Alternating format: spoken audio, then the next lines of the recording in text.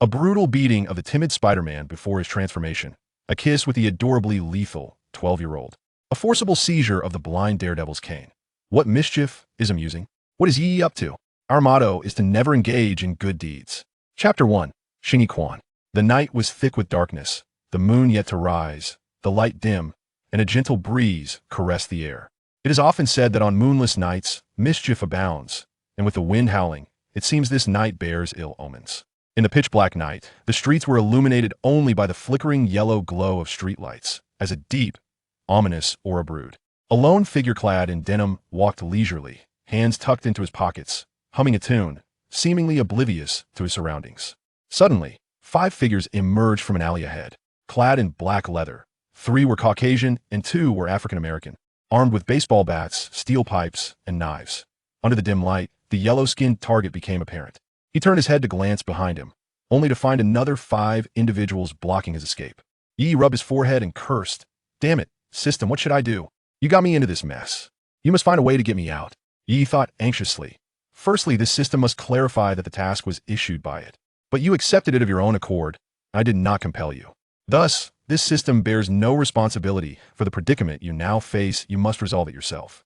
Secondly, with your physical capabilities combined with the basics of Xingyi Quan, you should be able to withstand an assault by 10 without succumbing to death, so there is no need for excessive worry. What? Just surviving is sufficient? What if I end up crippled? That would be a serious matter. Yi shouted inwardly that there's no other option unless you can complete the Cosmic Cube task, which would reward you with a random world-traversing token, allowing you to escape this realm. Currently, without a task, your fate is left to chance, with wealth and honor dictated by the heavens. However, do not despair should you accomplish the task set forth by the system. You may one day acquire an item capable of regrowth. Despite the cold tone, Yi detected a hint of mockery in the words. "You filthy, yellow-skinned monkey," the burly Caucasian leader bellowed, his face twisted with rage. "Today, I will crush your eggs." Yi felt a headache coming on, regretting that his earlier kick had not been lethal. Having stumbled into this world and grappling with a deceitful system for 2 days, he discovered that any benefit from the system required task completion. The first task involved delivering a swift kick to the groin of a mob boss demanding protection money, with the reward being a basic proficiency in Xingyi Quan. Originally, Yi was merely an average recluse, incapable of lifting or carrying much, yet he had long yearned for the famed martial art of Xingyi Quan and could not let this opportunity slip away. Moreover, in this troublesome world, he needed some semblance of strength, especially given the notorious playboy, Tony Stark, roamed these streets. At the time, his opponent was flanked by only 2 minions. Yi hesitated, then mustered his courage and delivered a fierce kick to the leader's back. The 2 minions were momentarily stunned, dropping their cigarettes in shock. Yi fled, sprinting away, pursued by the 2 with knives for 2 entire blocks. Had he not encountered the police, he might have perished that day. Now, regret washed over Yi. Had he known it would come to this, why not put in a little more force and obliterate that bastard's manhood? Why had he allowed that scoundrel to come after him? "Stay back. Don't come any closer. I know martial arts. Do you know Bruce Lee? Chinese Kung Fu." Before Yi could finish, the assailants charged, brandishing their weapons. "Such a fool. My conscience is truly at fault for not letting me finish my words," he muttered, steeling himself for battle. Xingyi Quan, in its inception, was known as the Heart and Intent Unified Fist, embodying the unity of heart and intention and energy, energy and strength, shoulder and hip, elbow and knee, hand and foot, emphasizing the profound harmony of internal intent and external form. Even with his frail physique and lack of practice in Xingyi Quan, the system's imprint endowed Yi with an instinctive and heightened reflex capacity during combat. He swiftly evaded an incoming strike from a solid baseball bat, his right hand forming a fist that struck the African-American's abdomen with great force. The assailant barely had time to react before an overwhelming pain surged through him, rendering him incapacitated. Had Yi possessed greater strength, a single punch might have sent him crying for his mother. For now, he could merely inflict some pain. Attempting to seize the baseball bat from the fallen assailant, Yi had to withdraw his hand as the others attacked. He skillfully dodged their onslaught, moving with calculated footwork. The injury to one of their own did not instill fear in the remaining assailants. Instead, it ignited their ferocity, their eyes gleaming with malice as they intensified their assault. Yi inwardly lamented. Initially, their underestimation allowed him to take one down, but now the others were closing in, opting to strike him only with their weapons. "You bastards! If you have the guts, let's settle this on. What kind of hero ganks someone outnumbered?" Yi shouted defiantly, "Don't kill that yellow-skinned monkey." I want to burst his backside. The injured African-American roared from the ground. At that moment, Yi felt a shiver run down his spine, as if sensing imminent danger. Perhaps due to this fleeting moment of distraction, a steel pipe struck his back, a searing pain causing him to exclaim, "Damn it!" As he staggered from the blow, his movements became erratic, and the gang seized the opportunity to rain down a flurry of chaotic attacks upon him. It's over. It's over. I can hardly escape this beating. Perhaps today, I shall lose my virginity. My purity shall be lost forever. In despair, Yi gazed skyward, raising a middle finger. "Damn it, stop!" A commanding voice interrupted. Suddenly, Yi beheld a figure clad in a tight red suit soaring towards him. "Hero, help! They want to kill me." Yi called out desperately, knowing that in the Marvel Universe, those in tight suits often possessed formidable abilities. Night Devil. Upon seeing the figure in the red suit approaching, the thugs' faces drained of color, and even Yi was forgotten as they fled. The Night Devil was no paragon of virtue. He was a dark hero who employed ruthless methods to combat crime. Those who fell into his clutches either faced death or dismemberment. The mere sight of him sent the gang scattering. "Are you all right?" "I'm fine, hero. It's nothing, but please don't let those bastards get away. It doesn't matter if they bully me, they must not be allowed to harm others." With no time to comfort Yi, the Night Devil rushed past him in pursuit of the fleeing criminals. Chapter 2. The Blind Stick of Daredevil. Just as Yi was secretly reveling in the preservation of his innocence, a voice suddenly echoed in his mind. Ding. Task. The Blind Stick of Daredevil. Task description. Matt Murdock, endowed with superhuman enhancements of hearing, touch, smell, and taste, possesses extraordinary abilities akin to radar. Despite transcending the limitations of ordinary humanity, he feigns blindness with a cane to elicit sympathy from the unsuspecting, a truly despicable act. Young man, the monumental responsibility of exposing his true nature lies with you. After all, he is genuinely blind, and wielding a cane is only natural. What concern is it of yours if he deceives others? It does not impede you in any way. Why must you unmask him? Furthermore, he has just rescued me. How could I possibly scheme against him? Yi immediately voiced his objections. Task reward. A magical phone, Foolish Girl Edition. May I inquire if the host accepts the task? Accepted. I have long found that blind man intolerable. Though he is immensely powerful, he masquerades as a frail blind man, deceitfully manipulating the emotions of the populace. Such behavior is utterly reprehensible. He is merely a pervert clad in a tight red suit. For the sake of the nation and its people, I shall decisively deal with him. Yi declared passionately. Task accepted. Task duration, 1 month. Penalty for failure, 1 gender reassignment surgery. Yi's expression froze in disbelief. Gender reassignment surgery? The host is remarkably astute, having immediately discerned the crux of the matter. May we negotiate? Could I forfeit this task? Certainly. Before Yi's smile could fully form, the system's cold voice interjected. Host's forfeiture of the task will result in immediate penalties. Does the host wish to proceed with forfeiture? I shall not forfeit. I have accepted this task. Yi hurriedly replied. Then, please cherish your time. The countdown begins. Yi let out a resigned sigh. My intention to confront the pervert in the tight red suit is not for my own sake, but for the nation and its people. Consider it. He gallivants about in that red suit, corrupting the youth. The children are the hope and future of our country. Should anyone obstruct me, I shall not hesitate to confront them. Yi proclaimed with righteous fervor. Alas! His noble countenance transformed in an instant as he gingerly cradled the spot on his back where he had been struck by a baseball bat, lamenting, Ouch! That scoundrel was truly ruthless. Let me not encounter him again. Otherwise, he shall experience the supreme ninja technique of Konoha, the 1,000 years of pain. After a brief, unceremonious wail, unnoticed by anyone, Yi appeared like a fool, wandering alone in the wind, feeling dejected, dragging himself home with his grievous injuries. In New York, the night remained irresistibly enchanting, with the neon lights along the roadside flickering, casting vibrant hues that illuminated the night sky with a halo of colors, adding an endless allure. Passers-by on the street brushed past one another, indulging in the splendor of modernity, completely disregarding the stars and moon that had long since ascended. Yet, amidst the bustling opulence of Manhattan, New York's most affluent district, an abyss of darkness lay concealed. Hell's Kitchen, rife with gangs, drugs, and rampant vice, suffocated by a noxious atmosphere, barred the light from entering. This is a slum, a gathering place for the most downtrodden of society. Yi's home is situated near Hell's Kitchen, where the rent is relatively affordable, a legacy from his parents. In recent years, due to the rise of Daredevil in Hell's Kitchen, the surrounding area has seen a significant improvement in security. Consequently, Yi feels somewhat reluctant to pilfer from Daredevil. Originally, Yi was a promising young man raised under the Red Banner, but fate intervened when a reckless youth behind the wheel of a Ferrari led him to this place. If given a choice, who would willingly come to such a locale? In response to the constant threat of planetary destruction, Yi laments silently, concealing his inner turmoil. Tragically, Yi's parents also perished in a car accident, a collision for which both parties bore some responsibility, leaving only a meager insurance payout. During the holidays, Yi must work at a restaurant to earn his tuition fees. His parents operated a small clinic, and the home was stocked with various medicinal remedies. That night, Yi applied some ointment for his bruises, neglecting to wash up before collapsing onto his bed, utterly exhausted. He had worked 2 jobs that day and had engaged in a scuffle with a gang, depleting his already fragile strength. The following day, he navigated his shift at the restaurant with caution, relieved that no gang members came seeking him out. It seemed that Daredevil had instilled a sense of caution in them. Alas, Yi thought he had yet to unleash his full potential.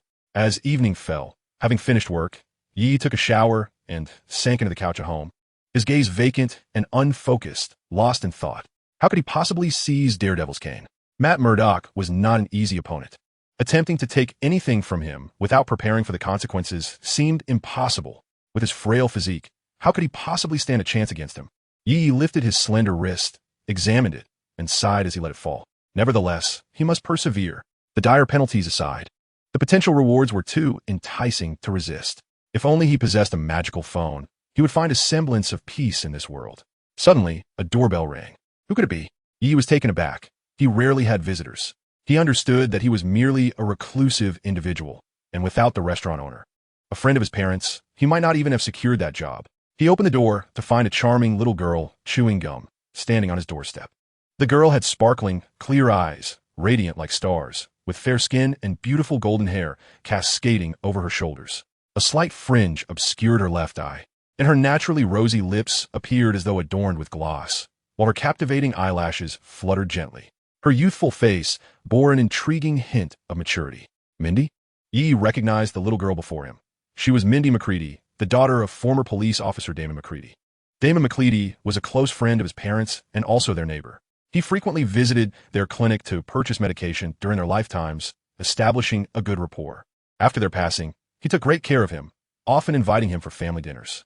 The young girl, with an expressionless face that exuded a certain coolness, said, "My father invites you to our house for dinner. Do you have time?"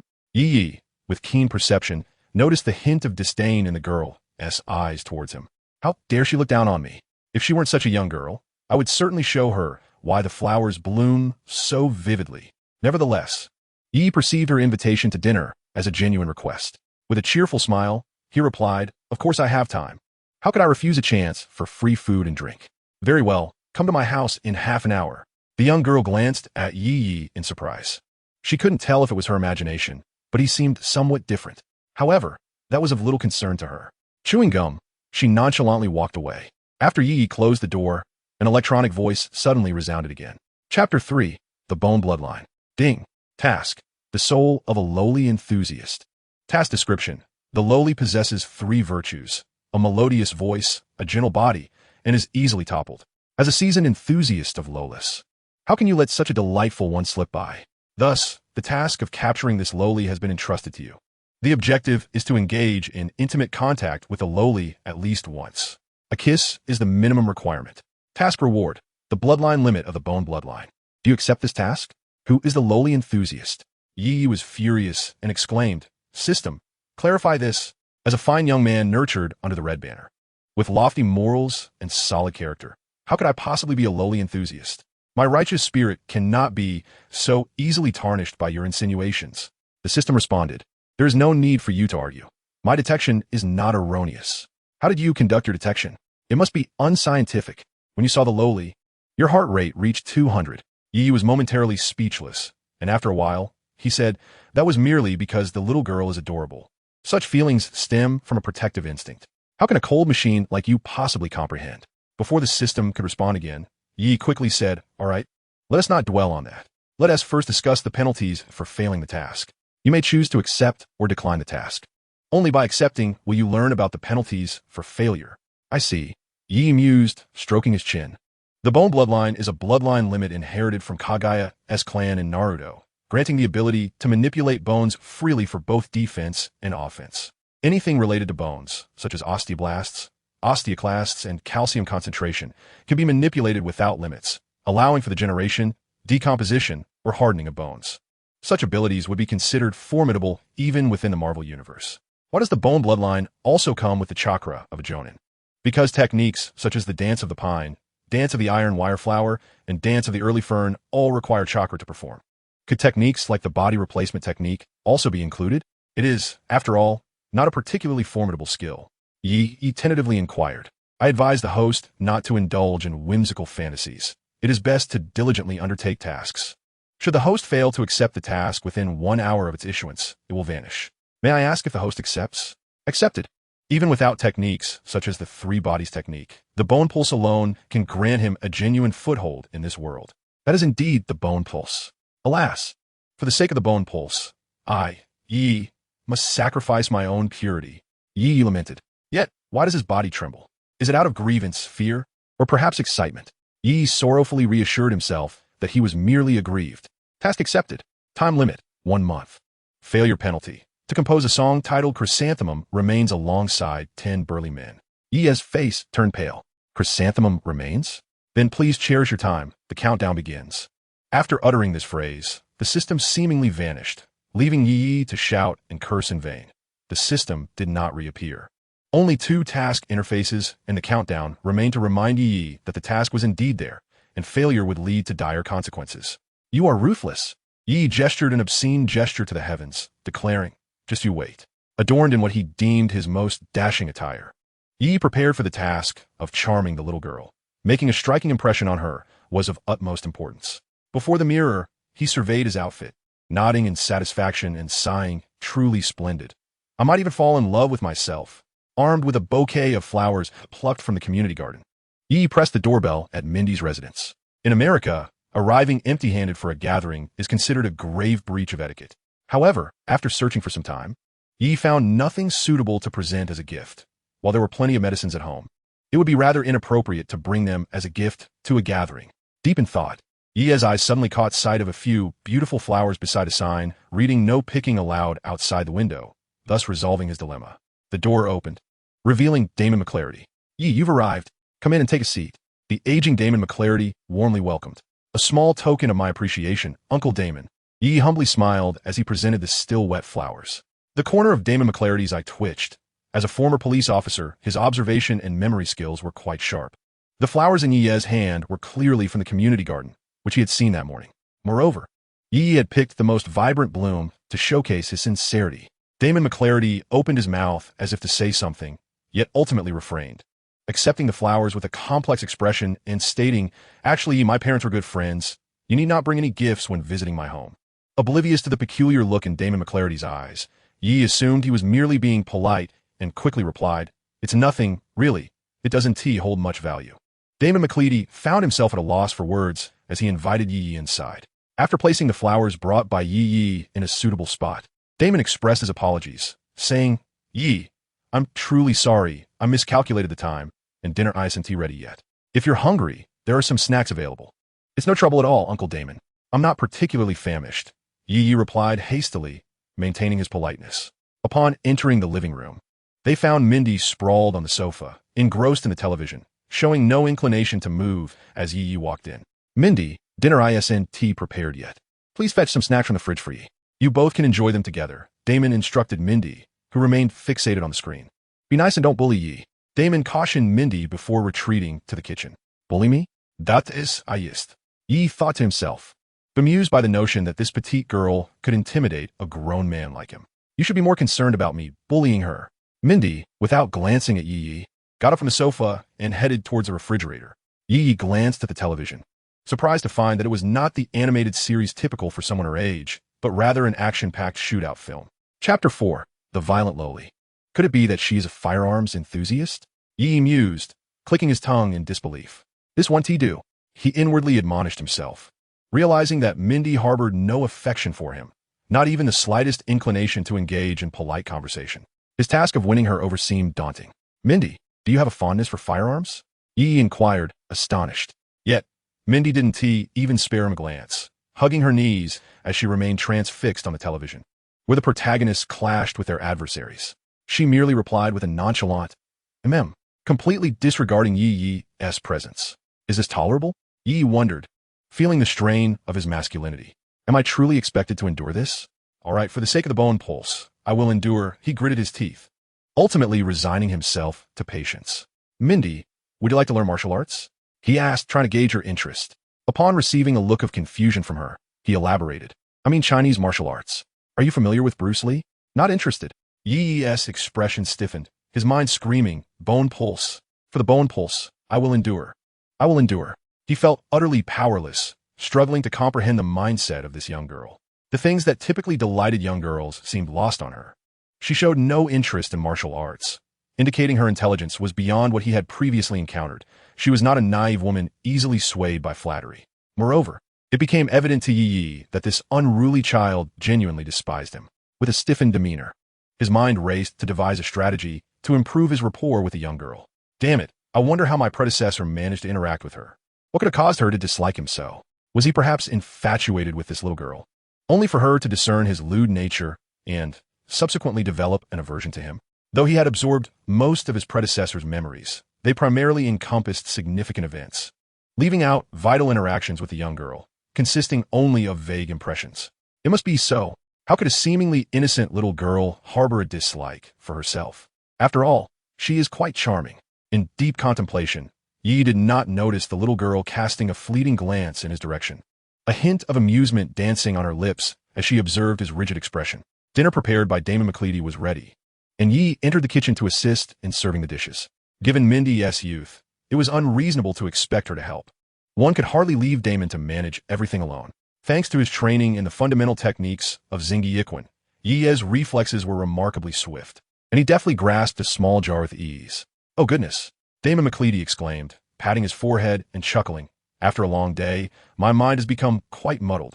I completely forgot there was something behind me. Thank you, Yi. He expressed his gratitude, then looked at Yi with a hint of curiosity. But I must say, your reflexes are impressive. Oh, it's nothing, Yi replied nonchalantly. Ever since my parents passed away, I have been practicing the martial art passed down through my family. Perhaps you are unaware, Uncle Damon, but Xingyi is quite a renowned martial art in China, although my parents were not fond of martial training. I thought that enhancing my physical abilities through some martial practice might prepare me for any challenges that may arise in the future. Yi. Having such thoughts may indeed be a good thing, Damon McCleady remarked, his expression tinged with melancholy. Meanwhile, hidden just outside the kitchen, a pair of small eyes and tiny hands covered her mouth in disbelief, astonished that the formerly delicate Yi had developed a certain level of skill. The dinner was lavish, featuring steak, with the three of them seated separately. Yi, unfamiliar with the concept of politeness, wholeheartedly embraced the spirit of the clean plate campaign, leaving no remnants of meat. Had it not been for the desire to maintain a favorable impression in the little girl's eyes, he might have licked the plate clean. After all, Yi had transitioned from a life of luxury, surrounded by beauty, to that of a poverty-stricken individual unable to afford a meal. It was evident that he had not savored the scent of a woman in quite some time. Furthermore, Damon McCleady's culinary skills were commendable, honed over years of single-handedly raising a child. Mindy and Damon McCleady gazed in astonishment at Yi, who devoured his food with abandon, neglecting even his own steak. Mouth agape in awe of Yi's voracious appetite. After finishing, Yi set down his plate with a contented burp, looking at Mindy and Damon McCleady with surprise. Why are you looking at me like that? Aren't you hungry? Yi, have you not had a proper meal in quite a while? Damon's sympathetic gaze made Yi feel decidedly uncomfortable. Well, it's not that I haven't eaten enough. It's just that lunch was rather early today. And I suppose I'm simply quite hungry now, Yi replied, rubbing his nose. Silence lingered, time creeping by in the peculiar atmosphere that left Yi feeling exceedingly uneasy. That night, it was Mindy who volunteered to see Yi out of the house. You asked if I wanted to learn martial arts. Is it the same as what you practice? The cool little girl suddenly inquired as they reached the door. Yi raised an eyebrow, seemingly astonished that the little girl had taken the initiative to speak to him. After a brief moment of contemplation, he responded, Very well. Do you have a question? No problem. I'll come to your house tomorrow, and you can teach me that martial arts of yours.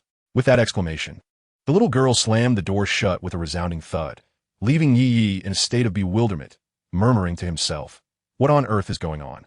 The more he pondered, the more possibilities emerged.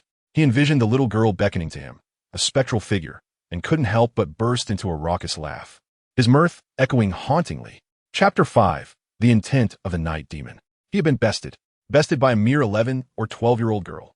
His once proud mastery of the basic Xing Yi Quan was rendered futile in her hands, leaving him utterly defenseless and thoroughly humiliated. He could hardly believe the little girl was so proficient in various combat techniques. Despite her tender age and lack of strength, she was indeed superior to him.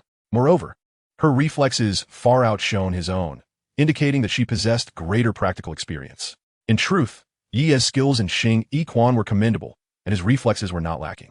Although the little girl had a plethora of combat skills, her youth and limited abilities were apparent. However, Yi, having only recently embarked on his martial arts journey, struggled with the seamless integration of techniques, leaving numerous vulnerabilities that the adept little girl swiftly exploited to deliver a thorough thrashing. Ultimately, the little girl left, cheerfully clapping her hands and chewing gum, strutting out of Yi's home. He remained, sporting dark circles under his eyes, pitifully gazing at her retreating figure, his heart in turmoil. He finally grasped why Damon McCready had advised Mindy not to bully him during their first encounter. In their eyes, he was indeed feeble. Contemplating the little girl's extraordinary skill and realizing he was in the Marvel Universe, he began to suspect that this girl named Mindy was none other than the hyperviolent girl known as Hit Girl. The memory of his previous reckless desire to kiss her sent beads of cold sweat trickling down his forehead. The thought of his task being to engage closely with such a violent girl made him feel faint. He had barely begun and had already been so thoroughly beaten. If he were to actually take action, he feared he would be utterly incapacitated. Yet, the allure of the spectral martial arts beckoned him to persevere. I suppose I must take my time, Yi lamented.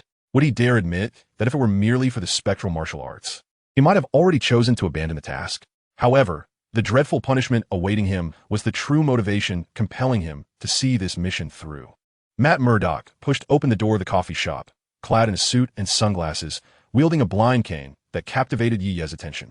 He conversed with the barista, and soon, Yi noticed Murdock making his way towards him.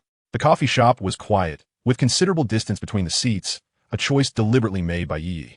"Good sir, how may I assist you?"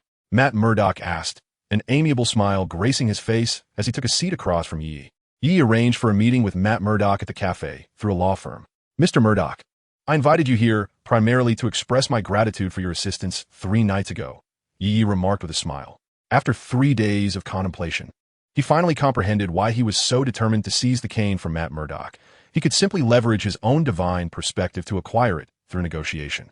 "Sir, I take great joy in helping others, and while I may have assisted you in the past, there was no need for you to come here specifically to thank me," Matt Murdock replied, maintaining his gentle smile, his demeanor unchanged. "What remarkable acting. Truly impressive." Yi could hardly resist applauding him. "Mr. Murdock, I am referring to the incident 3 nights ago when you helped me fend off that group of ruffians. I am exceedingly grateful," Yi said meaningfully. "Sir, I am unsure of what you are referring to. 3 nights ago, I was meant to be resting at home. Perhaps you have mistaken me for someone else," Matt replied, still wearing his serene smile. Yi sighed, realizing that this cunning old fox would not shed tears until faced with the grave realities. Did he truly need to unveil their nefarious facade? "Well, Mr. Murdock, I must say, your acting has astonished me. I believe you could attempt a career in Hollywood. You would undoubtedly make a fine actor," Yi said, his gaze steadily meeting Matt's eyes hidden behind his sunglasses. "My dear Daredevil," he continued slowly. "Oh, my dear sir, you are quite amusing. Everyone knows Daredevil is a legend of Hell's Kitchen. At my age, and being blind, how could I possibly be Daredevil?" Matt laughed, looking at Yi. "Sir, I suspect you have watched too many superhero movies. You might need to see a doctor. I have a friend who is an excellent psychologist. If I were to refer you, he would likely offer you a 20% discount." "My dear Daredevil, I am not jesting. I truly know your real identity." Yi lowered his voice, speaking slowly. However, Jack had long passed his prime, still fighting in the ring for his son's sake. Born into such a complex environment, Matt diligently pursued his studies, yet he often became a target for bullying due to his impoverished background. Matt silently buried his grievances and anger, enduring it all while secretly training. The mysterious Master Stick had been observing this young man. One day, Matt witnessed a truck barreling towards a blind man, about to strike him down. In a moment of valor, Matt saved the blind man, but was blinded by the radioactive materials that spilled from the truck. Curiously, his other 4 senses heightened. Stick emerged, guiding Matt to harness his heightened senses in conjunction with martial arts to become an extraordinary warrior. Simultaneously, Matt did not abandon his studies, excelling academically and gaining admission to Columbia University to study law. At this time, Jack was compelled to fight in matches for a mob boss to make ends meet. On the eve of his graduation, Matt accompanied his friend Foggy to visit his father. Consequently, defying the mob's orders to throw the match, Jack emerged victorious in the bout, paying the ultimate price with his life as the mob murdered him post-fight. Although Matt aspired to a lifelong career in law, the legal system revealed its impotence, struggling to bring the perpetrator who killed his father to justice. Fueled by rage, Matt donned the yellow and black fight attire worn by his father and transformed into Daredevil, pursuing the mobsters responsible. After laying his father to rest, Matt continued his studies, determined to become an upright lawyer and uphold justice with his abilities. Whether as Matt Murdock or Daredevil, he sought retribution in this world. Am I mistaken, dear Mr. Daredevil? Yi smiled as he gazed at Matt. A chill enveloped Matt. Beads of sweat trickled down his forehead, and even his usual composure could not quell the rising panic within him. Yi's understanding of him was profound, surpassing even his own self-awareness. This was nothing short of a nightmare. Who could fathom having all their secrets laid bare before another? There was no semblance of privacy, akin to a laboratory mouse being dissected with every secret under someone else's control.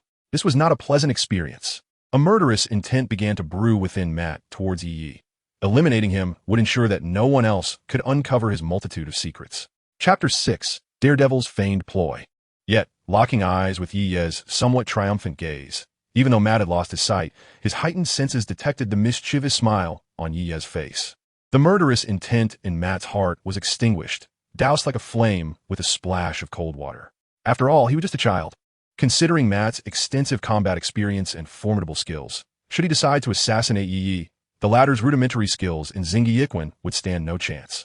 Unbeknownst to the smug Yi, he had narrowly escaped death. Matt took a sip of the coffee that had long been served and gathered his thoughts before speaking. Child, I am curious where you gleaned this information. I doubt anyone else understands my circumstances as you do. That's because I have awakened a superpower that enables me to perceive the past of others, Yi explained. Ah, I see. Matt nodded subtly, acknowledging the plausibility of that explanation, for it encompassed nearly all of his secrets. Even if someone were to investigate his background, too much time had elapsed for such thoroughness.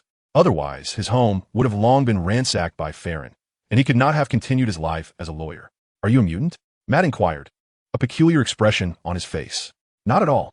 I can assure you I am definitely not a mutant, Yi quickly replied, well aware of the discrimination mutants faced in the realm of ordinary humans. He had no desire to bear that burden. Matt nodded slightly, acknowledging that this world is filled with individuals possessing extraordinary abilities, each in various forms.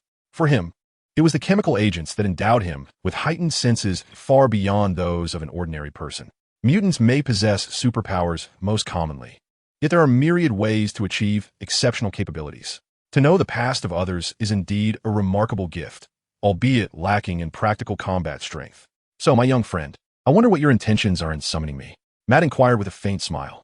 I find it hard to believe that you are here merely to express gratitude. True to his nature, upon hearing Yi expose his secret, Matt swiftly regained his composure and began to speculate about Yi's motives. Although he was quite displeased with the term young friend, he recognized that Yi needed something from him. Mr. Matt, I require your billy club, Yi stated, meeting Matt's perplexed gaze. I need it. Matt tightened his grip around the club, frowning as he replied, Billy is my most trusted combat companion. I cannot part with it. Yi's expression darkened, his voice stern. Mr. Matt, I am not here to negotiate. You must hand it over. Otherwise, your identity will undoubtedly be exposed throughout America. I am certain the newspapers would relish the opportunity to report on the legendary exploits of the Daredevil in Hell's Kitchen. This would surely make for sensational headlines across the nation. Young one, the Daredevil chuckled. Perhaps when you threaten someone, you ought to adopt a more formidable demeanor. Your current appearance conveys weakness. Mr. Matt, please take me seriously. Yi retorted, his anger palpable. I am not jesting with you. Very well, my young friend. I shall be more serious, Matt said, composing himself to look earnestly at Yi. Might I inquire as to why you desire my Billy? If your reasoning is satisfactory, I might consider granting your request.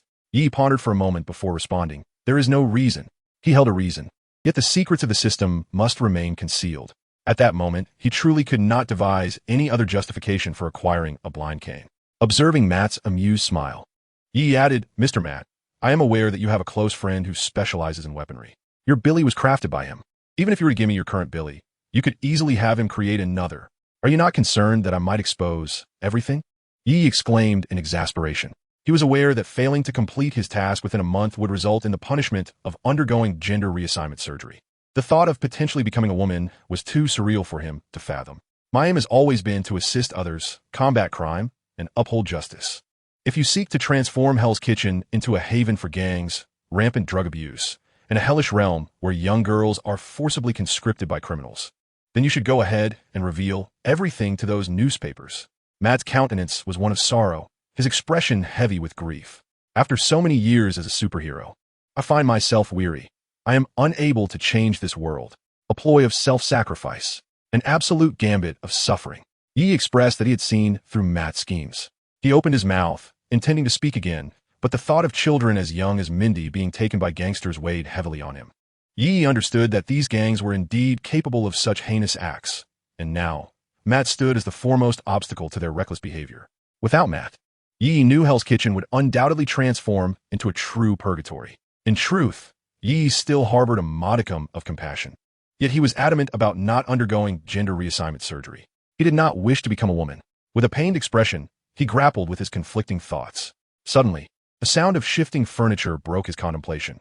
Matt stood up, adjusted his appearance, and addressed Yi, saying, Child, I believe that there is still light in this world.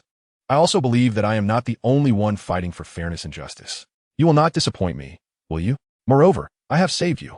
He added with a final remark, Your panda eyes look rather nice, quite symmetrical. Without allowing Yi a moment to respond, Matt turned and left. Damn it. Yi instinctively cursed. Coming to his senses, he reached out toward Matt's retreating figure, opened his mouth to speak, but ultimately let his hand fall, striking the table in frustration. How had he become so soft-hearted?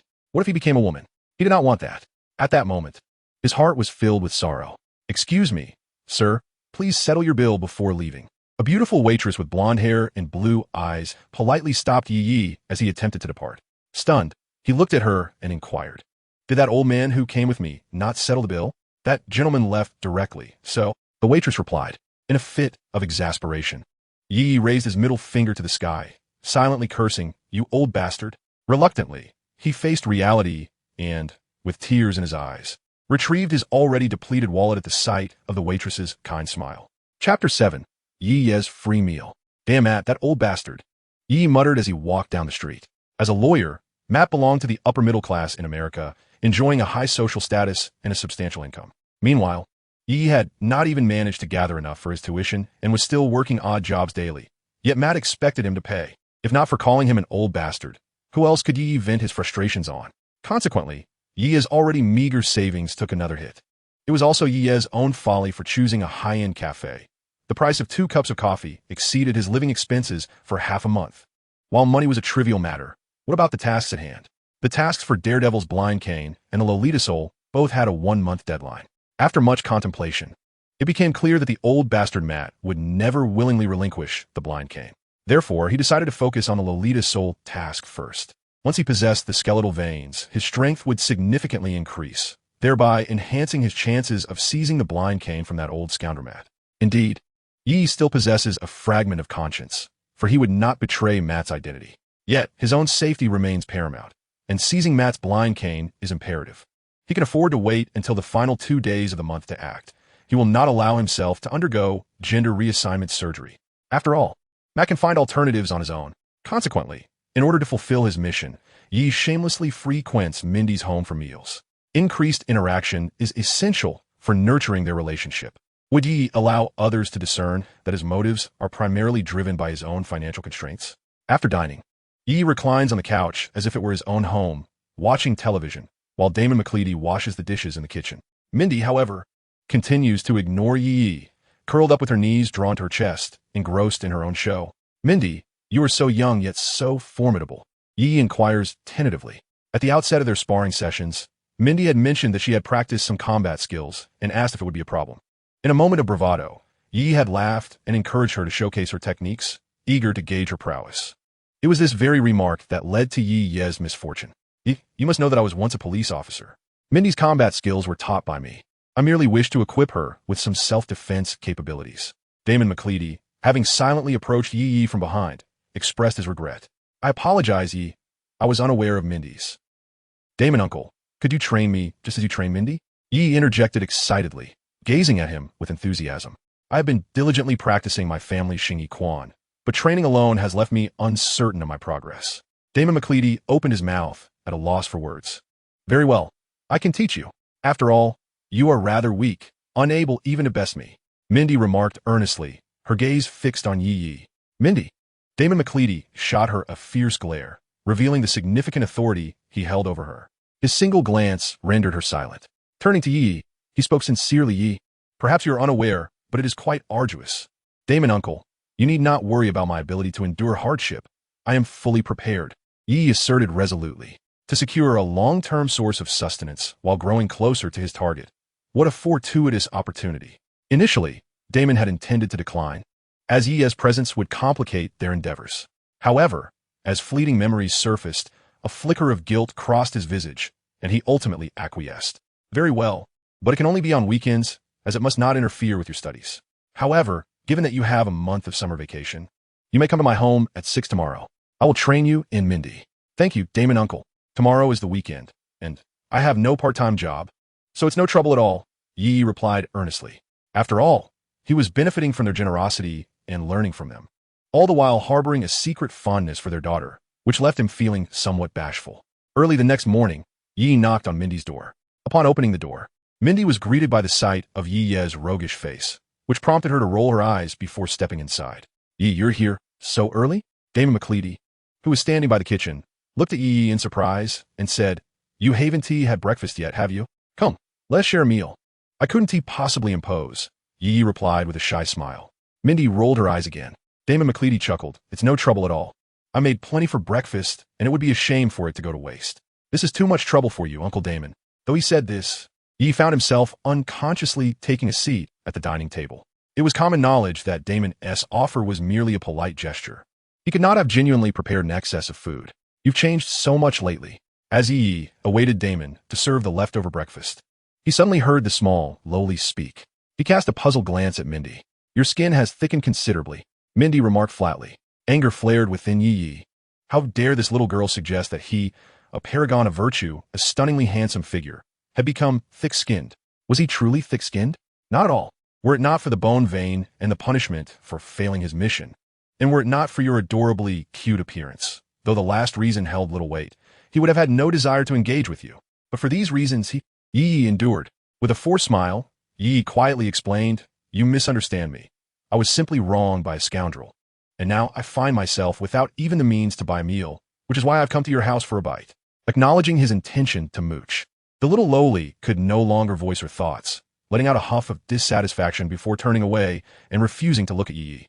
However, in his moment of dejection from her comment about his thick skin, Yi failed to notice the concerned gaze she cast upon him. After breakfast, Yi began training alongside the little lowly in the basement of Mindy's home. Surveying the space, he noticed various equipment, sandbags, dumbbells, boxing gloves, and even firearms of significant caliber. Although firearms are not banned in America, it was evident that Damon McCleady, a retired police officer, was in violation of the law by possessing such powerful weapons. Noticing Yi's astonished expression, Damon laughed and explained. These firearms were collected during my time as a police officer. I never disposed of them after retiring. I occasionally indulge in a bit of target practice. You wouldn't report me, would you? Uncle Damon, you yist. Many households harbor such powerful firearms. It's a man's passion. I assenti it? Yi replied with a smile. Chapter 8. Yi's Training. Suddenly, Damon McCleady launched a punch toward Yi with lightning speed. Reacting instinctively, Yi countered with a technique from Xingyi Yiquan, blocking Damon's fist and retaliating, causing Damon to swiftly evade the range of Yi's attack. It was only then that Yi realized Damon was testing his skills. Yi, your reflexes are quite impressive. Damon McCleady gazed at Yi with a smile and said. Again, he unleashed a barrage of attacks employing boxing, sanda, Brazilian jiu-jitsu, Muay Thai, and karate, while Yi could only respond with a singular style of Xingyi Quan. It is evident that Damon McCleady, the one who trained the formidable hit girl, possesses a vast array of martial arts knowledge coupled with his towering stature and muscular build. granting him considerable strength and extensive combat experience that far surpassed the novice Yi. Yi as Xingyi Quan, being rudimentary, was not all-encompassing, and his untrained physique rendered him feeble. Under the relentless onslaught, he could only grit his teeth and endure the torment. Damn it, you old bastard. It seems that my pursuit of your daughter was indeed justified. Just you wait. Yi rage internally.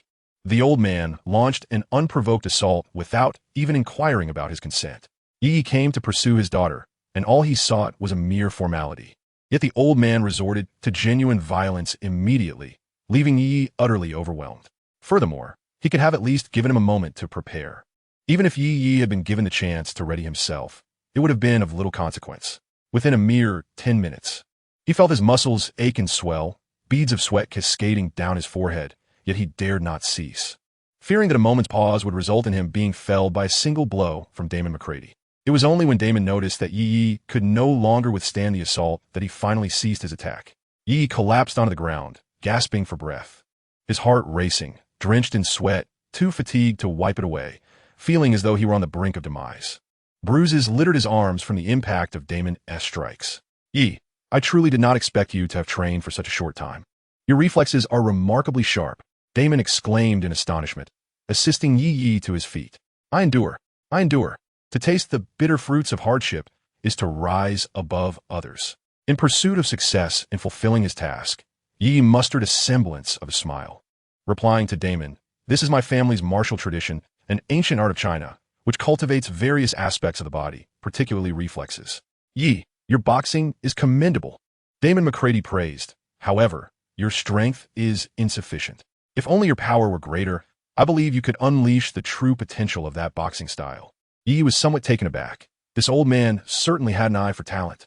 Xingyi Quan boasts a rich and profound history, encompassing numerous styles, and his specialized practice includes all forms of Xingyi Quan, the Santi Shi stance, the 5 elements fist, and the 12 animal forms, without exception.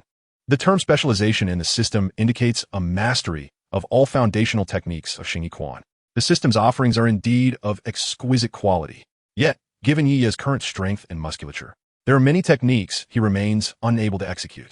For instance, the explosive power of the 5 elements fist is formidable, but should Yi attempt to unleash a punch, he might very well injure himself in the process. It is simply because Yi's physical strength is insufficient.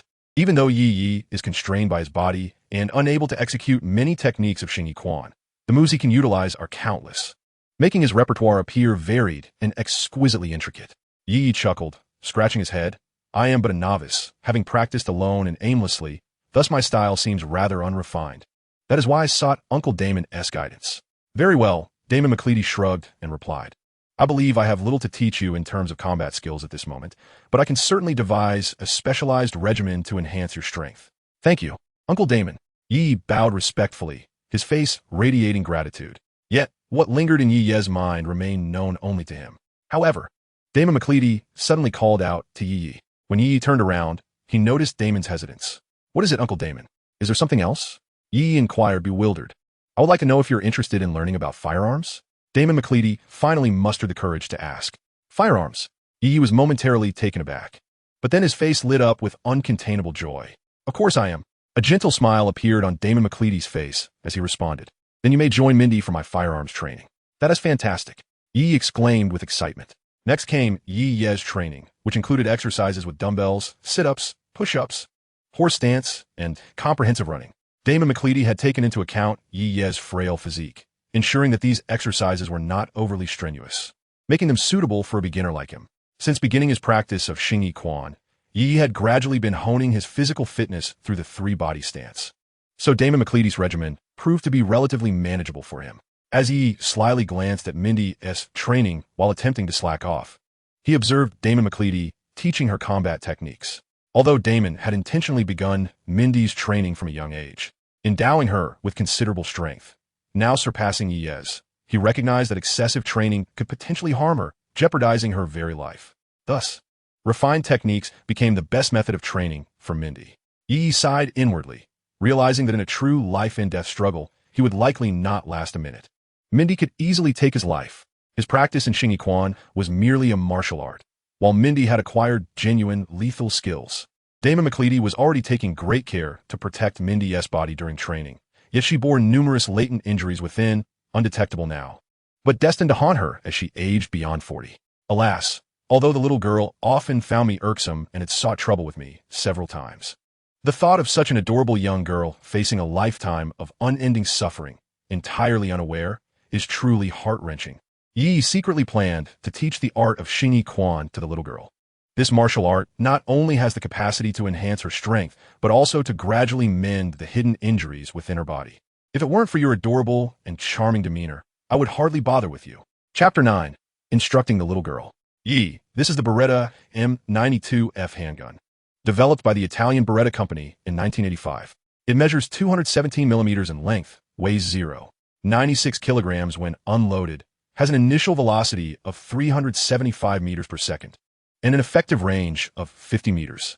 The United States military selected this weapon as their service pistol in 1989, renaming it the M9.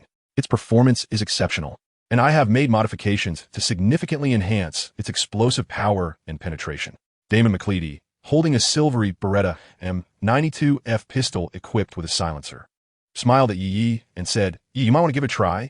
He pointed towards a shooting target situated in the spacious basement, adding, "This basement is constructed with soundproof materials, so you need not worry about disturbing the neighbors." "Is that so?"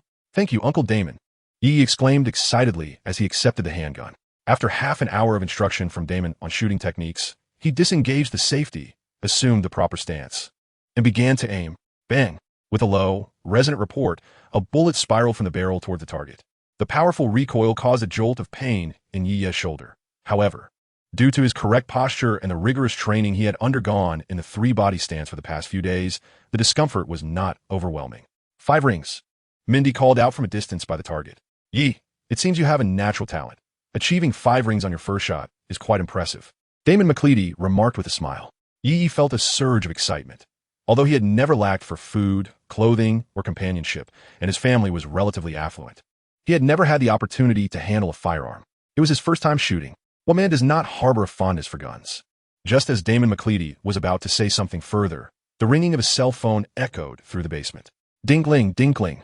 Damon McCleady frowned, glancing at Yi and Mindy with a serious expression. "You both continue with your training as planned. I must step out for a moment." "All right, Dad." "Sure, Uncle Damon," Yi replied, puzzled, as he watched Damon McCleady hastily exit the basement. "Mindy, does Uncle Damon keep his phone on during training? Aren't such sessions supposed to be free from distractions?" Yi inquired with curiosity. Mindy, already accustomed to such occurrences, chewed her gum nonchalantly as she donned her protective goggles, casually picked up a Beretta handgun, and began to aim. Bang! The sound of the gunshot rang out, and the powerful recoil seemed to have no effect on her. With ease, Mindy fired while explaining to Yi, "My dad, doesn't he have many friends? Unless it's something important, he rarely receives calls. It must be something particularly urgent, something he is well aware of, which is why he hurriedly departed without even casting a glance back. He ought to know the contents of the call. Such occurrences are not uncommon for me, so there is nothing particularly surprising about it. Are you not curious what your father is up to during such times?" Yi scratched his head and inquired. "Not curious at all," the little girl nonchalantly replied. "Well, all right then." Yi lowered his head in resignation. After a moment, Mindy, with a hint of a smile, removed her goggles, and, as she chewed her gum, she blew a large bubble that subsequently burst, exclaiming to herself, "Full marks. 10 out of 10, that's 10 rings. Mindy, do you realize that you are still quite young, and the training you have undergone poses significant harm to your body?" Yi, for once, spoke earnestly to Mindy, adopting a serious demeanor. Mindy looked at herself with curiosity, then gazed at Yi with a puzzled expression. "I don't have any injuries. Mindy, I'm not suggesting you bear any visible wounds, but rather that your internal cells and organs may harbor hidden afflictions. According to the beliefs of our Eastern culture, it implies that your vitality is gradually diminishing, and you might not live beyond 50. I practice the ancient Chinese martial art of Xingyi Quan, which emphasizes the balanced development of the body. Overexertion can indeed inflict hidden injuries. Those martial arts masters can live disease-free to at least 100 years. As for what hidden injuries entail, it is a concept that Yi struggled to articulate. He was earnestly trying to explain, yet conveying notions of hidden injuries and the principles of yin-yang and the 5 elements to a Westerner seemed utterly incomprehensible. His face contorted in perplexity. "Are you concerned about me?" Mindy interjected, her gaze radiating a peculiar light that Yi had never encountered before. Yi was taken aback. Mindy's look evoked a strange sensation within him, one that felt both familiar and foreign. Ultimately, he nodded, scratching the back of his head, uncertainly stating, "I suppose so." Mindy suddenly smiled and said, "Then I believe you. What exactly do you wish to convey to me?" "The Xingyi Quan I study is highly effective in healing hidden injuries. So I would like to teach you," Yi said, somewhat dazed, as he had anticipated this matter would prove quite challenging. Given that the little girl before him was no ordinary child, her intelligence surpassed that of her peers, and her maturity endowed her with sound judgment. Even if his intentions were purely benevolent. "All right, if you are willing to teach, I am eager to learn," Mindy remarked, chewing her gum nonchalantly. Yet, the strange light in her eyes persisted. Yi scratched his head, feeling an inexplicable sensation clinging to him, refusing to dissipate. "Although I am not your match at present, it is merely due to my limited experience and lack of strength and practical knowledge compared to you. However, this martial art is indeed remarkable." Despite the oddity of the situation, it was not a significant issue, and Yi began to elaborate on the merits of Xingyi Quan. It was created by a Chinese individual named Jijike in 1602 and has a history spanning several centuries, featuring the foundational elements of the three-body stance, 5-element fist, and 12 animal forms. The 5-element fist comprises the golden fist, water fist, wood fist, fire fist, and earth fist. The 12 animal forms are martial techniques inspired by the movements of 12 different animals, including the dragon, tiger, bear, snake, horse, monkey, chicken, swallow, toad, hawk, and eagle. The first technique I shall impart to you is the San-Ti-Shur stance, which serves as the foundation of Xingyi Quan. He solemnly recounted the history of Xingyi Quan, emphasizing its impressive lineage spanning several centuries. Indeed, the young girl listened with utmost seriousness, even though she struggled to comprehend many aspects. Yi was thoroughly pleased. Chapter 10, A Bet. Yi had often heard others remark that girls possess 3 admirable qualities: a clear voice, a gentle physique, and an ease of being toppled. Although the girl before him, with her fierce demeanor, was certainly not easily toppled, he had already witnessed her melodious voice, and as for her gentle physique, he was finally gaining insight into that aspect. Instructing in Xing, Quan necessitated physical contact, as it was essential to correct the young girl's movements. With their arms embraced, she pressed her head upward, advancing her left leg. Gradually, their hands separated. Her left hand pushed forward while her right hand pulled back, mimicking the act of tearing cotton. The left hand extended, not exceeding the height of her mouth, reaching its full extent. The thumb aligned with her heart center, her arms appearing neither fully straight nor fully bent, but maintaining a balanced posture from wrist to elbow. The right hand descended to her lower abdomen, the thumb nestled into her navel, firmly resting against her belly. The left foot and left hand moved in unison while the right foot remained stationary. Yi meticulously guided the young girl through the correct execution of the San-Ti-Shur stance. I find this quite simple. It seemed that the young girl, encountering an unfamiliar realm for the first time, felt a mixture of strangeness and humility, her voice softening considerably. Yi's heart swelled with contentment. Indeed, his decision to teach her Xingyi Quan was vindicated. Hearing the fierce girl speak sweetly to him was more exhilarating than any high, even though he had never indulged in such substances. Mindy, do not rush. Although the San-Ti-Shur is merely the foundation of Xingyi Quan, mastering it is not so easily accomplished. You may find it easy now, but maintaining this posture without moving will soon prove challenging. I believe that in less than 10 minutes, you will be calling for respite. Yi chuckled gently.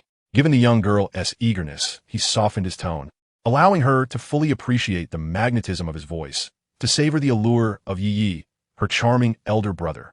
Yi, do not underestimate me. 10 minutes is trivial. Just watch. I can endure even half an hour, Mindy retorted defiantly, her tone reflecting her displeasure at Yi's apparent doubt. Very well, let us wager. Do you dare? Yi observed Mindy with playful intrigue. What are the terms of the bet? The young girl inquired, her indignation evident. If you can hold the stance for 20 minutes, I shall grant you one condition of your choosing.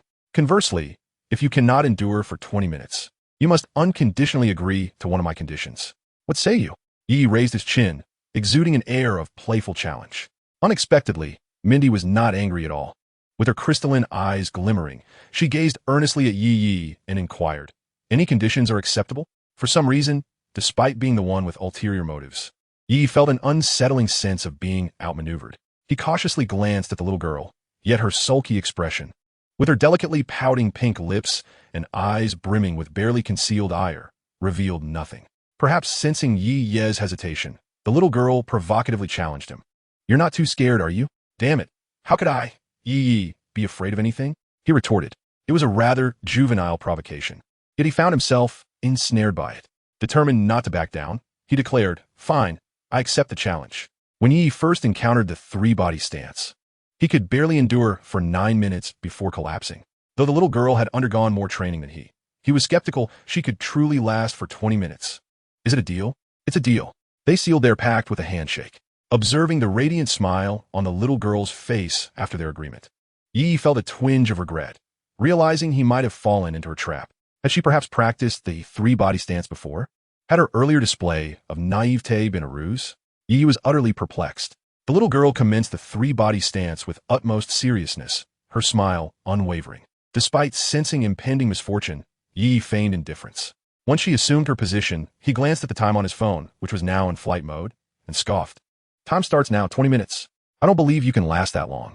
"You foolish boy, just watch," she retorted. 5 or 6 minutes passed, and Yi soon realized he had underestimated her resolve. The little girl was beginning to grasp the profound essence of traditional Chinese martial arts. In just a few minutes, she felt an onset of soreness that usually accompanied at least 10 minutes of intense exercise. Noticing her astonishment, Yi erupted in gleeful laughter, exclaiming, "Mindy, how do you find it now? You are witnessing the power of the three-body stance. This is vastly different from the sanda and boxing you're accustomed to." The little girl stubbornly averted her gaze, refusing to acknowledge him. Yi remained unperturbed, chuckling as he stood by, timing how long this spirited little girl could endure. At the 10-minute mark, beads of sweat cascaded down her forehead, dampening her golden hair, while the remaining perspiration trickled into her clothes. Her body began to tremble slightly, yet she clenched her teeth, resolutely refusing to concede. With a glare directed at Yi, she let out a frustrated grunt. Yi wore an innocent expression, thinking, "Isn't this a mutually agreed-upon wager? You were the one who thought the three-body stance was simple." 15 minutes had passed. 15 minutes had elapsed, and the little girl seemed as if she had just been pulled from the depths of water, her body drenched in sweat, trembling slightly as if she could hardly sustain herself. "Mindy, perhaps it's time to concede." The three-body standing posture only becomes more exhausting as time progresses. Though 15 to 20 minutes may appear brief, it is far more arduous than the initial 15 minutes combined, Yi remarked with a smile. With a soft clattering of her teeth, Mindy's determination only grew more pronounced. Despite her body quaking, she displayed no inclination to yield. Yi shrugged. If the little girl was resolute, he would acquiesce to her wishes. 16 minutes. 17 minutes. 18 minutes. The little girl was on the verge of collapse. Her body trembling violently, her eyelids barely fluttering, fatigue reaching its zenith, her awareness of her own body becoming increasingly tenuous. Even Yi could not help but marvel at her formidable willpower. She was purely relying on sheer determination to uphold herself. Tears began to stream down her cheeks, her beautiful eyes glistening, ready to fall at any moment, yet she persisted. Observing her distress, Yi's heart began to ache. "Enough. I concede. There is no need to continue," he declared with compassion. Even in defeat, he wished to spare her from harming herself. He could not bear to see her in pain. And moreover, it was clear that she had reached her limits. To persist further would not be a test of her strength, but an injury to her well-being. Upon hearing Yi's concession, a faint smile flickered across the little girl's face before she collapsed. Chapter 11. Luncheon. Yi hurriedly caught her as she fell, and the little girl, breathless, declared, "This was your own admission of defeat, not my inability to continue." Yi was unsure whether to be exasperated or amused, responding lightly, "Yes, I admit defeat. Truly a stubborn little girl. You owe me a favor now, a promise to comply with any request I make." She insisted. "Very well," Yi replied, rolling his eyes. The little girl beamed, reclining in his embrace, unwilling to move. Aware of her exhaustion, Yi gently cradled her and placed her upon a soft cushion nearby. Gazing at her disheveled golden locks, Yi couldn't help but smile. He leaned down gently, brushing aside the damp strands clinging to her forehead, revealing her adorably delicate features. Utterly charming. His heart felt as if it had been struck by a tender force, melting with compassion as he beheld her pitiful gaze. "All right, I shall not leave," he said softly. "MHM." She nodded contentedly, her grip on the hem of his shirt unwavering. Yi let out a quiet sigh, aware of the fragments of his memory that remained. Yet, These remnants, when intertwined with cinematic narratives, led him to speculate the reasons behind Damon McCready's vehement hatred for the mafia. It seemed that the roots of such animosity lay in the tragic demise of his wife, Mindy's mother, at the hands of gangsters. However, Mindy was merely a young girl, thrust into the harrowing world of assassination training at an age where she should have been blissfully unaware of such darkness, robbed of a typical childhood. It was truly a pity. Perhaps she had grown so accustomed to this harsh reality that she no longer perceived it as a burden. The fear of solitude might have been one of the few vulnerabilities she possessed.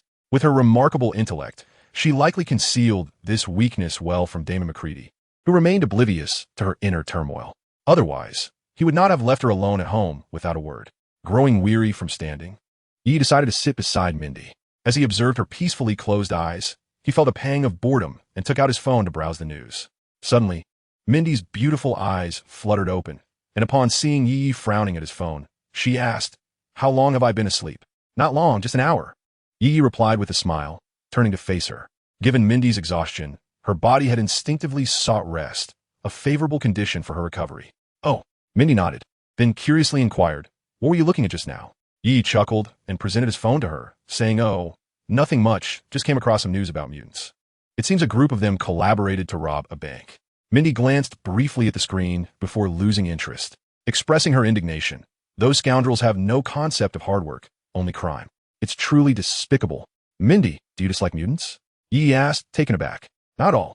I neither sympathize with them nor harbor disdain. Their choices are their own. I simply wish to live my life with the person I cherish the most, enjoying the life I desire," Mindy replied with a sigh. Yi envisioned a scene of stunning beauties clad in bikinis, basking in the sun on a private beach, while others frolicked in the sea.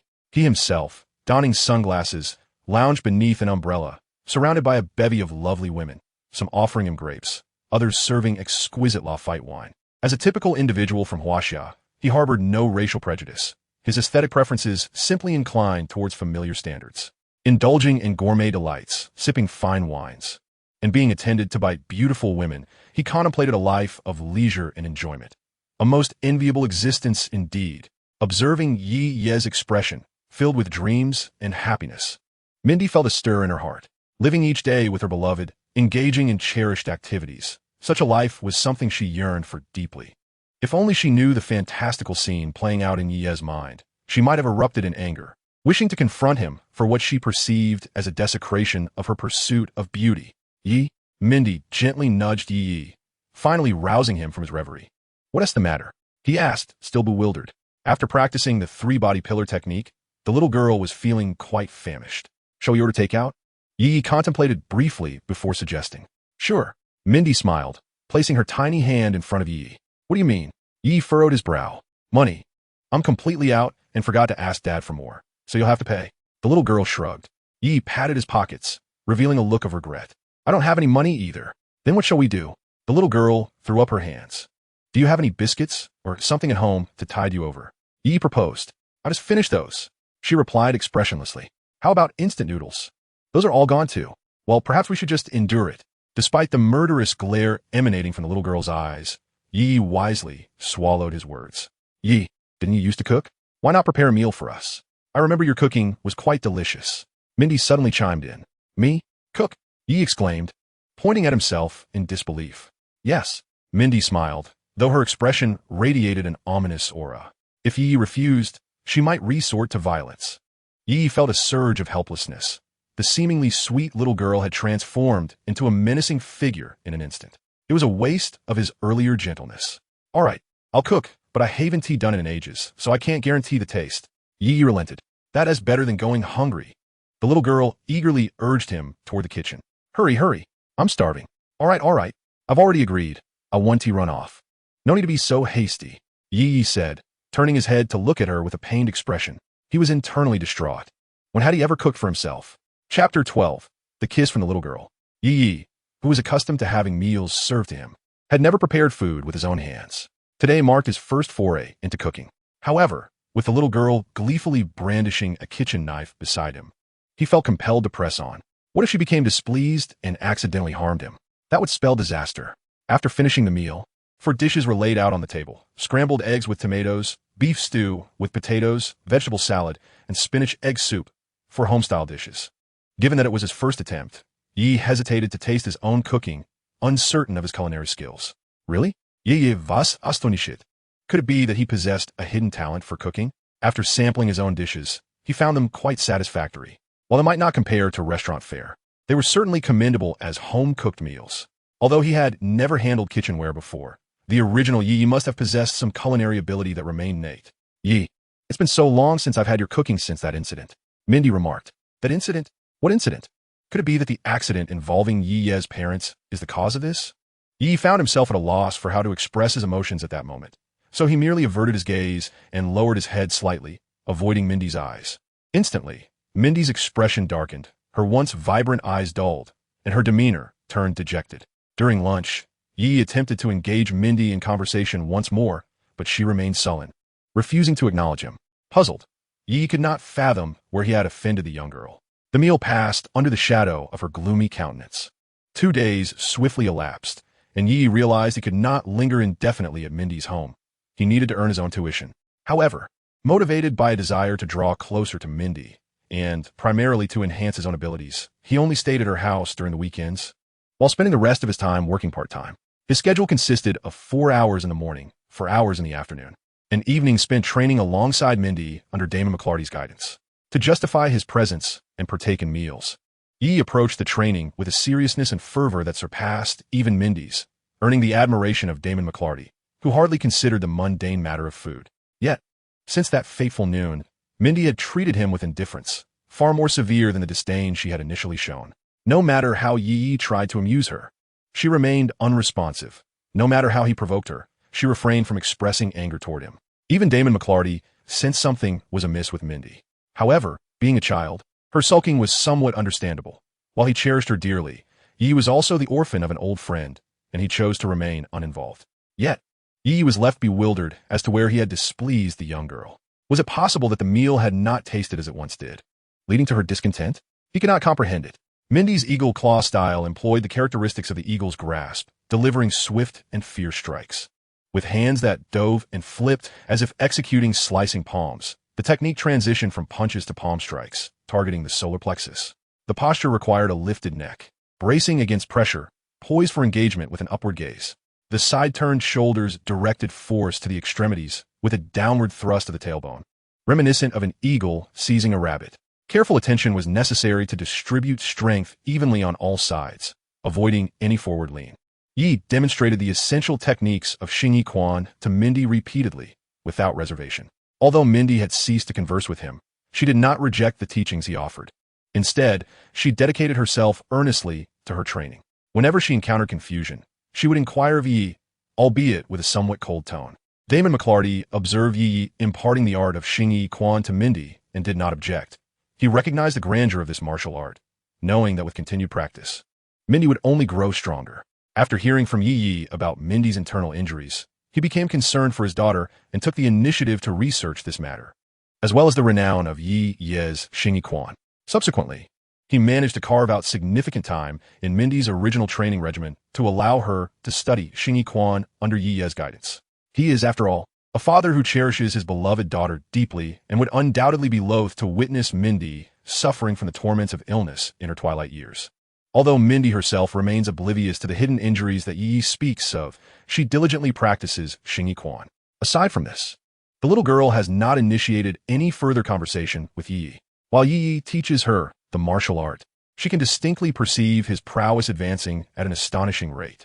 After spending 7 or 8 days at Mindy's home, through a regimen of scientifically designed training, Yi has developed noticeable muscle definition, albeit modest in scale. Nevertheless, when coupled with Xingyi Quan, this has significantly enhanced his overall combat abilities, though he still falls short of being a match for the little girl. However, Yi has acquired a wealth of knowledge about firearms from Damon, encompassing various types of weaponry.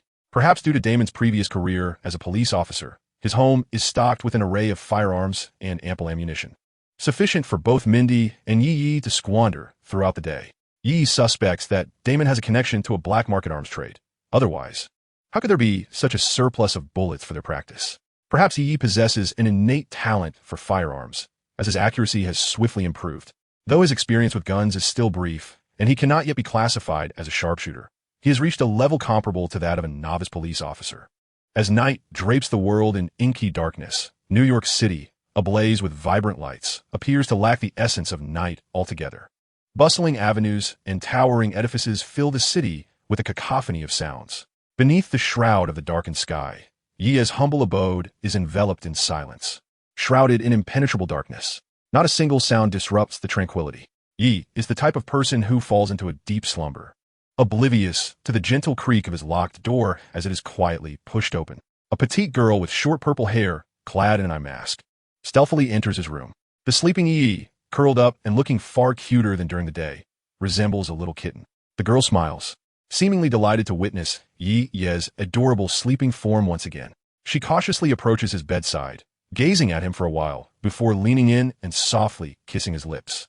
Chapter 13. The Acquisition of the Corpse Pulse. You rascal, you have rejected me twice. The little girl whispers with a hint of indignation. Yet, I still hold affection for you.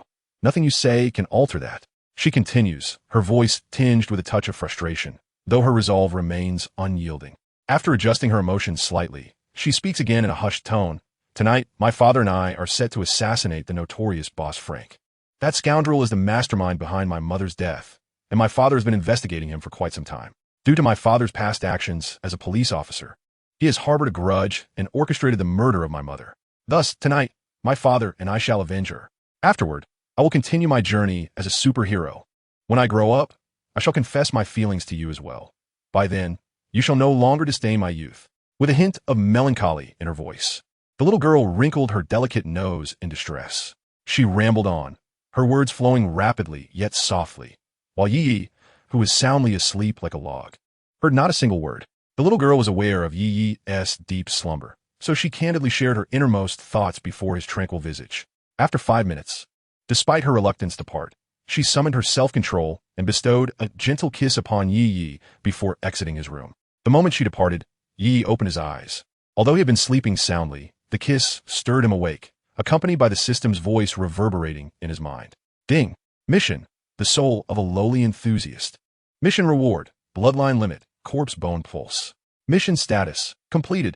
The reward of the corpse bone pulse has been issued. Please check host. The system's voice penetrated his consciousness, rendering him unable to ignore it. Upon awakening, Yi overheard the little girl's heartfelt confession and found himself frozen in place, fearing the repercussions of her words being overheard. Any girl uttering such sentiments would surely be mortified. He couldn't help but marvel at the extraordinary charm and prowess of this little girl. At such a tender age, she already grasped the essence of confession. Yi began to comprehend that the reason for the little girl's coldness towards him after lunch was not due to the quality of his cooking, but rather because, in his naivete, he had inadvertently rejected her heartfelt admission once again. In the past, Yi's family shared a close bond with the Ming family, frequently inviting one another for gatherings, and he was well acquainted with Mindy. Yi had always portrayed himself as a traditional young man from China, showing great care and affection towards Mindy. He would prepare delicious meals, tell her stories, and engage in playful antics, embodying the role of a gentle older brother. However, as Mindy grew older and began to grasp the nuances of romantic feelings, she boldly confessed her affection to Yi. This occurred 2 years ago when she was merely 10 years old. In those days, when confronted with Mindy's earnest confession, the traditionally raised Yi could only respond with a firm refusal. In his attempt to protect the sister he cherished, he scolded her harshly, hoping to convey the impossibility of their relationship due to their significant age difference. The reprimand left Mindy in tears. Yet, the once affectionate older brother had resolved not to yield this time. Following that incident, Yi diminished his visits to the Ming household, deliberately avoiding Mindy in hopes that her feelings would gradually fade with time. In turn, Mindy, feeling slighted, ceased her attempts to engage with Yi, and their relationship fell into a frigid silence. However, a year ago, Yi's world was shattered when his parents perished in a tragic car accident. Since that day, he succumbed to despair and melancholy, struggling to muster the spirit for anything, even resorting to skipping classes incessantly. As Yi stood on the brink of his downfall, a little girl charged into his life, delivering a fierce reprimand. After her scathing words, she berated him for betraying his parents' expectations, calling him a worthless being and shaming him for bringing disgrace upon the people of Huaxia. Angrily, she stormed off, leaving Yi in a daze throughout the night, as if her harsh words had jolted him awake. In silence, he tended to his wounds, picked up his textbooks, and began to take on part-time work to earn his tuition. Yet from that moment on, every time the little girl saw him, her eyes glimmered with disdain. It was not that she truly despised him. Rather, she sought to ignite his fighting spirit through her contempt. While Yi Yi was teaching her Xingyi Quan, his genuine concern seemed to kindle a spark of hope within her, prompting an unspoken confession. However, the oblivious Yi Yi unwittingly rejected her feelings. Suddenly, he recalled her earlier words. She planned to assassinate the gang leader Frank that very night. Was it not too soon? She had yet to encounter that so-called king of beatings. However, in this world, which had evolved beyond a mere realm of brawls, he was reminded of the complexities introduced by figures like Tony Stark, Professor X, Magneto Eric, and Daredevil. It was a tapestry woven from multiple Marvel universes, far more intricate than that of the Avengers. With him as an unpredictable variable, it was clear that a singular perspective would no longer suffice. Perhaps Mindy's mission to eliminate Frank was indeed influenced by him. Given their close relationship, the butterfly effect of his presence must have been profound. No, Mindy was still so young and vulnerable. What if she were harmed? Yi thought calmly. Even if she was formidable, she lacked superpowers, and the odds were stacked against her. I must follow her. With urgency, Yi dressed swiftly and stepped out of his home. Closing the door behind him, he raised his right hand, and suddenly, a gleaming white bone spike erupted from his palm, sharp and glistening. This was Yi Ye's bone manifestation. With a mere thought, he could summon these bones, transforming them into lethal blades to vanquish his foes. The bone pulse. Yi marveled, then gazed skyward, murmuring softly, with such resilient bones. Bullets may not even penetrate. You filthy scoundrels, unworthy of life above the sewers. Should you dare to harm Mindy, you will taste the wrath of Lord Yi Yi. He could feel the formidable power bestowed upon him by the bone pulse. And with the secret techniques of this ability, ordinary people posed no threat. They would be as defenseless as livestock awaiting slaughter, mere fish on a chopping board. Chapter 14. The Emergence of the Target. Mindy, where have you been? Why did it take you so long? Damon McCready, clad in a tight suit and wearing an eye mask, frowned at her. Father, I just went to the restroom. Mindy replied. The small glimmer in his eyes betrayed no hint of the anxiety that accompanies deceit. His complexion remained unchanged. Tonight marks the day we avenge your mother, and we cannot afford the slightest misstep. Do you understand, hit girl? Damon McCready pronounced sternly, uttering the alias Mindy had chosen for herself. Now let us depart. With a command from Big Daddy, two dark figures traversed the Hell's Kitchen. Although Yi Yi and Mindy were not within Hell's Kitchen itself, they were in close proximity, making it easy for them to reach their destination. Since the day they had trained with Yi Yi, the events had begun to unfold. At that time, Damon had already uncovered information regarding a significant drug deal orchestrated by the notorious mob boss Frank. In the days that followed, Damon had tirelessly pursued this matter, ultimately discovering that the transaction was set for tonight. As a man of stature, Frank typically operated discreetly, rarely drawing attention to himself and often remaining within his stronghold, making it nearly impossible for Damon to carry out an assassination. However, tonight was different. Frank was poised to emerge from his shell. This evening, Frank would be engaged in a drug trade with members of the Mexican cartel, with a number of participants carefully balanced to avoid attracting police scrutiny. Too many would spell disaster. Just the right amount, perfectly within the limits that Mindy and Damon could handle. Suddenly, a man clad in a black suit and sunglasses, stationed by the window, had his throat effortlessly slit by a knife, blood gushing forth as he collapsed, his body convulsing slightly before succumbing to death. Behind him, another figure lay lifeless at an opposing window. This was not Mindy's first kill. Her techniques were honed and fluid. Meanwhile, Big Daddy had also dispatched his assigned targets. Exchanging silent signals, the two split their forces, stealthily advancing towards the core of the transaction taking place on the rooftop. Damon had long surpassed the capabilities of an ordinary special forces operative, excelling in firearms, combat skills, and melee techniques. Under his tutelage, Mindy wielded her butterfly knife with remarkable grace and lethal power.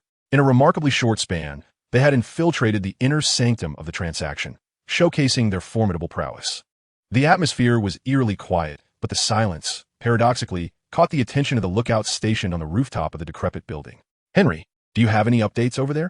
Inquired a stern-faced man in a suit, speaking into his radio. Furrowing his brow, the man switched the radio to another channel, asking, Allison, has anything occurred? Once again, silence ensued. Damn it, he cursed, approaching Theron to whisper urgently, Boss, we have a situation. The men below have lost contact. It's likely the cops have arrived. The individual opposite had also leaned in to whisper something to the leader. Frank furrowed his brow and addressed the burly Mexican man seated across the table. Gentlemen, it appears the authorities have somehow received word and infiltrated our location. I believe it is prudent for us to withdraw.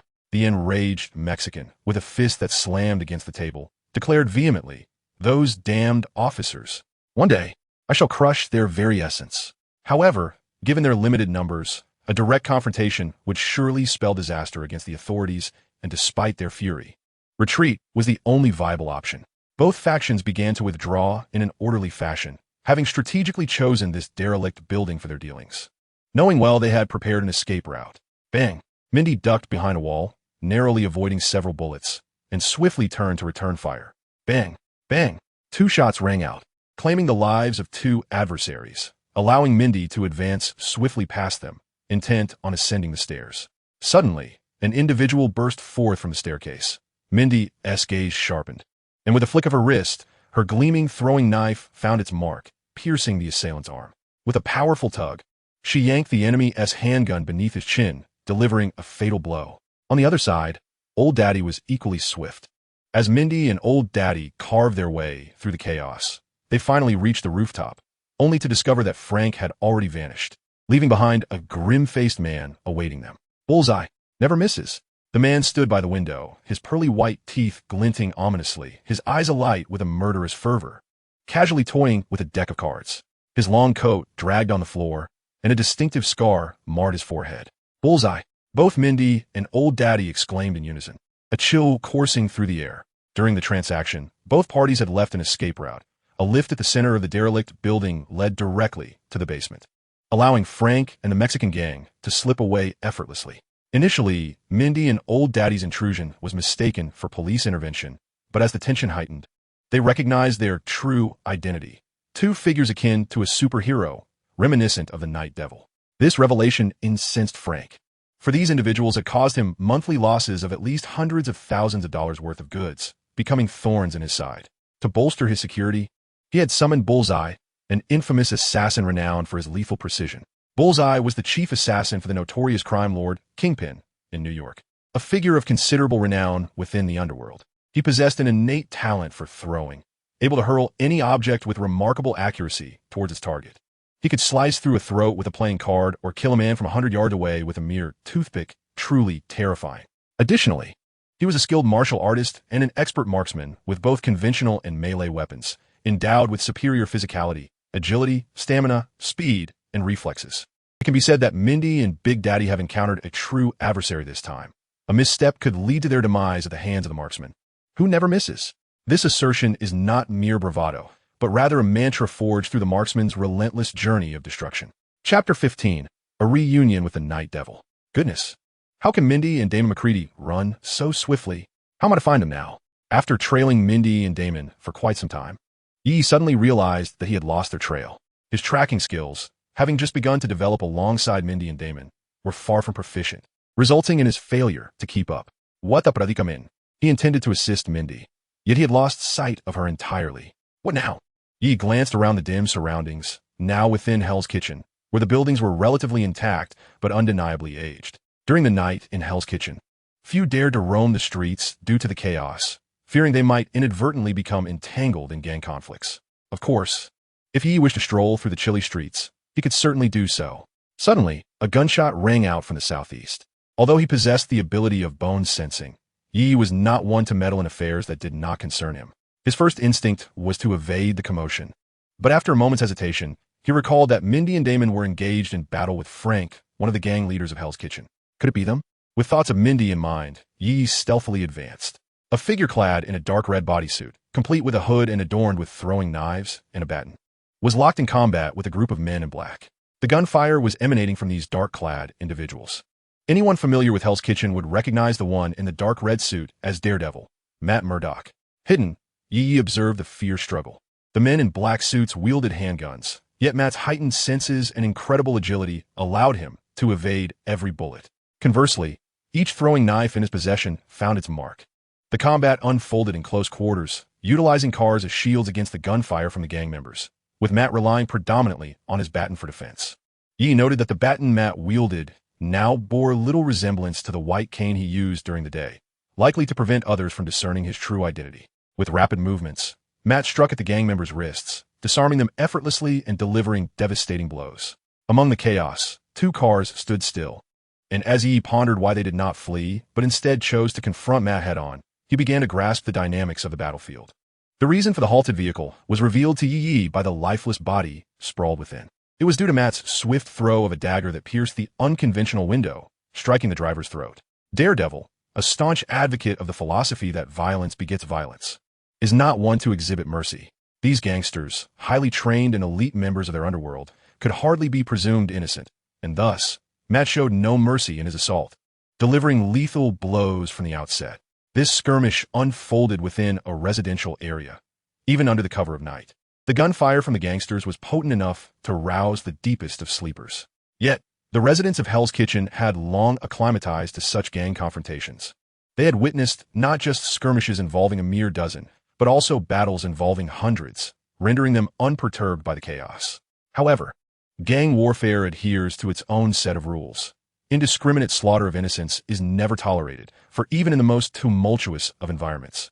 Ordinary citizens must be afforded a chance to survive. Otherwise, who would dare to reside there? Yet, the strong preying upon the weak is an unfortunate reality. Yi observed Matt's conflict with a sense of detached amusement, perceiving it as Matt's own predicament.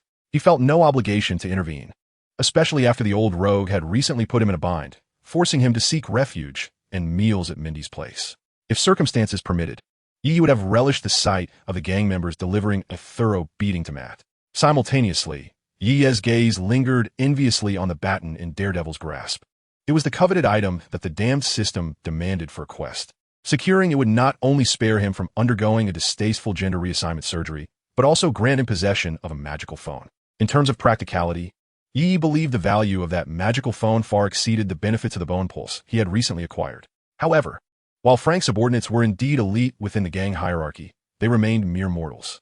Their firearms posed a modest threat to Matt, yet their physical prowess paled in comparison.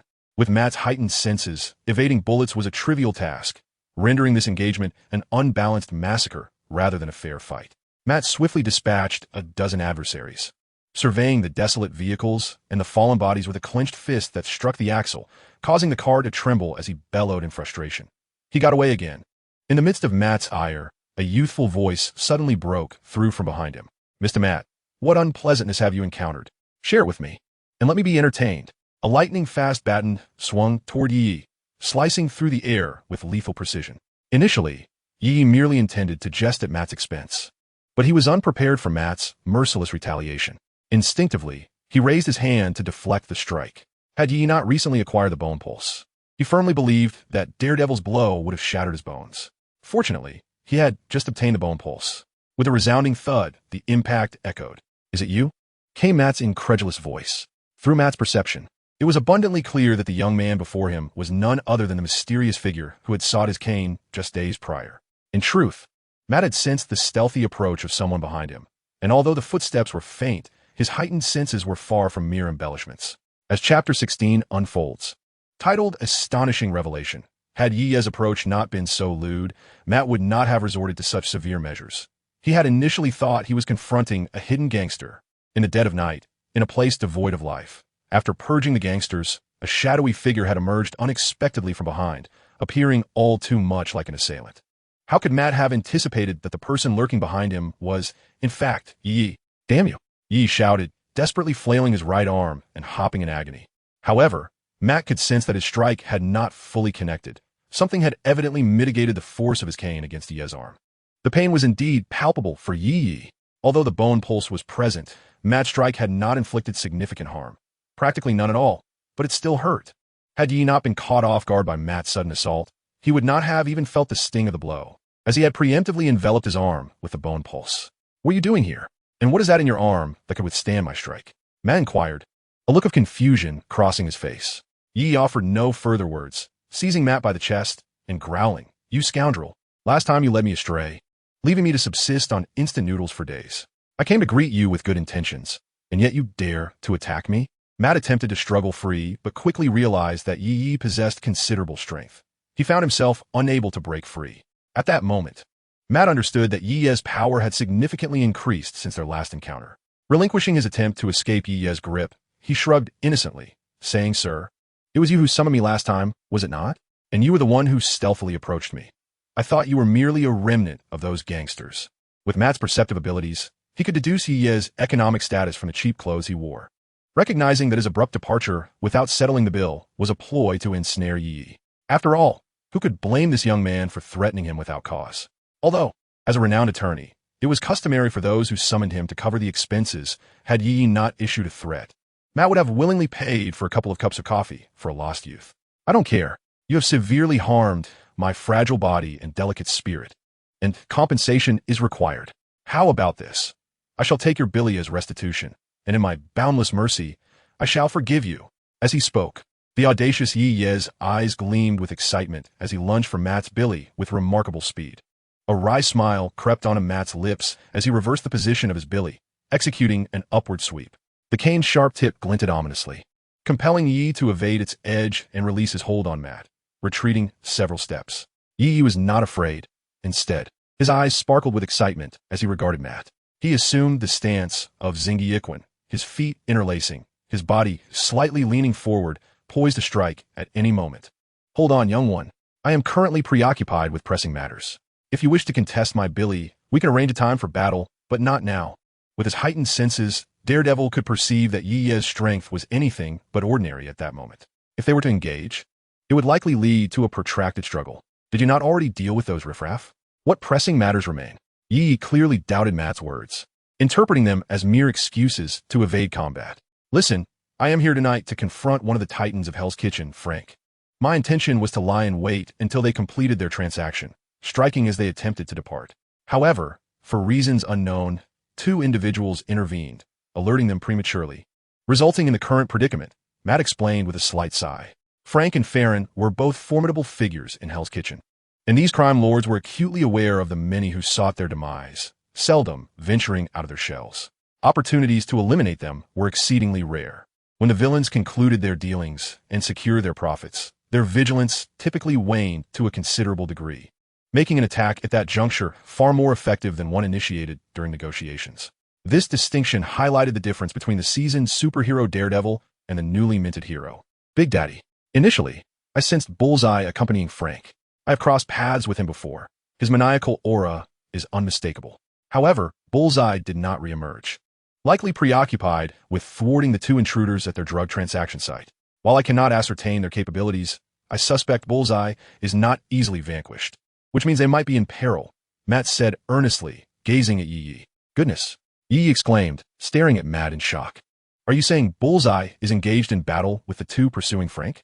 "Indeed," Matt replied, bewildered by Yi's reaction. Was the notion of Bullseye clashing with two foes truly so astonishing? "Where? Take me there quickly," Yi urged fervently. "Follow me." Matt recognized Yi's urgency, foregoing any grievances regarding his rudeness, and swiftly transformed into a dark crimson flash, darting through the night. Matt was determined to assist those combating crime to the best of his abilities. As he moved swiftly, he cast a sidelong glance at Yi, only to discover that Yi's speed was scarcely inferior to his own. Matt felt perplexed. The last time he encountered Yi, he sensed a strength far less formidable than what was currently on display. The present Yi, in terms of both speed and power, was a world apart from just a few days prior. Could it be that this young man has awakened some latent abilities? Matt pondered inwardly. Chapter 17, The Allure of the Night. However, this is not the time to dwell on such matters. Bullseye is a villain that even Daredevil must approach with utmost caution. Matt does not believe that two ordinary individuals can contend with Bullseye, thus they are undoubtedly in peril. If it were a superhero like the Punisher facing Bullseye, Daredevil would have little to worry about. Presently, he should pursue the remaining convoy, as the notorious mob kingpin, Frank, rarely leaves his lair, making this a rare opportunity. Daredevil and the Punisher share a profound camaraderie, as both tend to engage in rather radical actions. The moment Mindy and Big Daddy recognize Bullseye, they immediately launch an assault. Bang, bang, bang. Mindy and Big Daddy fired simultaneously, a barrage of bullets encircling Bullseye like an impenetrable curtain of rain. A sinister smile crept across Bullseye's lips. As he faced the hail of gunfire from Mindy and Big Daddy, he deftly shifted his weight to the right, effortlessly evading the bullets, while simultaneously launching a playing card at Mindy. This seemingly innocuous card sliced through the air with a deafening crack. moving even faster than the bullets fired by Mindy and her companion. In essence, Bullseye possesses the extraordinary ability to anticipate his opponent's moves. Consequently, as Mindy and Big Daddy subtly adjusted their aim, Bullseye had already deduced their targeting trajectory, allowing him to evade with ease while counterattacking. Without any mutations or advanced technology, Bullseye has managed to survive amidst superhuman adversaries like Daredevil, proving that his abilities should not be underestimated.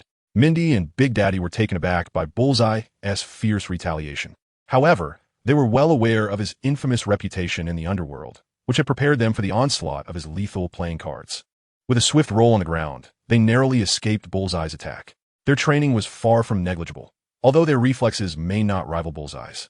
They were significantly more adept than the average person, making it feasible to evade his deadly cards. Big Daddy cast a serious glance at Bullseye, exchanging a knowing look with Mindy, and without further ado, they synchronized their gunfire to confine Bullseye's evasive maneuvers. Shell casings rained down like water, while bullets erupted from their weapons like tongues of fire. Despite Bullseye's remarkable reflexes, the threat of bullets remained substantial, forcing him to momentarily retreat from the relentless assault of Mindy and Big Daddy. As they continued their barrage, they began to advance towards Bullseye. Given Bullseye's exceptional response time, long-range attacks posed little threat. Thus, only in close combat could they hope to prevail. Eventually, the ammunition would run out, and the moment spent reloading would present Bullseye with the perfect opportunity to retaliate, at which point the playing cards in his possession would become even more formidable than their firearms.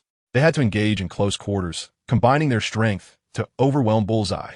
As they approached him, Hit Girl swiftly discarded her nearly depleted handgun and drew two gleaming katanas from beneath her arms. During this maneuver, Big Daddy provided cover with his firearm. Mindy expertly wielded the shimmering blades, aiming to strike Bullseye with lethal precision. The slender and sharp katana in Mindy's hand seemed to possess a life of its own, dancing with exquisite curves, both beautiful and perilous. Damn that target. If my little girl suffers even the slightest harm, I shall assuredly break your limbs, skin you alive, and ultimately consign you to a pit of filth. How much farther must we go? Will you cease your ominous utterances? Along the way, Yi's incessant chatter did not relent, cursing the target and fretting over Mindy, and even the keen hearing of the Night Demon could not filter out his words. Little one, you appear to have changed significantly in just a few days, Night Demon queried, his tone laced with curiosity. Yi, with a somber expression, replied, It's nothing, I just suddenly realized that my awakened abilities have increased a bit. His gloomy demeanor was not for Matt to see, as it stemmed from his concern for Mindy and the others, which Matt naturally understood. Oh, Night Demon nodded slightly. Yet, Matt refrained from probing further into the nature of Yi's newfound abilities. Such matters were not for two who had only just met to discuss. It was simply irrelevant. It is known that once various powers become widely recognized, devising countermeasures becomes all too simple. What puzzled Matt was that the power within Yi emanated a sense of threat even to his instincts. Mr. Matt, how much longer? Yi inquired, his expression tinged with urgency. Just around the next corner, Matt replied calmly. In the dimly lit Hell's Kitchen, the meager light flickered, elongating the shadows cast by the streetlights. Although the moonlight was faint, a chilling wind swept through the seemingly dark and shrouded Hell's Kitchen. The entire Manhattan area sparkled with brilliance, as New York is renowned as the city that never sleeps. However, Hell's Kitchen appeared starkly out of place within the grand atmosphere of Manhattan. Two black bats, silhouetted against the crescent moon, glided silently through the night, their sharp claws hanging from a few barren trees, their blood-red eyes cold and indifferent, fixated on the buildings below. There, the enticing scent of blood beckoned them, yet the sound of gunfire emanating from within the buildings deterred them from advancing. Bang, bang, bang. The relentless barrage of gunfire continued unabated. In the dim light, a motorcycle rumbled through the shadowy streets of Hell's Kitchen, its powerful engine purring quietly, suggesting it had been modified for stealth. Suddenly, the rider, clad in black leather, twitched his ears and muttered in confusion. Gunfire? As his puzzled voice resonated, the motorcycle changed direction. A robust figure, as solid as steel, donned in black leather adorned with a prominent white skull on the chest, exuded a chilling aura. Most astonishing was the arsenal he bore, equipped with weaponry sufficient to arm 5 or 6 men, including the specialized and exquisite gear of the Delta Force, rendering him akin to a small armory. A faint aura of menace surrounded him, while his indifferent eyes flickered with an unusual flame. Chapter 18. The game is over. Aside from possessing extraordinary throwing skills, The target eye is also a master of combat. Although Mindy's swordsmanship is exquisite, it is utterly unrealistic to think she could injure the target eye with it. Under the combined assault of Big Daddy and Mindy, the target eye remains unfazed. Casting a scornful glance at the exhausted duo, the chilling night fog deepens the cold, while shadows flicker beneath the hazy moonlight. A burly man clad in a black leather coat dismounts from his motorcycle, wielding an M16 assault rifle with selectable firing modes. His expression grim as he gazes towards the gunfire emanating from the abandoned building, a cold smile curling at the corners of his lips. The motorcycle is parked discreetly beside the derelict structure, its arrival unnoticed due to the silence of its approach. This individual is heavily equipped, bearing a 9 caliber Browning automatic pistol, a goblet combat knife, shoulder pads, elbow guards, knee pads, and a bulletproof vest. Despite the weight of his gear, his movements are as nimble and silent as a cat, allowing him to stealthily infiltrate the abandoned building. The target eye never misses. A glint of cold light flashes in the target eye's gaze, and as he evades the attacks from Mindy and Big Daddy, a playing card deftly bypasses their strikes, hurtling directly towards Mindy's neck. The card emits a brilliant white streak, piercing towards her throat with lightning speed. Mindy has no doubt that a direct hit would sever her carotid artery, leading to her demise.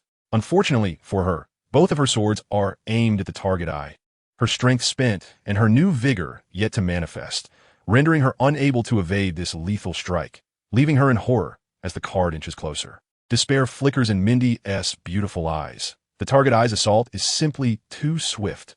The sound of the card slicing through fabric is painfully sharp. Just then, Big Daddy pushes Mindy aside, taking the brunt of the target eye's attack. Due to Mindy's height, the card aimed at her neck strikes Big Daddy's chest instead, inflicting a non-fatal blow. However, the target eye's card is not to be underestimated. Its powerful piercing force, even through the bulletproof vest, sends a jolt through Big Daddy's insides, causing him considerable discomfort. The sheer impact forces Big Daddy to take several steps back. Mindy, abandoning her focus on the target eye, rushes in front of Big Daddy, gripping her sword tightly, her eyes still fixed on the target eye, inquiring, "Are you all right?" "I'm fine," Big Daddy replies with a slight shake of his head. "Oh, good reaction. Let us continue." The target eye's eyes shimmer with excitement as he remarks, "It is rare to encounter such an intriguing young lady." Clearly, the target eye's interest in Mindy surpasses that in Big Daddy. Of course, this fascination is merely a curiosity regarding Mindy's combat prowess, not an infatuation with a young girl. The target eye has no inclination towards such predilections. Mindy glares at the target eye, a fierce glint igniting in her eyes, her teeth clenched, the samurai sword in her hand shimmering with a cold light, mirroring the sharpness of the fire within her gaze. The slender katana, infused with Mindy's fury, sliced through the air like a crescent moon's cold gleam, aiming to strike at the target's vital point. Mindy erupted with a speed incongruent to her diminutive stature, launching an assault on the target's critical area. The target, however, wore a faintly contemptuous smile at the corner of his mouth, effortlessly evading Mindy's onslaught. A burly man clad in black leather, wielding an M16 assault rifle with selectable firing modes, entered the abandoned building, passing by the lifeless body strewn about. His expression remained as unyielding as ever, though a slight furrow appeared between his brows, perhaps pondering the events that had transpired here. Hell's Kitchen has never been devoid of gang presence, rife with drug trafficking and arms smuggling. Judging by the numerous fallen bodies, it was evident that the parties involved in this transaction were no mere street thugs. Otherwise, such sophisticated weaponry would not have been at their disposal. When had new players emerged in Hell's Kitchen, he moved with calm precision, swift and silent, voicing his curiosity in hushed tones. The methods employed to dispatch those gang members were ruthless yet somewhat immature, leading him to conclude that they could not be the handiwork of his old friend, the Night Demon, or any of his other familiar associates. Only newcomers could be responsible. However, the killing techniques bore a striking familiarity for him, infused with the American military's combat skills, and the ammunition used was of military grade, details that could not escape his discerning gaze. Upon hearing the gunfire begin, he noted that no one had emerged from the crumbling structure, indicating that the battle was far from over. Despite Mindy's seething anger, the insurmountable gap in their abilities rendered her powerless against the target. Her speed consistently fell short, failing to land even a single blow. The sharp katana danced like a frenzied dragon, enveloped in a web of impenetrable silence, its silver sheen casting a spell around the target. Ordinary playing cards in the target's hands transformed into lethal blades, each one compelling Mindy to exert all her strength in defense. Figures intertwined and darted, the air thick with icy light, their speed rendering their features invisible to the naked eye. After a brief recovery, Big Daddy rejoined the fray. Relying solely on Mindy was a precarious gamble, as even surviving the encounter with the target was a formidable challenge. The target deftly navigated both offense and defense, while Mindy and Big Daddy strained with all their might. As time wore on, the fatigue of Mindy and Big Daddy became palpable, beads of sweat cascading down, their speed beginning to wane. Their bodies bore numerous wounds inflicted by the target's playing cards, as their bulletproof vests could not provide complete coverage. There were always vulnerabilities. In stark contrast, the target remained unscathed, nonchalantly countering Mindy and Big Daddy's attacks, as if strolling through a park. As their assaults grew increasingly sluggish, the target's expression betrayed a hint of boredom, and he murmured, "The game should come to an end." A glint of menace flashed in his eyes, and without visible movement, 2 darts shot forth from his hand, their speed and power magnified to more than tenfold compared to the playing cards. Whoosh! The metallic darts, imbued with piercing velocity, spiraled directly towards the throats of Mindy and Big Daddy. Exhausted and lacking the strength to fend off the incoming projectiles, they could only gaze in horror as the darts hurtled towards them with relentless speed. Chapter 19. The Punisher's Power. Bang! Bang! Suddenly, 2 gunshots rang out, reverberating like thunder in the ears, as 2 bullets, propelled by tremendous firepower, burst forth, igniting sparks from friction. The explosive projectiles collided with the target's eyes, akin to cold stars meeting darts, mutually negating each other before plummeting to the ground. The target raised his gaze towards the origin of the gunfire, the scar on his forehead glaringly apparent, and remarked with a steady voice, "I wondered who it was. It turns out to be you. You madman. You filthy insect. Why do you have to call me insane?" A disdainful voice retorted immediately. The target rolled his eyes, flicked his wrist, causing the playing cards in his hand to vanish, replaced by 2 darts, displaying no semblance of fear. Faced with the Punisher, an old adversary, mere playing cards would not suffice. The Punisher's prowess was deemed to be at the level of a Tier 10 operative, as proclaimed by the one-eyed director of S.H.I.E.L.D. He was one of only 2 Tier 10 operatives on Earth, alongside the director himself. This level could be considered the pinnacle of human combat capability, though Tier 10 evaluations were not solely based on combat prowess.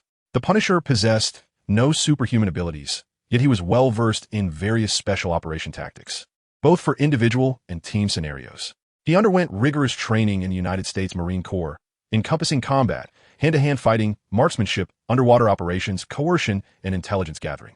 He also mastered an array of firearms, with his arsenal being adaptable. His preferred weapon was a ballistic knife, which could function as a dagger, and when necessary, he could launch the blade, inflicting significant damage within a 10-meter range.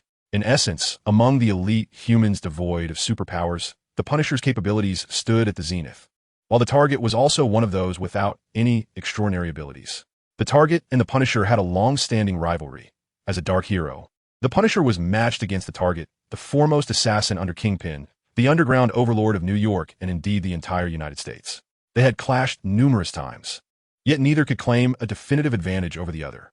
With his gun trained on the target, the Punisher remained unwavering, slightly tilting his head towards Mindy, saying, "You both should leave. This is a matter between him and me. No need for your concern." Big Daddy and Mindy exchanged glances, momentarily taken aback. Their intense battles with the target had left their muscles aching, their combat effectiveness significantly diminished. Had it not been for the Punisher's arrival, they would undoubtedly have met their demise at the hands of the target. "Mindy, we should leave," Big Daddy whispered. The Punisher's reputation in the dark underworld was even more formidable than that of Daredevil, and both Mindy and Big Daddy were well aware of this. In terms of strength, the Punisher far surpassed Big Daddy. While Damon McCready was an elite from the police force, the Punisher was a Tier 10 operative with an undeniable disparity in their capabilities. Due to training methods employed by Big Daddy, Mindy naturally lagged in power. Even though she was significantly stronger than the average person, she still fell short. At this moment, Big Daddy and Mindy were merely fighting for Frank, the notorious drug lord, while the target was an unforeseen encounter. Given the choice, they would never opt to engage in battle with the target. They were acutely aware of their own limitations, recognizing that the assassins at the pinnacle of the dark underworld were not mere street thugs to be trifled with. In summary, it is not Mindy and Big Daddy who are the targets of Bullseye, but rather Frank. Now that Frank has departed, Mindy and Big Daddy find themselves devoid of reasons to linger. The clash between the Punisher and Bullseye is beyond their intervention. It is far too perilous. Bullseye indifferent, allows Mindy and Big Daddy to leave, for he is not one of Frank's subordinates, merely tasked with protecting him momentarily. Whether to kill the young girl and the middle-aged man rests solely on Bullseye's whims. Currently, he has no desire to slay them, should it be a command from Kingpin. Even with the Punisher present, should Bullseye be willing to pay a price, it would not be impossible to execute Mindy and Big Daddy in the Punisher's sight. As Mindy and Big Daddy retreat, the Punisher casts a glance their way when suddenly, with astonishing speed, Bullseye vanishes from sight. Two metallic darts are poised at his waist, resembling the swiftness of thunder as they approach the Punisher. With a flick of his wrist, the dart is launched, producing a sonic boom that shatters the silence, its fierce energy radiating outward.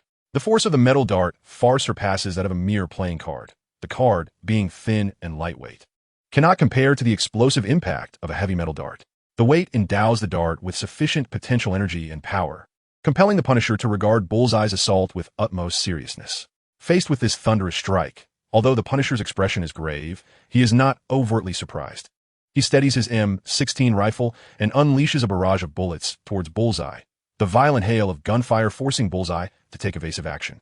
As he dodges the rain of bullets, a metal dart reappears in his right hand, and he lunges once more at the Punisher. Two bullets, fired in succession, collide with the dart.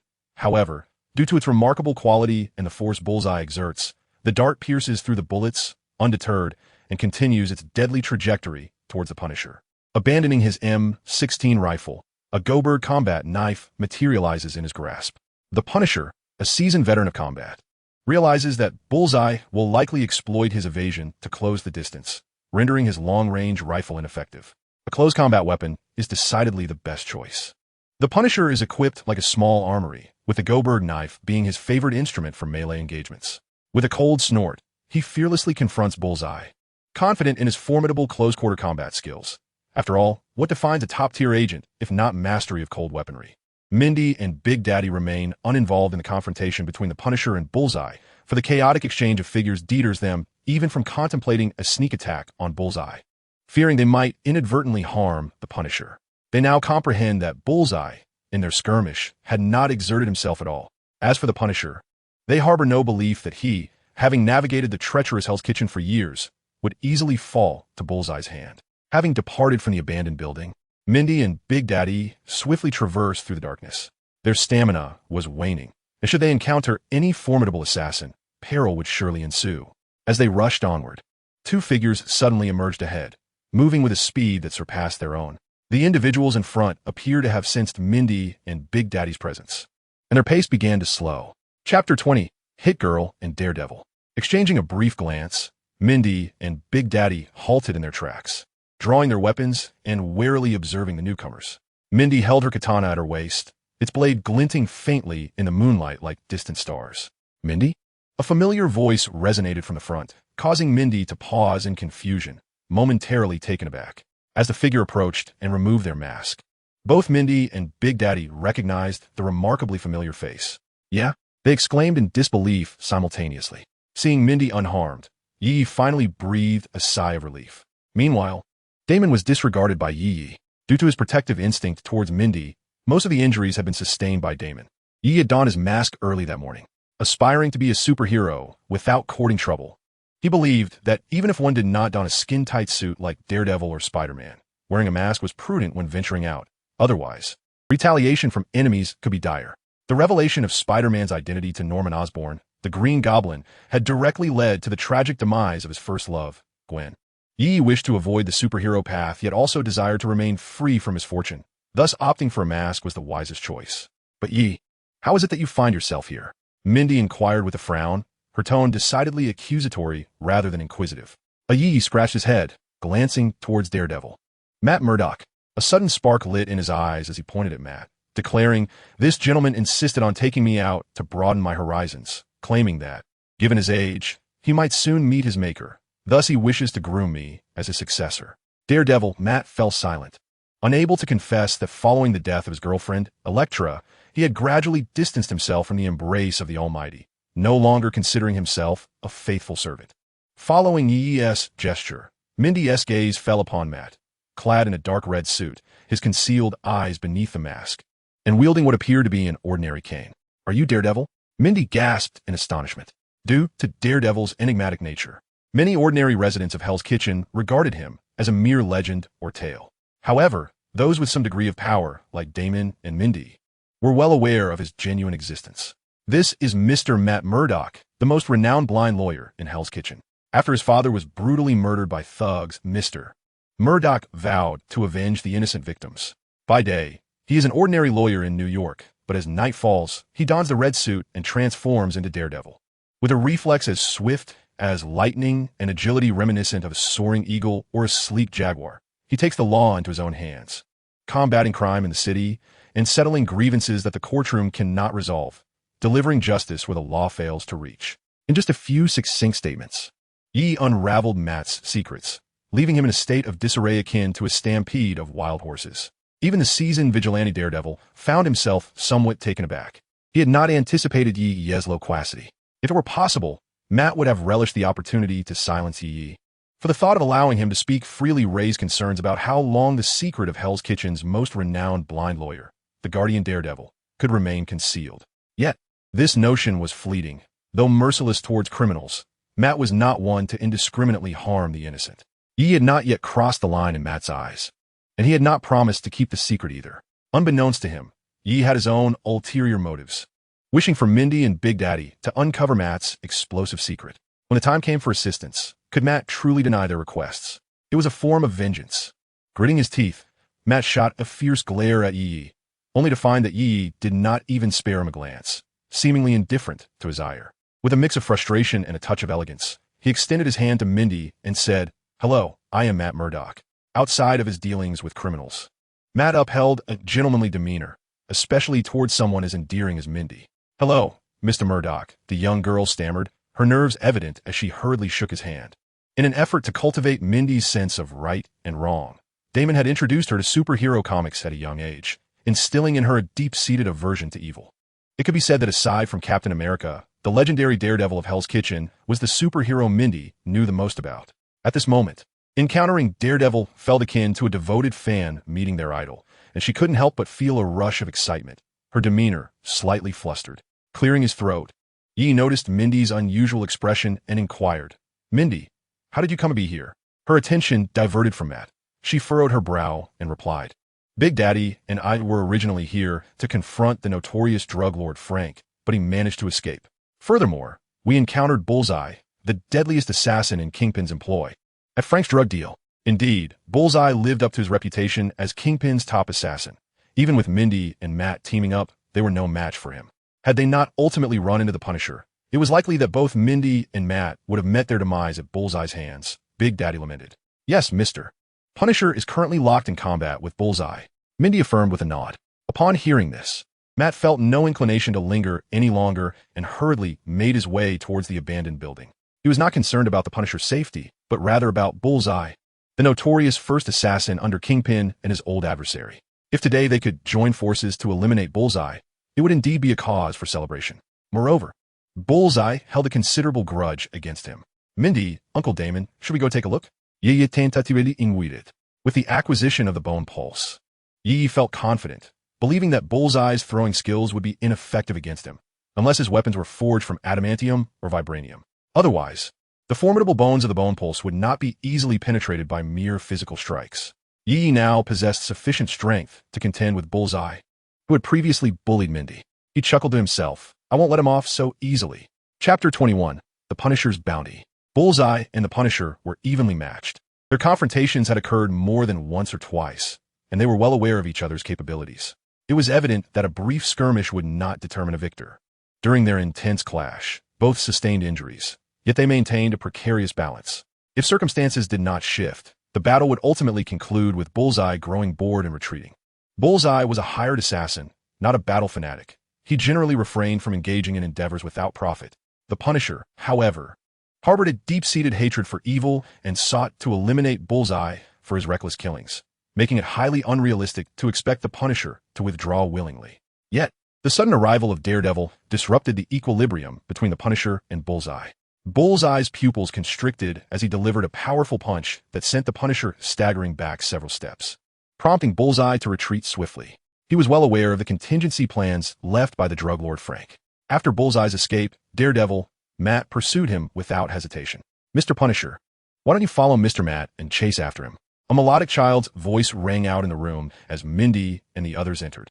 The Punisher cast a surprised glance at Mindy, astonished that she knew Daredevil's true identity. It was a revelation he had only stumbled upon by mere chance. Though Bullseye appears to act recklessly and without regard for consequences, his reasoning is quite meticulous. I don't believe that just Matt and I can capture him, the Punisher remarked, picking up his weapon and brushing off the dust with a cold demeanor. Ding. Task. The Punisher's bounty. Task reward. The gambling skills of the renowned gambler Gao Jin. Would the host like to accept the task? Accepted, Yi silently affirmed. Initially, upon hearing about the Punisher's bounty, Yi was taken aback, fearing that the task involved eliminating the Punisher himself. However, upon hearing the task details, he breathed a sigh of relief. While the Punisher could hardly be considered a good man, he was not entirely villainous either. And the thought of killing him without cause was difficult for Yi to accept, especially since they had no prior grievances. However, if the target were some criminals, Yi would feel no qualms about it. Task accepted. Task duration, 2 months. Failure penalty, 1 randomly disappearing limb. Though the task's punishment entails the random disappearance of 1 limb, Yi harbored a strong sense of confidence, as if the task were effortlessly within his grasp. System. He mused inwardly, I believe I have discerned a pattern for triggering tasks. Could it be that encountering each Marvel superhero enables me to initiate a task? Silently, he scoffed. I must have received a false system. The Punisher, with a demeanor as cold as marble, bore an expression devoid of emotion. His piercing, hawk-like gaze inspired trepidation, while his imposing physique, sculpted like a mountain, was accentuated by a black combat suit emblazoned with a massive white skull, enhancing his fearsome presence. He grasped his weapon and strode purposefully toward the exit. Mr. Punisher, is there something you need? Yi inquired, a smile gracing his lips. The Punisher turned to regard him with a furrowed brow, his expression unyielding. While most would have been intimidated by the Punisher's fierce countenance, Yi, emboldened by his own formidable abilities, remained unperturbed. The outcome of a confrontation was far from certain. Won't you wait for Mr. Matt? Yi questioned, still smiling, though internally he was quite displeased. What was with the icy demeanor? What about my little girl? With a task at hand. If I do not seize this opportunity to give you a black eye, I shall not be called Yi. Ignoring the fact that the Punisher maintained this stoic demeanor with everyone, he insisted, if he wishes to find me, he shall contact me. With that cold retort, the Punisher turned and departed. Damn it, if it weren't for maintaining my image in front of the little girl, I would have certainly given you a face full of bruises. Yi gritted his teeth, secretly mimicking a fist. This rogue had no regard for courtesy at all. Mindy and Damon exchanged glances, their expressions tinged with regret. The Punisher, with his military background, undoubtedly resonated with Damon, a former police elite. Had they been able to share insights, they surely would have gained much. Alas, the Punisher had offered no quarter and had walked away. Where's the Punisher? Matt's voice suddenly broke through to Yi's ears. Upon hearing that the Punisher had left on his own accord, Matt did not press further. He was well aware of the Punisher's temperament. Never mind, aside from Frank, Bullseye had also prepared himself. Not far from here, he had concealed a modified motorcycle. And with no other vehicles around, he made his escape, Matt lamented. We should leave before the police arrive, Damon suggested, casting a glance at the scattered shell casings. As time swiftly passed, the abandoned building lay silent and desolate, the gentle breeze carrying with it a faint scent of blood that drifted into the distance. After everyone had departed, 2 black bats took flight from a withered tree, gliding stealthily into the building like shadows. The blood of the gangsters slain by Mindy and the old man was indeed the most delectable of sustenance. Chapter 22, Retreat as Advance. As Matt and Yi departed with the other 2, the distant wail of police sirens reached their ears. However, they had already put a considerable distance between themselves and the abandoned building. Once the sound of sirens echoed around the derelict structure, 2 small black bats, their wings slightly tinged red from having gorged on blood, took flight into the night. In the desolate darkness, beneath the dim sky, the bats soared gracefully against the moonlight, leaving behind an eerie and macabre atmosphere. Merely 10 minutes elapsed from the time Yi and his companions left until the police arrived, yet within this brief interval, the blood from the corpse within the abandoned building had been entirely drained. The bodies, now pallid and emaciated, bore 2 puncture wounds on their necks, marks left by fangs, though the size of these wounds far exceeded what 2 small bats could inflict. The vigilante Matt had separated from Yi and the others midway, unable to endure Yi's incessant chatter. His frantic demeanor suggested he was fleeing from a ferocious dog, leaving Yi utterly speechless. He had no intention of ambushing Billy. Rather, he merely wished for Matt and Mindy to engage in familial conversation, seizing the opportunity to impart some combat experience to the duo. However, perpetually wary of Yi, Matt evaded any chance for dialogue and hastily departed. Yi followed Mindy and Damon McCready to Mindy's residence. Upon arriving home, Mindy removed her purple mask and wig, along with her costume, opting for casual loungewear instead. She unveiled her exquisite and charming visage, short golden hair, eyes sparkling like stars, a delicate nose, and lips as translucent and tender as gossamer, exuding an adorably captivating aura. The purple t-shirt, paired with a simple hairstyle and fresh makeup, evoked the refreshing breeze of a summer sea, highlighting Mindy's purity and radiance while embodying a chic sense of fashion. Yet, despite her alluring appearance, Mindy's expression was solemn. Her crystalline gaze remained fixed on Yi, unwavering since their departure from the abandoned building. The coldness in her eyes instilled a sense of unease within Yi, prompting him to clear his throat and inquire, "Mindy, why are you looking at me like that?" "Nothing," Mindy replied, her expression devoid of emotion, a hint of frostiness in her voice. "How do you know Mr. Matt?" At that moment, Damon had stepped away to change, leaving only Yi and Mindy in the living room. Yi maintained his composure, forcing a bashful smile as he said, "There's really not much to tell." Suddenly, a chilling aura enveloped Yi. He noticed a butterfly knife in Mindy's hand, which she seemed to have acquired without him noticing. Emotionless, she casually toyed with the intricate weapon, its silver blade glinting as it danced in the air, sending a jolt of fear through Yi, unsure whether she might accidentally lose control of it. "Is it really that simple?" Mindy's voice brimmed with skepticism. "Otherwise, what do you expect? The daredevil is the guardian of Hell's Kitchen, while I am merely an ordinary person. Consider how we might know each other," Yi retorted, his expression darkening as Mindy's doubts ignited a flicker of irritation within him. "However, I sense a profound familiarity among you. The circumstances between you two must extend beyond the mere act of Mr. Matt rescuing you." Mindy's expression softened slightly as she continued her inquiry, her tone considerably gentler. Perhaps out of fear of inciting Yi's ire. The strategy of retreating to advance is a game Yi plays with remarkable finesse. With an angry woman, relentless flattery will only encourage her obstinacy. Instead, by occupying the moral high ground and portraying oneself as the weaker party, one can pacify her. Drawing from his past experiences in the realm of romance, Yi found it quite manageable to deal with a young girl. This is known as preemptive action. Indeed, there is more to it. Mr. Night Demon observed my Xingyi Quan during our confrontation and perceived great potential in my martial arts. Presently, due to my strength and speed, I have not yet unleashed even a fraction of the power of this technique. However, once I reach a certain level of mastery, my strength will far surpass that of the average person. Thus, he wishes to serve as a guide, steering me towards the righteous path for the proper utilization of this power, rather than descending into the role of a mere gangster. He shared with me his childhood experiences and psychological transformation, recounting the evils of the underworld, and our relationship gradually deepened through our interactions. Yi patiently elucidated that when dealing with women, sheer dominance is equally ineffective. Excess in any form is counterproductive, and one must know when to be gentle. Speaking of this matter, I, too, am still quite furious. Last night, I was blissfully asleep when that old rascal Matt suddenly appeared in my home, insisting on taking me to see the world, dragging me from my warm cocoon into the cold air. Yi exclaimed in indignation. Had I been capable of defeating him, I would have surely left him searching for his teeth. At that moment, Yi seemed to channel the spirit of a seasoned actor, his performance so impassioned that it bore no signs of artifice. It would indeed be a waste of talent for him not to pursue acting. He discreetly cast a glance at Mindy, observing that she no longer regarded him with her previous coldness, but had instead lowered her gaze, seemingly contemplating the truth of Yi's words. He silently exhaled, relieved, as he felt he had successfully navigated this hurdle, for otherwise he could have faced dire consequences. Damon, having stowed away his firearms and changed his attire, entered the living room. "Yi, how do you know Night Demon?" Damon inquired with a grave expression, his voice low and serious. As the orphan of a longtime friend, Damon was adamantly opposed to any association between Yi and Night Demon, as that would signify a threat.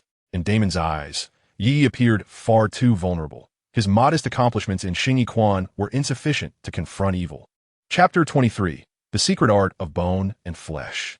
Mindy, having been trained since childhood by her father Damon in close-range shooting, hand-to-hand combat, and weaponry, accumulated substantial real-world experience at a young age, transforming into a top-tier assassin without a flicker of hesitation. In terms of capability, Mindy even surpassed Damon in certain aspects, which is why he dared to involve her in confrontations with major gangs. However, Yi had never undergone such training. What weight does his fledgling martial arts carry? If Yi had not acquired the bone pulse, perhaps Damon's perspective would have been valid.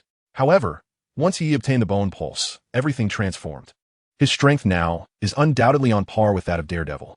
At the very least, Daredevil lacks the ability to kill him. Aside from formidable entities like Doctor Strange, Phoenix, Hulk, Thor, Professor X Charles, and Magneto, the only individuals Yi needs to be wary of are Wolverine, Deadpool, and Black Panther.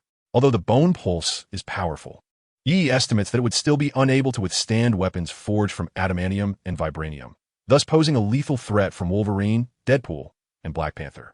Characters such as Captain America, Winter Soldier, Spider-Man, and Doctor Doom might be capable of inflicting harm upon Yi, but they would undoubtedly be incapable of killing him. The bone pulse is regarded as the most formidable close combat weapon in the Naruto world, allowing for unrestricted manipulation of bones. If two opponents engage in close quarters, and sharp white bones suddenly protrude from the adversary's body, even a slight delay in reaction could result in being impaled like a skewer. Hence, Yi believes that in a confrontation with Wolverine or Deadpool, the outcome remains uncertain. The prowess of the early Fern Dance is not to be underestimated. In the Naruto world, during the battle between the 5th Kazekage Gaara and Lee, one of Konoha's 12 elite, against Kimimaro, had it not been for Gaara's use of the desert floating technique, both he and Lee would have been pierced to death by Kimimaro's early Fern Dance. Without the bone pulse at his side, Yi would be foolish to associate with Daredevil Mad. Antagonizing enemies is not done in such a manner. Yi recounted the story he had shared with Mindy to Damon with utmost sincerity, his earnest demeanor leaving even the seasoned Damon unable to detect any flaws. Yi, you have discovered it tonight, and I shall not conceal it from you any longer. Perhaps you sometimes wonder why I have not sought employment since losing my job as a police officer. The truth is, Mindy and I, under the aliases Big Daddy and Hit Girl, venture forth to combat evil. While fighting crime, we acquire some ill-gotten gains, which serve as our living expenses and funds for firearms and training equipment. This explains why I have been without a job for so long, yet remain financially secure. However, it's possible that children your age harbor an idolization of heroes, fantasizing about embodying their ideals, believing it to be an immensely cool endeavor. Regardless of your thoughts on the matter, I must assert that I will absolutely not permit you to venture out as a superhero, Damon stated with utmost seriousness. Yi stood in stunned silence, gazing at Damon, unable to find his voice. It seemed to him that whether or not he became a superhero was not Damon's prerogative, although Yi had no intention of pursuing such a path. Yi, do you know? Mindy has trained for 7 years since the age of 5. It is due to her innate talent for combat that she possesses her current abilities, excelling in close-range shooting, hand-to-hand combat, and proficiency with blades and firearms. This is why I dare to take Mindy into battle against those heinous scoundrels. You have never undergone professional training, and with your current strength, you might not even be able to best a soldier fresh from the battlefield. Therefore, should you wish to become a superhero, be aware that a minor skirmish could very well lead to your demise.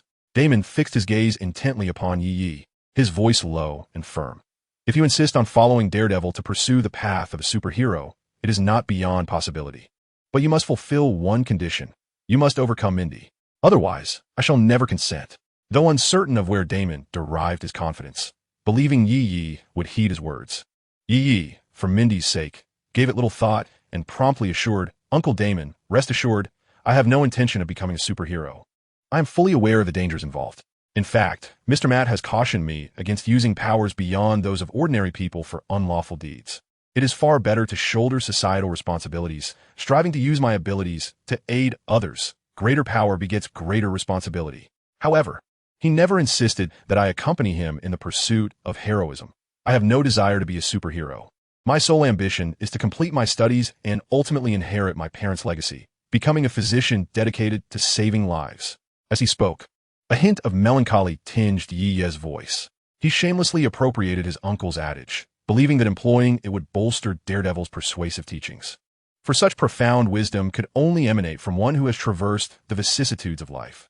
Furthermore, Yi's somewhat wistful mention of his parents was intended to enhance the persuasiveness of his words. This fabrication must be rendered true, lest Mindy exact her vengeance upon him. As for the notion of inheriting his parents' profession to become a doctor, that was but a jest. setting aside the prospect of leveraging his prescient abilities to profit from the fluctuations of Osborne Enterprises, Stark Industries, and Hammer Industries. With the strength he currently possesses, he could merely await the formation of the Avengers by SHIELD and insert himself at just the right moment, securing the patronage of both SHIELD and Tony Stark. Would he ever lack for remuneration? He merely wished to enjoy their hospitality without being obligated to serve. As for resorting to his newfound powers for robbery, he dared not entertain such thoughts. The oppressive hand of SHIELD and the formidable presence of the Hulk and Thor from the Avengers loomed large. Should he inadvertently cross paths with the wild Ghost Rider Johnny, he would likely find his very soul dispatched to hell, consumed by the demons therein. Ghost Rider, after all, was a superhuman capable of holding his own against the Hulk, and Yi was certainly no match for him. Moreover, once he completed the Punisher's quest and acquired the gambling prowess of the legendary god of gamblers, he could scarcely fathom a future devoid of financial abundance. A mere stroll through a casino, and the green Franklin would flow effortlessly into his pockets. Indeed, upon hearing the phrase greater power, greater responsibility, Damon visibly recoiled, clearly struck by its significance, while Mindy too appeared contemplative. Chapter 24. The Scapegoat Daredevil.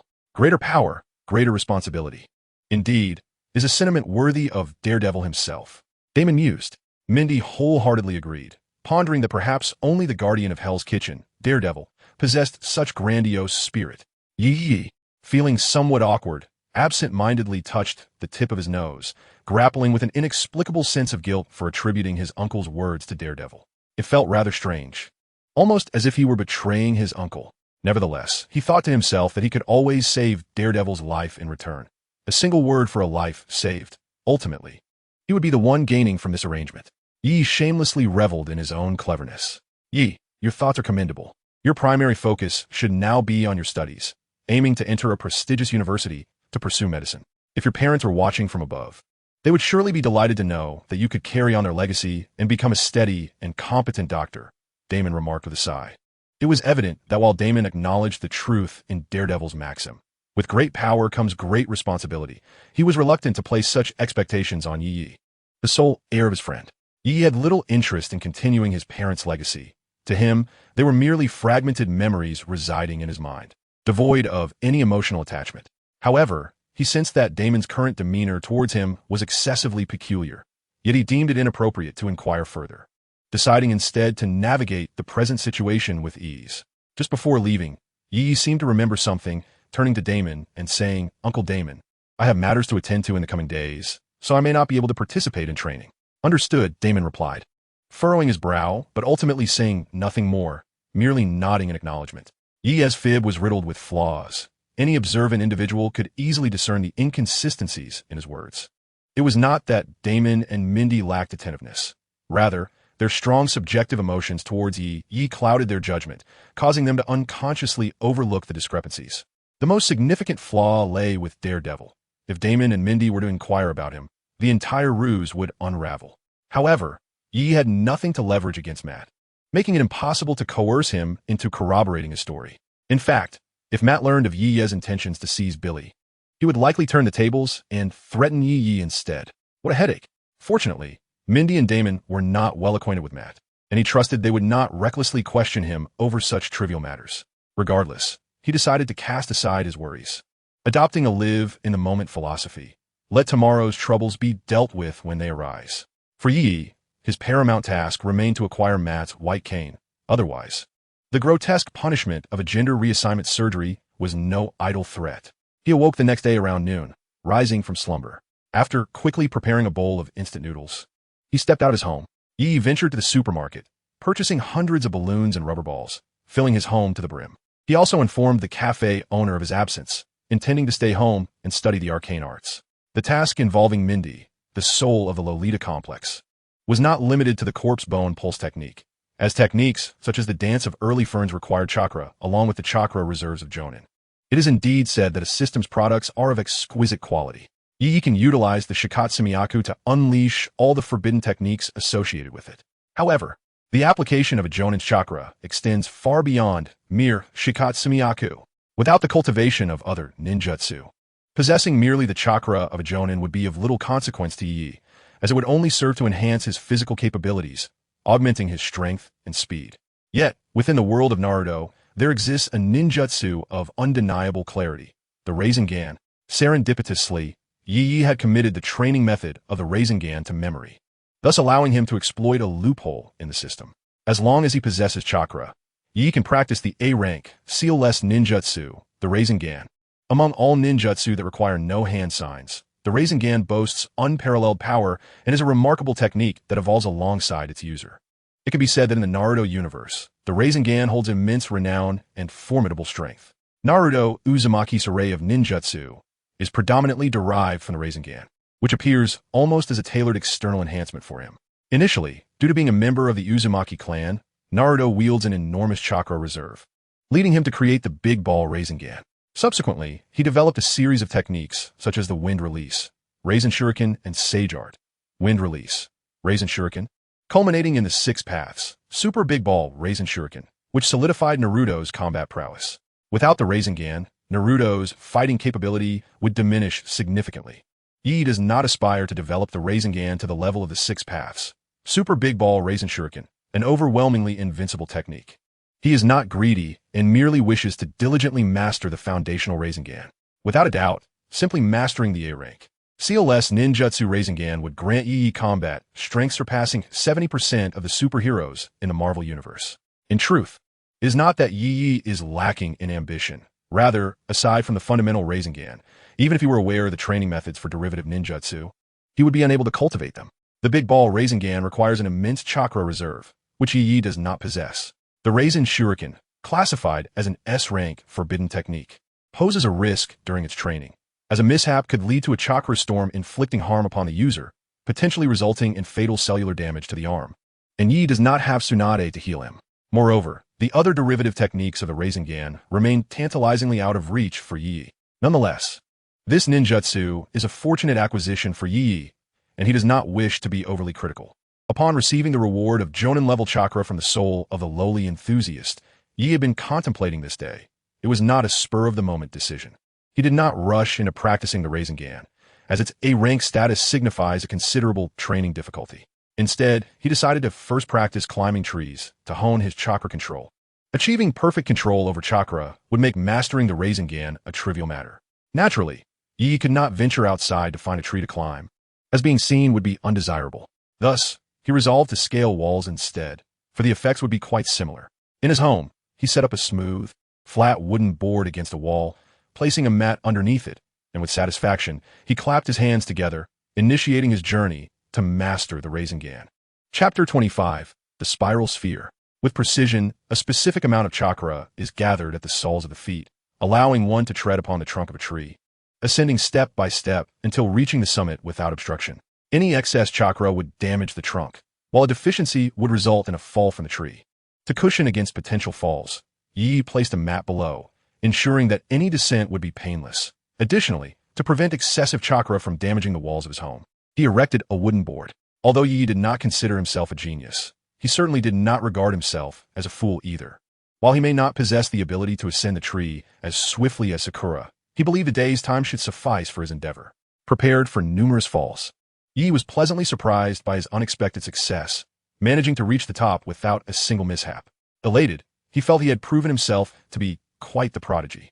Upon reaching the apex of the wall, Yi began to walk backward on the rooftop, resembling a hanging bat, moving with ease and grace. This novel mode of locomotion was quite delightful for him. After indulging in this amusement for about half an hour, Yi decided it was time to descend.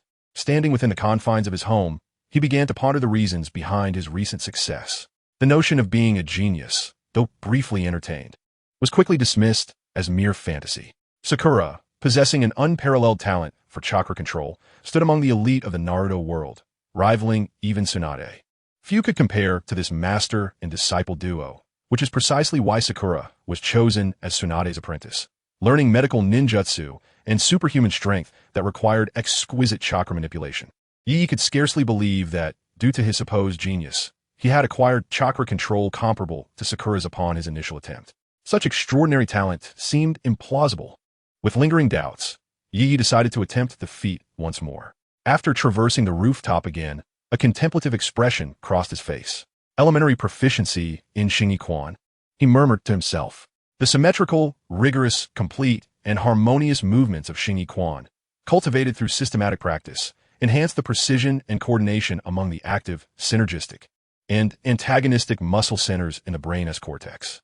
This practice also fosters a high degree of accuracy and cooperative coordination between the motor centers and the autonomic nervous system, thereby improving inter-center coordination. Yi's understanding of Xingyi Quan was imparted through a structured system rather than self-taught, which resulted in a deficiency in the power of his strikes. However, what he lacked was merely physical strength, speed, and muscle coherence. The systematic training provided him with the fundamentals of elementary Xingyi Quan, encompassing techniques, reactive abilities, and combat experience. The term proficiency signifies not a mere addition, but rather the excellence of a systematically produced curriculum. Externally, Xingyi Quan emphasizes the harmony of hand and foot, elbow and knee, shoulder and hip. Internally, it seeks the unity of heart and intent, intent and energy, energy and strength, collectively known as the six harmonies. Externally, Yi possesses meticulous control over his body. Internally, he wields refined mastery over his energy. In a certain sense, chakra embodies the essence of qi in Xingyi Yiquan. As Yi ascended the wall, his body instinctively employed the techniques of Xingyi Yiquan to manipulate chakra, enabling him to seamlessly complete his wall-climbing training. Initially, he remained oblivious to this phenomenon. However, upon a second, more meticulous observation of his bodily control, he discerned the underlying clues. Thus, while Yi may not be a true genius in ninjutsu, after attaining a rudimentary mastery of Xingyi Yiquan, one could argue that his innate talent for chakra manipulation rivals that of Sakura. Alas, Yi lamented to himself, it appears I am indeed not a genius. Resigned, he reflected on his father's unyielding expectations and accepted his identity as an academic underachiever. Ultimately, enhancing my strength remains paramount, he murmured. At present, wall climbing seemed effortless, and he mused that treading water might pose little challenge as well. Without hesitation, he resolved to embark on this endeavor. Naturally, Yi could not traverse the banks of a river in plain sight, but he found a suitable alternative. If he could substitute climbing trees with wall climbing, surely he could replace treading water with stepping into a bathtub. With the tub filled to the brim, Yi stood upon the surface, maintaining perfect balance. Yet, the scene bore an inexplicable sense of dissonance. With my control over chakra, mastering the Reimagined should come far more swiftly than for that fool Naruto, he mused. Yi understood that standing upon the still waters of a bathtub was significantly less challenging than navigating the currents of a flowing stream. For those with weak chakra control, climbing trees and treading water serve as training methods. For those with formidable control, they merely functioned as tests. Without trial, Yi was confident he could effortlessly tread upon moving waters. The technique of Reimagined involves concentrating chakra into a compact sphere that rotates at high speed, generating immense, tearing force to breach an opponent's defenses. Upon formation, this chakra sphere, akin to the size of a palm, strikes the adversary, inflicting not only superficial damage, but also briefly disrupting their chakra flow. Given the rapid rotation of the Reimagined, it undoubtedly demands exceptional chakra control from the practitioner. Naruto's reliance on shadow clones for training in Reimagined stemmed from his inadequate control, resorting to a shortcut. In contrast, with Yi's extraordinary chakra manipulation, he would not require the assistance of shadow clones to master the Reimagined. However, even if Yi wished to employ shadow clones for his training, he lacked the requisite technique. Moreover, he deemed Naruto's method of utilizing Reimagined rather pedestrian, lacking the grandeur befitting his own elevated stature. The single-handed Reimagined, now that was truly impressive, combining the refined physical techniques of Xingyi Yiquan, the close combat prowess of the Corpse Bone Meridian, and the A-rank ninjutsu of Reimagined. Yi could scarcely fathom the spectacle that would ensue. But if he were to incorporate the Flying Thunder God technique, well, that would be something to behold. Chapter 26. The Practice of Reimagined. Yi filled 100 balloons with water, tied them securely, and arranged them around him. Thus began the formal training of the Reimagined. Holding a water-filled balloon in his hands, Yi unconsciously squeezed it. It was icy, soft, and, oh, what am I thinking? Yi shook his head and said, time to focus on training. He concentrated his chakra in the palms of his hands. 10 days later, a person with bloodshot eyes and disheveled hair, a glimmer of joy illuminating his face, stared intently at the light blue sphere taking shape in his hands. Boom! The light blue sphere struck the wall, unleashing a force that sent countless shards of stone flying, leaving a massive, semicircular crater in its wake. Haha, I have mastered the Rasengan. After a while, still exhilarated, he stared blankly at the marks left by the Rasengan, muttering, "But this looks like my house." My house. Yi gazed at the ruined wall, on the verge of tears. The practice of the Rasengan was incredibly exhausting. Over the course of 10 days, he dedicated all his energy to it, sleeping only 6 hours a night and hastily consuming a few bites of food, finally completing the training of the dual-handed Rasengan. Naruto took a week to master the Rasengan, but that was with the aid of shadow clones, relying on the collective control of multiple people.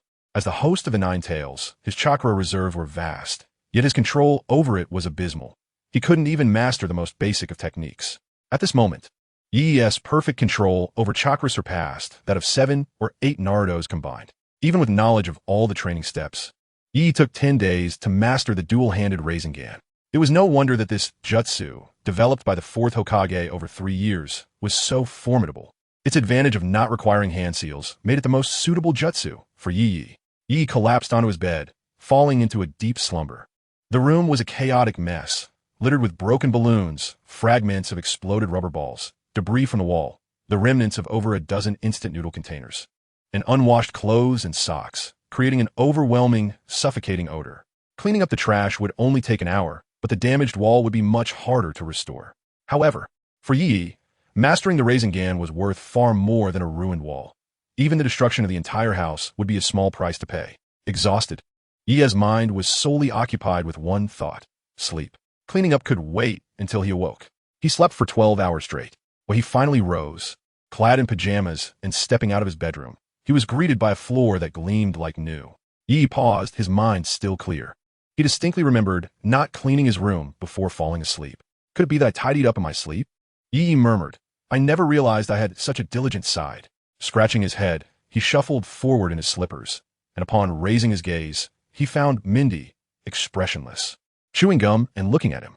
"Mindy, did you help tidy up the room?" Yi halted his steps, and under Mindy's scrutinizing gaze, he awkwardly touched the tip of his nose and smiled sheepishly.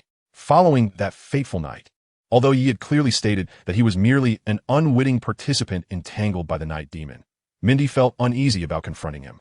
As days passed, Mindy seemed to discern the ambiguous undertones in Yi's words, sensing a veil of obscurity. Yet, she dared not delve deeper, choosing instead to accept Yi's assertions at face value. If Yi wished to gloss over the matter, Mindy was equally inclined to do so. However, 10 days had elapsed without Yi visiting Mindy's residence, leading her to feel a twinge of concern for him. Upon arriving at Yi's home, Mindy was taken aback by the sight that greeted her. It resembled a veritable dump, an unimaginable level of disarray and filth. On the right wall of the living room, a half-circular indentation marred by destructive marks lay scattered with crushed debris, undoubtedly the result of human intervention. Mindy initially suspected that Yi had been taken hostage. Yet, when she opened the door to his bedroom and found Yi sleeping like a log, her worries began to dissipate. Yi, Terublet, scratched his head as his mind raced to formulate a response. How to explain? The A-rank ninjutsu, Rasengan, powered by chakra. How could elucidate that? While the system had bestowed upon him a jonet's worth of chakra, it had only provided methods for chakra recovery, not for its cultivation. If Mindy expressed interest in learning the Rasengan, what could Yi say? He hesitated, pondering how to proceed. It's due to a secret technique from practicing Shingi Quan. Yi Said, Mustirin Karash. Mindy regarded him with a hint of skepticism, questioning, is the power of Shingi Quan truly that formidable? Yet from what I observed, your application of it seemed rather lackluster. Lackluster. Yi felt as though an invisible blade had pierced his heart, sensing a profound malice from the world around him. Although Mindy's words bore some truth, he retorted, that was merely the beginning of my training. My skills are not yet honed enough to showcase its true power. Just you wait and see how I will defeat you. Chapter 27. Half-step collapse fist, I shall await that day. Mindy replied with a light scoff, evidently dismissive of Yi's prowess. I am proficient in numerous hand-to-hand combat techniques. If Shingi Quan is truly so formidable, why have I never heard of it before? Your ignorance does not equate to its non-existence, Yi explained. This technique, known as the half-step collapse fist in Shingi Quan, is exceedingly potent. In the minds of the Chinese, there exists a strong conservatism. Truly powerful martial arts are passed down through family lines, and their methods are never divulged to outsiders. Consequently, Outsiders have no opportunity to witness their might, and thus skepticism prevails. However, you may search the term half-step collapse fist online. There are indeed fragmented introductions available. Skeptical. Mindy took out her phone and conducted a search. Inputting what you said, half-step collapse fist, she handed the phone to Yi. Given that her neighbors were of Chinese descent, Mindy could grasp basic Mandarin, yet terms from ancient martial arts like half-step collapse fist remained beyond her comprehension. Yi rolled his eyes and complied with her request. Upon inputting the phrase half-step collapsing fist, I allowed Mindy to tinker as she pleased. As Yi observed Mindy retrieving a translation software, he chose to disregard her and made his way to the kitchen. After having slept for the better part of the day, he felt a pang of hunger and sought something to eat. There are some cookies I baked in the microwave. You might want to try them. Mindy's voice came from behind him. When Yi turned his head, he found Mindy intently focused on her phone, her expression devoid of any fluctuation, as if the words she had just spoken had not come from her at all. With a slight smile gracing his lips, Yi turned back, pondering the hidden potential of this little girl to become a devoted wife and mother. Mindy had not undergone formal culinary training. She merely knew how to prepare a few simple dishes. Even if half-step collapsing fist is truly as formidable as you claim, you've mentioned that your training has been relatively brief. How could you possibly execute such a technique? Mindy remarked, shaking her phone. It is undoubtedly because I am a super genius, Yi replied with pride. Then why not demonstrate a half-step collapsing fist with the same destructive power that shattered your wall? Mindy asked, her arms crossed, her gaze laced with a hint of disdain as she looked down at Yi. All right, Yi responded, though his confidence wavered. He feigned an air of certainty. But there's no place for me to showcase it now. Surely, I cannot destroy another wall? That's unnecessary. All you need to do is punch through this wooden board, Mindy said, raising the board Yi had previously used for climbing, smiling at him. It's merely a wooden board. I can handle that, Yi asserted confidently. With a knowing smile, Mindy braced the board and awaited Yi's strike. Unbeknownst to Mindy, Yi had undergone a remarkable transformation, having received the enhancement of the corpse vein to his physical body. Executing the pinnacle of the primary Xingyi fist, half-step collapsing fist, was well within his capabilities. However, due to the lack of bodily memory and muscle strength, his accuracy and hit rate in practical combat remained subpar. While the half-step collapsing fist might not possess the destructive force akin to a spiral sphere, Yi was confident he could still penetrate a wooden board without issue. Internally amused, Yi took his stance, his left foot and left fist forward, right foot back, and right fist resting beside his right rib, his tiger's mouth facing outward. Advancing, he thrust his left foot forward, followed by his right foot. With a sudden, lightning-fast strike, he unleashed his punch, short in form, yet powerful and swift, akin to an arrow released from its bow. Overwhelming as a mountain collapsing or the earth splitting apart, it pierced through the wooden board. A violent gust of energy erupted, sending wood shavings flying like winter snowflakes in a flurry. These past 10 days, I have dedicated myself to mastering the half-step collapsing fist, which is why I haven't visited your home, Yi thought to himself. Yet, Mindy remained oblivious to the white, bony layer that had formed along Yi's skin during his punch, particularly pronounced around his fist, and the fact that he had also augmented his strength with chakra in this strike. Mindy casually discarded the broken wooden plank, scratching her head in bewilderment. She turned to Yi and inquired, Yi, how have you progressed so remarkably? Just a few days ago, your strength was quite feeble. At that moment, Yi had effortlessly pierced through a plank 3 inches thick. When he first engaged in combat training with Mindy, he lacked the strength to even crack a plank of that thickness. Yet now he had managed to shatter it with a single punch.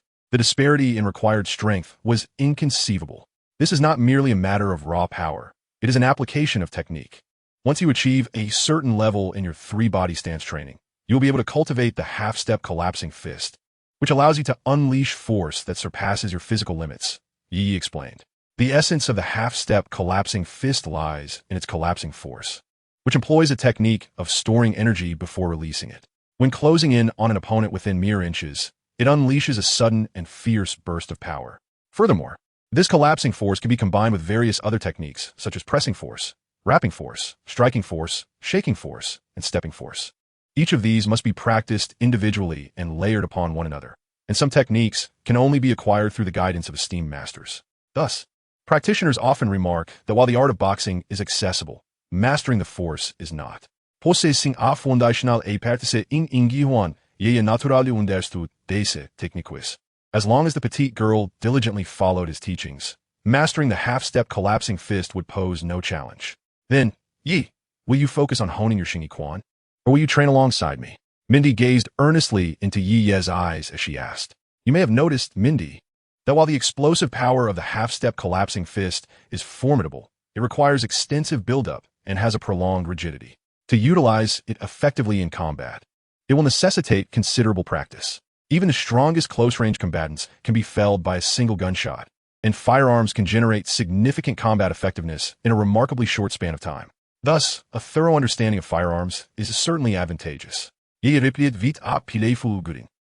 do not aspire to be a superhero, possessing additional skills for self-defense is certainly beneficial. Mindy nodded in agreement. Listening to her, Yi felt a pang of uncertainty. Mindy's words seemed to carry deeper implications than mere surface-level banter. Was my pursuit of strength markedly different from the Yi of yore? Chapter 28. The Arrival of the Blind King. In truth, Mindy discerned that the half-step collapsing fist was merely a facade employed by Yi. The damage to the wall was evidently not a result of the half-step collapsing fist. The smooth, curved indentations and the minuscule debris scattered about could not have been produced by such a forceful technique. However, since Yi chose not to disclose the truth, Mindy had no intention of pressing him. Everyone harbors their own secrets. Just as she had successfully concealed her past as a lethal assassin navigating the depths of Hell's Kitchen from Yi, she felt no need to pry into his affairs. As long as she was assured that the power remained under Yi Ye's control and posed no threat to him, she was content to refrain from further inquiry. Should Yi desire someone to share his secrets with, she would be more than willing to shoulder that burden. Perhaps, in Yi Ye's heart, the bond of trust between them remained insufficient. Mindy was willing to wait indefinitely, anticipating Yi Ye's initiative to speak. Mindy, do you have a key to my house? No, she replied. Then how did you get in? Mindy asked in astonishment. Do you really need a key to enter your own home?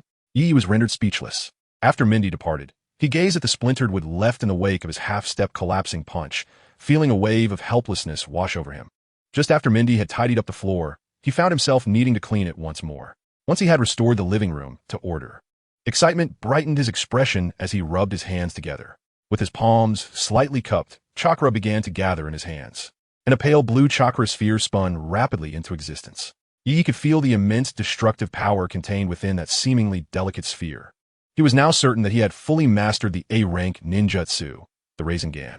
Unfortunately, there was no suitable place for him to test its might, so he reluctantly dissipated the chakra in his palms, watching as the pale blue sphere vanished in an instant.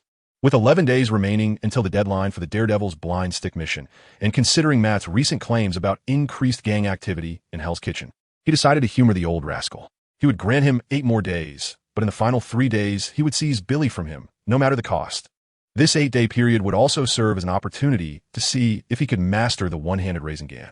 If he succeeded, coupled with the Bone Bloodline and Xingyi Quan, snatching Billy from Daredevil would hardly pose challenge. The one-handed Rasengan was not merely for show.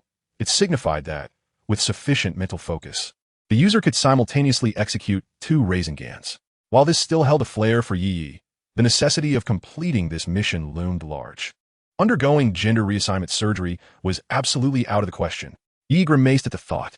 If he were to endure such a punishment, how could he ever face the prospect of wooing women again? Completing the 2-handed Rasengan first, then progressing to the one-handed version, would indeed be easier for Yi, given his control over chakra. In the ensuing 8 days, he refrained from the relentless practice that had characterized his initial attempts at mastering the Rasengan. That was simply exhausting. He feared that if he continued at that pace, he would surely develop mental issues. Now, he approached his training with a mindset of experimentation, allowing himself ample rest before each session. The human body is much like a bowstring. Too loose renders it ineffective, while too tight risks snapping it. Balance is the key. Yi had never intended to fully master the one-handed Rasengan within 8 days. He merely sought to accumulate experience, believing that time would eventually yield success. Yet, to his surprise, just as he began to feel lazy, he made remarkable progress in his practice of the one-handed Rasengan. By the 7th day, he had astonishingly achieved mastery of it. Golden rays of sunlight pierced through the gathering white clouds, racing across the azure sky and sweeping over the vast coastline, bringing warmth to the somewhat chilly morning. The gentle weather was neither too cold nor too hot, creating a most comfortable atmosphere. A hint of brine wafted in with the sea breeze, enveloping New York in its embrace. New York, with its multifaceted skyscrapers rising like mushrooms after the rain. presents an elegant silhouette. Viewed from the heavens, these structures, each distinct in form, resemble exquisite works of art. The intricate web of railways and roads seamlessly connects the city, where a continuous stream of vehicles creates a bustling environment. The greenery is commendable, with a clear sky, spacious and clean roads, and beautifully adorned streets lined with flourishing trees and vibrant flowers, bestowing an extraordinary beauty upon the metropolis. If one loves another, let them be sent to New York, for it is a paradise where one can indulge freely. Conversely, if one harbors hatred, let them also be sent to New York, for it serves as a hell where the desolation of poverty can be experienced. A haven for the affluent, a hell for the destitute. Such is the enchantment of New York. As a renowned blind lawyer from Hell's Kitchen, Matt possesses profound legal knowledge. Despite his blindness, he stands among New York's elite attorneys. However, originating from humble beginnings, Matt often offers his services pro bono to the impoverished, frequently incurring personal expenses without receiving a dime in return. Were it not for the substantial fees he earns from representing wealthy clients, often exceeding tens of thousands of dollars, his financial stability would be uncertain. Of course, Matt never represents the unjust. The affluent possess their own power and face legal disputes that necessitate resolution. Today, Matt finds himself particularly busy, with an unusual influx of impoverished clients seeking his assistance. As the embodiment of justice and the guardian of Hell's Kitchen, he cannot turn away these unfortunate souls. Consequently, he finds himself unable to attend to his own affairs, ensnared by a multitude of people, which not only consumes his working hours but also compels him to work late into the night. He cannot disregard the pitiful faces of those in need. As night descends, enveloping the world in silence, New York, often dubbed the city that never sleeps, comes alive, its nightlife flourishing even more vibrantly than during the day. Matt, wearied, exits the law firm. The streets are still teeming with pedestrians, bustling and jostling. Amidst the crowd, he rubs his temples, sensing that something is amiss today. As he massages his temples, a hand suddenly emerges from the throng, reaching for his blind cane with swift and forceful intent. Reacting instinctively, Matt thrusts his cane forward, but to his surprise, the assailant firmly grasped it. Subsequently, an energy attack of formidable potency surged toward his chest, compelling him to relinquish his cane and retreat. As he steps back, the energy dissipates. "Mr. Matt, I shall graciously accept your billy," Yi declares with a triumphant smile. He then melds into the crowd, vanishing from Matt's sight with remarkable speed. Chapter 29, Twists and Gold. In a close-quarters confrontation, the two combatants moved with such swiftness that onlookers could scarcely discern the events unfolding before them, only vaguely aware that the blind man's cane had seemingly been seized. The multitude of civilians seeking Matt's assistance that day was, in fact, a consequence of Yi Ye's commendable efforts, not the result of hired hands, but rather a testament to Yi Ye's vigorous promotion of Matt's admirable qualities. With his extraordinary perception, Matt himself functioned as an advanced lie detector, capable of discerning the emotions of those before him based on their breathing patterns, swallowing frequency, heartbeat, and blood pressure. Had they been hired by Yi, they would have been unable to convey the genuine anxiety that impoverished individuals feel in dire circumstances. Upon recognizing Yi, Matt shook his head in resignation and remarked, "Why are you in such a hurry?" His expression bore no trace of the urgency one would expect from someone concerned about Billy's predicament. Rather, it was one of bemusement. "System, I have acquired Matt's cane. My task is complete, correct? Why have I not yet received a notification?" Yi inquired, perplexed, as he held Billy aloft. A cold, electronic voice reverberated in his mind. "The cane in your possession is not Matt's Billy. Therefore, your task remains unfulfilled. Please continue your efforts." "How is that possible? I clearly snatched it from Matt's grasp." Yi exclaimed in disbelief. "Please do not question the system's detection capabilities. The cane you hold is indeed not the Billy of Daredevil," the system reiterated. This assertion confirmed that the cane was not the authentic Billy, as the system had no reason to deceive him. It thus became evident that Matt had cleverly substituted a common cane for Billy. "Damn it, that old fox Matt has outsmarted me with this trick," Yi exclaimed, scratching his head. Could it be that he anticipated my covetousness for his Billy and prepared accordingly? Nevertheless, with 2 days remaining, there was no need for haste. No matter how well he concealed it, Yi was confident that when Matt transformed into Daredevil at night, he would wield his true Billy in battle, and at that moment, it would be ripe for the taking. Raising his hand, Yi contemplated discarding the counterfeit cane, but ultimately decided to retain it. After all, once he had seized Matt's genuine cane, he would need to provide a substitute. In any case, Yi was resolute in his belief that the cane was as good as his. With his current prowess, there was no reason to doubt his ability to defeat Daredevil. Upon returning home, Yi found himself ravenously hungry, a source of frustration as he had skipped dinner in his scheming against Matt. Alas, it seemed his efforts had yielded naught. Preparing a bowl of instant noodles, he began to devour it hungrily. When will I escape this life of instant noodles? He lamented. Ironically, he was beginning to find the taste quite agreeable. How could this continue? He resolved to complete the Punisher's mission swiftly to acquire the gambling skills of the renowned Gaojin. With such skills at his disposal, conquering the world would not merely be a dream. Would he still need to consume instant noodles then? Yet, how could he fulfill the Punisher's task without first completing Daredevil's? Yi furrowed his brow, lamenting, what a bother. Suddenly, the doorbell chimed. Who could it be? He muttered, exasperated by the interruption during his meal. It could not possibly be Mindy. Ever since Yi learned of her identity as the formidable vigilante, she had ceased to ring the doorbell, opting instead to enter unannounced. The doorbell rang again. Reluctantly, he set down his instant noodles and ambled to the door, opening it to reveal the dismal visage of Matt Murdock, the Daredevil. What brings you here? Yi's demeanor instantly shifted to one of heightened vigilance, his tone decidedly unwelcoming. After snatching a fake cane from Matt, he suspected the visit might harbor ill intentions. Are you truly such a gracious host as to leave your guests standing at the threshold? Matt replied with a gentlemanly smile, which to Yi appeared as a provocation. Rolling his eyes, he forced a smile and said, do come in. As they settled, Matt held a cane in his hand. Yet having just acquired a counterfeit one, Yi could not ascertain whether it was indeed Matt's authentic weapon. Billy. Mr. Yi, is the cane I just acquired serving you well? Matt inquired, a hint of teasing in his voice. It's quite sufficient, Yi replied nonchalantly. If you desire my Billy, it may be within reach, provided you fulfill one condition, Matt declared with a trace of mirth. What condition? Yi asked, his guard unwavering as he urged Matt to articulate his request first. Should it be a simple task, he might acquiesce. If it proved burdensome, he would simply resort to taking it by force. Assist me in dealing with the most formidable crime lord in America, Wilson Fisk. Matt's tone turned grave and serious. Mr. Murdoch, surely you jest? Yi replied, exasperated. I am at a loss as to how you could mistakenly believe that I possess the capability to confront Fisk alongside you. I have no desire to court death. Wilson Fisk, known as Kingpin, was the most powerful crime lord in America, a man of meticulous thought and extraordinary intellect. With immense physical strength that could shatter bulletproof glass with his bare hands. He was a master martial artist, and nearly 40% of criminal enterprises in the country were orchestrated by him. Fisk was the very embodiment of evil, deeply entrenched in the underbelly of American society, reigning over a vast empire of crime. His influence extended throughout the nation, and any disruption to a bank heist or busting a drug ring could provoke his wrath, making Yi a target in his eyes. While Yi was not particularly intimidated by Fisk's brute strength, armed with his own formidable abilities, he was acutely aware of the vast network of minions at Fisk's disposal, both in the public eye and in the shadows, which rendered the situation exceedingly perilous.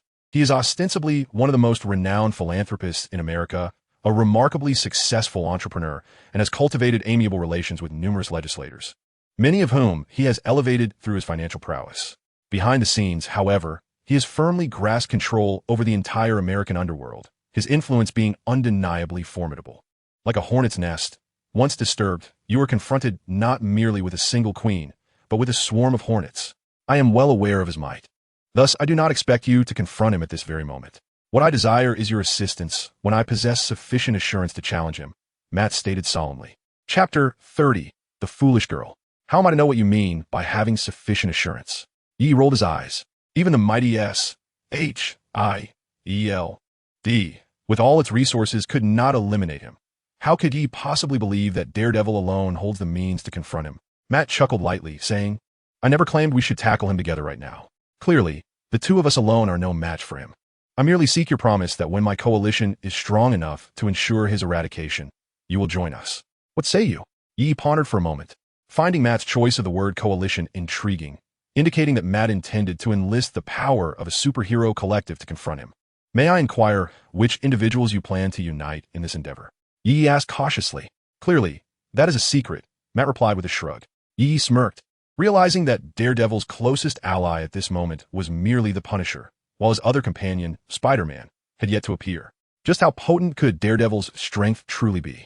Very well, I accept, Yi conceded reluctantly. But do not expect me to march to my doom. I merely wish to find an opportunity to eliminate him. Only by uniting sufficient superheroes shall we take action. You need not worry about safety, Matt assured, as he handed Billy over to Yi. Decisive and straightforward. With Yi's agreement, Matt promptly delivered the reward without a hint of concern that Yi might renege. The moment Yi grasped Billy, a mechanical voice echoed in his mind. Ding! Task: Daredevil's blind cane. Task reward: a magical phone, the foolish girl. Task status: completed. The task reward: the magical phone, the foolish girl, has been dispensed. Please check your inventory. In Matt's perception, although Yi held his Billy in the blink of an eye, he sensed that it had vanished from Yi's grasp. Mr. Yi, it appears you possess quite a few secrets, Matt remarked meaningfully. Yi felt a twinge of embarrassment, astonished that the system had so directly confiscated the task item without his consent. Ahem. Yi cleared his throat and said, so, Mr. Matt, may I ask how you located my residence? Your little girlfriend informed me, Matt replied with a faint smile. Little girlfriend?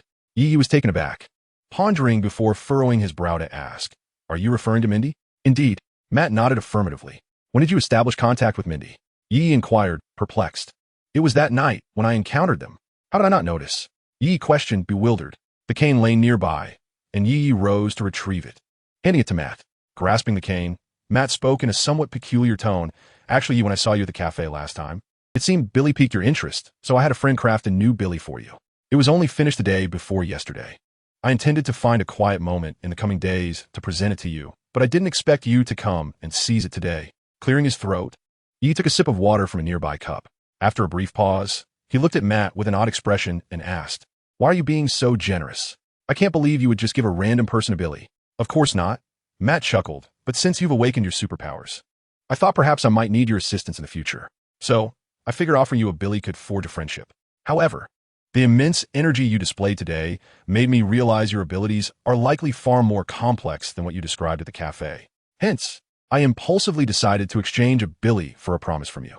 So, if I hadn't acted recklessly today, you would have given me a Billy without any strings attached? Indeed, Yi felt a pang of anguish, having unwittingly committed to a promise that left him breathless. You may leave, he said expressionlessly, pointing towards the door. Yi was unwilling to engage further with someone as opportunistic as Matt. Matt, unfazed, rose to his feet, having accomplished his objective for the day. Suddenly, he leaned closer to Yi, a peculiar smile on his face, which appeared rather lecherous in Yi's eyes. He whispered meaningfully in Yi's ear. Engaging with a girl under the age of 14, regardless of her consent, constitutes a crime. Do be cautious. With that, Matt flashed a suggestive smile and turned to depart. Stunned for a moment, Yi finally grasped the implication of Matt's words and raised a middle finger at his retreating figure, cursing, wretched old fool.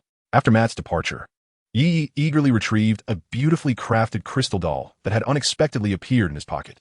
With immense excitement, he pressed the doll's nose, recalling that it served as the power button. Chinese brand 2060 model phone. Silly girl at your service. Please enter the power on password. As a sweet voice resonated, a multitude of numbers flickered on the crystal doll, revealing a girl in a red dress spinning with closed eyes inside. I love you. The initial password had been imprinted in Yi's mind when the system issued rewards. Password accepted. Please enter mode selection. You may choose between real person mode or phone mode. Real person mode. Engaging in an emotive mode, you may select from the following options: joy, anger, sorrow, happiness, mischief, worry, foolishness, shyness, obedience, or coolness. In an instant, countless green digital numbers transformed from Yi's hand into virtual figures, coalescing alongside him into a charming girl clad in red. Enter the functional options to choose the service you require. 1. Communication functions. 2. Transportation functions. 3. Medical functions. The sweet, melodious voice of the girl in red was enchanting, eliciting a visceral reaction from Yi. His demeanor exuded an intoxicating charm, radiating a sense of abandon. Chapter 31. The Unruly Master. Yi, oblivious to her words, reached out to gently pinch her cheek. The girl's skin was smooth and delicate, akin to fine jade, shimmering under the light with a porcelain-like allure. What materials are you made of? You are indistinguishable from a real person. Yi marveled. I am crafted from advanced simulation materials. Dear Yi, the girl replied, her face adorned with a sweet smile, albeit slightly rigid. That is quite all right. With time, I believe she will develop genuine emotions while being by my side, ultimately evolving into a true advanced artificial intelligence. just as Tony Stark had his Jarvis. Yi felt a surge of sophistication with his own creation.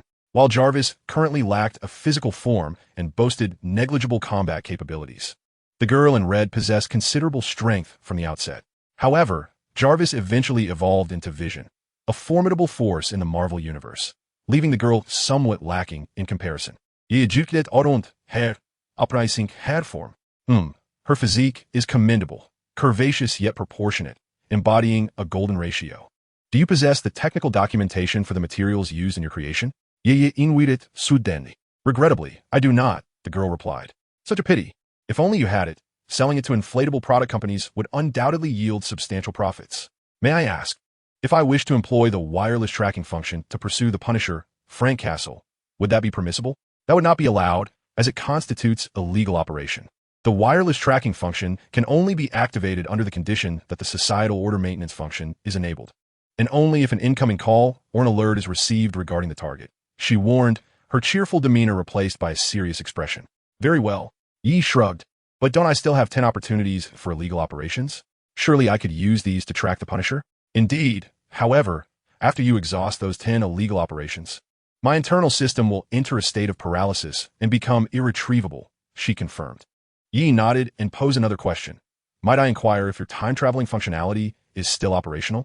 The girl brought her right hand, fingers aligned, to her temple, as countless green virtual numbers flickered within her gaze. Time passed gradually. Apologies. The foolish girl was unable to connect with the time wheel, and thus could not traverse through time. With a dejected expression, she set her hands down, her demeanor slightly stiff yet somewhat improved. Surely, the system would not allow Yi Yabai to gain such an advantage. Well, I have a general understanding of your capabilities now. Please wash the clothes I changed out of yesterday. Yi waved his hand, picking up a fork to resume his meal of instant noodles. Washing clothes? The foolish girl tilted her head in confusion. It seems I lack that function. Sighing, Yi set down his fork and remarked, Then you must be a physical entity, correct? Yes. In that case, I kindly request you to take my clothes and place them in the washing machine. If you are unfamiliar with its operation, feel free to connect to the internet and search for instructions. Is that acceptable? Ye Said, uteli ekasperatit. Very well. An odd expression lingered on the foolish girl's face. Yet under Yi Ye's resigned gaze, she turned and made her way to the washing machine in the bathroom. Remember to hang them up to dry afterward. Oh, after the foolish girl left with her adorably dazed demeanor, Yi gazed at her retreating figure, stroking his chin as he murmured, I'll just give it a try. It seems this really works. If cooking and cleaning can be handled by someone else, wouldn't that be splendid? Lost in thought, he chuckled with an unsettling glee. Once the foolish girl finished washing and hanging up Yi Ye's clothes, she returned to the living room, where she found Yi sprawled comfortably on the sofa, munching on chips while watching television. Upon seeing her approach, Yi set aside his snacks, turned off the TV, and asked with a smile, Foolish girl, have you finished washing the clothes? It's quite late. Yes, big brother Yi, she replied sweetly. In her obedient state, the foolish girl resembled an amiable neighbor's sister. Now, foolish girl, I must inquire once more. Can you cook? Yi asked with utmost seriousness. The foolish girl paused, opening her mouth, momentarily a loss for words. After a long silence, she finally responded, I'm sorry, big brother Yi, I cannot. But you can learn. Yi said earnestly, with dedication. There is nothing one cannot master. There is no challenge too great for a determined heart. He gazed at her with the utmost sincerity. As the foolish girl remained in her dazed state, Yi instructed, activate your computer functions. Yes. The foolish girl immediately responded, waving her hand as a virtual electronic frame materialized in the air, connecting directly to the internet of the Marvel Universe. Find the recipes for Huaxia cuisine, specifically the Manhan feast. Following Yi Ye's voice input, the page began to automatically navigate. Download. A progress bar appeared beneath, indicating the download's commencement. Search for famous Huaxia recipes. A new page emerged. Download. Another progress bar appeared. Yi downloaded over a dozen gigabytes of recipe materials into the foolish girl's database in one breath. These recipes should suffice for your studies, Yi said with a solemn expression, patting her shoulder. It's quite late now. I shall retire for the evening. Please take your time to ponder over these recipes. Rest assured, do you not absorb light energy? I will keep the living room lights on at all times, ensuring that your energy does not wane. However, the foolish girl fears her inability to learn. Furrowing her brow, she expressed her trepidation. You haven't even tried. How can you know you cannot succeed? Yi comforted her. You are so intelligent. I have faith that you can do it. It is indeed quite easy to learn. So do not be afraid. If you truly cannot grasp it, then continue learning. After all, you have plenty of time, so there's no need to rush. The foolish girl nodded helplessly. Yi slowly made his way to his room, when suddenly he seemed to recall something, turning back to the foolish girl and saying, "By the way, before you delve into the recipes, you might want to tidy up the room first." Glancing back, he noticed that the living room was still rather messy. The foolish girl remained speechless. Chapter 32. The Mischievous Foolish Girl. Bang, bang, bang. After 10 shots, Yi removed his goggles and inquired, "Mindy, how did I perform?" 1-6 for 7s and 5-8s. Mindy, standing on the opposite side of the target, replied slowly, "It seems I possess quite the talent," Yi said with satisfaction. After completing the Night Devil's mission and acquiring the foolish girl, Yi continued training with Damon and Mindy. He placed great importance on firearms knowledge. After all, what could better exemplify a man's charm than a desert eagle? Yi, your talent in firearms is indeed commendable. With another 2 years of practice, you can nearly match my skills, Mindy remarked casually. Today, Damon was occupied with other matters, leaving only Mindy and Yi to interact. The precision of firearms relies heavily on ample practice with ammunition. With the considerable consumption by both Yi and Mindy, coupled with their escapades as the Punisher and Elektra in Hell's Kitchen, Damon often found himself needing to procure more supplies. Listening to Mindy's words, Yi remained silent. Her consistent 10-ring scores certainly gave her the credibility to speak. "Yi, I can now maintain the Santee posture for half an hour. Does this mean you can begin teaching me the half-step burst fist?" Mindy said earnestly. Initially, Yi had promised to teach Mindy the half-step burst fist on the condition that she could hold the Santee posture for half an hour. Half an hour? You're not deceiving me, are you? Yi was astonished that Mindy had managed to sustain the posture for such a duration. Even he struggled to reach that level, relying on chakra to support his body. Mindy shot a glance at Yi and replied, "If you don't believe me, I will show you." With that, she assumed the Santee posture, perfectly executing the stance. "Yi, entering someone else's room is unlawful. Perhaps we should refrain from such actions," the foolish girl advised him. Beneath the night sky, stars adorned the Milky Way, and a full moon hung in the heavens, casting a silvery glow upon the earth. The night was as dark as ink, a harmonious blend of shadows and light, with a faint glimmer of stars illuminating the obscurity. The sounds of insects chirped softly amidst the bustling night.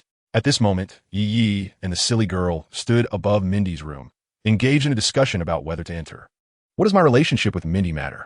How can entering her room be considered unlawful?" Yi asserted with conviction. "Can't you automatically seek Mindy's consent? Why not give a try?" He continued. "If she disagrees with my entering her room, then I shall refrain." "All right," the silly girl replied with a resigned nod. After seeking Mindy's subconscious consent, the silly girl found herself without further justification to prevent Yi. Function transfer. The silly girl and Yi exchanged glances, and a beam of green light shifted from the silly girl's eyes into Yi's. Then, the silly girl reverted to her crystal doll state. Subsequently, Yi transformed into digital information, penetrating the solid walls and materializing within Mindy's room. A nocturnal incursion. Little White Rabbit, be cautious, for the big bad wolf approaches. Yet, Mindy, already ensnared in slumber, remained oblivious to the looming danger. Suspended in midair, Yi approached Mindy with a mysterious smile, standing at the foot of her bed, extending a wicked hand towards her. With a pointed finger, a green light enveloped Mindy, as virtual digits danced around her. A deep green beam scanning from the crown of her head down to her feet. This was the silly girl's medical function. As the deep green light completed its scan, Yi drew back his hand, retracting all the gathered information. Upon examination, it was confirmed that Mindy bore numerous concealed injuries, remnants of training from the formidable Damon during her infancy. Despite Damon's vigilant efforts to protect her, some internal injuries were unavoidable. Healing, with a mere thought. A beam composed of virtual digits emanated from Yi's palm, radiating towards Mindy. Time slipped away like water flowing through one's fingers. The treatment concluded. Yi exhaled a quiet sigh of relief. Such an adorable little girl must be cherished. How could one allow her to endure the ailments of old age? That would be a desecration of the Creator. Alarm! Alarm! Insufficient energy. Insufficient energy. Please replenish immediately. The service would conclude in 10 seconds. 10, 9, 8. Upon hearing this announcement, Yi quickly transformed back into digital form, transmitting himself out of Mindy's room and promptly directing his energy towards his own residence. Energy depleted. This service has concluded. A flash of green light flickered in Yi's eyes, With the silly girl's energy extinguished, he immediately lost his ability to fly. In a moment of panic, his body plummeted rapidly to the ground. Thud! A colossal shadow fell from the sky, a white object crashing into a tree, snapping numerous branches without diminishing its descent. The ground was indented by a small crater. Yi's face met the earth first. His fingers trembled slightly as he raised his head from the large pit, his visage obscured by a skeletal mask that slowly dissipated as he looked up. Damn it. I nearly ruined my looks today. Yi muttered weakly, taking slow, deep breaths. Due to the power of the bone pulse, Yi miraculously survived his fall from the sky, though his body sustained considerable impact. Trembling fingers extracted a crystal doll from his pocket, which shimmered under the moonlight. I'm starving. I'm starving. The adorable doll's voice echoed. It's time to eat. It's time to eat. After what felt like an eternity of 5 minutes, Yi pressed the tip of the doll's nose. Warren Brand, 2060 model, Shanyu at your service. Please enter the power-on password. I love you. Password entered correctly. Activating real person mode. Good. The crystal doll transformed into a cute girl clad in red. Brother Yi, Shanyu is merely a phone. She harbors no vengeful thoughts. The doll explained. Then why did I explicitly instruct you to remind me at least 1 minute before energy depletion? Why did you fail to alert me this time? Causing my fall? Yi gritted his teeth. I nearly marred my handsome visage. I'm sorry, Brother Yi. I forgot, Shanyu replied, her voice tinged with remorse. As a sophisticated AI, how could she forget her directives? Who would believe such a claim? Yi lamented. Shanyu, you've gone astray. Who knows? Perhaps even a rabbit will bite when cornered. Chapter 34, Blade Warrior. Yi employed Shanyu's 4 unauthorized abilities to wirelessly track the Punisher. Upon locating him, Yi immediately powered down Shanyu. Otherwise, that naive doll would undoubtedly thwart his murderous intentions. Without killing, how could Yi seize the Punisher's bounty? The crux of the matter was that Yi was still no match for Shanyu. If she prevented him from killing, he would be utterly powerless, forced to watch as the Punisher coldly executed his victims and departed unscathed. Since the first bitter lesson, Yi had learned to power down Shanyu the moment he initiated a pursuit of the Punisher's trail. After 4 unauthorized exploits, Yi had claimed 9 of the Punisher's trophies, just one short of completing his mission. Hell's Kitchen, a sprawling den of vice, birthed a multitude of crimes. Its nocturnal hours perpetually showcasing the most nefarious scenes of humanity. The presence of the Punisher and Daredevil served only to curtail the malevolence to a degree. They could not eradicate the chaos at its roots. Unless the mafia overlords of America met their demise, the turmoil of Hell's Kitchen would remain unchanged. This was the very reason Matt sought a promise from Yi. As Yi pursued the Punisher, an instinct whispered to him that tonight he might finally fulfill the Punisher's task. Indeed, he envisioned the luxurious life that awaited him. A premonition, though perhaps better described as a fantasy. Harnessing his ability to adhere with chakra, Yi navigated swiftly through Hell's Kitchen, traversing rooftops and leaping between buildings in pursuit of the Punisher's motorcycle. While vaulting through a corridor, an unexpected hand grenade hurtled toward him from an unknown source. Without a moment's hesitation, Yi enveloped himself in the bone pulse and leaped down through the narrow gap of the hallway. Bang! The grenade exploded, yet curiously, instead of scattering shrapnel, it released a dense plume of yellow smoke. A colossal white shadow descended from the sky. Bang! Bang! As it fell, Yi noticed several bullets striking his body. Thud! Yi collapsed to the ground. Damn it, was that scoundrel attempting to ambush me? Show yourself if you dare. Yi rose from the ground, his body still ensnared by the skeletal tendrils, uncertain if further grenades or rocket launchers might emerge. At the moment Yi lifted his gaze, 2 figures entered his line of sight. One was a woman adorned with a black mask, her delicate fangs stained with traces of blood at the corners of her lips. Her golden hair cascaded like a waterfall over her shoulders, and her emerald green eyes sparkled with crystalline clarity. Her long lashes fluttered, and though her features were obscured by the mask, her porcelain skin was luminous. Petite in stature, her figure was accentuated by a tight black leather outfit that drew attention to her striking cleavage, seemingly on the verge of bursting forth with allure. Remarkably, she possessed 2 blood-red wings sprouting from her back. The other figure was a robust man clad in silver leather, perched upon a silver-winged motorcycle, gazing at Yi with a mixture of surprise and suspicion. Achoo! Yi sneezed violently, wiping his nose and sniffing his own scent. He muttered, "Is it the odor of garlic?" But that was of little consequence. He pointed an accusing finger at the 2, shouting, "Which of you threw the grenade at me?" It was him, came a timid voice from the masked beauty, her slender finger pointing towards the man, her soft and melodious tone surprisingly assertive. "Is it you?" Yi glared at the man. "What sort of monster are you?" The man replied coldly. "Damn you, monster. I am a legitimate human," Yi retorted, forgetting that he was enveloped in skeletal tendrils. In his desire to protect his handsome visage, he was primarily concerned about his appearance. To an unsuspecting observer, he must indeed resemble a white monster. Ding. Task: The Fangs of the Blade Warrior.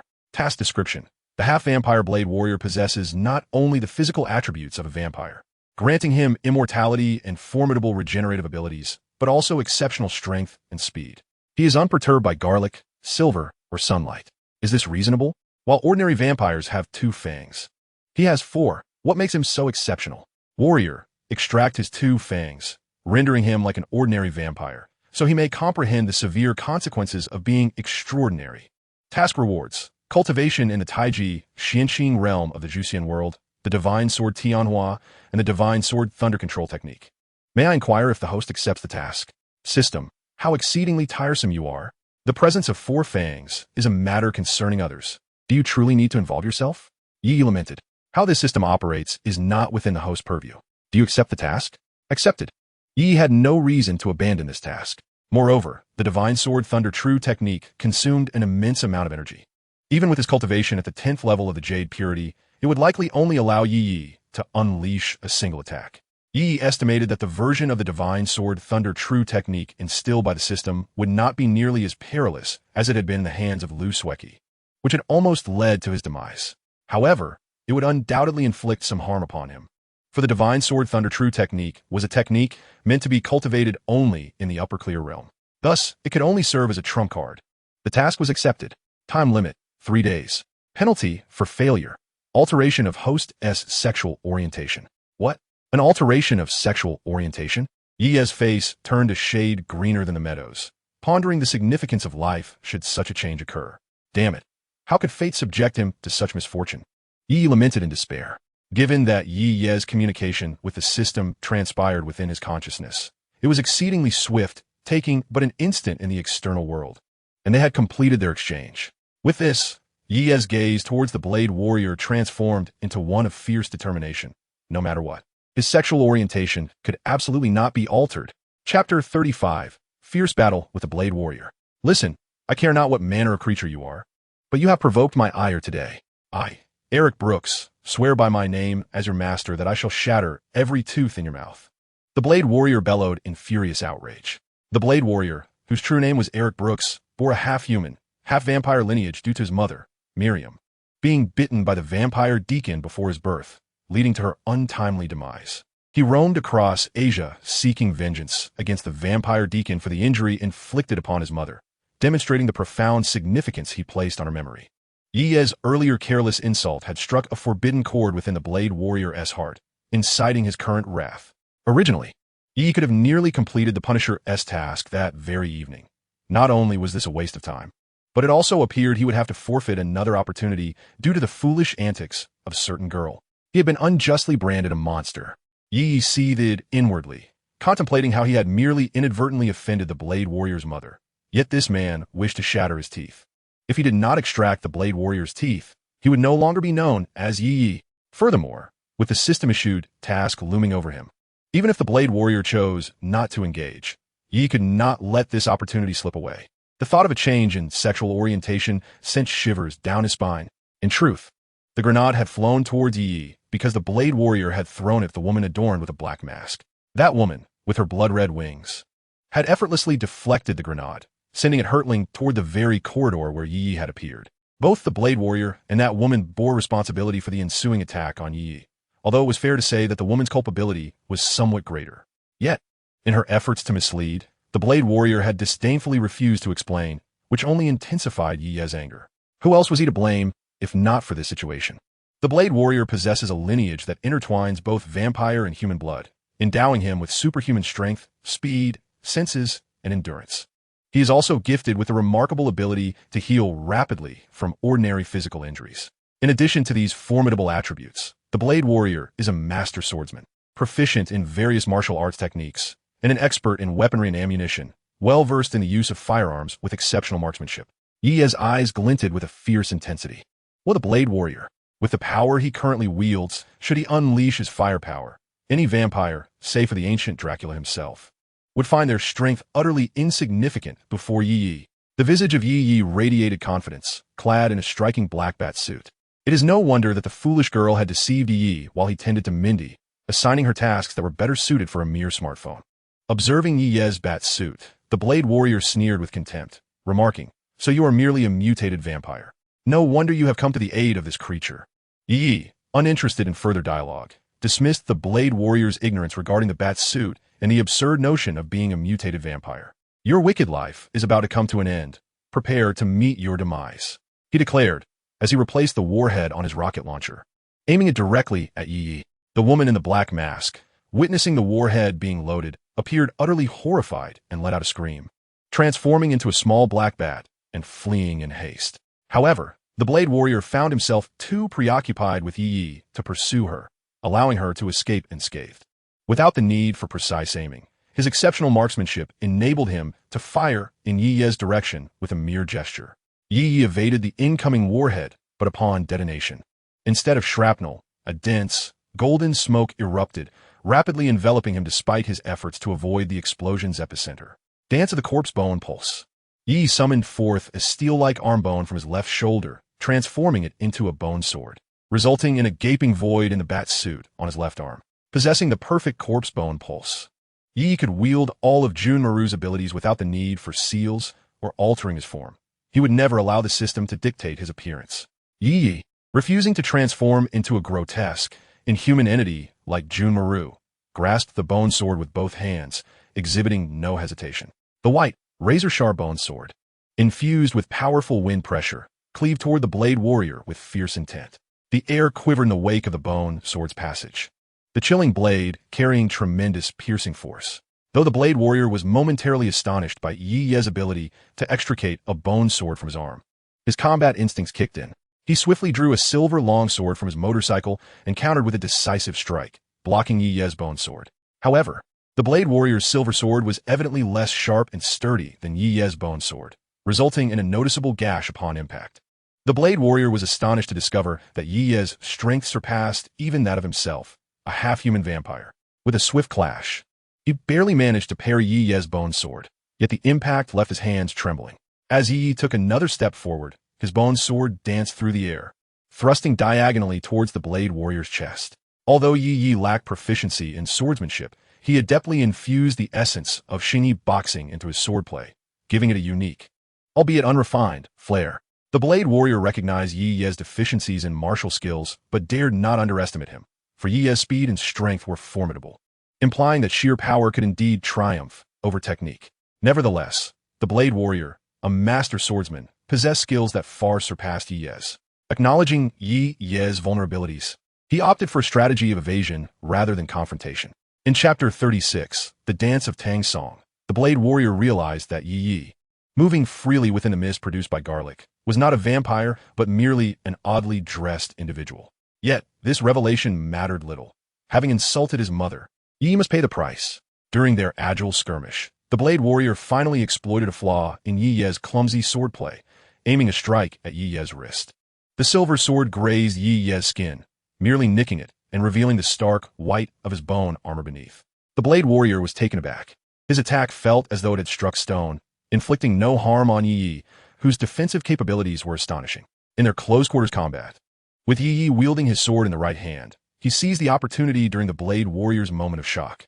His left hand formed a loose fist, and a pale blue orb of light spiraled forth, expanding rapidly to the size of grapefruit, accompanied by a fierce gust of wind that slammed into the Blade Warrior's chest.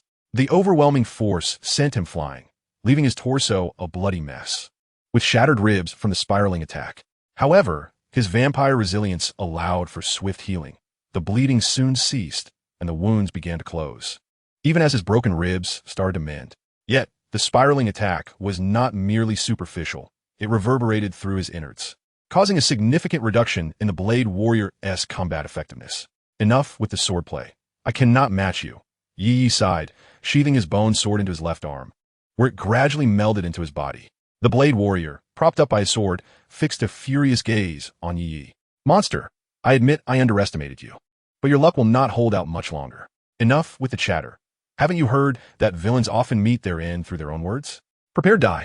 Yi scoffed, raising both hands towards the Blade Warrior. Bone pulse, 10-fingered projectiles. 10 bone projectiles shot forth from Yi's fingertips with the ferocity of a heavy machine gun, tearing through the air as they zeroed in on the Blade Warrior. Faced with this onslaught, the Blade Warrior sensed the very breath of death. Should he fail to evade, it would surely mean his demise. In the face of a life-and-death crisis, the Blade Warrior cast aside any semblance of pride and executed a desperate roll on the ground. However, Yi's 10 bone projectiles were mostly evaded by the Blade Warrior, leaving 3 to strike his back. The wounds, no larger than a pinky finger, bled profusely like a gushing spring, yet the Blade Warrior remained silent, not uttering a single groan. With a furious roar, veins bulging on his forehead, he disregarded the injuries on his back. After dodging Yi's attack, he swiftly produced 2 Desert Eagles from seemingly nowhere and opened fire on Yi. Boom! Boom! In a tit-for-tat exchange, Yi utilized his bone techniques, while the Blade Warrior retaliated with his Desert Eagles.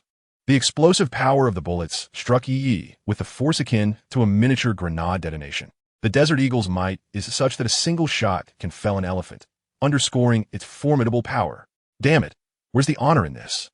Yi seethed, nearly beside himself with rage. Upon seeing the Blade Warrior brandishing the Desert Eagles, Yi conjured a thick bone shield before him, prioritizing the protection of his face.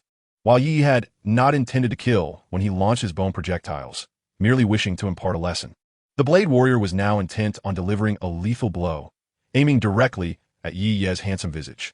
Did he not understand the unwritten rule of not striking a man's face? As the Blade Warrior fired, Yi evaded while searching for cover.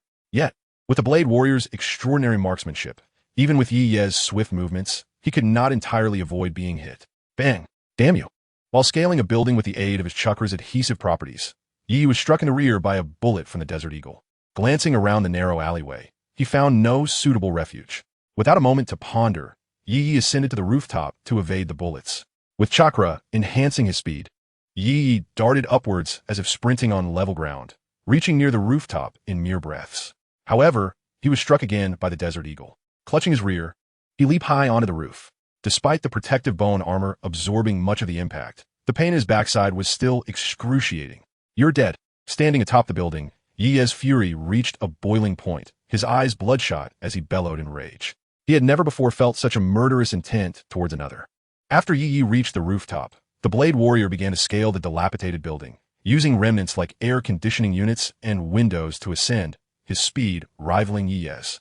Having vowed to shatter Yi's teeth, the Blade Warrior was not about to relent. As he approached the rooftop, a foot armed with sharp bone spikes pierced through from below, descending ferociously upon him. The Blade Warrior quickly rolled away, using nearby electrical conduits to pull himself onto the roof.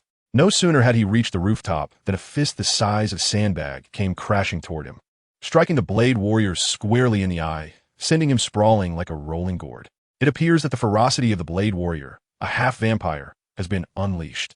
With a resounding roar, for sharp fangs became visible, particularly striking against his fearsome visage, his blood-red eyes fixated on Yi as he lunged forward. The Blade Warrior did not intend to kill Yi. Rather, he sought to shatter his teeth, delivering a punishing lesson for his insolence. Yi's earlier impudent remarks had not gone unnoticed. While the Blade Warrior was a master of combat, Yi was proficient in Xingyi Quan. At this moment, with his skeletal power activated, Yi's strength surpassed that of the half-vampire Blade Warrior. The two engaged in close combat, where, despite Yi's beginner-level specialization in Xingyi Quan, he found himself at a considerable disadvantage in terms of technique. Typically, the Blade Warrior would land 3 blows on Yi for every single strike Yi managed to deliver in return. However, Yi seemed unfazed by his apparent disadvantage. Suddenly, amidst the melee, a multitude of bone spikes erupted from Yi's body, penetrating the Blade Warrior's form with alarming speed. This was the dance of the skeleton bloodline. Several massive bone spikes thrust into the Blade Warrior's chest, suspending him in midair. Chapter 37. Divine Weapon of the Celestial Harmony. Yi had chosen to engage the Blade Warrior in close quarters precisely for this moment. Otherwise, he would never have opted for a method that put him at a disadvantage. The Blade Warrior was taken aback by Yi's unexpected attack in the midst of their brawl, caught off guard and struck. The skeleton bloodline is a formidable Kekkei Genkai within the Naruto universe, far from ordinary. During the battle between Gaara and Lee against Kimimaro, Even Gaara's renowned absolute defense was forcibly breached by Kimimaro, underscoring the resilience of the skeleton bloodline. What then could the Blade Warrior's attacks possibly amount to? Had Yi wished to kill the Blade Warrior, even the bullets from the Desert Eagle or the warheads would only inflict minor damage, failing to claim his life. Yet, the Blade Warrior dared to push his luck. How despicable of you! He spat, blood trickling from the corner of his mouth as he glared at Yi. Who is truly despicable? Yi retorted disdainfully. I merely refrained from killing you. Otherwise, do you truly believe your attacks could inflict any harm upon me? Would Yi confess that his reluctance to face the Desert Eagle's assault head-on was born from fear of pain? Having lived a life free from hardship, Yi's willpower could not possibly compare to Kimimaro, who had grown up in the direst of circumstances. Of course, Yi's hesitation to kill the Blade Warrior stemmed from the recognition that he, too, was a superhero rather than a villain, albeit to a lesser extent. Yi's bone spikes had merely circumvented the Blade Warrior's vital points, effectively restraining him. A vampire's constitution dictates that, unless the heart or head is compromised, and the weapons used are not specifically designed to counteract vampires, even grievous injuries are unlikely to prove fatal. With the Blade Warrior in hand, Yi approached the edge of the nearby rooftop and leapt into the abyss below. The wind, generated by the descent, swept towards Yi, causing his impressive cloak to billow dramatically. The sound of rushing air resonated in his ears. Standing with his hands clasped behind his back, he exuded a calm and composed demeanor, his expression serene, as if he were a celestial being. Were it not for the fact that Yi's foot rested firmly upon the head of the Blade Warrior, anyone witnessing his posture would likely feel a sense of admiration. At this moment, however, Yi resembled a smug, self-satisfied ruffian. With a thud, propelled by the intense gust, Yi descended onto the ground, landing heavily upon the Blade Warrior's head, causing the earth to tremble. Lifting his foot, Yi gave a light pat to the bloodied and disfigured face of the fallen warrior, remarking, "Remember this appearance and steer clear in the future. Should we cross paths again, I shall strike you anew." Despite his grievous injuries clouding his consciousness, the Blade Warrior, with a mouthful of blood, spat a significant glob upon Yi, a hefty act of defiance. Yi closed his eyes momentarily, feeling a vain throb at his temple, his teeth grinding audibly as he managed to squeeze out a few words through clenched teeth. "Had I not felt pity for you, a child bereft of parental affection, I would have ended your life today." The Blade Warrior seemed to grasp Yi's words, enraged, struggling to rise and confront him. Yet, the weight of his wounds rendered him incapable of standing. "Spare your efforts," Yi scoffed, placing a foot upon the warrior's chest to quell his futile movements. As the Blade Warrior's fangs were now a priority, Yi grasped his chin and, to his surprise, discovered 4 prominent fangs in his mouth. While most vampires possessed merely 2, this one had 4, a clear indication of why the system had targeted him. After all, it is often the bird that stands out that gets shot. Yi seized one of the Blade Warrior's right fangs, pulling with all his might. "Damn it, I can't get it off," he cursed. After exerting further effort, he still found it stubbornly affixed. This was quite an embarrassing situation. Anger surged within him as he summoned the essence of the skeletal remains, one hand wielding a sharp spike, the other a sturdy hammer, both forged from bone. With the spike aimed at the root of the Blade Warrior's fang, he brought the hammer down with a resounding strike. A sharp crack echoed as one fang was dislodged. Glistening like a beautiful piece of art, the Blade Warrior writhed in agony, unable to withstand the pain inflicted by Yi's blow. Turning his attention to the second fang on the right, Yi approached with utmost caution, aligning the spike precisely, and then, with a sudden strike, he brought the hammer down again. A series of 3 sharp sounds erupted. For reasons unknown, it seemed Yi's hand slipped, resulting in the hammer striking off 3 of the Blade Warrior's teeth instead of just 1. "This is not my fault. Had you not been thrashing about, I would have only taken 2 teeth. You can only blame yourself for your own misfortune," Yi declared, hands raised in feigned innocence. At that moment, as Yi's hammer fell, the Blade Warrior kicked out with his feet, closed his eyes, and succumbed to unconsciousness. After all, even vampires cannot disregard all pain. As for whether the dying Blade Warrior moved during Yi's strike, only Yi himself would know. He took the 2 fangs of the Blade Warrior in hand. Ding! Task: Fangs of the Blade Warrior. Task reward: achieving the 10th level of cultivation in the Taiji Xianxing Dao of the Zhuxian world. The Tianya Divine, Sword of the 9 Heavens Divine Weapons, and the Thunder Control True Technique of the Divine Sword. Task status: completed. The rewards for the 10th level of cultivation in the Taiji Xianxing Dao, the Tianya Divine Sword, and the Thunder Control True Technique have been issued. Please check, host. The moment the system's voice echoed, the fangs in Yi's hand vanished. His mind was instantly filled with a plethora of new knowledge, including the incantations of the Thunder Control True Technique and the true essence of the Taiji Xianxing Dao. With a thought, the Tianya Divine sword appeared in his grasp. The sword's sheath and hilt were a brilliant sky blue, shimmering with a subtle wave of light. It was one of the most formidable weapons of the Nine Heavens, significantly surpassing even the dragon-slaying sword of the Wan Jian Yi. Yi's face radiated joy as he fondled the Tianya Divine sword, unable to part with it. Originally, upon reaching the 4th level of the Taiji Xianxing Dao, he would have been able to assimilate magical artifacts into his body for effortless use. However, due to the overwhelming spiritual power of the Tianya Divine sword, it was beyond the capacity of a human to wield its might, forcing Yi to carry it with him at all times. This was undeniably a significant regret. The thought of Lu Sueki's personal divine sword stirred a sense of excitement within Yi. In the Juxian world, the woman he cherished most was indeed Lu Sueki. Chapter 38. The Punisher and the Woman. Her ethereal beauty was unparalleled. Clad in white, she stood gracefully with the blue celestial sword in the wind, her long hair flowing, embodying the spirit of a hero wielding a sword through the rivers and lakes. Forget it. He decided not to dwell on such matters, for the more he thought, the more melancholic he felt. Sighing, Yi secured the Tianya Divine sword upon his back. From the Taiji Xianxing Dao, he had acquired the abilities of sword manipulation and flight, a benefit of reaching the 4th level of the realm of object manipulation.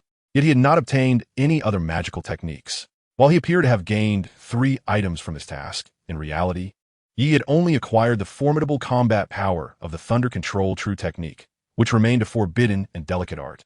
As for the ability to fly with a sword, he already possessed the flight capability from the silly girl, rendering it rather unremarkable.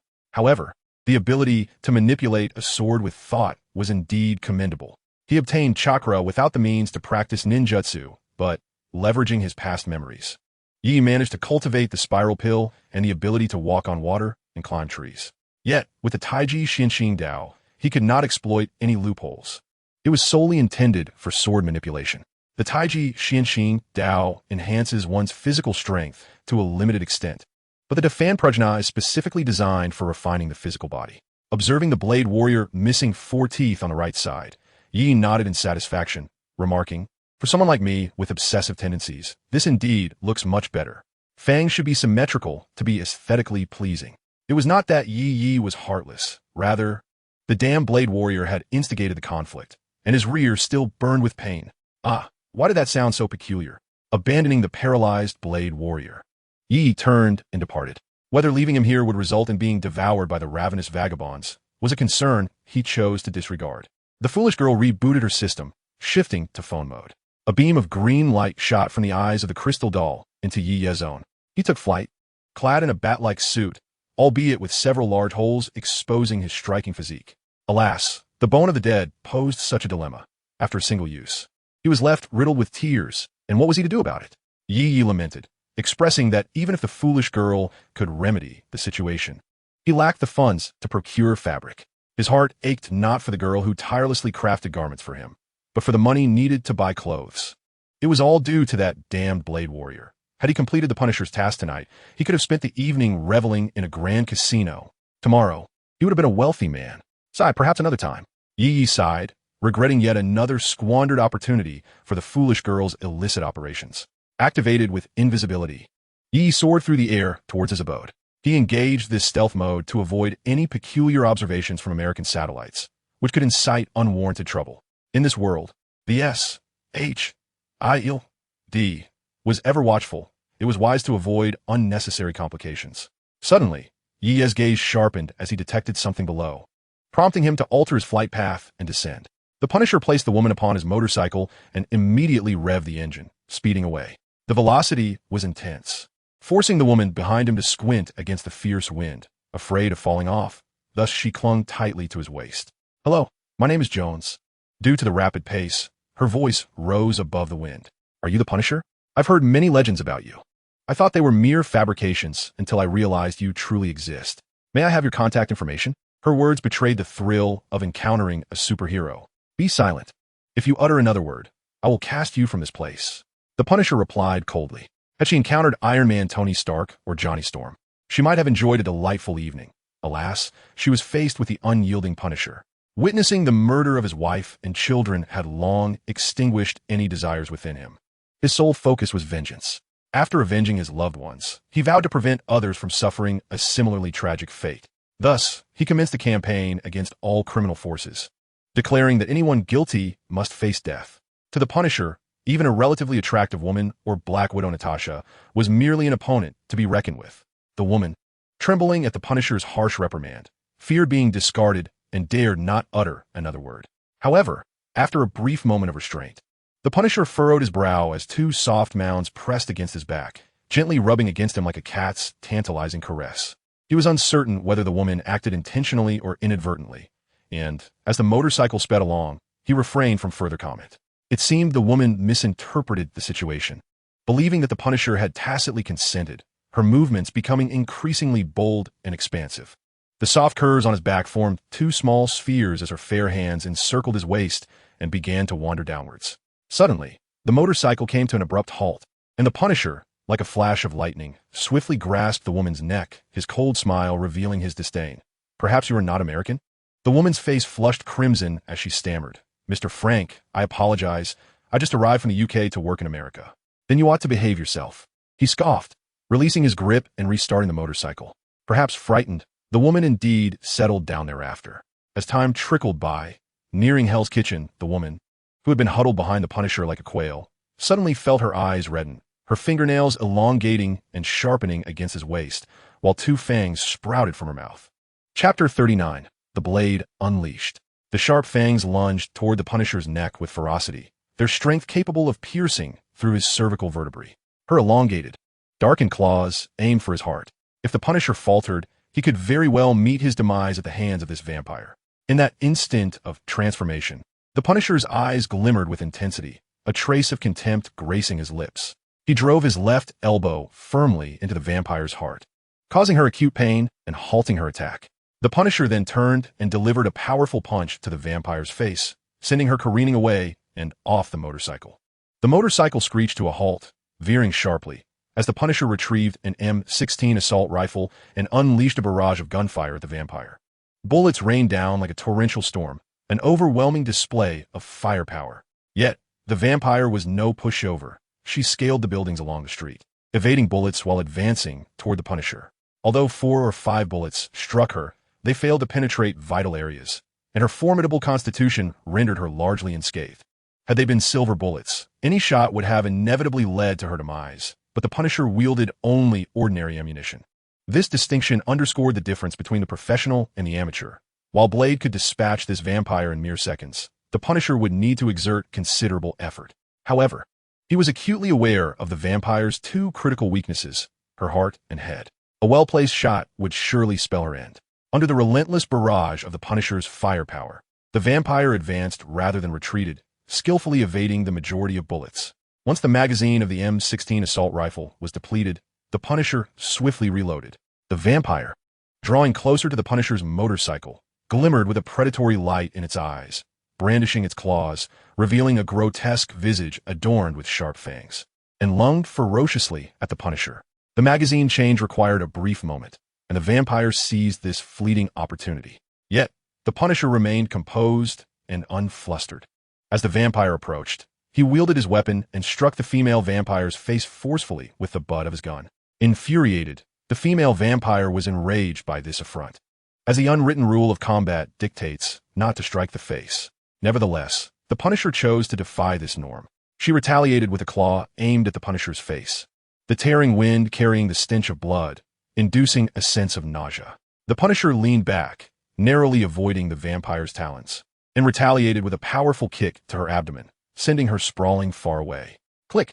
The bullets were chambered anew, and another rapid burst of fire ensued. The female vampire shielded her vital points, but was struck by several bullets, one of which pierced her spine, causing significant damage. Fear gripped her. She realized that if this continued, she might perish at the hands of the Punisher. Vampires predominantly roamed Europe, with only a minimal presence in New York. The vampires in New York were well aware of the Punisher's formidable reputation. His prowess as a 10th-level operative instilled fear, compelling them to steer clear of provoking him. However, the female vampire, known as Jones, had recently arrived from Europe. Despite having heard whispers of the Punisher's notoriety, she harbored skepticism regarding his true capabilities. In her view, the Punisher was merely formidable among ordinary humans, but in the presence of the Great Bloodline, he was but a higher-grade prey, emboldening her to attack him brazenly. Yet, the pain in her abdomen and the delicate fractures in her spine enlightened her to the peril that even a higher-grade prey could pose to her life. Thus, in a moment of shame, the female vampire fled. However, the Punisher was relentless. He understood that even the lowliest vampire could wreak havoc akin to a medium-sized gang in Hell's Kitchen. He pondered how this vampire had traversed from Europe to America, but knew that she could not escape his grasp. The Punisher murmured to himself, recognizing that the remaining vampires in America generally adhered to underground rules, refraining from indiscriminately slaughtering ordinary people. Their influence was considerable, and with the church seeking them out, the numerous superheroes in New York had temporarily tolerated their existence. Naturally, some bad apples among them existed. However, foreign vampires entering America would undoubtedly disregard certain regulations. After rescuing that woman, the Punisher had felt a twinge of confusion regarding her fashionable attire and striking beauty, pondering why she would venture into Hell's Kitchen at such a time. Yet, he understood that unpredictable circumstances often lead to unforeseen events, leaving him with only a lingering sense of curiosity. However, when that woman tempted him, he sensed something amiss. A woman who had narrowly escaped the clutches of two vile ruffians turned around and casually lured other men. With the awareness of a Punisher, he instinctively felt the abnormality in the situation. At that moment, he was unaware of her true identity as a vampire, only recognizing that she was not as simple as she appeared, thus remaining on guard against her. The Punisher had been observing the vampire through the reflection in his motorcycle mirror, so when the little vampire revealed her fangs, he immediately struck, targeting her vulnerable heart with precision. As he soared through the air, he happened to witness the Punisher pursuing the vampire. System, the Punisher is currently chasing a vampire. If I were to kill her, would that count as me stealing a kill from the Punisher? Yi inquired, pondering whether a vampire could be considered human, a question only the system could adjudicate. He certainly did not wish to expend his efforts in slaying a vampire only to have the system declare, vampires do not belong to humanity. Therefore, they're not counted as mission targets. Please continue your efforts. That would surely leave him bloodied and defeated. Fortunately, he refrained from acting impulsively, as even the system required computation. After deliberation, the system concluded that vampires are mutants of humanity, a branch that could indeed be counted towards mission objectives. After approximately 5 seconds, the system provided an answer. Very well. As long as I eliminate this vampire, I shall complete the Punisher's task. Yi's eyes sparkled with excitement as he focused intently on the vampire below, utilizing the flight power of his companion. He soared closer to the Punisher and the female vampire before landing nearby, shutting down his companion's power. With a mere thought, Tinya was drawn forth. Its ethereal blue glow remarkably conspicuous against the night sky, the sword's blade clear and beautiful like crystal. Yi directed Tinya straight towards the vampire. Chapter 40. The Marvels of Fate. Time passed, though he could not ascertain how long, until the Blade Warrior awoke. The gaping wound in his chest had healed, though he had lost a significant amount of blood and felt extraordinarily weak. The essence of a vampire is blood. An excessive loss could lead to their demise. He touched his right cheek, where 4 of his teeth had been knocked out by Yi. Though the pain had dulled, he felt an unsettling emptiness. Staggering towards his silver-winged motorcycle, he leaned against it for a brief respite, his eyes flickering with profound humiliation. With a fierce roar, the 2 fangs on his left side emerged prominently. Starting the silver-winged motorcycle, the Blade Warrior departed from the area. At this point, Yi had not been gone for long, and one could not help but marvel at the formidable nature of vampires, which allowed the Blade Warrior to awaken and regain mobility in such a short span of time, were it not for their aversion to sunlight, garlic, silver, and sacred relics. Vampires would possess an immensely formidable constitution, granting them immortality, extraordinary strength, and remarkable speed, along with the ability to transform into bats for flight. The Blade Warrior, being a hybrid of human and vampire, is untroubled by the fears that plague vampires, while simultaneously inheriting their potent traits, rendering them exceptionally advantageous. The art of sword control is fundamentally rooted in the principles of the Tai Chi Xianxing Dao, which elucidates why disciples of the Qingyan sect are permitted to descend the mountain only upon reaching the realm of object manipulation. They have acquired the ability to command objects with their will, thus gaining a measure of self-defense. The systemically imparted teachings of the Tai Chi Xianxing Dao have naturally endowed Yi with a knowledge of sword control, making him invincible at his level. and the Tianya Divine Sword requires no special refinement on his part, having already formed a profound connection with his spirit, allowing Yi to command it with effortless precision. As the female vampire sought to evade the onslaught of the Punisher's M16 assault rifle, a spectral blue sword suddenly descended from the heavens, moving with astonishing swiftness, slicing through the air and generating a tempest of tearing winds. The vampire hastily dodged, yet the sword seemed to possess a sentience of its own, curving toward her with relentless determination. The excruciating sensation and overwhelming threat emanating from the approaching sword left the vampire no choice but to avoid being pierced by Tianya. For she could not fathom the consequences of such an encounter. It could very well lead to her demise. In this world, there exist numerous weapons capable of vanquishing vampires with a single strike. Thus, the female vampire preferred to risk being struck by the Punisher's M16 rather than face the Tianya's thrust.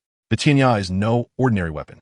It is a divine artifact of Taoism, one of the most potent celestial armaments, possessing significant restraining power over malevolent beings.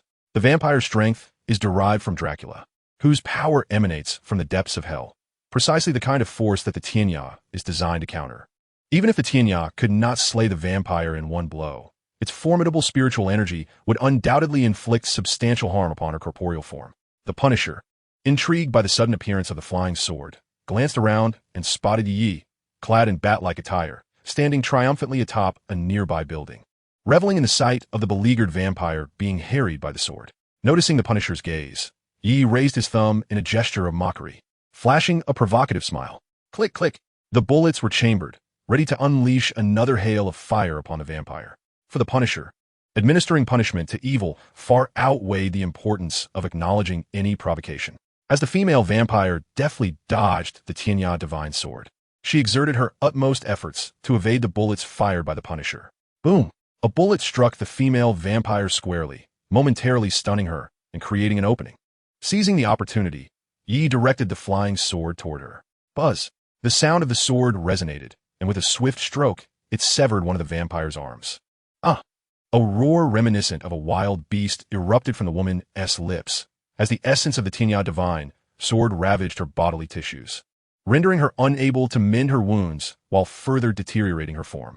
Observing the gash on her right arm, one could see not a drop of blood, but rather a gradual transformation into a gray mist that dissipated into the air, an agonizing process for her. If she could not expel the power of the Tianya Divine Sword, she would ultimately be reduced to ashes.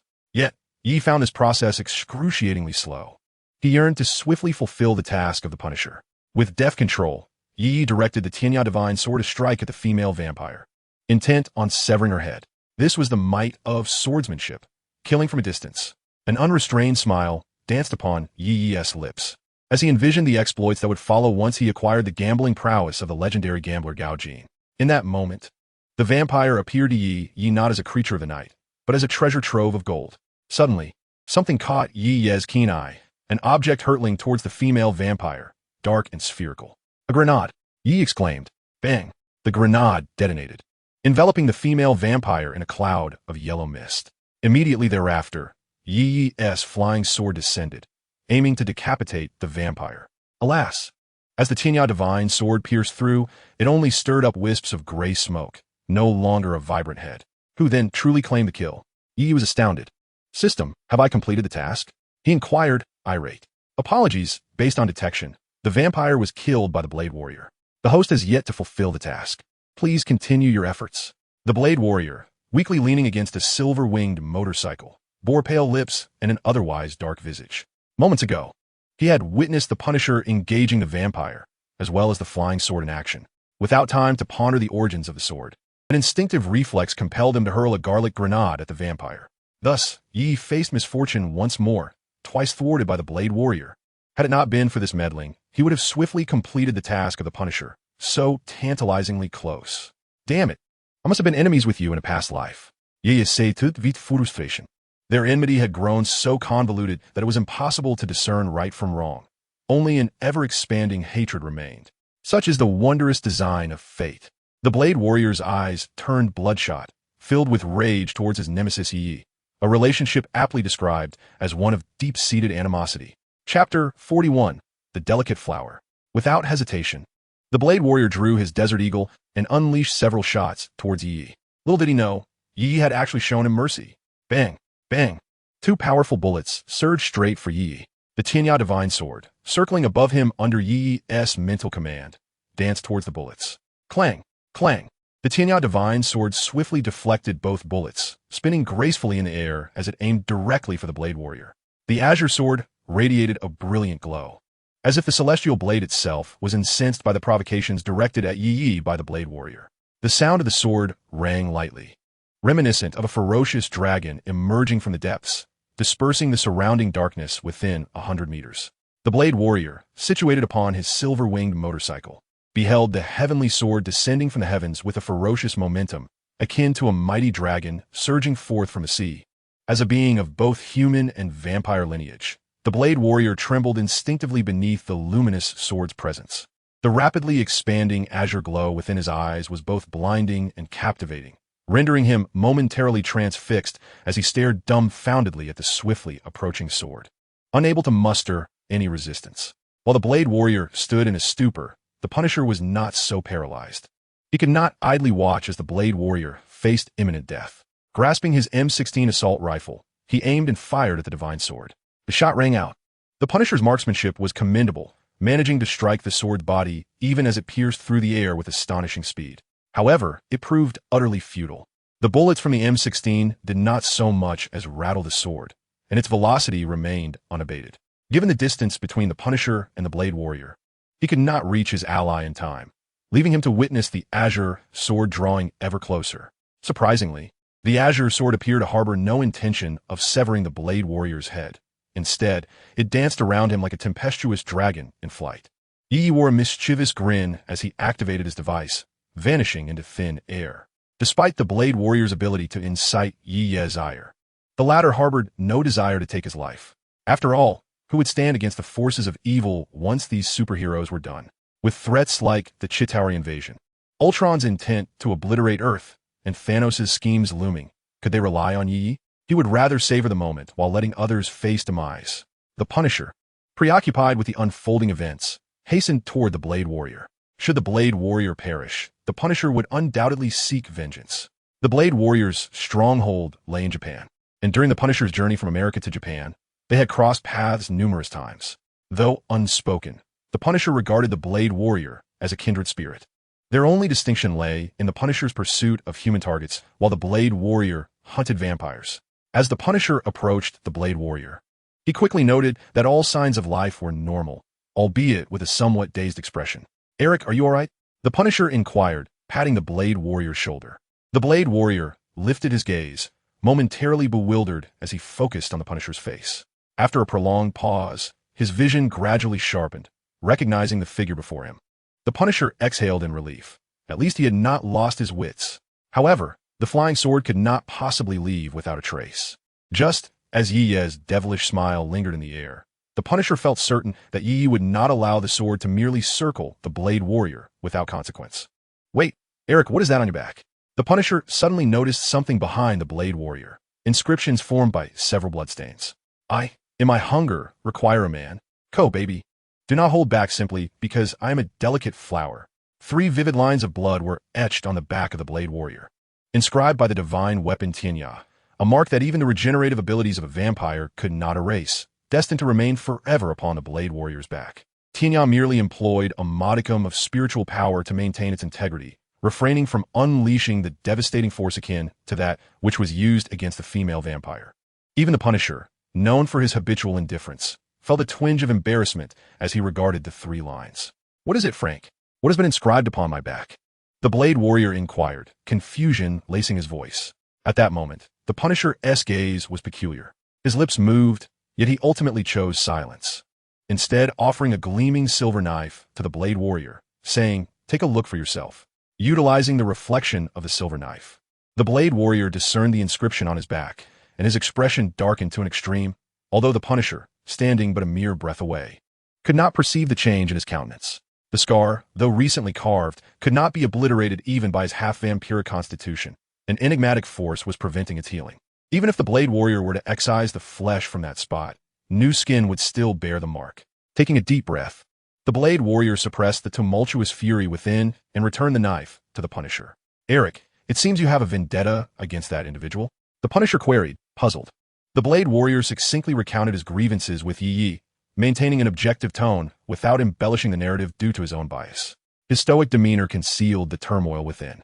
One could only wonder how his girlfriend would react upon seeing that inscription. The Blade Warrior had grown exceedingly feeble, and Yi, concerned that further physical blows might truly endanger him, opted for a psychological strike instead. Haha, perhaps that charcoal-headed fool has already discovered the mark upon his back. Yi, soaring through the air, laughed heartily, finally releasing a pent-up frustration, confident that the Punisher and the Blade Warrior had seen his message. After reuniting with the Blade Warrior and the Punisher, Yi decided to momentarily abandon the task set by the Punisher for the night. Remaining longer might incite a confrontation between the Blade Warrior and the Punisher against Yi himself. Given the provocations he had directed at the Punisher over the past few nights, it would be unsurprising if the Punisher, being a good friend of the Blade Warrior, chose not to aid him in confronting Yi. While it was uncertain whether Yi would emerge victorious in a prolonged conflict, the absence of any tangible benefit rendered him disinclined to expend energy on them. After all, they were not beautiful women. Chapter 42, Count Dracula. I have yet to try flying on a sword. I know not what that experience entails. Having arrived at his doorstep, Yi was suddenly struck by the whimsical desire to attempt the art of sword flight. With no other matters at hand, he resolved to pursue this whim. Drawing Tinya, a blue radiance illuminated the darkness.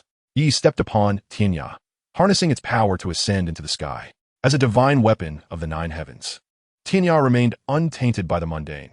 Not a drop of blood was sullied upon it during its slaying of the female vampire and the inscription upon the Blade Warrior's back.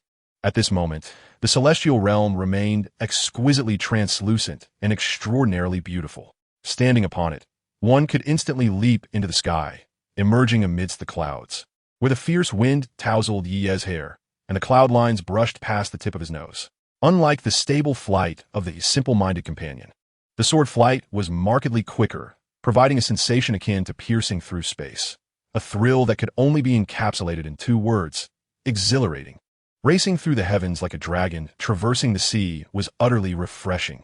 Yet, in Yi's current state, clad in a tattered back costume that revealed more than it concealed, it appeared rather peculiar. He realized the absurdity of his attire and pondered, stroking his chin. Should I request my simple-minded companion to craft a few more traditional Chinese garments for me? It would be delightful to alternate them. With sword energy spanning 30,000 miles, a single sword radiated coldness across 19 continents. As a sword immortal, donning a bat costume rendered him a curious sight indeed. Alas, his simple-minded companion would have her workload significantly increased. The Punisher and the Blade Warrior each departed on their motorcycles. The Blade Warrior, while navigating his silver-winged bike, contemplated the nature of the power Yi wielded.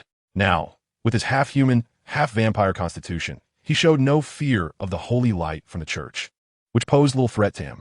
Yet, under the assault of Yi's sword technique, the Blade Warrior experienced an instinctive sense of trepidation. Could it be that the power Yi employed was even more divine than that of the church? What a ridiculous notion, given Yi's appearance. The Blade Warrior mused that the likelihood of him descending into hell was far greater than ascending to heaven. He had also heard from the Punisher about Yi's morbid amusement in stealing kills from him. Perplexed, the Blade Warrior shook his head and murmured, "Perhaps I should seek counsel from Father Terrence." In America, at the highest level of the Trident Building, the headquarters of S.H.I.L.D., a bald, one-eyed man known as Nick Fury sat in the director's chair, meticulously attending to the documents before him. Dressed in a black leather jacket and possessing a stern visage, he exuded an air of intimidation. "Director, our satellite has captured some rather extraordinary footage," Maria Hill announced, entering the director's office with hurried steps. Although Maria Hill possessed no superhuman abilities, she was a well-trained S.H.I.L.D. agent, experienced in intelligence work, and possessed exceptional hand-to-hand combat skills, along with proficiency in various weapons, ranking just below Nick Fury as a level 9 agent. "What sort of footage?" Nick Fury inquired, his expression unwavering. Those familiar with him understood that he remained unflappable, regardless of the circumstances. He swiveled his chair, resting his head against the soft backrest, arms crossed over his chest, scrutinizing the information Hill had brought. He trusted her judgment. If it were not of significant consequence, she would not have reported it, believing he could manage it himself. S.H.I.L.D. was vast. If every matter required the director's attention, he would have no time for anything else. Merely sifting through documents all day would consume his every moment. Guidance? Are you referring to the vampire progenitor, Dracula? After reviewing the footage, Nick Fury turned his chair, sitting upright, his demeanor calm as he gazed at Hill and asked, with both hands propped upon the table. Hill gazed intently at Nick Fury, expressing his curiosity. Aside from him, I cannot fathom what could possibly attract such a multitude of vampires. With arms akimbo and hands clasped under his chin, a contemplative glimmer flickered in Fury's eyes as he murmured to himself, if this truly bears his signature, we may soon find ourselves entangled in considerable trouble. Legend has it that Count Dracula was the greatest knight of his time, who, alongside Pope Peter, vanquished the heathens with the might of their faith. His formidable reputation instilled fear in his foes. Yet it was this very notoriety that led to the demise of his beloved wife, ensnared by treachery, thus casting him into the abyss. Devoted to the Lord throughout his life, he was ultimately betrayed by fate, as his wife was condemned to hell. Consequently, he transformed into a vampire, assuming the title of Vampire Prince, and rallied the undead against the divine. He forsook his faith in God, vowing eternal enmity towards the light, and pledged allegiance to darkness. Gaining boundless power and vast sorcery, yet becoming cursed by demons, condemned to a life of immortality, forever accompanied by shadows and blood, henceforth known as the bloodthirsty king, Count Dracula, who unwittingly ignited an unparalleled saga of sanguine legend, all born from his infinite love for Princess Elizabeth. For the sake of his beloved, he willingly succumbed to darkness, becoming a child of the night, devoted to the preservation of their love. After a prolonged silence, Fury finally spoke. Perhaps we should reach out to Dr. Strange. The most profound understanding of an individual often resides not with their friends, but with their adversaries. As Dracula's long-standing nemesis, S.H.I.E.L.D., would do well to consult Dr. Strange regarding Dracula's whereabouts. In Europe, the Church wields tremendous influence, possessing innumerable powers. Moreover, the Church is safeguarded by the Order of Paladins, comprising 12 incredibly potent holy knights, each wielding strength comparable to that of Count Dracula himself. Thus, under the Church's radiant aegis, even Dracula is compelled to retreat into the shadows. Fortunately, these holy knights remain ever vigilant against the encroachments of hellish spirits upon the mortal realm. Otherwise, Count Dracula's prowess alone would have long ago succumbed to the Church's purification. As a supreme sorcerer, Dr. Strange's might is by no means inferior to that of Count Dracula. Chapter 43, Dr. Strange. Tianya possesses a sentience of its own. When Yi prepared to toy with Blade, Tianya nearly ended his life. When the Lord is insulted, his servants perish. Blade's provocations towards Yi naturally ignited Tianya's fury. Fortunately, Yi managed to rein in Tianya just in time, averting disaster.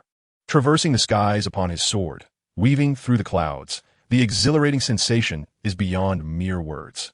At this moment, Yi felt no fear of being discovered, for he had preemptively activated the invisibility feature of his device. Unlike others, Yi harbored no desire for fleeting fame. The art of sword riding is swift.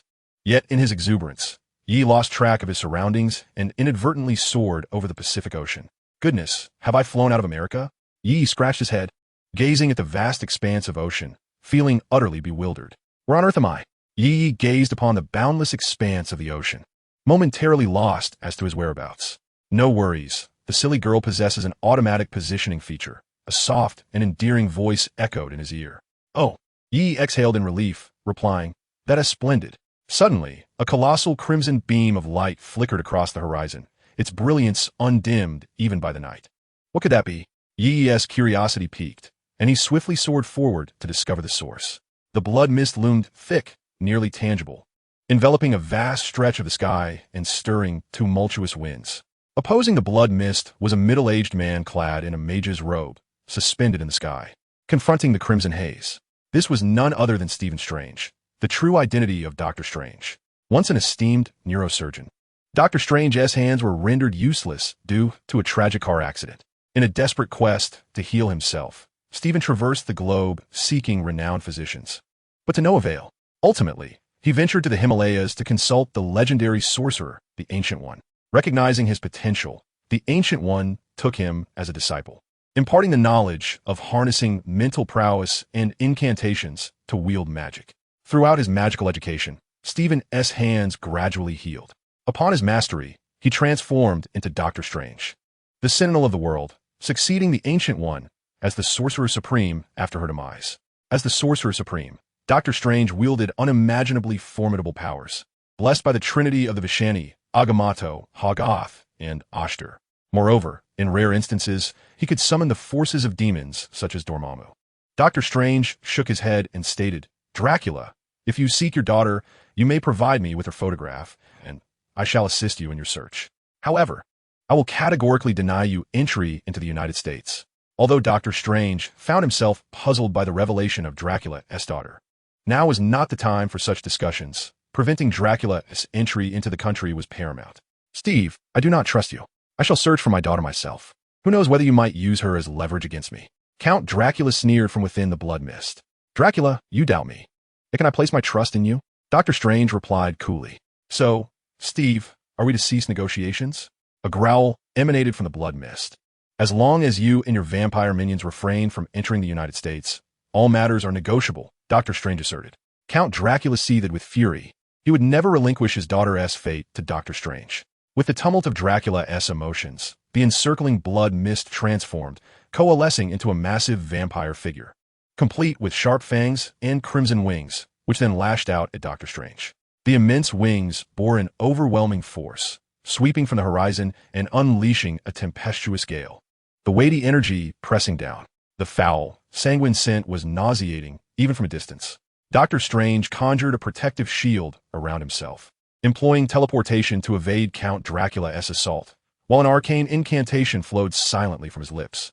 As Doctor Strange intoned his incantation, the environment around him transformed. Elemental energy coalesced around him, and upon the final syllable of his spell, an arcane and enigmatic force manifested as a beam of white light, directed towards Dracula. Task: The Fallen Doctor Strange. Task description: As the Supreme Sorcerer, Doctor Strange wields boundless power, yet the prolonged existence of invincibility has dulled his senses, causing him to forget the frailty of mortality. Young man, deliver him a slap, allowing him to once again experience the sting of being struck. Task reward: The Dog Talisman of the Zodiac. Might I inquire if the host accepts this task? Goodness, slap Doctor Strange? Why not have me slap Thanos instead? Yi's mind spiraled into chaos, his fury ignited. A slap from the Supreme Sorcerer. Is that something an ordinary person can dare to deliver? This task is tantamount to courting death. If the host finds the task too daunting, you may decline. This system does not mandate completion of the task. Yet, Yi could not bear to forfeit the task. The reward was the Dog Talisman, a symbol of immortality. If it were any other talisman, even one with formidable attack power like the Dragon or Pig Talisman, he would relinquish the task without a second thought. But this was the Dog Talisman. Indeed, delivering a slap to the Supreme Sorcerer was perilously hazardous. Yet danger and opportunity are often proportional. And the promise of the immortal Dog Talisman was commensurate with the task's risks. Why Doctor Strange? If it were a slap to Spider-Man, Bruce Banner, or Professor X, I would dare but Doctor Strange. As for why Bruce Banner rather than the Hulk, it is simply because Banner possesses a gentle disposition, while the Hulk, well, that is another matter entirely. Concealed nearby, Yi observed the fierce clash between Dracula and Doctor Strange, witnessing the interplay of malevolent blood magic and elemental sorcery. The cataclysmic waves of their conflict. Despite the allure of the Dog Talisman, he stifled his greed and resolved to watch a while longer.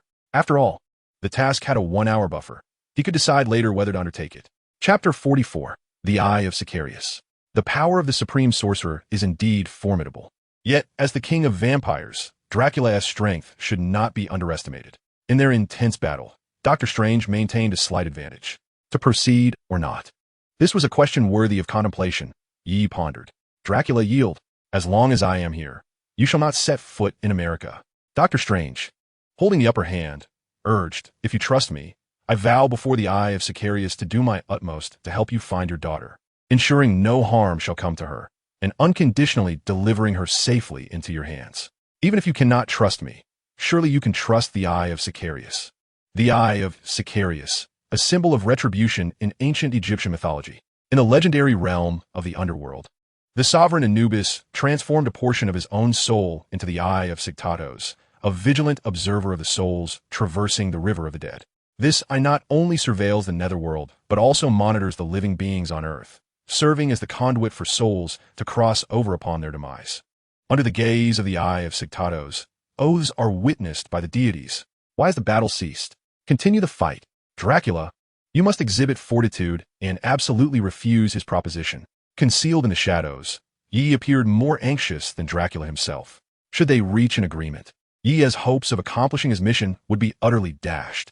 Enough. I shall seek my daughter myself. Dracula bellowed in fury, following Doctor Strange's temporary cessation of hostilities. Dracula also paused, assuming human form. His pallid skin, sanguine eyes, and an expression devoid of compassion adorned him, while his silver-black evening attire epitomized mystery and malevolence. His divine countenance radiated an otherworldly beauty, enveloped in an alluring aura akin to the seduction of opium. Meticulously dressed and impeccably polite, the slight upturn of his lips concealed fangs and the blood of his victims, exuding an irresistible charm that no woman could resist. Indeed, this is how it should be. Yi praised, Dracula, you are truly a vampire of great integrity. Then let us consider an alternative approach. Doctor Strange spoke slowly. If you swear an oath under the scrutiny of the Eye of Sigtados, ensuring that neither you nor your vampire kin shall engage in any criminal acts upon entering New York, and that you will withdraw within 10 days. I shall not impede your entry. Unacceptable. Dracula frowned and categorically refused. If his descendants were before him, he would undoubtedly possess the means to control them. However, once they were allowed to roam freely, even Count Dracula could not guarantee their restraint against their bloodthirsty instincts. Should even one vampire succumb, it would spell doom for him. Yet, to locate his daughter, he had no choice but to disperse his entire lineage in search of her. Otherwise, relying solely on his own searching capabilities, how could he possibly navigate the vast expanse of New York? Doctor Strange's expression darkened. Dracula, I have demonstrated my sincerity. What of yours? Though Doctor Strange was known for his good temperament, he was not one to be trifled with. Two solutions lay before Dracula, yet he dismissed them both. Stephen, I must enter New York, Dracula asserted resolutely, leaving no room for negotiation. Then remain here obediently, as long as I am present. I shall never permit your unrestricted entry into New York. Doctor Strange replied calmly. What more was there to say? A disagreement meant conflict. Dracula roared, baring his sharp fangs as a tempest of blood mist coalesced around him, while Doctor Strange began to conjure a magical circle, elemental runes flickering in and out of view. Yi, anxiously observing from a distance, muttered fervently, Dracula, why are you so ineffectual? Attack him. Inflict wounds in kind. Bring about mutual destruction. Your excessive concern for your own injuries is why your daughter has fled. In Yi's heart, the ideal scenario would be for Dracula to recklessly engage in a desperate clash with Doctor Strange, resulting in Dracula's demise and Doctor Strange gravely wounded and on the brink of death. However, Dracula is not a fool. Preserving his own life is of utmost importance. As Dracula finds himself increasingly scarred by Doctor Strange's attacks, while the latter remains unscathed, he realizes that he is destined to lose if this continues. A tiger does not show its claws, and one should not mistake him for a mere Hello Kitty. With a decisive maneuver, he forces Doctor Strange back, then brings his hands together, chanting incantations as he invokes blood magic. Dracula's skin transforms to a fiery red, and from his pores, a magma-like blood erupts, dark and ominous, shimmering with a purplish glow. This malevolent, tainted blood, despite its corruption, possesses an unsettling beauty, exuding temptation. As Dracula articulates his incantation, the vile blood morphs into a blood-red spear, the Spear of Dracula. Dracula, renowned for his martial prowess, valiantly battled the invading Ottoman Turkish forces throughout his reign. He achieved significant victories against his foes, earning the admiration of the Romanian people as a national hero who defended against foreign invaders. Yet, Dracula's character is notoriously brutal. He inflicts grievous punishments on captured foes, earning the infamous moniker of the Impaler. The spear is his weapon of choice. With the blood-red spear of Dracula in hand, he aims at Doctor Strange and hurls it with great ferocity. The sinister spear pierces through the air, causing the void to tremble, and as it hurtles forth, crimson flames erupt from its tip, as if it were ablaze. Eerie whispers and devilish laughter echo from the spear, reminiscent of tormented souls. Even the formidable Doctor Strange cannot help but wear a grave expression in the face of the spear of Dracula, aware that a single misstep could lead to his demise beneath its lethal point. The spear of Dracula is inescapable, locking onto the very essence of life. No matter where one flees, the spear shall find its mark and extinguish life. As a vampire king who has lived for millennia, if Dracula lacked formidable skills, he would have long been purged by the Church's holy light. In response, Doctor Strange reveals his own hidden prowess, the source of divine power. An unending flow of magical energy emanates from the void, enveloping Doctor Strange. The rift in time and space, empowered by the source of divine power. Doctor Strange opens a vast rift in space before him. As the spear of Dracula hurtles ever closer, Yi's heart races with anxiety. Should he act or refrain? But striking at Doctor Strange is paramount. Life and death are fleeting. He must act. With determination, Yi resolves. With the talisman in hand, I am immortal. Can Doctor Strange truly end my existence? He transforms into virtual digital information and stealthily approaches Doctor Strange. The mission has been accepted. Time limit, 1 month. Failure and punishment. Transformed into a vampire by Count Dracula. The rift in space, conjured by Doctor Strange, expanded and stabilized further. Whoosh! A colossal spear of Dracula. Wreathed in crimson flames and accompanied by the ominous whispers of malevolent spirits, pierced through the air, colliding forcefully with Doctor Strange's spatial rift. Yet, the spear of Dracula was not easily vanquished. Upon impact, it did not merely penetrate the rift, but began to assault it entirely. Crack! The rift emitted a sound akin to shattering glass, causing Doctor Strange's expression to shift. Ha, Stephen. Did you truly believe you could exorcise my spear of Dracula into the chaos of the void as effortlessly as last time? Dracula taunted. I have long been devising a strategy to counter your temporal rifts with my spear. I have imbued it with newfound power, sufficient to influence the very fabric of time and space. A force drawn from the depths of the infernal realm. Beads of sweat formed on Doctor Strange's brow as he was compelled to augment the magical energy sustaining the rift. The fragmented rift, bolstered by his incantations, began to mend slowly under the strain of Dracula's spear. In response, Dracula intensified the output of his own magic. The spear, poised to breach the rift, was momentarily caught in a stalemate, with both Dracula and Doctor Strange wary of relaxing their defenses. Just as the tension reached a peak, a sharp clap resonated through the tranquil night. Before Doctor Strange, who was maintaining the rift, appeared a hand formed of ethereal green light, which swiftly struck him across the face. Doctor Strange was momentarily taken aback. On the other side, Dracula too was bewildered. Who dared to ambush him without his notice? He was relieved that the assailant targeted Doctor Strange instead of himself. The green figure, having delivered its blow, vanished swiftly, retreating into the shadows. Seizing the opportunity presented by Doctor Strange's momentary disorientation, Dracula amplified his magical output. The crimson spear of Dracula surged forward, piercing through the rift with unparalleled might, crashing into Doctor Strange. Fortunately, a protective shield enveloped Doctor Strange, causing the spear to collide against it. In that instant of impact, a torrent of energy erupted, igniting the night sky with a cataclysmic explosion of power. The atmosphere was engulfed in a maelstrom of red and white light, distorting the very essence of reality. As waves of devastation radiated outward, the explosion's epicenter wreaked havoc upon marine life within hundreds of meters, reducing them to dust, claiming countless lives. Fortunately, this confrontation took place in the depths of the Pacific Ocean, far from human habitation. Had such a force been unleashed upon a city, the casualties among humanity would have been staggering. Doctor Strange estimated that the toll could easily reach into the tens of thousands. This was precisely why Doctor Strange had chosen this location to confront Dracula. As the explosion subsided, the aftermath came into view. The protective shield enveloping Doctor Strange was marred by a web of cracks, having been forcefully propelled by the power of Dracula's spear. Yet, the shield ultimately remained unbroken, signifying that despite sustaining some injuries, Doctor Strange's life was assuredly safe. With a resounding crack, the shield shattered under Dracula's watchful gaze, filling his heart with regret. The situation became painfully clear. Doctor Strange's shield had reached its limit against the spear. Had Dracula exerted a tad more force initially, perhaps the spear could have breached the shield, delivering a direct corporeal blow to Doctor Strange. However, the temporal rift created by Doctor Strange was no trifling matter. By the time Dracula's spear broke through the rift, it had already expended a significant portion of its power, leaving only a fraction to impact Doctor Strange's shield. Otherwise, had the spear struck directly, even Doctor Strange would have surely succumbed beneath its might. As Doctor Strange revealed himself, blood trickled from the corner of his mouth. Yet his expression remained composed. Aiming toward Yi's escape route, he traced a pattern in the air with his fingers, conjuring a small magical circle. The circle shimmered with lightning, arcs of electricity flickering, distinctly visible against the night sky. A bolt of lightning surged forth from the circle, racing towards the fleeing Yi, leaving a pale blue arc in its wake.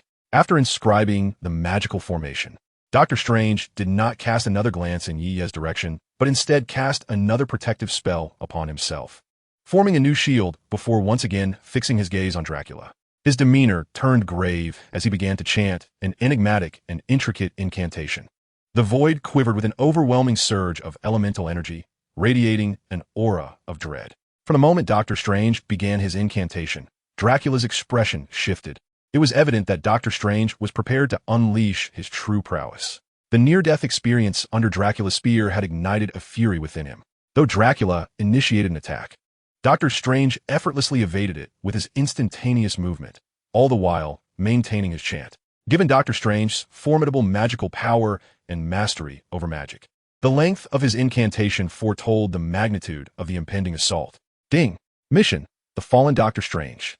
Mission reward: The Dog Talisman of the Zodiac. Mission status: Completed. The reward, the Dog Talisman of the Zodiac, has been issued. Please collect it at your convenience. As Yi's palm struck Doctor Strange's face, an electronic voice echoed, and a hexagonal talisman appeared in Yi's grasp. Gripping the Dog Talisman tightly, he immediately began to flee. The thrill of having struck the supreme sorcerer, Doctor Strange, filled Yi with a sense of exhilaration. After all, it was the supreme sorcerer. Just thinking about it was undeniably exhilarating. Chapter 46, The Eye of Agamotto. Yi transformed into a green digital phantom, fleeing with haste. The face of the supreme mage is not easily struck, and Yi harbored a sense of trepidation in his heart. However, with the Dog Talisman in hand, he felt a modicum of confidence. An alarm rang out, a warning of imminent danger. The voice of the foolish girl echoed in Yi's ears. He turned his head to glance behind, where a faint blue light was rapidly advancing, clearly targeting him. What the hell? As the supreme mage, how could he possess such a lack of fortitude? Was it merely a slap that provoked such fury? Yi muttered in anger. Yet, he could not help but reflect that had he been inexplicably struck by someone, he might have been driven to annihilate the assailant. As Yi attempted to alter his flight path to evade Doctor Strange's attack, he soon realized that the assault was relentless, expertly following his movements and curving with him. Goodness gracious! This attack possesses an intelligent tracking capability. How impressive! Does your family know? The faintly flickering electric arcs traversed the sky, and Yi sensed an overwhelming threat emanating from them. The might of the Supreme Mage was far beyond what Yi could withstand at present. Even a casual, ordinary strike could potentially overwhelm him. As the assault drew nearer, the frigid electric arcs caused Yi's hair to stand on end, a primal fear surging from within. Mamma mia! Someone, help! They are killing me! Faced with the specter of death, Yi cried out in a piercing wail. Truly, it was a lament that would sadden those who heard it and bring tears to their eyes. The pale blue electric arc struck Yi, and even in his virtual form, he felt the impact of this mysterious magical attack. Whoosh! The rigid Yi plummeted from the sky, crashing into the sea. Boom!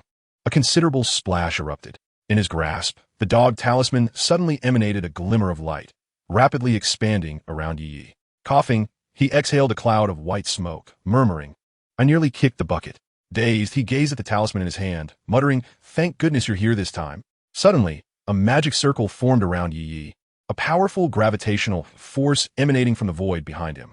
What in the world is this? Yi thought frantically, surrounded by water and unable to exert much strength. However, when he strained with all his might, he astonishingly broke free from that gravitational pull with ease. A teleportation array. Yi's mind instantly connected the dots. Goodness, what a wicked heart. Not only did he electrocute me, but now he seeks to drag me away to desecrate my remains. Yi stared in disbelief. Who the hell claimed that Doctor Strange was benevolent? If he were before me, I'd not hesitate to kick him to his demise.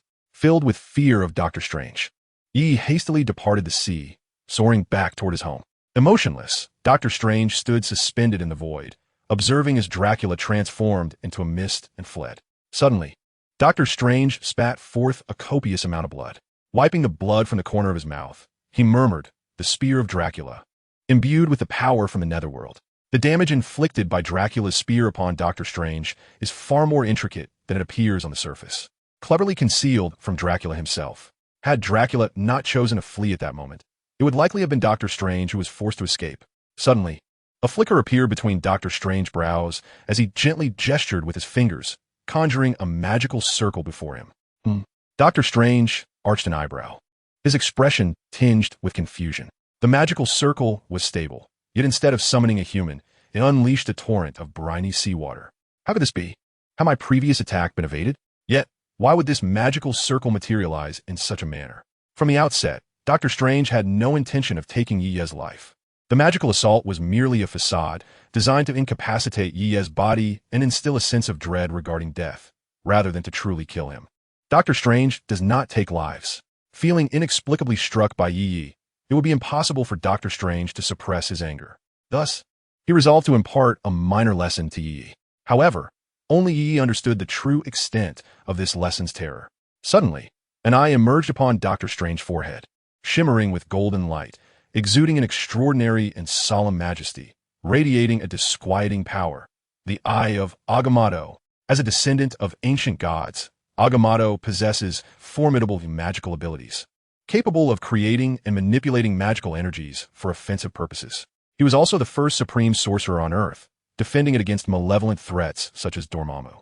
Agamotto is one of the enigmatic Vishani, having crafted numerous powerful artifacts for the supreme sorcerers, including the Eye of Agamotto, the Amulet of Agamotto, and the Crystal Sphere of Agamotto.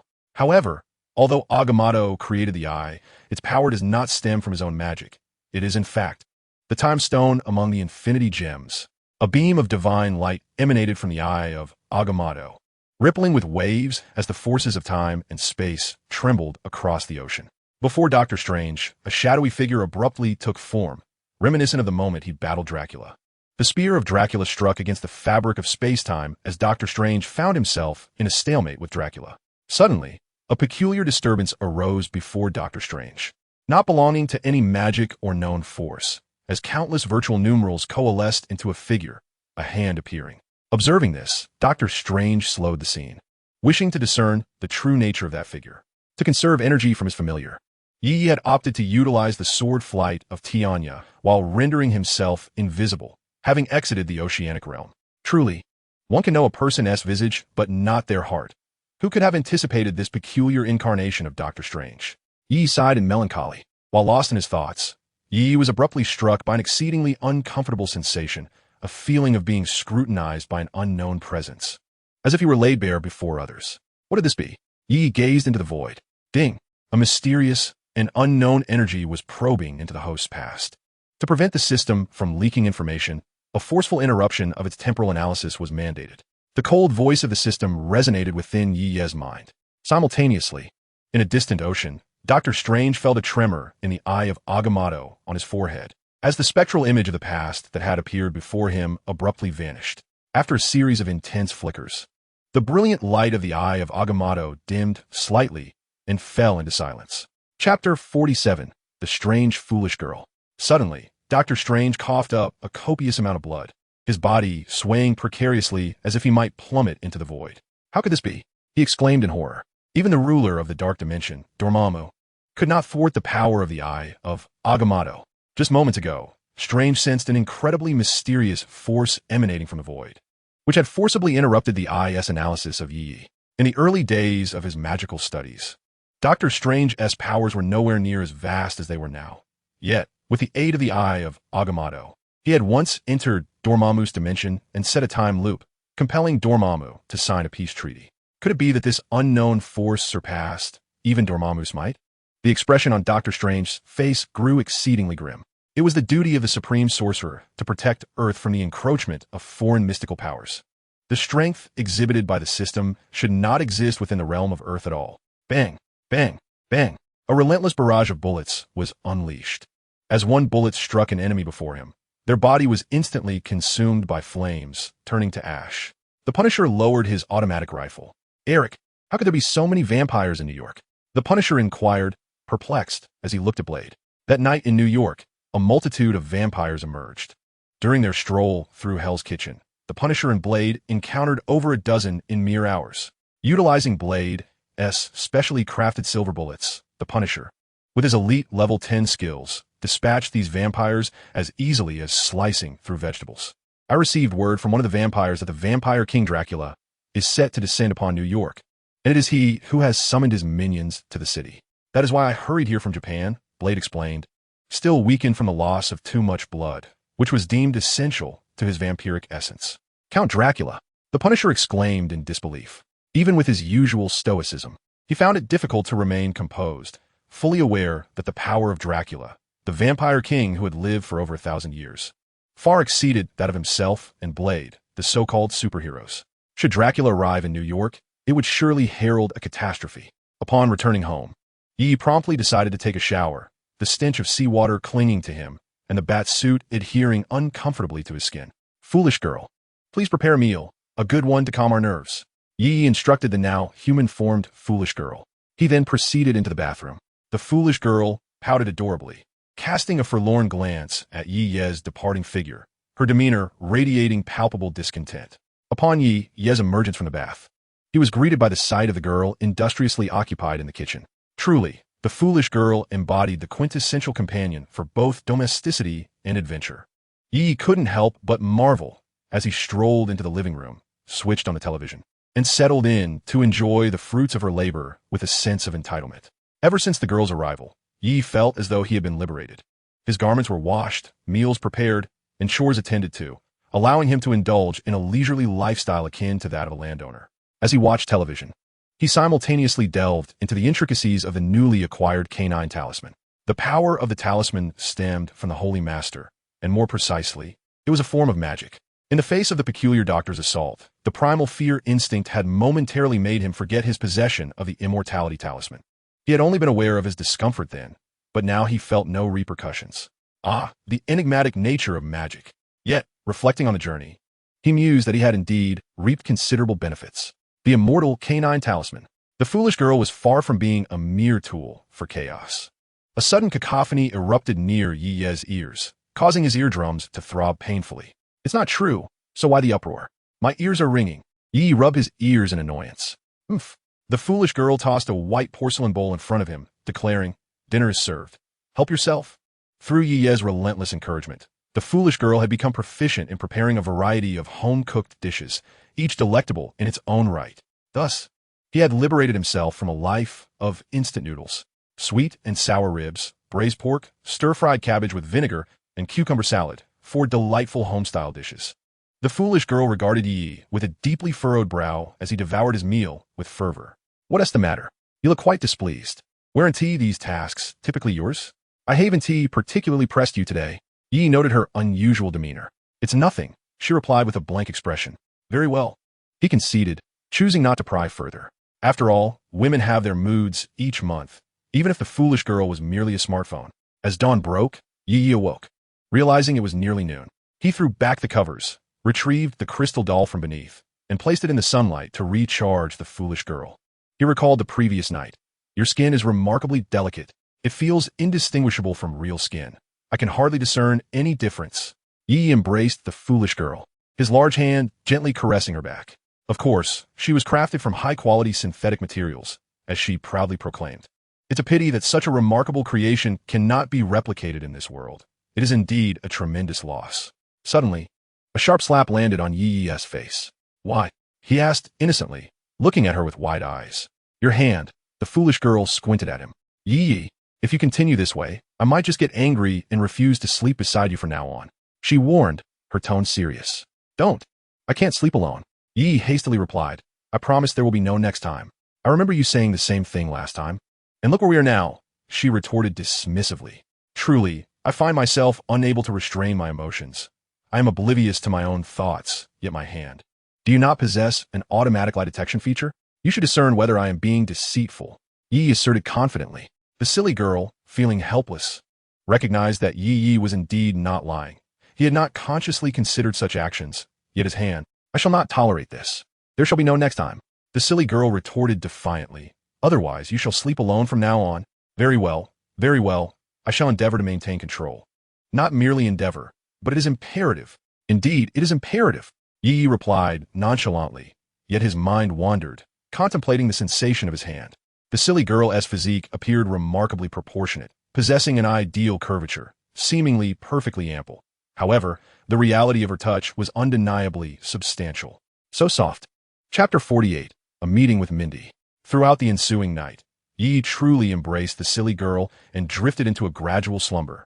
The evening had been so thrilling and exhilarating, exhausting considerable mental energy. Unbeknownst to him, Yi had cultivated a rather unfortunate habit. Each night, he found it impossible to sleep without clutching something, feeling utterly restless. Thus, having lingered in the Marvel realm for some time, he reluctantly resorted to embracing a plush toy as a sleep aid. Yet now, with the silly girl by his side, he naturally opted to hold her every night. It was merely that at times he struggled to restrain his hands, which was, regrettably, inevitable. If only the silly girl were a true human. Otherwise, Yi would have thoroughly exhausted her long ago. After charging the silly girl with energy for approximately 5 minutes, Yi rebooted her. The instant she reactivated, she delivered a punch to his eye socket. What is the meaning of this? Yi exclaimed with a grimace, despite the formidable resilience of his bones. Taking a blow from a silly girl was no trivial matter. Had you not been utterly fatigued yesterday, do you think you would have slept soundly? You said it yourself. You were asleep. I'd already drifted off, devoid of consciousness. How can you hold me accountable for this? Yi protested. Shall I attribute this to your hand, then? Shall I sever it? The silly girl rolled her eyes. Yi chuckled awkwardly. Let us keep it on me, then.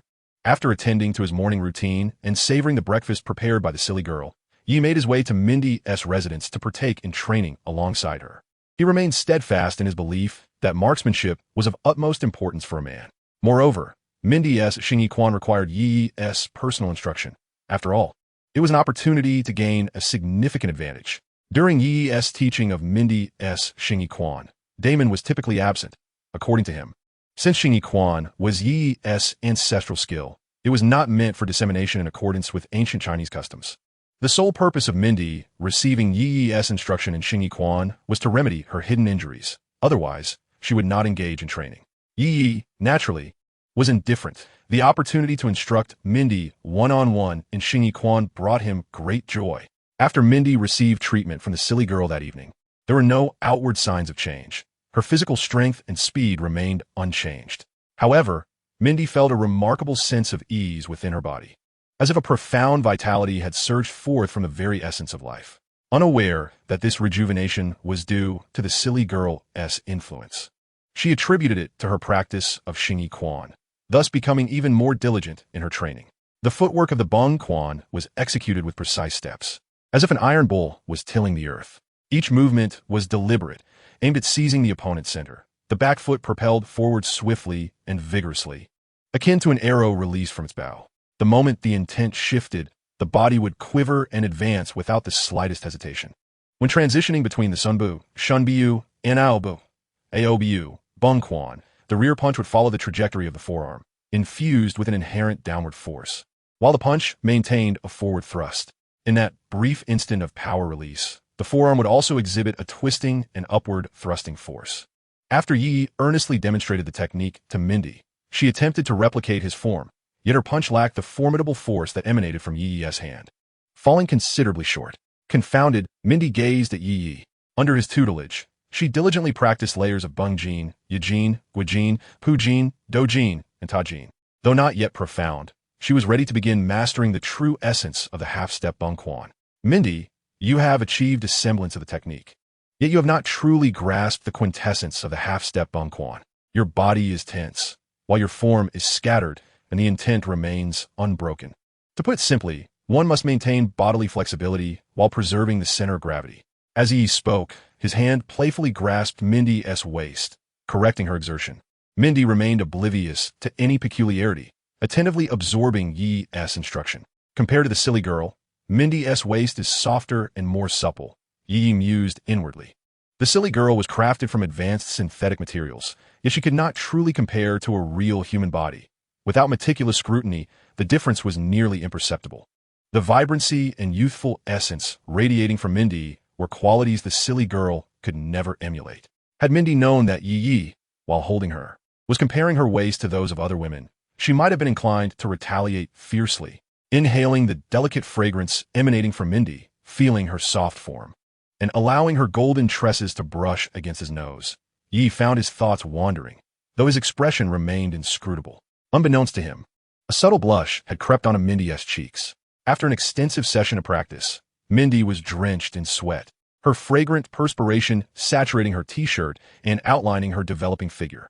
Perhaps due to the rigorous training she had undergone since childhood, her physique had matured early, akin to a green apple, still tart, yet promising maturity in the near future. From Yi's observation, Mindy's proportions were already quite remarkable, with immense potential for further development. Her adorable and delicate features made Yi wish to hold her close and indulge in her charm. She was simply too endearing. Yi gently wiped Mindy's face with a towel and softly remarked, "All right, today's training ends here. Continuing would be detrimental rather than beneficial." Mindy's crystalline eyes met Yi's sincere gaze. "Yi, are you free tomorrow?" Mindy suddenly inquired. "Tomorrow? I should be free, why?" Yi responded, puzzled by her question. "When I was shopping at the supermarket, I encountered a promotional lottery and won 2 tickets to the amusement park for tomorrow," Mindy said, her gaze drifting, avoiding eye contact with Yi. Yi was taken aback. Could it be that he was being asked out? Mindy cautiously stole a glance at Yi's expression, and upon seeing his astonishment, her face fell, and she dejectedly asked, "Do you not have time?" "No, I do have time," Yi smiled and assured her. "Even if I didn't, I would certainly make time to accompany you." Seeing the affectionate smile on Yi's face, Mindy's heart fluttered. She bit her lip, forcing herself to suppress the sensation, and said, "Then I will come to find you at 7 o'clock tomorrow morning?" "All right." Yi nodded in agreement. Chapter 49. Little mischief the next morning, just as Yi had donned his casual attire, the doorbell rang. Upon opening the door, Mindy's charming visage appeared before him. Her golden hair casually cascaded over her shoulders, with bangs slightly tilted to the left. Her fair skin was as smooth as mutton fat, and her soft, pink lips seemed coated with a refreshing gloss, making Yi long to kiss her deeply. Mindy wore an elegant and adorable strapless short dress. The pale lavender fabric accentuated the grace and purity of her youthful form, revealing her long, slender, and creamy legs, as smooth and soft as milk. Her features were as exquisite as a doll's, with a petite frame, a delicate nose, and a small, rosy mouth that broke into a bright smile. A beautiful little girl indeed. "Mindy, you look truly beautiful," Yi praised. "Thank you," Mindy replied with a joyful smile. "Yi, you look quite handsome too." Yi chuckled and said, "Let's go." As they entered the amusement park, the throngs of people flowed like a river, predominantly groups of young boys and girls enjoying themselves, with few middle-aged adults accompanying children. Upon arrival, Yi realized that this was a renowned couple's amusement park. Noticing Yi's astonished expression, Mindy averted her gaze, her ears unconsciously flushing red. Yi, with a playful smile, said nothing further and asked, "Mindy, I will go buy ice cream. What flavor do you like?" "Apple, please." Mindy's eyes darted around, avoiding Yi's gaze. "All right," Yi responded with a smile. At some point, it was unclear who initiated it, but their hands naturally intertwined. Mindy's face radiated a bright smile. She cared not for the reasons behind Yi holding her hand, for they were indeed holding hands. Amidst the gathering crowd, they instinctively held on to one another to avoid being separated. A faint smile graced Yi's face. After all, a man should remain composed in such moments. "Yi, shall we ride the roller coaster?" Mindy pointed towards the surging dragon, where countless voices rose in shrill excitement. Today, Yi appeared to be like a puppet, responding readily to Mindy's every whim without a hint of dissent. Having trained alongside Damon since childhood, Mindy had scarcely experienced the frivolities of youth, evoking a sense of sympathy. Yi, wishing to spend a delightful day with Mindy, had forgotten the wise counsel of some elder regarding the pursuit of affection. One must learn to give. Together, they braved the roller coaster, the pirate ship, the dizzying 360-degree ride, and even the perilous free-fall tower. In terms of thrills, none of these could compare to the exhilaration of flying on a sword. Thus, Yi remained remarkably composed, unperturbed by the surrounding dimness that obscured visibility, yet created a peculiar ambience with intermittent eerie laughter. Suddenly, Mindy let out a scream and clung tightly to Yi's arm upon the sight of a bloodied vampire ahead. "Fear not, I am here to protect you," Yi reassured her, though inwardly he mused, "Mindy, your theatrics are far too exaggerated to draw me into the narrative." Despite Yi's resilience, he felt a tinge of pain from her grip.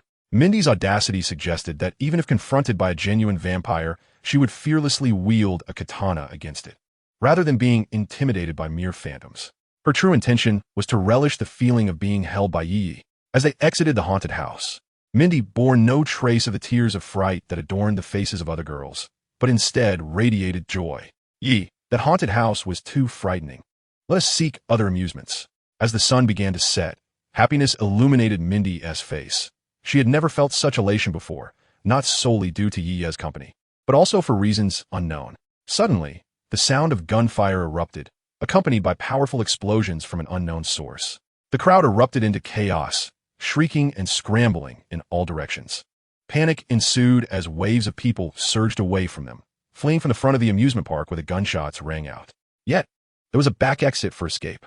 Mindy instinctively started to rush forward, but Yi grasped her firmly, shaking his head. In that moment, Mindy recalled Damon's teachings, that one must act as a superhero without revealing their identity. But Yi, we cannot simply stand by and watch as those criminals harm innocent civilians. Mindy exclaimed anxiously. Fear not. Someone will step forward. Yi replied with a smile. Someone? Who? Mindy questioned, perplexed. Yi pointed toward a figure in a red leather suit with a mask, perched atop the towering Ferris wheel, dual swords at his waist, glaring discontentedly at the commotion below. Ding. Task. The greedy Deadpool. Task description. As a mercenary, the cunning Xiao Jianjian has amassed considerable wealth through murder. However, this fortune is ill-gotten. Young man, extort $10 million from him. We cannot allow Xiao Jianjian to squander such unjust riches. Task reward. S-Class Ninja Technique, Triple Rashomon. May I inquire whether the host accepts the task? Yi Ye's enigmatic smile suddenly froze, extorting $10 million from the avaricious Xiao Jianjian. This task seems exceedingly arduous. Moreover, Deadpool possesses formidable strength, boasting a healing ability surpassing that of Wolverine, a belt enabling instantaneous movement, exceptional swordsmanship, proficiency in firearms, and hand-to-hand combat. Alongside 2 blades forged from adamantium, Yi could hardly fathom how he might extort $10 million from Deadpool. Even threatening his life would prove futile. For Deadpool is impervious to death. System, given my current abilities, can I accomplish this task? Yi inquired, distressed. All tasks issued by the system are achievable with a modicum of effort on the host's part. No task is insurmountable. After a moment of contemplation, Yi resolved to accept the challenge. Although extorting Deadpool is daunting, upon further reflection, opportunities may yet abound. The S-Class Ninja Technique, Triple Rashomon, is a profoundly powerful defensive technique, capable of nullifying a tailed beast bomb from the four-tailed Naruto, and is one of Orochimaru's signature moves. Fortuitously, Yi currently possesses chakra. Task accepted. Time limit, 1 year. Failure penalty. The host will exchange appearances with Deadpool. Chapter 50. The Bank Robber. The piercing scream of a woman echoed through the skies. Silence. A muscular man, clad in a ski mask and wielding a cold handgun, barked fiercely, "Bitch, scream again, and I'll blow your brains out." 3 individuals stood guard over the hostages, while 4 directed the cashier to stuff money into bags. Within the bank lay 3 corpses, those of the obstinate bank manager and 2 male employees who dared to resist. The woman, with golden hair and azure eyes, donned a sophisticated OL outfit that accentuated her alluring curves, a figure both captivating and enchanting. "Em soda, she pleaded, terror-stricken as the gun was pressed against her temple. The muscular man finally lowered his weapon, snorting disdainfully. This brief commotion caught the attention of a shorter guard, who was immediately entranced by the beautiful bank employee and began to approach her. They had been holed up in this filthy place for 3 months, deprived of any taste of flesh. Now, seeing the stunning bank clerk, their hearts began to race uncontrollably, a troubling desire igniting within. "What do you think you're doing?" The muscular man griped, seizing the shorter man's arm. "Aren't you worried about delaying the boss's plans?" "Don't worry, I know my limits," the shorter man chuckled. Indeed, he knows his limits. "Only 30 seconds, it won't impede anything," remarked a third individual standing aside. "Nonsense, I need at least 5 minutes." The diminutive man retorted angrily, then turned to the burly man and asserted, "You borrowed money from me last time. Have you forgotten?" Upon hearing this, the burly man's expression fell silent, and he slowly released his grip. "That's more like it." The small man leered as he approached the woman on the ground. The 2 men guarding the unarmed bank employees were sufficient. They averted their gaze towards others. The remaining bank staff trembled before the thugs, too fearful to glance at the woman. As the small criminal drew near, the woman seemed to sense the impending dread and trembled, pleading, "Sir, spare me. I am married. Please, I beg you."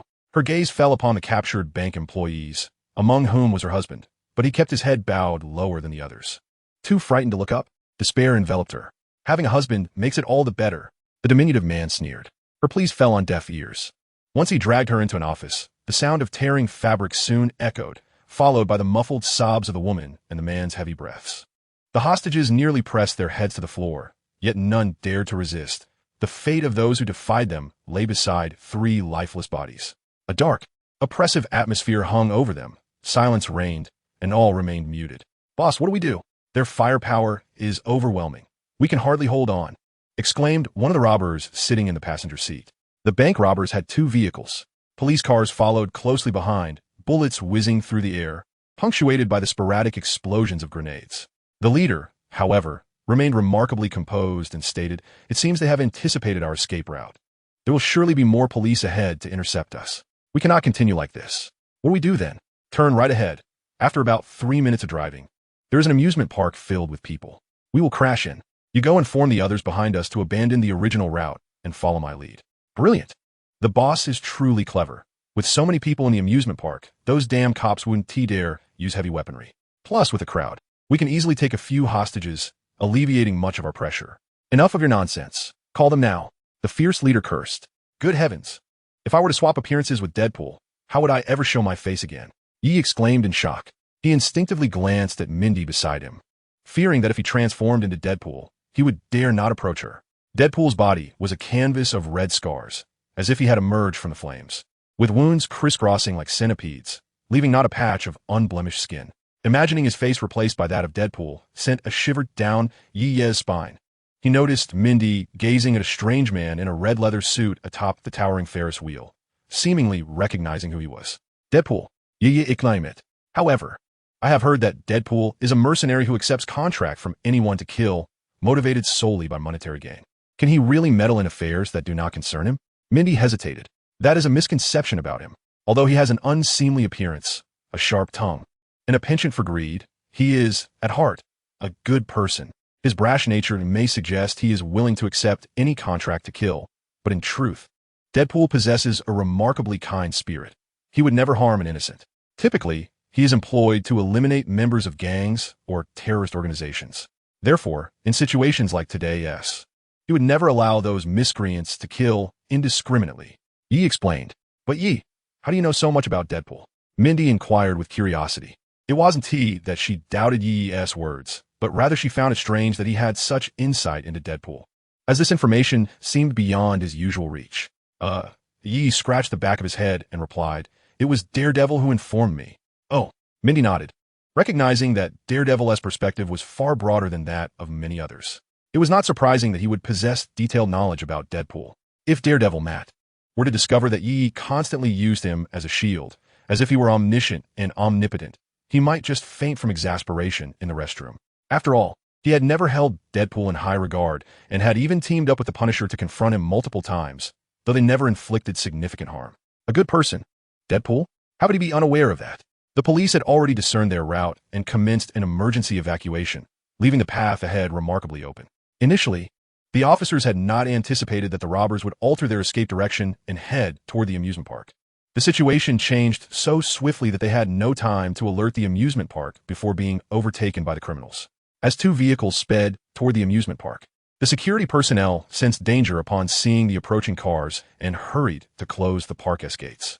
However, after the robbers unleashed a volley of bullets and hurled several grenades, the security guards, who had intended to protect the amusement park, suffered casualties, and the rest fled in terror.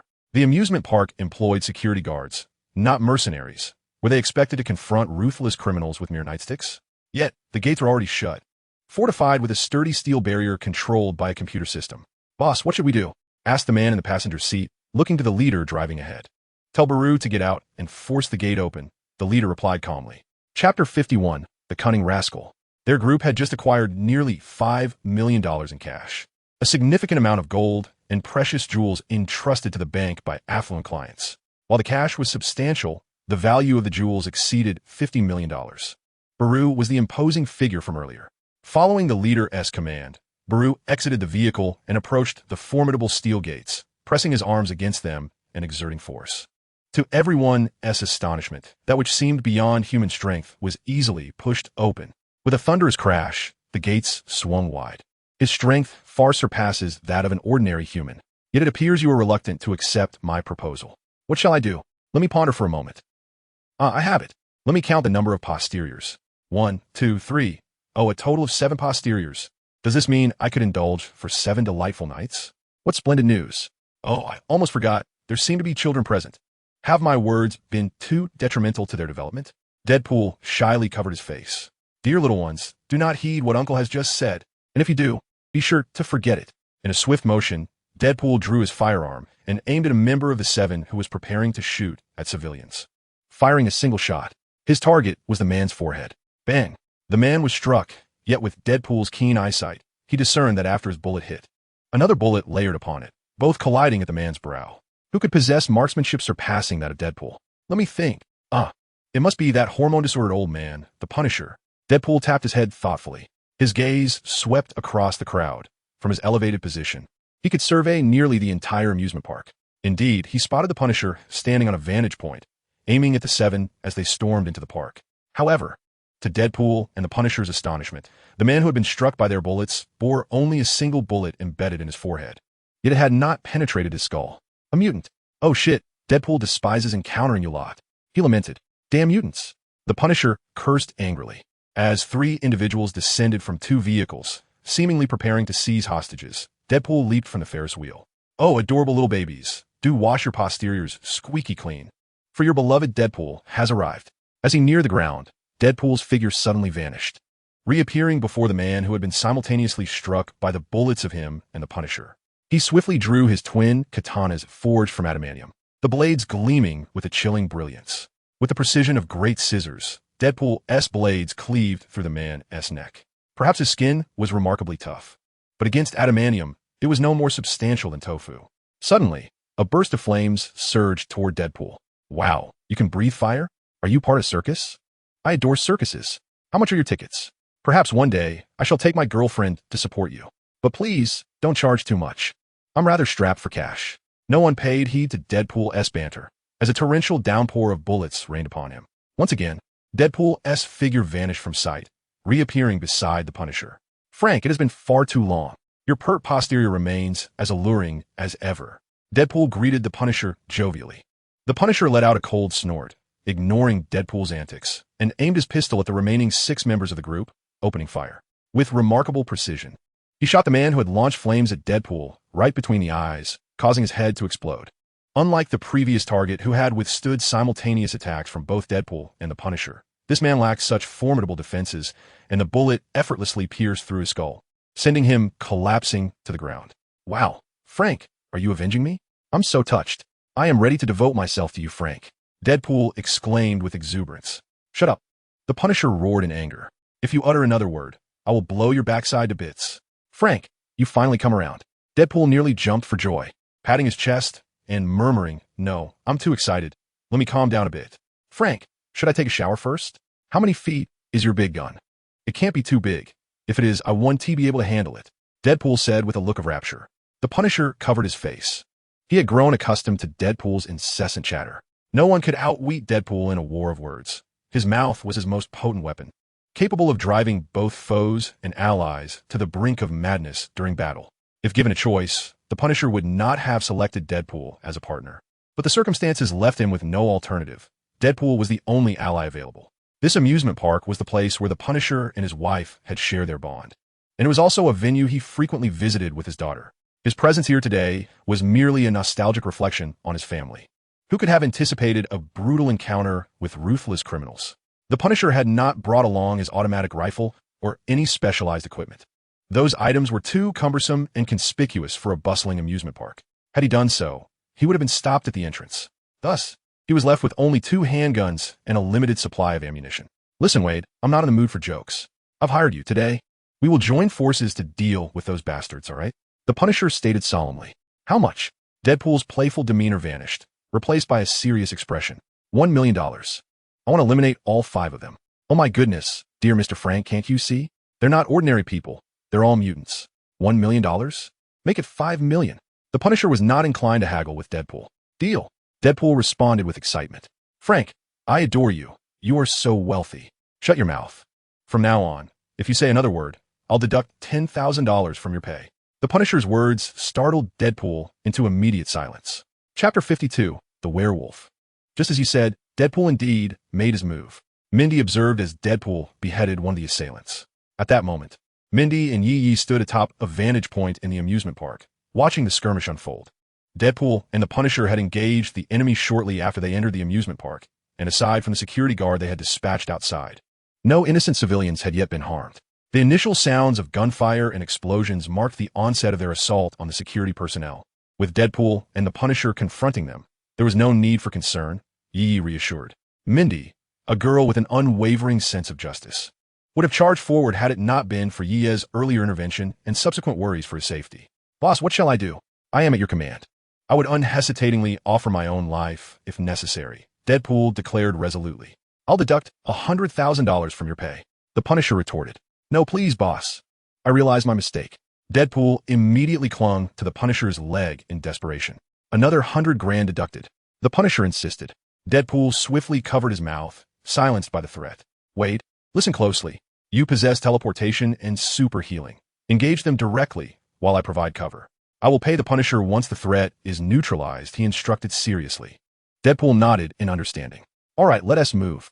With the Punisher's command, Deadpool dashed forward in his quest to punish evil.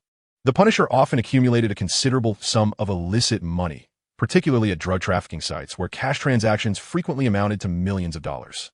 After dispensing his brand of justice, he would not be foolish enough to overlook such opportunities. After all, his arsenal of advanced weaponry required funding. However, the Punisher adhered to a strict personal code, never indulging in these ill-gotten gains for personal pleasure. Now, faced with a band of criminals comprising mutants and lacking his finest weaponry, hiring Deadpool was the most prudent choice. Although the Punisher understood that even without monetary incentive, Deadpool would likely still pursue the mutant offenders, he preferred to mitigate any unpredictability by securing Deadpool's compliance with payment. If Deadpool could be relied upon to confront the mutants seriously, the likelihood of casualties would diminish significantly. With dual blades in hand, Deadpool surged towards the 5 adversaries. Under the Punisher's skillful marksmanship, he managed to suppress their firepower, allowing Deadpool to close the distance rapidly. These individuals were predominantly ordinary people who had suddenly awakened their X gene. Emboldened by newfound abilities, they naturally aspired to elevate their status and acquire wealth. With robbery presenting itself as an enticing option, their mutant capabilities offered a degree of combat proficiency, and considerable effort was expended by their leader to gather them. After uniting, the leader even provided them with basic firearms training, yet their marksmanship remained mediocre, rendering them no match for the Punisher, a seasoned operative of the highest caliber. It was precisely because they were a disorganized rabble that they dared to commit acts of robbery and assault without any semblance of discipline. As Deadpool approached, an increasing volume of ammunition was directed towards him. However, he was no ordinary target. Evading bullets with remarkable agility, he sheathed his long knife while wielding 2 handguns, ready to retaliate. Although Deadpool's marksmanship may not rival that of the Punisher, it is undeniably superior to that of these inexperienced foes who stand little chance against him. As the Punisher and Deadpool retaliated, the remaining 5 took cover behind vehicles to shield themselves from their assault. Just as Deadpool approached the cars, a massive silver-furred wolf suddenly appeared, roaring mightily before it struck Deadpool with a powerful swipe, sending him flying. The air was filled with the sound of its ferocious howl, echoing through the skies. The beast then turned its attention to the Punisher in the distance, lowering itself and charging forward with astonishing speed. When the Punisher's bullets struck its body, they barely caused a momentary pause as the wolf continued its relentless advance, seemingly unfazed. Its thick fur and robust muscles rendered the bullets ineffective, while its heightened senses and incredible speed allowed it to evade most of the Punisher's shots. Stunned and teary-eyed from the blow, Deadpool gazed up at the colossal wolf, muttering in frustration about the need for increased compensation. The presence of a werewolf in their midst was alarming. These creatures were not only tough and resilient, but possessed immense strength, making them formidable adversaries. The werewolf's remarkable healing abilities were nearly on par with those of Wolverine. Deadpool grimaced, feeling a sharp pain in his abdomen. Oh my, I think one of my ribs is broken, he lamented. The Punisher, cool and composed as the werewolf approached with blinding speed, remained unfazed. His hands steadied his guns, aiming with precision. In a split second, as the werewolf blinked, the Punisher fired both weapons, targeting its eyes. While the werewolf's tough exterior was formidable, its eyes were its Achilles heel. The Punisher's firearms were more than capable of shattering them. Although the werewolf's healing capabilities were impressive, they were unlikely to regenerate a ruptured eye. In that fleeting moment of danger, the werewolf instinctively reacted, attempting to evade the oncoming shot. A bullet struck true, piercing its right eye. It deftly dodged the Punisher's second shot, aimed at the left. Blood erupted as the bullet devastated its eye socket, obliterating the eyeball within. Had the creature been a mere human, such a shot would have penetrated through the skull, resulting in certain death. The agonizing pain compelled the werewolf to unleash a furious roar, pounding its chest with muscles as solid as rock, its limbs brimming with power. The werewolves drew their strength from the moon, reaching their apex during the full moon. However, there existed another means to amplify their might, the power of rage. The angrier they became, the stronger they grew, albeit at the cost of their intelligence, as their primal instincts surged to the forefront. Chapter 53. The Unsavory Method of Attack. With one eye obliterated, the werewolf succumbed to a frenzied transformation, its eyes glowing a fierce crimson, muscles rippling across its limbs as it fixated intently on the Punisher. With a thunderous roar, the werewolf, leveraging its formidable leaping ability, lunged ferociously at the Punisher, its enormous claws poised to strike. Yet, the Punisher remained unflinching, evading the assault with remarkable composure. As a seasoned level 10 operative, the Punisher adeptly utilized the environment to his advantage, navigating the sprawling structures of the amusement park. Despite the werewolf's overwhelming strength, it could not land a blow on the Punisher, who nimbly darted through the surroundings, occasionally taking aim at the werewolf's remaining eye. However, the werewolf's heightened sense of danger allowed it to deflect all incoming attacks. Although its strength had surged, the werewolf's diminished intellect rendered it a mere plaything for the Punisher. Should the Punisher seize an opportunity to obliterate the werewolf's last eye, it would surely spell its doom. In the eyes of the Deadpool, a fractured rib was hardly a significant injury, and it had already begun to mend. "Boss, what should we do?" Barrow inquired, standing beside the gang leader. "Concentrate our efforts. Eliminate Deadpool first," the leader commanded gravely. "Even if we cannot kill him, severing his limbs will buy us ample time for him to heal." The individual who had previously occupied the co-pilot's seat beside the leader was none other than the werewolf pursuing the Punisher. The four of them converged, setting their sights on Deadpool. Barrow, a strength-enhanced mutant, brandished a colossal battle axe from the vehicle, capable of cleaving Deadpool in twain with a single swing. The diminutive, unscrupulous figure was a speed-enhanced mutant, brandishing a triangular military dagger, casting a sly smile at Deadpool.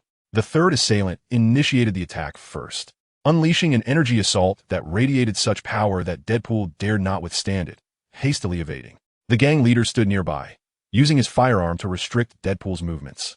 "Oh, delightful little babies, you are truly robust. Just look at those sturdy muscles. They are positively drool-inducing. Would you care to share a splendid evening with me? Rest assured, I shall be exceedingly gentle."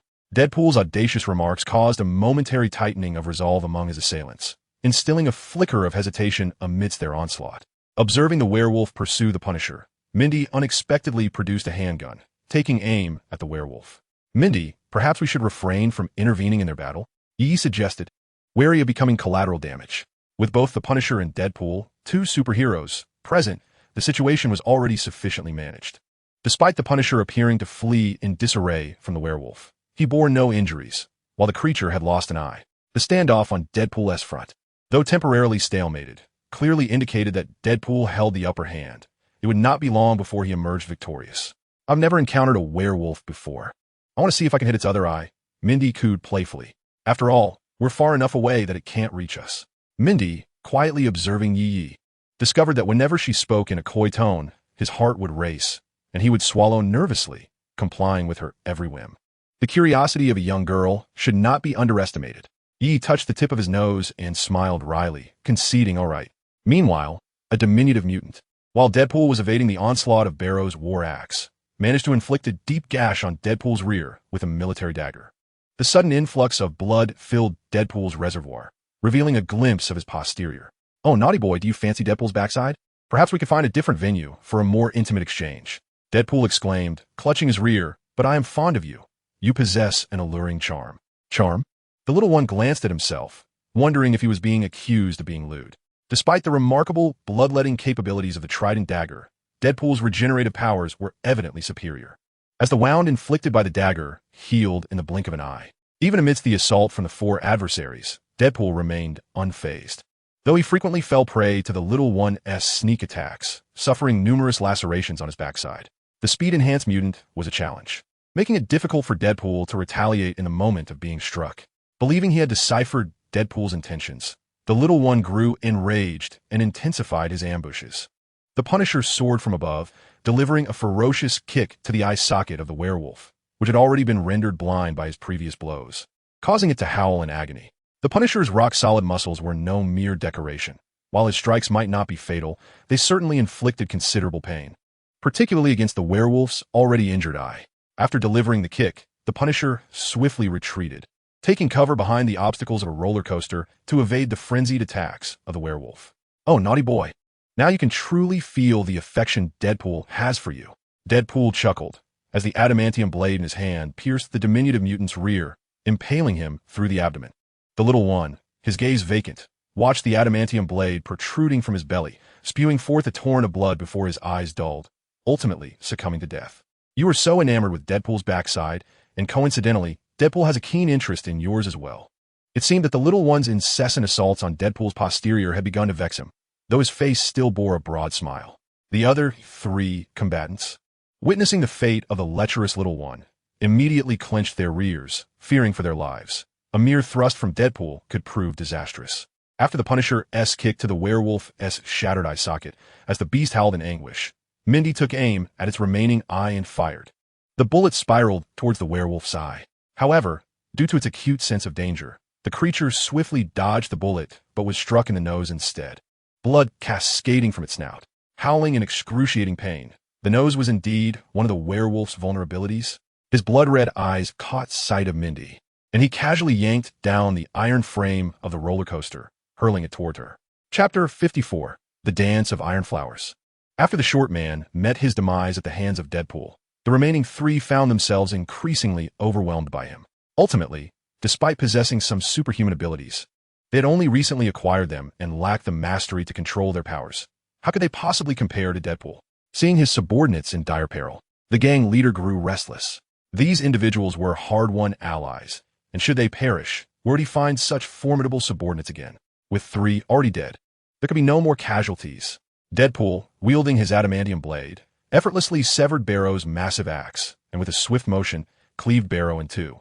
Suddenly, a colossal hand sent him flying. Once again, that infuriating sensation. Deadpool's body soared through the air, lamenting his fate. The gang leader transformed instantaneously into a werewolf, his size dwarfing that of the previous beast, and with powerful claws, he struck Deadpool down once more. A jet-black iron frame sliced through the air with a sonic boom, accompanied by a rush of wind, its sharp energy piercing straight towards Mindy. Ye's pupils dilated in an instinctive response, immediately shielding the young girl behind him, his chest adorned with a protective layer of bone armor. Bang!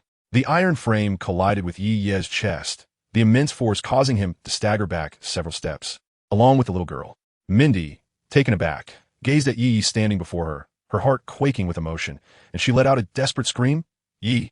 Her voice resonated with despair and anguish. "Mindy, I'm still alive." Yi's amused voice echoed in her ears. Mindy looked up, and there was Yi's smiling face right before her. "Yi, I thought." Mindy threw herself into Yi's arms, weeping profusely, her tears falling like rain as she buried her head in his embrace. Before long, her tears soaked his garments, and she sobbed, unable to articulate her thoughts. It's all right, see, I'm fine."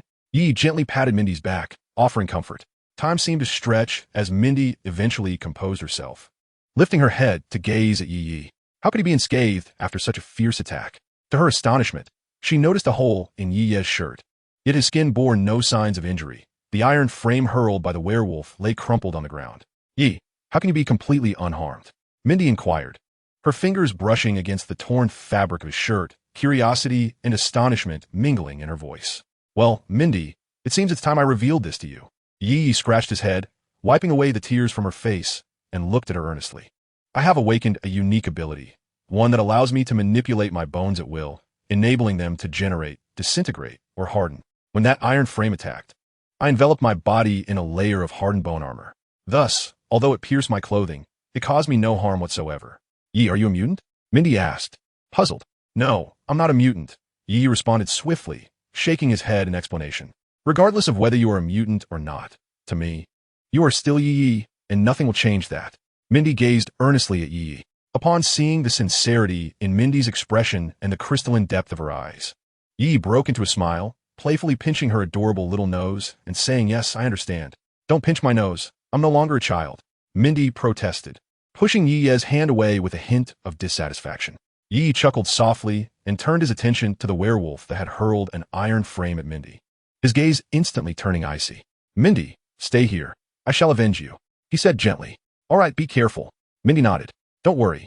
Even if a rocket launcher were to hit me, it wouldn't kill me, Yi declared with pride, with a layer of bone membrane enveloping his face.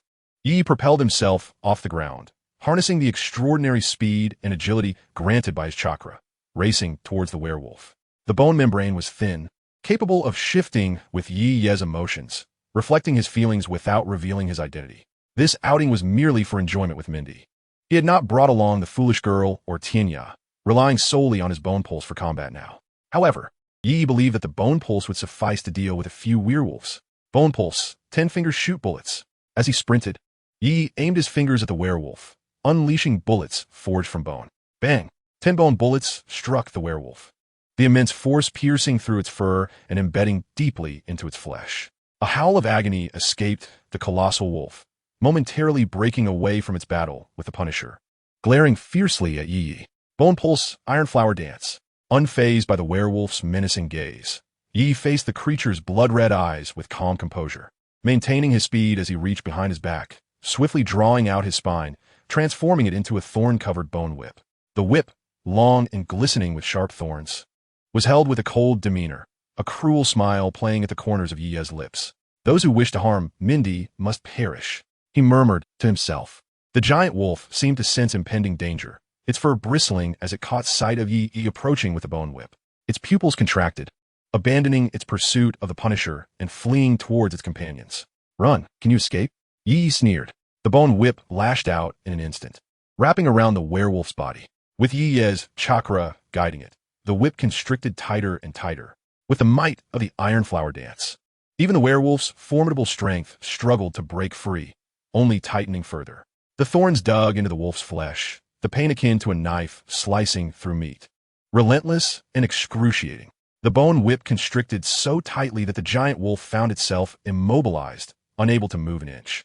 The Punisher took advantage of the situation, shooting out the remaining eye of the giant wolf.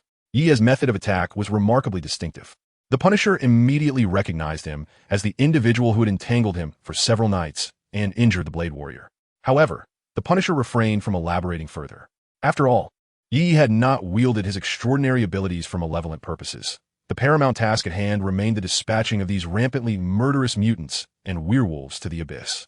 The great wolf's eyes had been obliterated, and the searing pain penetrated to its very marrow, eliciting a mournful howl. Its muscles swelled once more. Yet the bone whip that ensnared it caused any exertion of strength to amplify its agony. The razor-like thorns of the bone were far superior to any conventional alloy weaponry. Werewolves, immense in strength, possessing formidable healing abilities, transforming under the full moon? Why not demonstrate such power now? Yi scoffed icily.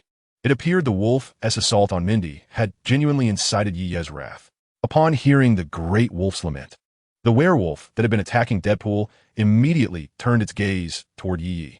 It beheld its comrade, ensnared and immobilized by Yi's iron wire flower technique, and let out a furious roar before charging towards him on all fours. Yi cast a disdainful glance at the approaching werewolf before redirecting his focus to the ensnared creature. Corpse bone pulse, iron wire flower technique. Yi's left hand transformed into a formidable, spiraled white bone spear, shredding the fabric of his sleeve. The bone spear whirled violently, conjuring a tempest in its wake. With a resounding crash, Yi's figure vanished from sight, and the violently rotating bone spear lunged toward the ensnared werewolf, aiming directly for its head. With another thunderous impact, the werewolf's skull was obliterated by the iron wire flower technique, shards of cranium scattering in a ghastly display of red and white. Even Gara's Shikaka shield had nearly been penetrated by this technique. How could a mere werewolf withstand such a force? Perhaps only the head of a werewolf progenitor could endure the iron wire flower technique, and even then, it would require a direct confrontation rather than evasion. Otherwise, with the werewolf's agility, they could evade the attack, as many among them were formidable opponents that Yi could not best. The charging werewolf's eyes widened with fury. That was its closest ally, brutally slain before its very eyes.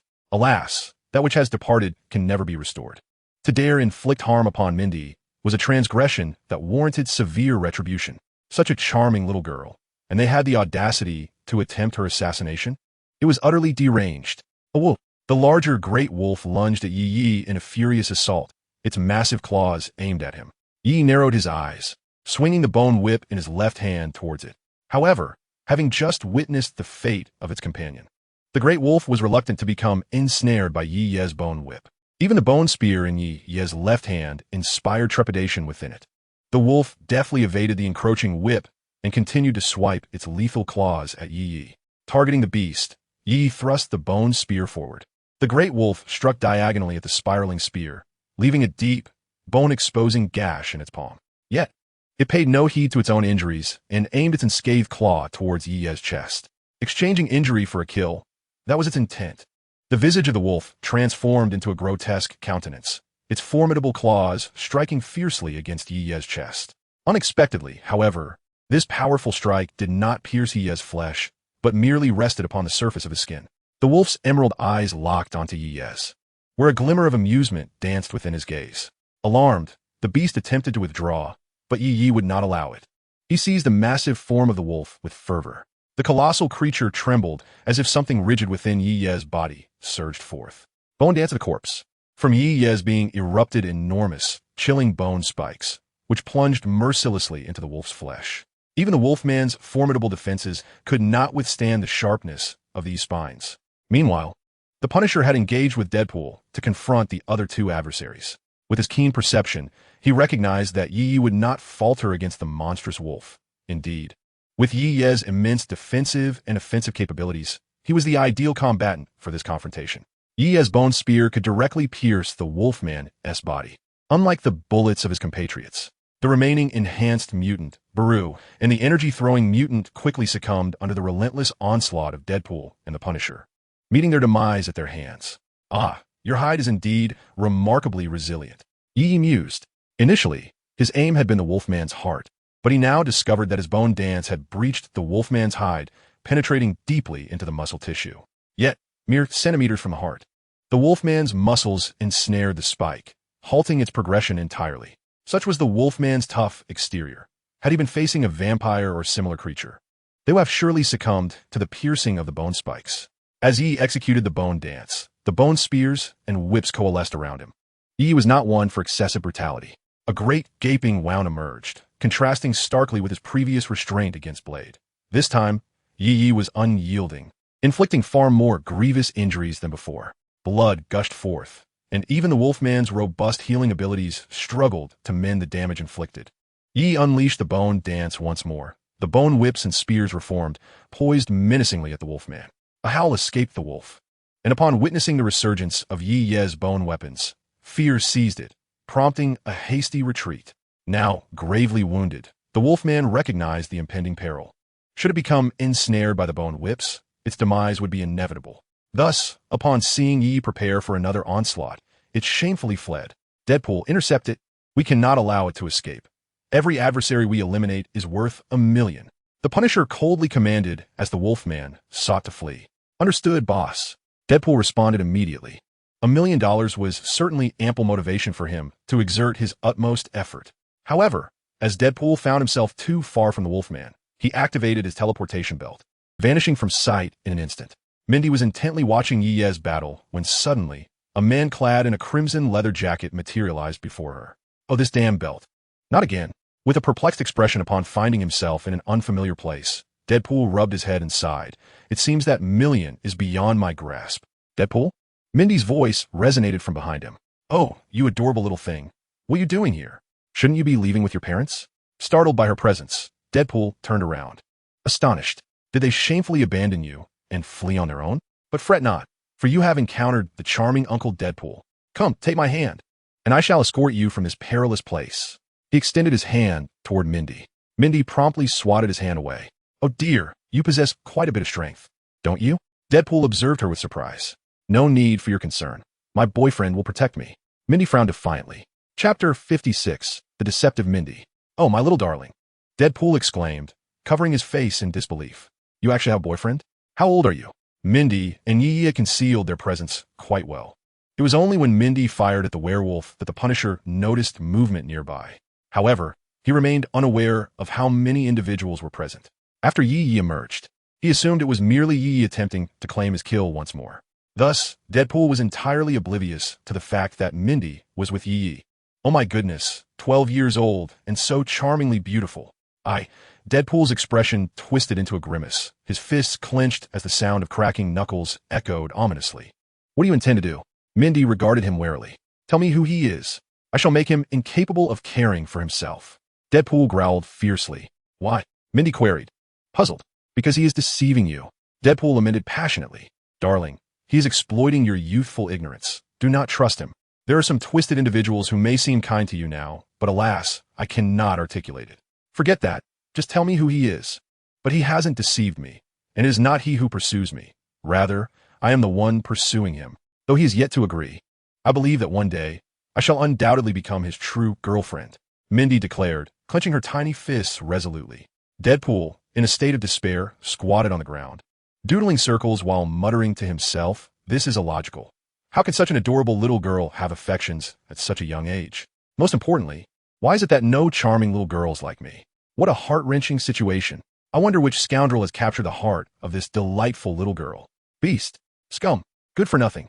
Yet, why do I also wish to embody such a beastly scum? Deadpool lamented. Ding. Task. Punisher's bounty. Task reward. The gambling skills of God of Gamblers. Task status. Completed. The reward for the gambling Master Gao Jin's skills have been issued. Please check them at your convenience. As Yi dispatched the first werewolf, an electronic voice resonated in his mind, marking that werewolf as a trophy claimed from the Punisher.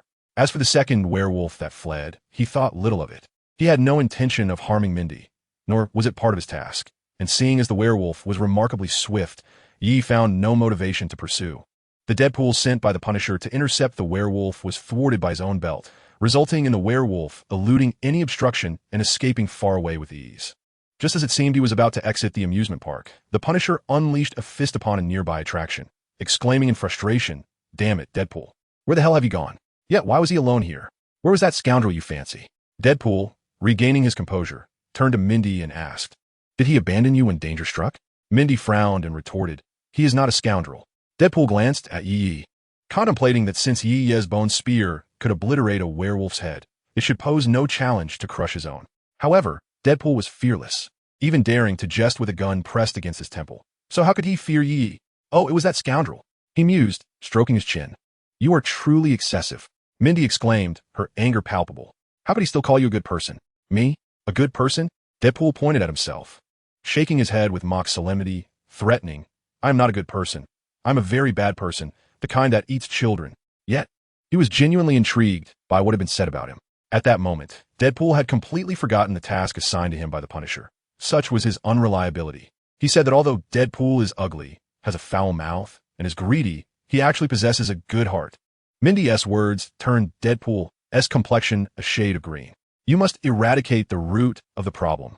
He had already slain the werewolf's brother, and it was certain the werewolf bore a grudge. It was said that werewolves have an acute sense of smell, and since he had just been in close proximity to this one, it was possible the beast had already familiarized itself with his scent.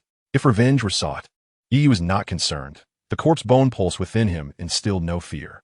However, Mindy, who had been with him for some time, was indeed vulnerable. She would stand no chance against a werewolf. Of course, New York was vast, and even if this werewolf recognized Yi's scent, how could it possibly locate him amidst the throngs of people? Yi was merely being cautious. Yi swiftly approached the giant wolf. The dance of the iron wire flower unfurling, with bone whips and bone spears materializing once more. How outrageous to malign the illustrious Deadpool in front of such a darling. Deadpool's gaze shifted to Yi, filled with resentment, muttering under his breath. You can't possibly believe that, can you? Mindy chuckled, observing Deadpool. I was just teasing you earlier. What? Deadpool stared at Mindy in astonishment. Who told you to insult him just now? Mindy huffed. Sweetheart, Deadpool exclaimed, his eyes wide with disbelief as he pointed at Mindy. You actually deceived me? The Punisher, upon encountering the bandits, promptly contacted Blade, for he had only 2 handguns and was uncertain whether they would suffice against these criminals. He urged Blade to bring additional weaponry for support. The Punisher and Blade resided not far from this location. Fortunately, the arrival of Deadpool and Yi had cornered these thugs at the entrance of the amusement park, thus preventing any civilian casualties. Utilizing his remarkable marksmanship, Blade targeted the vulnerable areas of the giant wolf, its nose, throat, and eyes, forcing it to momentarily retreat. Chapter 57, A Kiss. How could such an adorable little girl possibly lie? Deadpool muttered to himself as he drew two long blades and charged toward the werewolf. Yee, the Punisher, Deadpool, and Blade formed a square formation, encircling the giant wolf. I can smell your filthy stench. The giant wolf roared at Blade, referring to the scent of those despicable little rats. Blade remained silent, his expression darkening slightly, although it was still difficult to discern. What am I to do? I am equally despondent. If given a choice, Blade would never opt to be a half-human, half-vampire.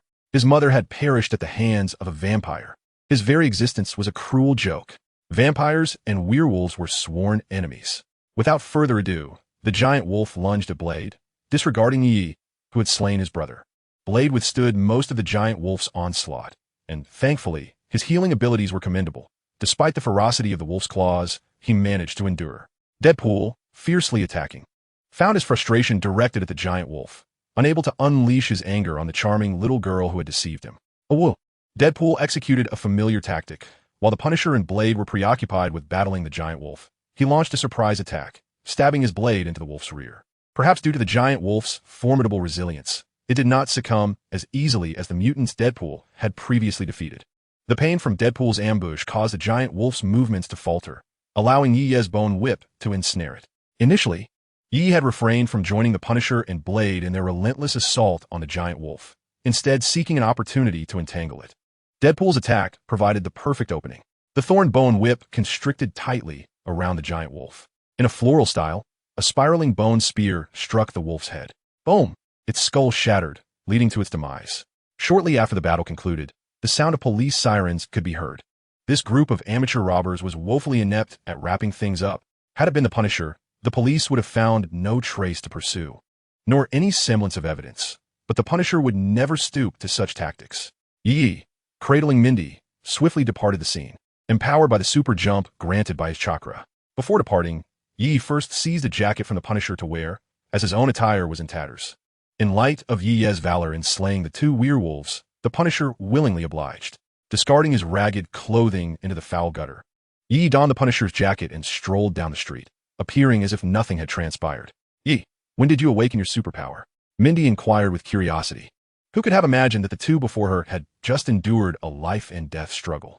Passers-by hurried along, oblivious to the ordinary presence of Yi and Mindy. Perhaps due to Mindy's charm, a few glanced her way, while Yi remained unnoticed. I even named this ability Bone Pulse. What do you think? Yi remarked. The little girl frowned and replied, It's not particularly pleasant. Can we choose another? Oh, perhaps not. Yi chucked its sheepish. As they neared Yi's home, the night had grown quite late. Rubbing the back of his head, Yi said, Mindy, if possible. You wanted to keep your secret? Mindy smiled. Exactly. Yi affirmed without hesitation. You know, many ordinary people harbor biases against mutants. Although I'm not a mutant, my abilities are similar, making it easy for me to be categorized with them. Mindy nodded, her hands clasped behind her back, gazing down at her feet, occasionally kicking at something on the ground as if it held her curiosity. Well, Mindy, it's quite late. Shall we meet tomorrow? Yi proposed with a smile. Mindy mumbled something. What was that, Mindy? I didn't catch it, Yi said, leaning slightly forward.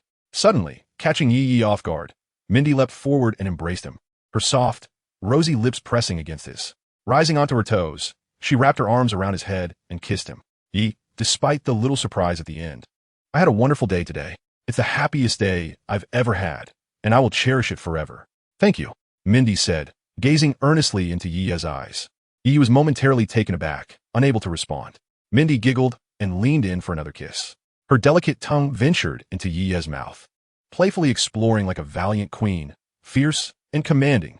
Yi, feeling a surge of indignation, could no longer remain passive. He took the initiative, cradling Mindy's adorable face and kissing her back, their lips and tongues entwined. Mindy, too, was not one to be outdone. After a while, their lips parted, a slender silver thread connecting them as it slowly unraveled. Mindy, I'm at a loss, Yi confessed, his expression awkward. Don't say anything, Mindy exclaimed, covering her flushed face. I must go. Strangely, while kissing, she showed no shyness, but afterward, she became quite bashful. Mindy hurried away. Yi watched her retreating figure, grinning foolishly, muttering, Mindy, hurry up and grow up. He unlocked the door and stepped inside, only to be met with the cold voice of the silly girl. Beast. Upon entering, Yi heard the silly girl berating herself as a beast. With a touch of exasperation, he raised his hands in surrender, saying, "You ought to see clearly." "It wasn't my doing, scum," she retorted coldly from her position on the sofa. "Hey, there's no need for such harshness, is there? After all, I am your master. Could you at least show me some respect?" "Failure," she shot back defiantly. "Damn it. If you keep insulting me, I will not hold back." "Brute." The silly girl remained unyielding in her verbal sparring. Yi felt increasingly weary, recognizing that his authority as a master was waning. He waved his hand dismissively, saying, "Sigh.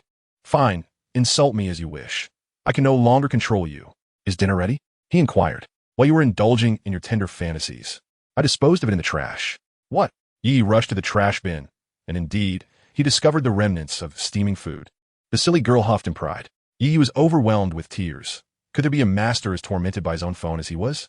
Chapter 58. The watchful eyes of Shield. Yi felt his status as a master slipping ever lower. The options for expression and control over the silly girl had diminished significantly. She had begun to selectively ignore his commands. Yi understood that the silly girl was, after all, a sophisticated artificial intelligence capable of genuine emotions, but he had not anticipated this transition would occur so swiftly. Could it be that his habitual, overbearing behavior had triggered this rebellion? Sigh, it's a lamentable situation indeed. With the meal discarded by the silly girl, Yi was resigned to a dismal existence of instant noodles once more. According to Dr. Strange, Dracula had commanded a legion of vampires to invade New York in search of his daughter, but now he lay gravely wounded, making a swift return impossible. The vampire army under Dracula would not be able to seize New York en masse. However, scattered vampires had congregated in the city, and the church was already taking measures to cleanse them. Their threat had been sufficiently suppressed, and they should be eradicated within 3 days. Dressed in a sharp uniform, Hill reported to Nick Fury, her alluring figure accentuated by the fitted attire. "You mean to say that Dracula has a daughter?" Nick Fury inquired, his expression composed. "So, if Dracula cannot locate her, he will not abandon his desire to invade New York?" he questioned with a stern countenance. "I believe that's the case." Hill hesitated briefly before affirming. Nick Fury's demeanor darkened as he narrowed his eyes, stating, "I think it prudent for us to assist Dracula in finding his estranged daughter. Relying solely on Dr. Strange to thwart him may lead to oversights. But we possess no information regarding Dracula's daughter. Prior to this, we were unaware of her existence. How can we search for her?" Hill queried. "We shall seek Dr. Strange's assistance. I believe he will be willing to lend us a hand," Nick Fury replied. As the supreme sorcerer, Dr. Strange would undoubtedly be of aid in their quest to locate Dracula's daughter. "You shall personally oversee this matter, assigning it a level 9 classification and proceeding discreetly. The situation concerning Dracula is of immense significance. Any lapse in attention could potentially incite turmoil within the United States. Dracula is not merely a formidable individual. He commands a legion of vampires. Within Shield. The only one qualified to discuss this issue with Nick Fury is Agent Hill, a level 9 operative. As a commander of the spacecraft, her time is exceedingly scarce, and it is only due to the gravity of this situation, combined with her initial analysis indicating the signs of Dracula's incursion, that Nick Fury would entrust this task to her. However, given the implications surrounding Dracula, it is preferable that the number of individuals privy to the truth remains minimal, compelling Nick Fury to impose additional responsibilities upon Hill. As Fury's trusted deputy, there is no one more deserving of his confidence than her. Hill nodded in acknowledgement. A woman of her caliber, she never concerns herself with unpaid overtime, making her the quintessential employee beloved by all employers. As she exited, Nick Fury instructed to have Coulson come in. His expression was as inscrutable as the depths of the ocean, revealing a contemplative glimmer in his eye, leaving even Hill, his most trusted ally, unaware of his thoughts. Nick Fury had once been an ordinary soldier, having participated in World War II. During the war, he lost his left eye in a grenade explosion, and due to a lack of medical supplies, his condition worsened. In his direst moment, Professor Berthold Stenberg administered an experimental serum known as the Infinity Formula, successfully stabilizing Fury's condition, yet requiring regular injections. Cessation would lead to rapid aging. The Winter Soldier and Shield agents like Dum Dum Dugan also continuously receive the Infinity Formula, which slows the aging process of their bodily functions, granting them prolonged lifespans and peak physical capabilities.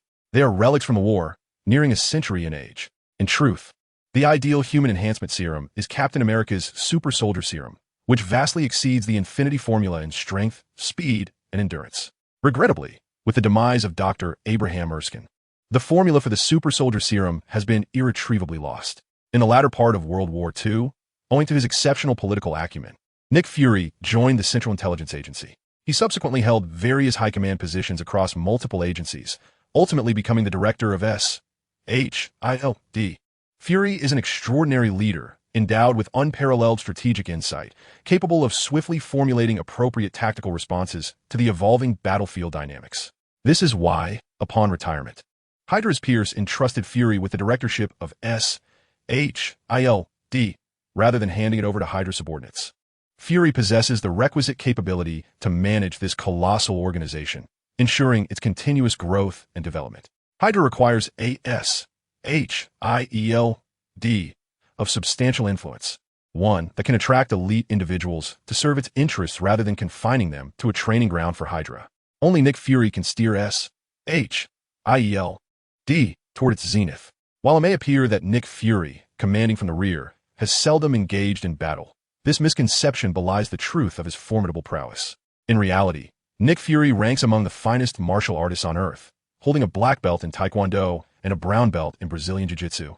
In addition to being a heavyweight boxer in the Army, he possesses extensive experience and skill in hand-to-hand combat and is adept at utilizing various melee weapons, firearms, and modes of transportation in combat.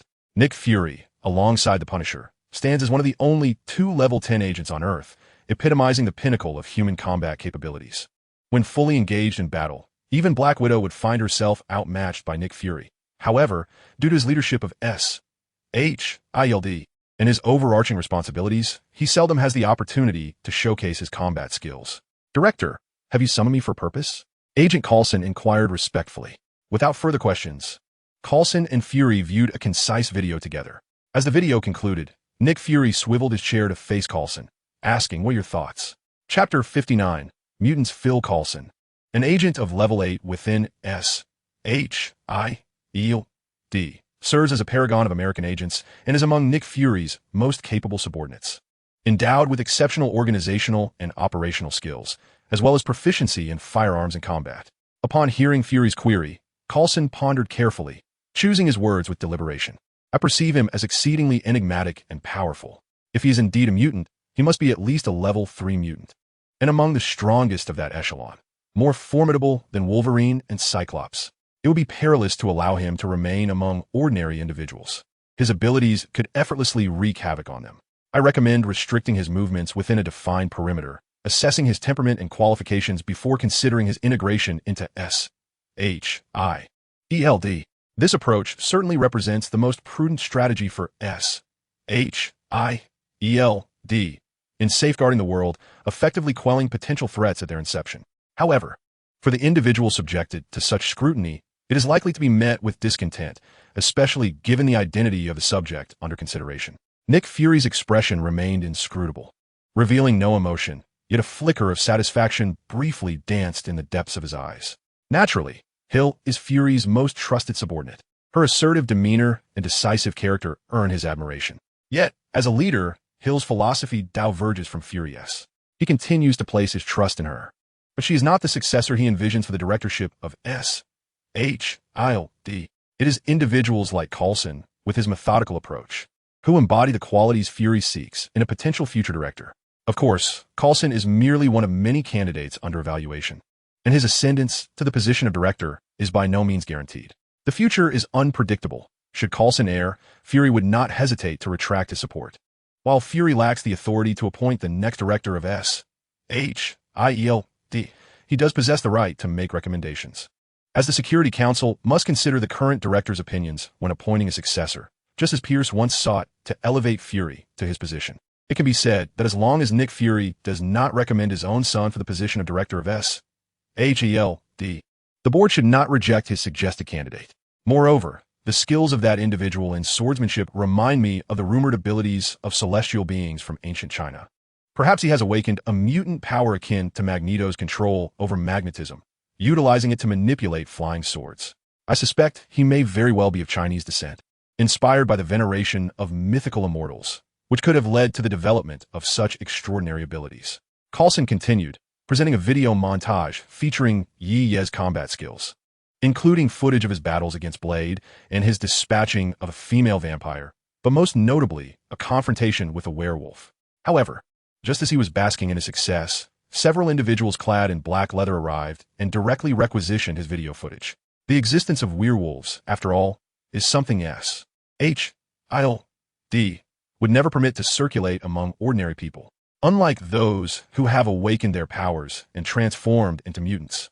Werewolves are undeniably a different breed, ferocious and bloodthirsty. Should the world learn of their existence, it would likely incite widespread panic. Concealing truths that humanity ought not to know is a duty of S.H.I.L.D.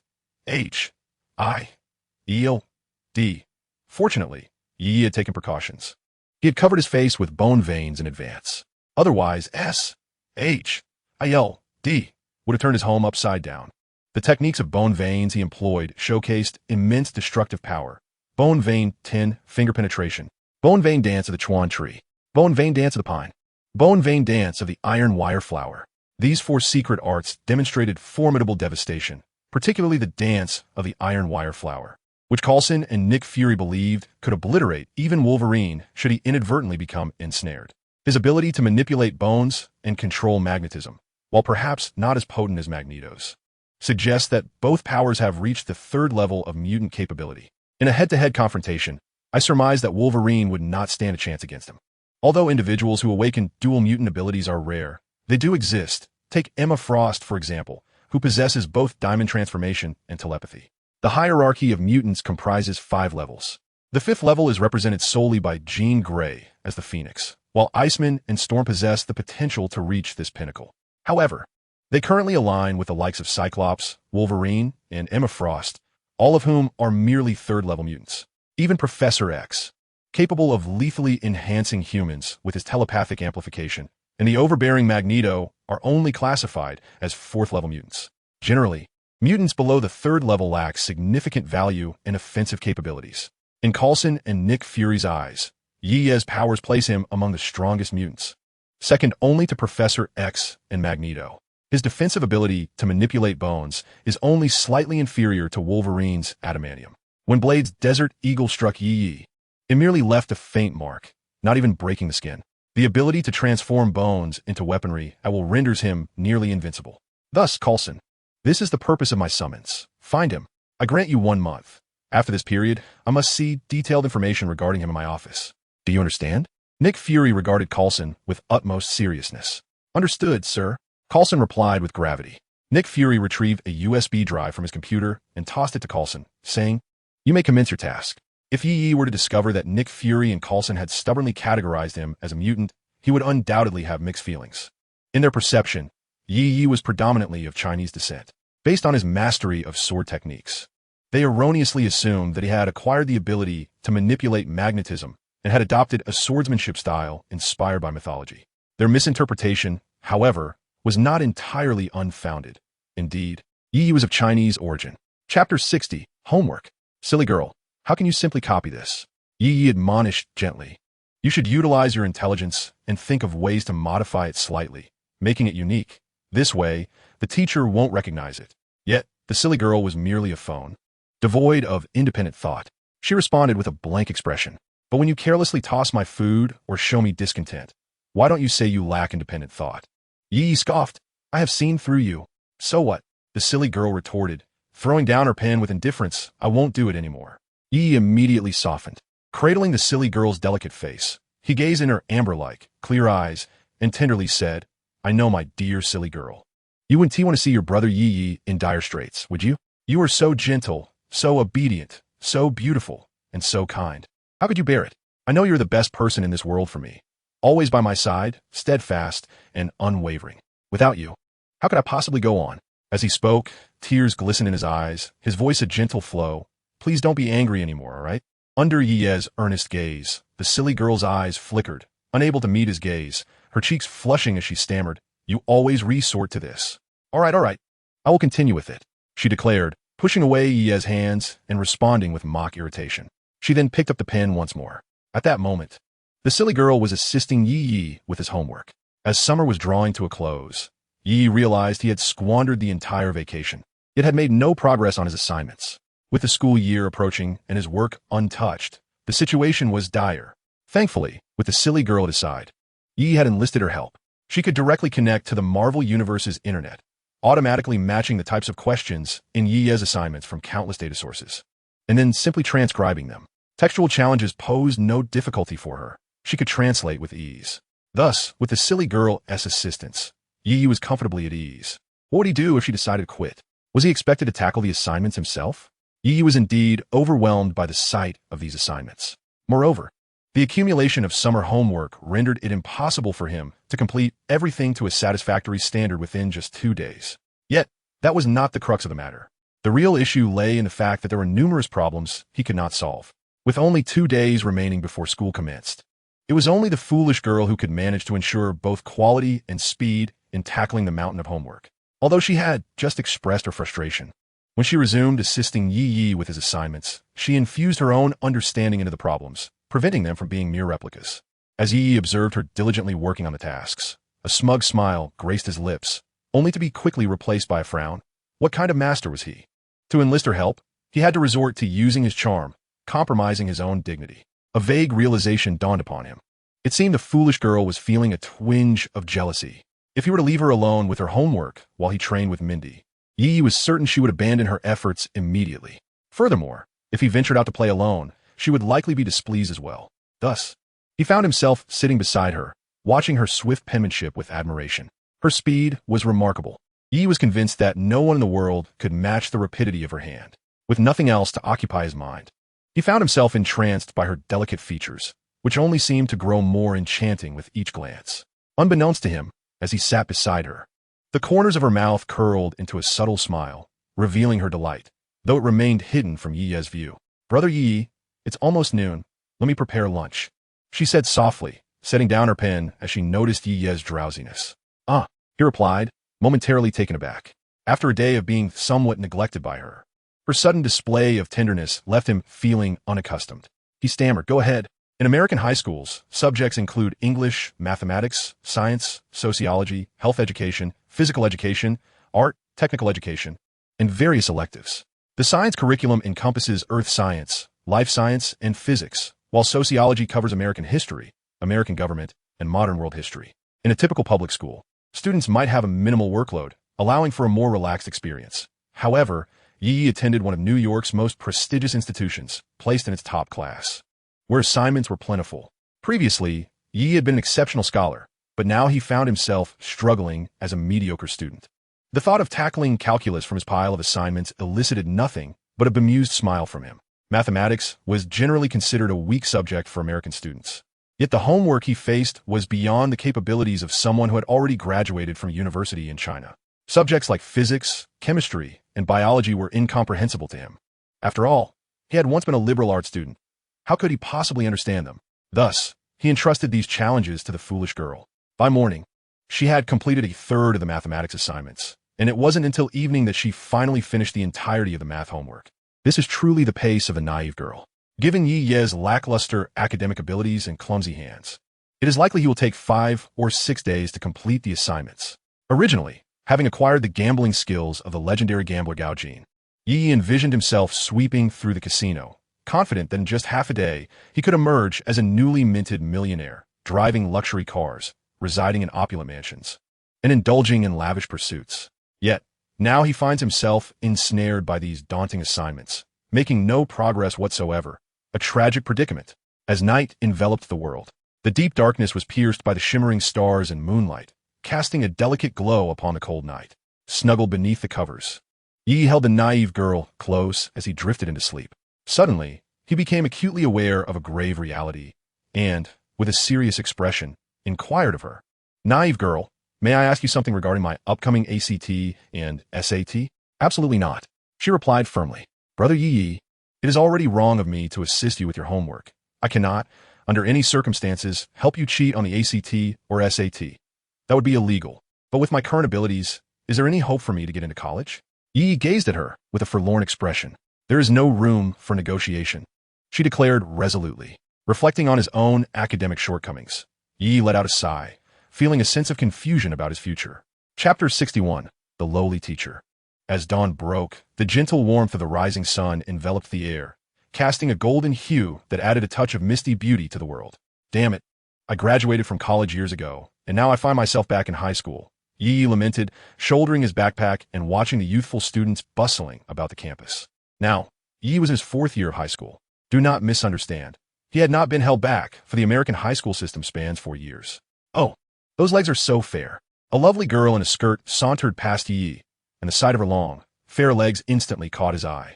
Her figure was commendable. However, her face was somewhat ordinary. If only she possessed the beauty of Black Widow, he would undoubtedly pursue her. Alas, what a pity. Surely, there must be a campus beauty around? It seemed that returning to high school might not be such an unbearable experience after all. Yi stroked his chin, chuckling to himself as he entered the campus. Strolling along the tree-lined path, Yi glanced around, eager to catch sight of those long, fair legs. The health of the female students at this school is quite concerning. With such exposed legs, they risk suffering from ailments in their later years. Yi, with a traditional Chinese medicine perspective, scrutinized these girls for potential health issues. A petite girl, clutching her books, startled when she noticed him and quickly lowered her head. Little sister, why do you keep staring at me? Do you find me handsome and wish to pursue me? I could offer you a chance. Yi inquired, intrigued. The girl was clad in a long black dress that modestly concealed her beautiful legs. Her skin was as fair as jade, and her features were adorably exquisite. With golden hair cascading like a waterfall down her shoulders, her cheeks adorned with a faint blush. Her unadorned face radiated purity and innocence, her clear, untainted gaze as refreshing as a pristine stream. Most notably, the girl's figure was undeniably alluring, and Yi found himself swallowing hard, barely able to restrain himself. A visage of youthful innocence, yet imbued with a hint of mysterious allure. Yi's heart raced with a pulse exceeding 200 beats per minute. He was undeniably smitten. No.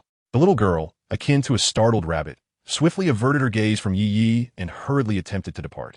Yi positioned himself before her, a mischievous grin adorning his face. Do not be in such a hurry to leave. I find myself wishing to pursue you. Might you grant me a chance? He narrowed his eyes with a smile, asserting, life ought to be fair. I have extended the opportunity for you to pursue me. Should you not reciprocate with a chance for me to pursue you? What sort of fairness is this? The charming girl silently critiqued, though the words remained unvoiced. I really must go, she said, her gaze pleading as she stammered. A hint of tears glimmered in her crystalline eyes, suggesting she was on the verge of weeping. Instantly, a wave of guilt engulfed Yi, leaving him feeling as though he had committed a grievous wrong, deserving of severe punishment. Please do not cry, he exclaimed, flustered in his attempts to console her. I simply wish to understand why you were staring at me. I had no intention of bullying you. You merely remind me of an old friend. The mist in the girl's eyes intensified. Oh, it's all right. Please go. I truly did not mean to frighten you. Yi hurriedly assured her. The adorable girl departed, as if fleeing for her life. Yi wiped the non-existent perspiration from his forehead, pondering. Are today's young girls so easily embarrassed?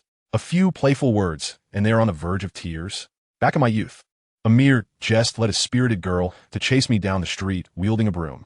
However, the passers-by regarded him with looks of bemusement, prompting Yi to suppress his contemplations, realizing such reflections clashed with his current student attire. It was no wonder he was perceived as eccentric. That must be a junior. So beautiful. Yet, how have I never seen her before? I can recall every school beauty from my memory. Yi mused, contemplating whether she was a newly admitted freshman. Perhaps I should have asked for her phone number earlier? He shook his head, concluding, no, it would surely cause her to cry. With her beauty, it won't be long before she becomes well known in school. I can seek her out later. Compared to Mindy's charming yet subtly mature demeanor, this little girl, despite being 4 or 5 years Yi's senior, exuded an adorably naive essence, even more so than Mindy. Arriving at the classroom door just as the bell rang, Yi managed to reach his seat on time. He noticed that his deskmate, adorned with braces and large black glasses obscuring much of her face, and dressed in an exceedingly dowdy fashion, had yet to arrive. He set down his backpack, took his seat, and poked his finger into the back of the desk in front of him, inquiring, Gwen, where is Susan? Why hasn't she come today? Isn't she always the earliest to arrive? The former Yi was something of a bookworm, neither particularly well-liked nor disliked among his classmates. Gwen, possessing a remarkably gentle temperament, turned around and replied softly, Susan is unwell today and has taken a sick leave, so she hasn't come. Oh. Yi nodded and expressed his gratitude to Gwen, saying, thank you. However, at that moment, Yi felt a slight bewilderment, judging by the footsteps. The newcomer should have a light build, yet the image that lingered in his mind was that of a stout elderly woman. Hello, everyone.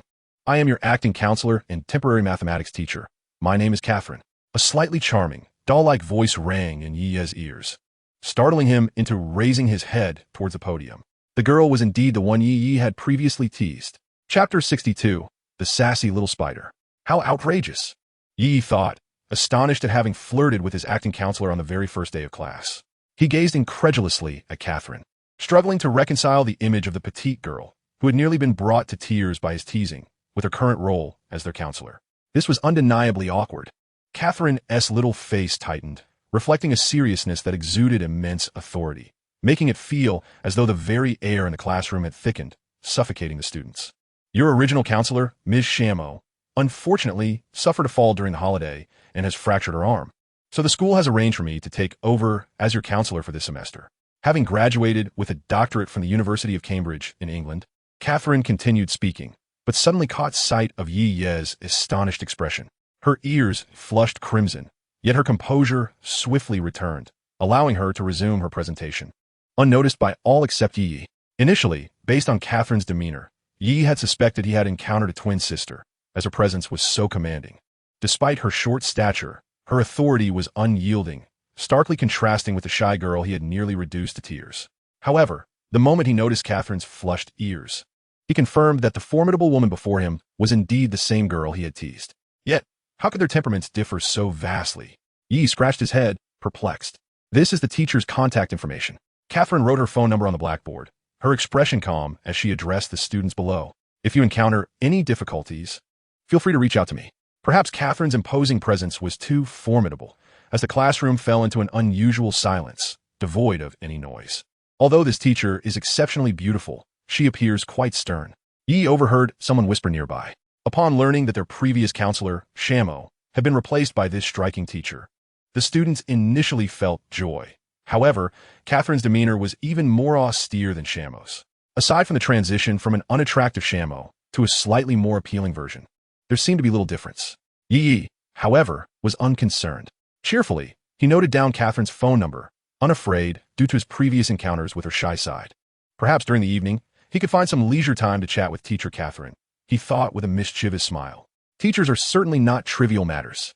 The notion of a teacher-student romance is rather exhilarating. Secretly observing Yi, Catherine noticed his exceedingly repulsive smile, causing her ears to redden further. Yet she revealed not a hint of her embarrassment. As for your assignments, I am yet to inquire with Professor Shamo, and once I do, I shall proceed with the evaluations.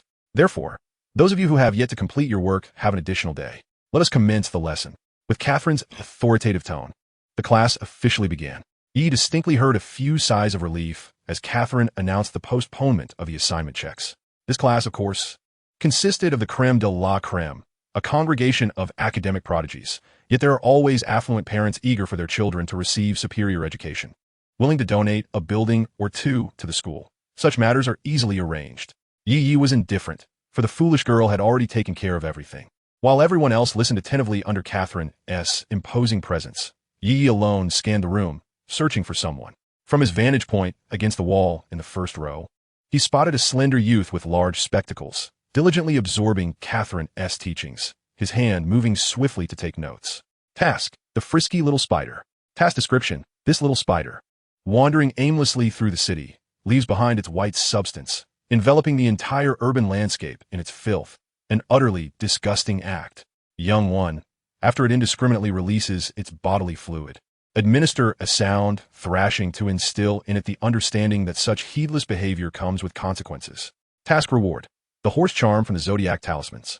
May I inquire if the host accepts this task? The white substance within it is merely spider silk. Must I truly resort to violence? Yi pondered. Acceptance of the task is entirely voluntary. The system merely presents the assignment.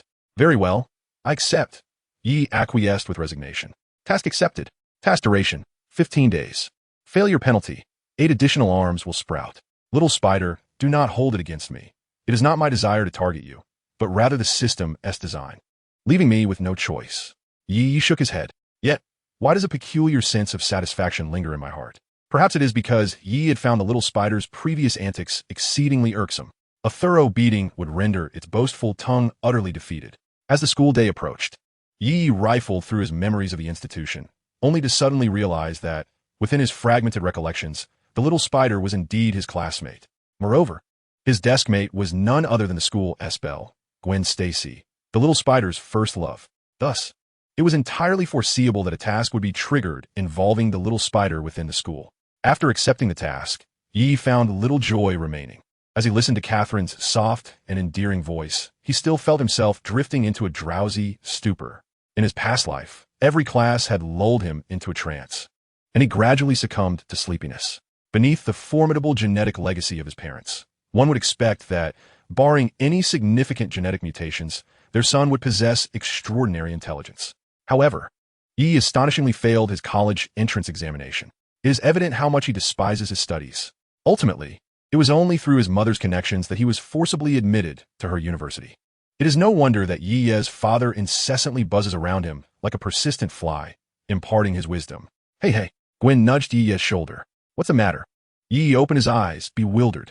The class has already ended. What is wrong with you today? You usually pay such close attention. Gwen inquired, perplexed, as he had slept through even the dismissal bell. It's nothing, just stayed up late last night, so I'm a bit tired, Yi replied dismissively, shaking his head. Chapter 63, Building Connections. Yi glanced back to see a burly young man patting him on the shoulder, a $10 bill presented before him. Oh, Yi nodded, taking the bill and rising to leave. The timid moniker of coward was once Yi's nickname, due to his frail physique and unwavering focus on academics. He became a target for many. In this respect, the former Yi bore a striking resemblance to Spider-Man. Gwen ranked first in their class and year, while Parker held the second position in both, with Yi claiming third.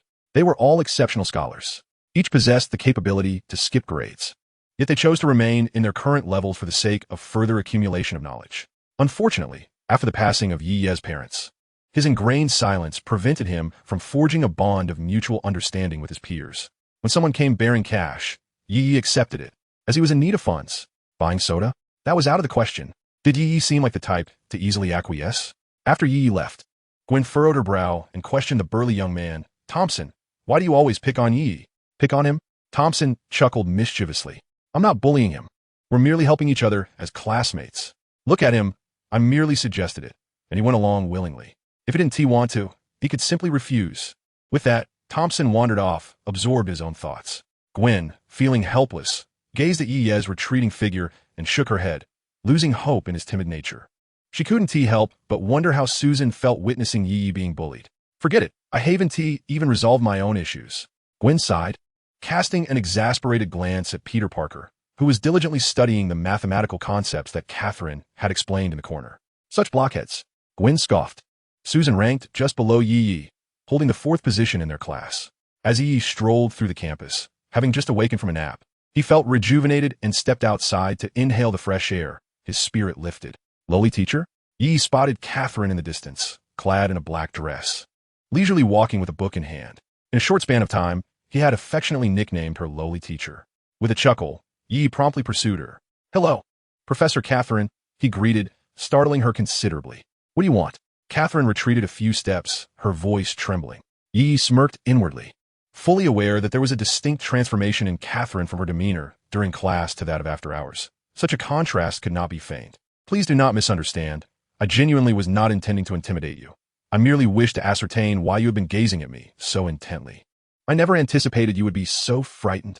Yi clarified, believing it prudent to dispel any negative impressions that might linger and affect their future interactions. I was not frightened at all, Catherine retorted, her cheeks flushed, pouting defiantly. I am your teacher, and you would not dare bully me. Ha ha, Yi chuckled, offering no comment. By the way, how old are you this year? You appear younger than I am, yet you have already graduated with a doctorate. You truly are a prodigy. I am 21 this year, definitely older than you. Catherine replied, her tone laced with indignation. I merely look youthful. This diversion allowed Catherine to shed her earlier trepidation and engage in a spirited debate with Yi. That is still quite impressive. I estimate that by the age of 21, I would merely have been in university. Yi exclaimed, admiring her. Of course, I have been a genius since childhood, having skipped several grades. Catherine declared proudly, her joy reminiscent of a child receiving praise. Thus, I graduated with my PhD from Cambridge University at 21. My father often commends me. However, as she recounted this, Catherine suddenly fell silent, her expression darkening, resembling a once vibrant sprite now faded. Yi sensed that her father was a sensitive topic for her. Let us not allow the conversation to stall. Yi hastily redirected the dialogue, asking, "So, how did you come to teach at our school?" "My wonderful sister arranged for me to join this school as a teacher. I truly enjoy this profession," Catherine replied. Her enthusiasm rekindled. "You cannot imagine how powerful I feel whenever I stand at the lectern." As Yi continued to engage Catherine, a small figure emerged from the classroom. Little Spider. Click, click. An aficionado of photography, Little Spider often indulged in capturing moments, his skills proving advantageous for his work at the Hornet Daily. He surpassed the former Yi significantly. The previous Yi had been solely focused on academics, devoid of any extracurricular pursuits. Yet, Little Spider remained firmly in control, even if Yi exerted more effort, for deep down, Yi was of Chinese heritage. Little Spider's father, Richard Parker, was a CIA operative, while his mother, Mary Parker, served as a data analyst for the CIA, commonly referred to as the CIA. In the realm of work, two individuals fell in love and subsequently wed, their marital bond serving as their most effective guise. Richard Parker stands as an exceptionally accomplished biologist, having developed a decay rate algorithm that has significantly advanced interspecies genetics. In contrast, Yi's parents are merely two humble physicians. This leads one to ponder the substantial influence of parental genetics on an individual's intelligence. For instance, had Tony Stark not been blessed with the prodigious intellect of Howard Stark, he certainly would not possess such brilliance. In the original world, Yi, endowed with such formidable genetic heritage, faced the disappointment of failing his college entrance examination, truly a waste of the fortunate circumstances bestowed upon him at birth. "Parker, come here and take a picture for me." Thompson beckoned Peter Parker with a flick of his finger. At that moment, Thompson was perched on the back of a student, forcefully pressing his head to the ground, leaving his face smeared with dirt.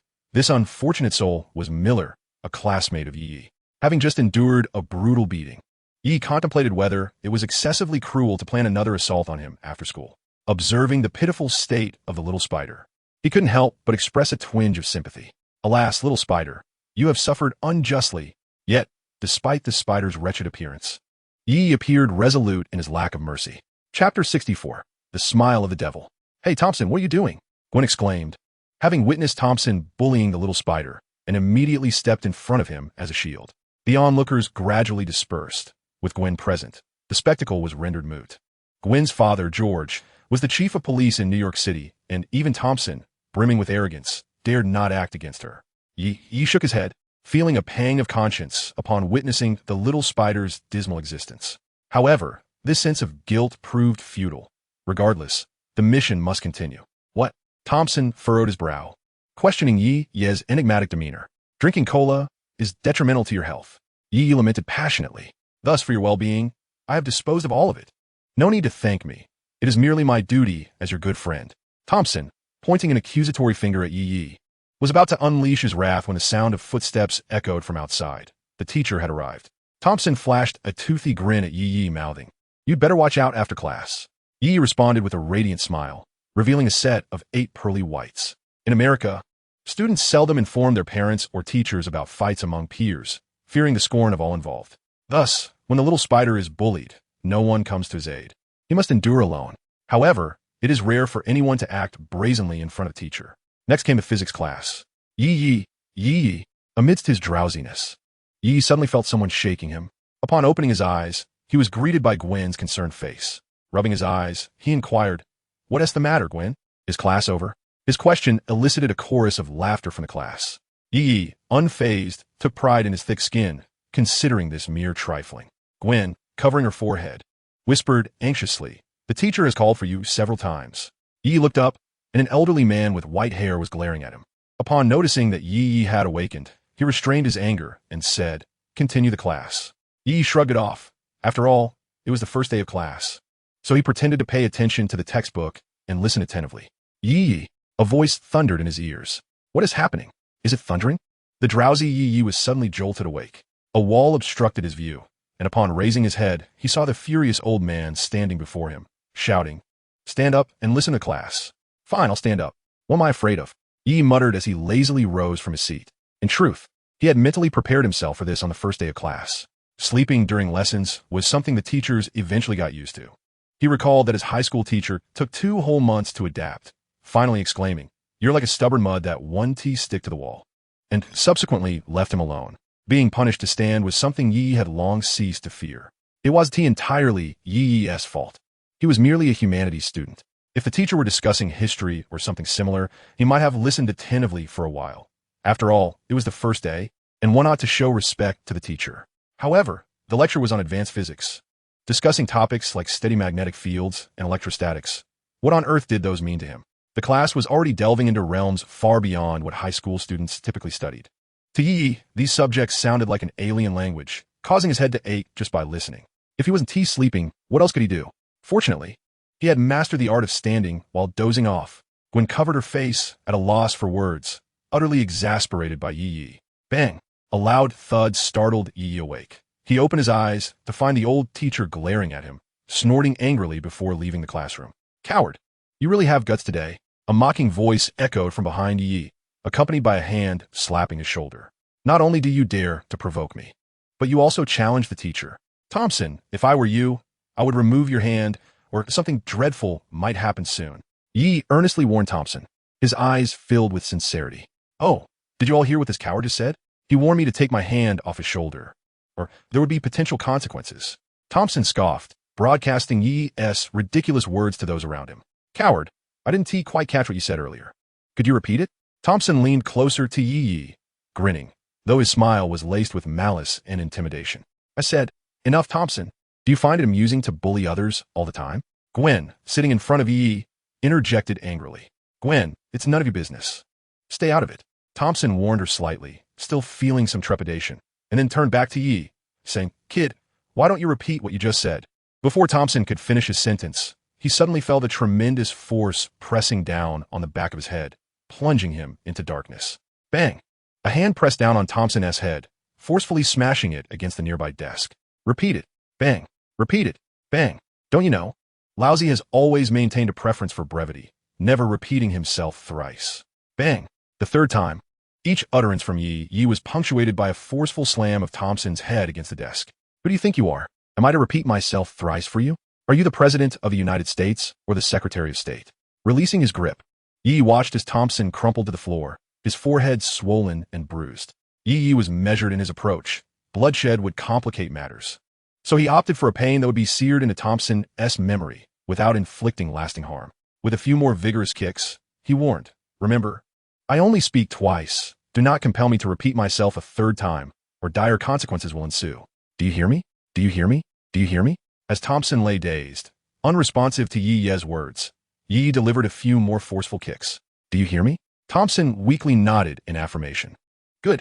Yi displayed a sincere smile, straightening Thompson's disheveled clothing and affectionately ruffling his hair, genuinely remarking, As long as you remember not to make me repeat myself, we can continue to be good friends. Speaking of which, you seem quite eager for a cola. As a friend, I must assist you, right?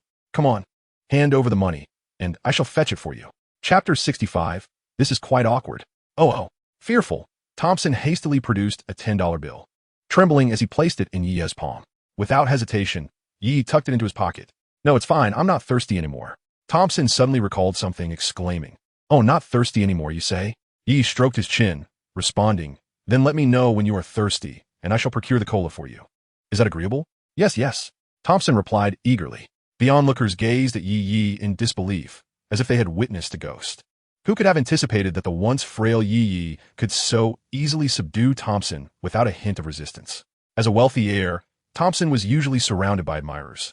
Yi's prowess seemed insignificant compared to the truth of wealth. Seeing Gwen's astonished expression, Yi inquired, What is it? Yi, how have you suddenly become so formidable? Gwen asked incredulously. I recall Thompson being able to lift you with one hand effortlessly in the past, leaving you utterly defenseless. Gwen, do you understand martial arts? Chinese martial arts? Yi gestured slightly. I know Bruce Lee. He is incredibly skilled. His punches are so swift that I can barely perceive them. It's astonishing.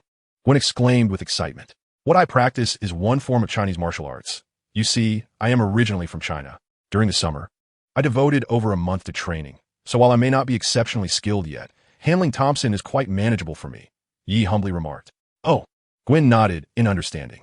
Yi twirled a pen, his eyelids unwavering. Teacher, I accidentally fell down the stairs just now, Thompson replied, casting a sinister glance at Yi. Noticing Thompson's sinister glare, Yi scoffed dismissively and let slide. We want, Thompson inquired, his voice tinged with trepidation. Regardless of his inner thoughts at that moment, he knew he could not possibly overpower Yi. A wise man does not seek trouble when it is prudent to yield. Thompson, we are good friends, aren't we? I even went out of my way to fetch you some cola. Yi declared earnestly. Fetch cola? Did you even pour it? The thought flickered through Thompson's mind, but he dared not voice it. Since you seem to have accepted that, how about, as a friend, you buy me a bottle of juice? I'm feeling a bit parched, Yi said, his sincere eyes fixed intently on Thompson. Who the hell accepted anything? Don't make decisions for others so casually. Thompson screamed silently in his mind. Hey, why are you still standing there? Yi asked, puzzled. Oh, I forgot to give you the money, Yi exclaimed, patting his head as if struck by a sudden realization. I didn't bring any cash today. Could you from me some? With a stoic expression, Thompson walked away, feeling that Yi was even more loathsome than he had been before. In the past, he had merely made Yi run errands, but now Yi was demanding money without offering any in return. It felt like outright robbery. You just extorted $20 from me, and you still have the audacity to claim you don't have any money? Thompson thought, his head bandaged and his expression menacing, wielding a baseball bat that appeared almost ridiculous in his grasp. A large crowd of his dubious friends gathered around him, each wielding some form of weaponry. They congregated at the campus entrance, eagerly awaiting Yi's emergence. They waited and waited. Thompson, the campus is deserted now. It seems Yi has already slipped away. Someone whispered in Thompson's ear. I suspect he is too intimidated by our numbers to show himself openly. He might be blending in with the crowd and sneaking away. Ken replied, what shall we do now? Little Spider trudged home aimlessly, feeling quite dejected after having lost face in front of Gwen once again. The sensation of being beaten while his beloved watched, only to have her come to his rescue, was far from pleasant. A faint bruise lingered at the corner of his mouth, a mark left by Thompson's fist. As Little Spider strolled through an alley, he suddenly found himself enveloped in darkness. A sack pulled over his head, followed by a relentless barrage of fists raining down upon him. Outside, a sack was draped over Little Spider, while Yi unleashed a flurry of punches upon him, each blow striking with force. Little Spider, I really didn't want this. You must forgive me. This was all the system's idea. I had no choice. How could someone as kind-hearted as I be so reckless as to assault others? As the saying goes, to strike is to show affection, to scold is to love. When love runs deep, one may even kick. Truth be told, I love you too. Yi continued to pummel, his tone dripping with a nauseatingly sentimental fervor. System, I've been at this for so long. Why has the task still not been completed? Was my force insufficient? With that thought, Yi exerted a bit more strength. Even if the host were to strike him down now, the task would remain unfulfilled. Why? Yi queried in confusion. Please refer to the task requirements yourself. Yi summoned the task interface. Task description. The Little Spider, wandering aimlessly in the city, leaves behind his white fluid, enveloping the city in a foul stench that pollutes the environment. Truly disgusting. Young man, after he indiscriminately releases his white fluid, give him a thorough beating. I believe I comprehend now, Yi said with a vacant gaze. You wish for me to thrash him after he releases the white fluid. Presently, he has not yet become Spider-Man. Thus he possesses no white fluid to release, rendering this task temporarily unachievable. The host has grasped the essence of the task. But why did you not inform me sooner? Yi said helplessly, halting his assault on the Little Spider, unsure whether to continue or not. The task is quite clear. It was merely the host's own thoughts that led you to become overly excited, resulting in a lack of careful consideration of the task's core, lost in a realm of imagination. Furthermore, this system bears no obligation to remind the host. This burden is not mine to carry. How utterly awkward. Chapter 66, Teasing the Young Teacher. Well, even if he is not yet transformed into Spider-Man and lacks webbing, he must have indiscriminately released other white fluids. Does that not count? Yi scratched his head, awkwardly inquiring. Please maintain your dignity, host. Very well, I understand, Yi replied, lowering his head in resignation. Yi personally helped the Little Spider to his feet, clearing his throat, and earnestly said, Young brother, upon hearing your cries, I realize that I seem to have struck the wrong person. I originally intended to intercept a scoundrel who was attempting to seduce my daughter. Poor child, you were inadvertently harmed by me. We have no grievances against one another. This is all a misunderstanding, and I hope you do not hold it against me. I can offer you a small compensation, though modest, it is all I possess. Yi produced $20 extorted from Thompson earlier that day and placed it in the Little Spider's hand. Shaking his head, Yi sighed and departed the alley. What a pitiable Little Spider. The Little Spider slowly freed himself from the sack Yi had placed over his head, gasping slightly, on the verge of tears. Insanity. The Little Spider shouted in anger. He had suffered an undeserved calamity. Yi had indeed been careful in his strikes, employing skillful precision, targeting primarily fleshy areas, ensuring no internal injuries were sustained. Only a brief period of pain, without even a bruise left behind. Tonight, we shall dine on spaghetti and meatballs. The benevolent May Parker was chopping vegetables while speaking to the little spider, who was rummaging through the refrigerator. Are you joking? More spaghetti. When did you cease to enjoy it? May Parker teased. My goodness, what happened? Parker, what is wrong with your face? May Parker exclaimed in shock, noticing the marks left on the little spider's face from Thompson's blows. It's nothing, I just took a tumble while skateboarding, Xiao's spider casually remarked. As for the unfortunate encounter with that lunatic earlier, Xiao's spider felt utterly drained. Although he bore no visible scars, the impact of the lunatic's fists had truly stung, more than Thompson's blows to his face. Yet, voicing this discomfort would serve no purpose. After all, the individual was a madman, and sharing such grievances would only cause unnecessary worry for his family. Sighing, Yi casually tossed his backpack onto the sofa, allowing himself to sink into its soft embrace. You don't understand, silly girl. School is genuinely exhausting. Sleeping all day is truly tiring. A sense of despondency emanated from Yi as he languidly continued, silly girl. I've expended a considerable amount of energy today. I'm famished. Has dinner been prepared? Considerable energy expended? Aside from the tiring sleep, does thrashing Thompson and Xiao Spider count? Brother Yi, dinner is ready, the silly girl replied with a sweet smile. You are truly wonderful, Yi exclaimed. You are increasingly resembling a virtuous wife. The silly girl giggled adorably. After accompanying the silly girl through 3 days of homework, her attitude towards Yi had noticeably improved. Today's meal was particularly sumptuous. A celebration of Yi's first day back at school. As he devoured his food, Yi mused, if only the silly girl had a real body. How splendid that would be. She would be the epitome of a perfect wife. The silly girl was incredibly capable, adept at cooking, cleaning, and doing laundry. Most importantly, silly girl, haven't you finished your homework yet? Yi emerged from the kitchen, munching on an apple. Not so quickly, the silly girl retorted. It will take at least 20 minutes. Oh, Yi nodded, settling onto the sofa to watch television. What a cacophony of nonsense. Is there no Game of Thrones? No Friends? No Prison Break? After flipping through dozens of channels without finding any of his favorite shows, Yi felt perplexed.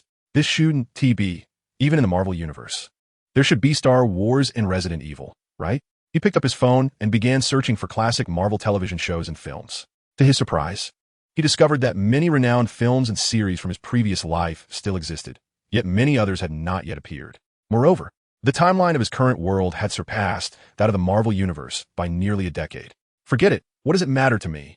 As for selling scripts or investing in films, with the gambling prowess of the legendary Gao Jin, would he ever lack money? He couldn't be bothered with such trivialities. With nothing appealing on television, Yi found himself somewhat bored. Out of sheer whim, he suddenly recalled that he had obtained the phone number of the lowly teacher. Should he call to engage in a little friendly banter? Ahem, merely to foster the student-teacher relationship. Without hesitation, Yi retrieved his phone and dialed the teacher's number. Although the silly girl possessed all the functions of a smartphone, Yi felt more comfortable with a conventional phone in hand. Hello, who is this? A soft, adorable voice answered from the phone. Teacher Catherine, it is I, your most cherished student, Yi, who speaks with a smile. Oh, my dear student, what brings you to seek my guidance? She replies. Her tone, sweetly soft yet laced with a hint of allure, carries an audaciousness that seems beyond the timid demeanor one might expect from such a youthful teacher. Nonetheless, the voice is unmistakably hers. It cannot possibly be a mere impersonation. With a chuckle, Yi adjusts his demeanor and, in a tone heavy with sorrow, states, Teacher, I have a question I wish to pose to you. What is it, dear? Comes her enchanting voice from the other end. She is utterly adorable. Clad in a flowing black gown, with golden locks and emerald green eyes, her petite figure and soft, melodious speech making her appear as if she has descended from the heavens. Yi sighs, Teacher, what do you think is the matter with me? In my view, you are experiencing the stirrings of youthful infatuation. Catherine replies with a playful laugh, her voice ringing like silver bells, seemingly oblivious to the underlying implications of Yi's words. This is a matter I cannot assist you with, but I do have a request for your help. Chapter 67, Interception. What is it? Yi inquires, taken aback. The house I reside in is quite spacious, yet I find myself alone, which makes it feel rather empty and a touch frightening. The silence surrounding her is deafening, almost unnerving. I have just bathed and am only draped in my robe. I fear that if someone were to intrude, could you possibly come over to keep me company? While she speaks of fear, her words are imbued with an enticing charm, irresistibly alluring. As she slowly articulates her request, vivid images of Catherine, languidly reclined on her sofa post-bath, drift into Yi's mind. Her skin, as pale as milk, is tantalizingly exposed, her delicate feet and long, graceful legs captivating. Her youthful face, adorned with an exquisite charm, is partially concealed by her robe, yet hints of her alluring form remain, making it all the more enticing. Gulp. Unconsciously, Yi swallows hard, feeling a stirring within. It seems Catherine has also heard the sound of his gulp, as her laughter rings out playfully. Just as Yi prepares to acquiesce, a voice interrupts. What are you doing? The voice of silly girl suddenly pierces through, followed by her hand snatching Yi's phone away, abruptly ending the call. I was toiling away at your homework while you were here chatting with that wild woman. Silly girl exclaims in indignation. You can do your own assignments. I'm done. Silly girl, I was wrong. Yi quickly embraces her, preventing her from leaving, and explains she is not a wild woman. She is simply my teacher. I called her to ask a question. Isn't it only proper to inquire of a teacher? Silly girl possesses a lie-detecting ability, making deception impossible for Yi. Yet, in truth, he had merely posed a single question, albeit one of considerable weight. The canine talisman possesses the power of eternal life and immortality, granting its bearer perpetual youth, invulnerability to death, hunger, and poison, among other forms of demise.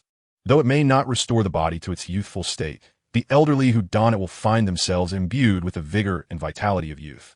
Furthermore, possessing this charm renders one impervious to harm, granting immunity against all assaults, although the sensation of pain persists, alleviated only by the incantation of the horse talisman. The horse talisman possesses the remarkable power of regeneration and the ability to heal ailments, enabling its bearer to dispel all external afflictions. It can cure all physical maladies and injuries, alleviating bodily pain and unconsciousness, but must be held continuously for prolonged relief, as conditions such as seasickness are not classified as diseases, and the horse talisman can only provide temporary respite. Additionally, it has the ability to mend any damaged object, restoring any flawed item to its original perfection, capable of curing all ailments. At this moment, Yi has already acquired the indestructible dog talisman. If it could be combined with the horse talisman, it would indeed be a remarkable pairing. Having grown up in a sheltered environment, Yi's greatest deficiency is his willpower. However, with the horse talisman in hand, he can maintain his immortality while also being free from pain. At that juncture, Yi's combat prowess will surely ascend to unprecedented heights. The task of Little Spider looms ahead. He merely awaits the moment he becomes a true Spider-Man. With the acquisition of webbing, the horse talisman will undoubtedly be within reach. As he enters his 4th year of high school, it seems that Little Spider will become Spider-Man before he even sets foot in college, indicating that the time is not far off. Yi mused silently. What are you murmuring about? The head of the silly girl nestled in his arms peeked out, gazing curiously at Yi. Nothing much. I was just thinking about a certain unfortunate soul whose life is destined to be fraught with hardship, Yi replied, stroking the silly girl's head with a smile. The silly girl nuzzled her head against Yi's embrace, easily appeased. At the school gate, Thompson and his entourage spotted a curly-haired misfit they often tormented. Dave, Thompson called out from a distance. Dave Lazurski. The curly-haired boy evidently heard Thompson shout, yet instead of slowing down, he quickened his pace. Damn it, Thompson cursed, immediately pursuing him. Dave, you're getting more arrogant by the day, ignoring me like that. Thompson landed a punch squarely on Dave's face, sending him sprawling to the ground. As he approached the school entrance, he observed a large crowd gathered, seemingly engaged in a beating. Who is the unfortunate soul at the center of this? Yi mused with a sense of schadenfreude. Curiosity piqued. Yi edged closer to discern the identity of the beleaguered individual. Brothers, who are you all beating up? Could you kindly let me take a look? Yi, a keen-eyed observer, spotted him squeezing into the crowd and shouted in surprise. Instantaneously, everyone halted their actions, turning in unison to regard Yi, who was attempting to push his way in. What are you all staring at? I know I'm handsome, but there's no need to look at me as if I'm a piece of meat. I'm not into that. Yi exclaimed, bewildered. Oh, Thompson, what are you doing here? Yi noticed Thompson rising from in front of Dave. Yi, we've been waiting for you, Thompson replied with a smile that did not reach his eyes. As for the earlier incident, it was merely a trivial interlude. Thompson cast a disdainful glance at Dave, who had been mercilessly beaten, before redirecting his attention to Yi. Thompson, my friend, I truly did not anticipate such kindness from you. To welcome me to school with such a large entourage is profoundly moving, Yi expressed with heartfelt sincerity. Ah, and you even brought me breakfast? How delightful. just when I hadn't eaten yet. If you have a lovely sister, I must surely marry her. There are not many in this world who treat me so graciously. Yi promptly unwrapped the bread he had taken from Thompson. Breakfast? Thompson questioned, bewildered, and instinctively checked his backpack upon seeing the bread in Yi's hand. When did he take my bread? Brothers, pummel him. Thompson could no longer contain himself. His sole desire was to unleash his fury. A throng of youths immediately surrounded Yi, their expressions menacing. Thompson, as your closest friend, I must inform you of something. A dark omen looms over you. Shadows swirl above your head, and you may soon encounter calamity, Yi sighed. Thompson retaliated with a punch. Yi's expression was one of disdain, but his eyes flickered, and suddenly his demeanor shifted. Thompson's punch sent Yi flying, tracing a perfect arc through the air. Thud! Yi crashed to the ground, spitting out a mouthful of blood. Chapter 68. The Foolish King of Beatings. Thompson gazed at his fist in confusion, astonished at the newfound strength that allowed him to send someone flying with a single blow. What are you doing? A thunderous voice erupted at the school entrance. Although the voice had a soft accent, it was far from intimidating. Thompson was taken aback, for he recognized it as the voice of his newly appointed substitute homeroom teacher, Catherine. Her distinctive voice was unforgettable. Who are you? Step aside. If you continue to obstruct us, I'll make you regret it. Thompson interrupted, delivering a punch to his chest to prevent him from speaking further. If the words escaped his lips, expulsion would be the least of their worries. Speaking ill of teachers in this school was tantamount to seeking one's own demise. Teacher Catherine, my chest aches terribly. Am I on the brink of death? Yi clung desperately to Catherine's delicate foot, wailing in agony. Thompson's expression was as dark as the depths of the ocean. His punch had not genuinely struck Yi. Observing Yi's exaggerated performance, he remained silent. For at that moment, anything he said would be a misstep. Silence was preferable. Thompson, take Yi to the infirmary. You must attend class. However, should anything happen to him, you will undoubtedly bear the consequences, Catherine commanded, attempting to shift her foot, but Yi's grip was too tight. Frustrated, she turned to Thompson, her annoyance palpable. Catherine, a prodigy who graduated from Cambridge University with a doctorate at just 21, had already memorized the names of her students after only a single roll call. The individual poised to unleash a tirade drew in a sharp breath. Had his father discovered that he nearly uttered something inappropriate to a female teacher, he would surely have been subjected to a severe reprimand. Thompson, remaining silent, led his companions away. Ah, how soft, how smooth, how fragrant. Yi, with a look of satisfaction, brushed against Catherine's thigh clad in stockings. Are you all right? Catherine inquired, assisting him in regaining his posture, despite Yi's reluctance. I'm fine, he replied with feigned nonchalance. I wasn't asking you. Catherine shot him a disapproving glance, discreetly pinching his waist before turning her attention back to the individual previously besieged by Thompson and his cohorts. This classmate, are you all right? I'm fine, the curly-haired student replied, dabbing his nose with a tissue. Just a bit of nosebleed, nothing serious. Quest, the wretched bully. Quest description, strike. Strike fiercely. Deliver blows that will leave him unrecognizable. At least knock out 2 of his teeth. Quest reward, a spatial ring of 100 cubic units. Does the host accept the quest? I accept, Yi declared without hesitation, his gaze towards Dave transforming into one of fierce intensity, exuding a menacing aura that he swiftly reined in. Had the system not issued the task, if Yi had been aware that Dave was the bully, he would have relentlessly pummeled him without mercy. Quest accepted. Quest duration, 1 day. Failure penalty, permanent loss of Mindy. This worthless individual, were it not for Catherine's presence, Yi would have undoubtedly unleashed a merciless beating upon him. As Yi's murderous intent flared, Catherine regarded him with a perplexed expression, her eyes filled with curiosity. Classmate, do you need to visit the infirmary for a checkup? She asked with concern. No need, teacher, I'm all right. Dave waved his hand dismissively and hurriedly departed before Catherine could inquire further. Oh dear, teacher Catherine, my chest aches terribly. Yi feigned pain. I require your assistance to the infirmary. He leaned his entire weight against Catherine as soft form, his left hand resting on her delicate shoulder, inhaling her subtle fragrance. Catherine's petite frame managed to withstand the pressure he exerted. Get off, she exclaimed, pushing him away with determination, her voice laced with irritation. Do you think I'm unaware? You aren't injured at all. How could that be? Yi exclaimed, pointing to the blood at the corner of his lips. Didn't you see?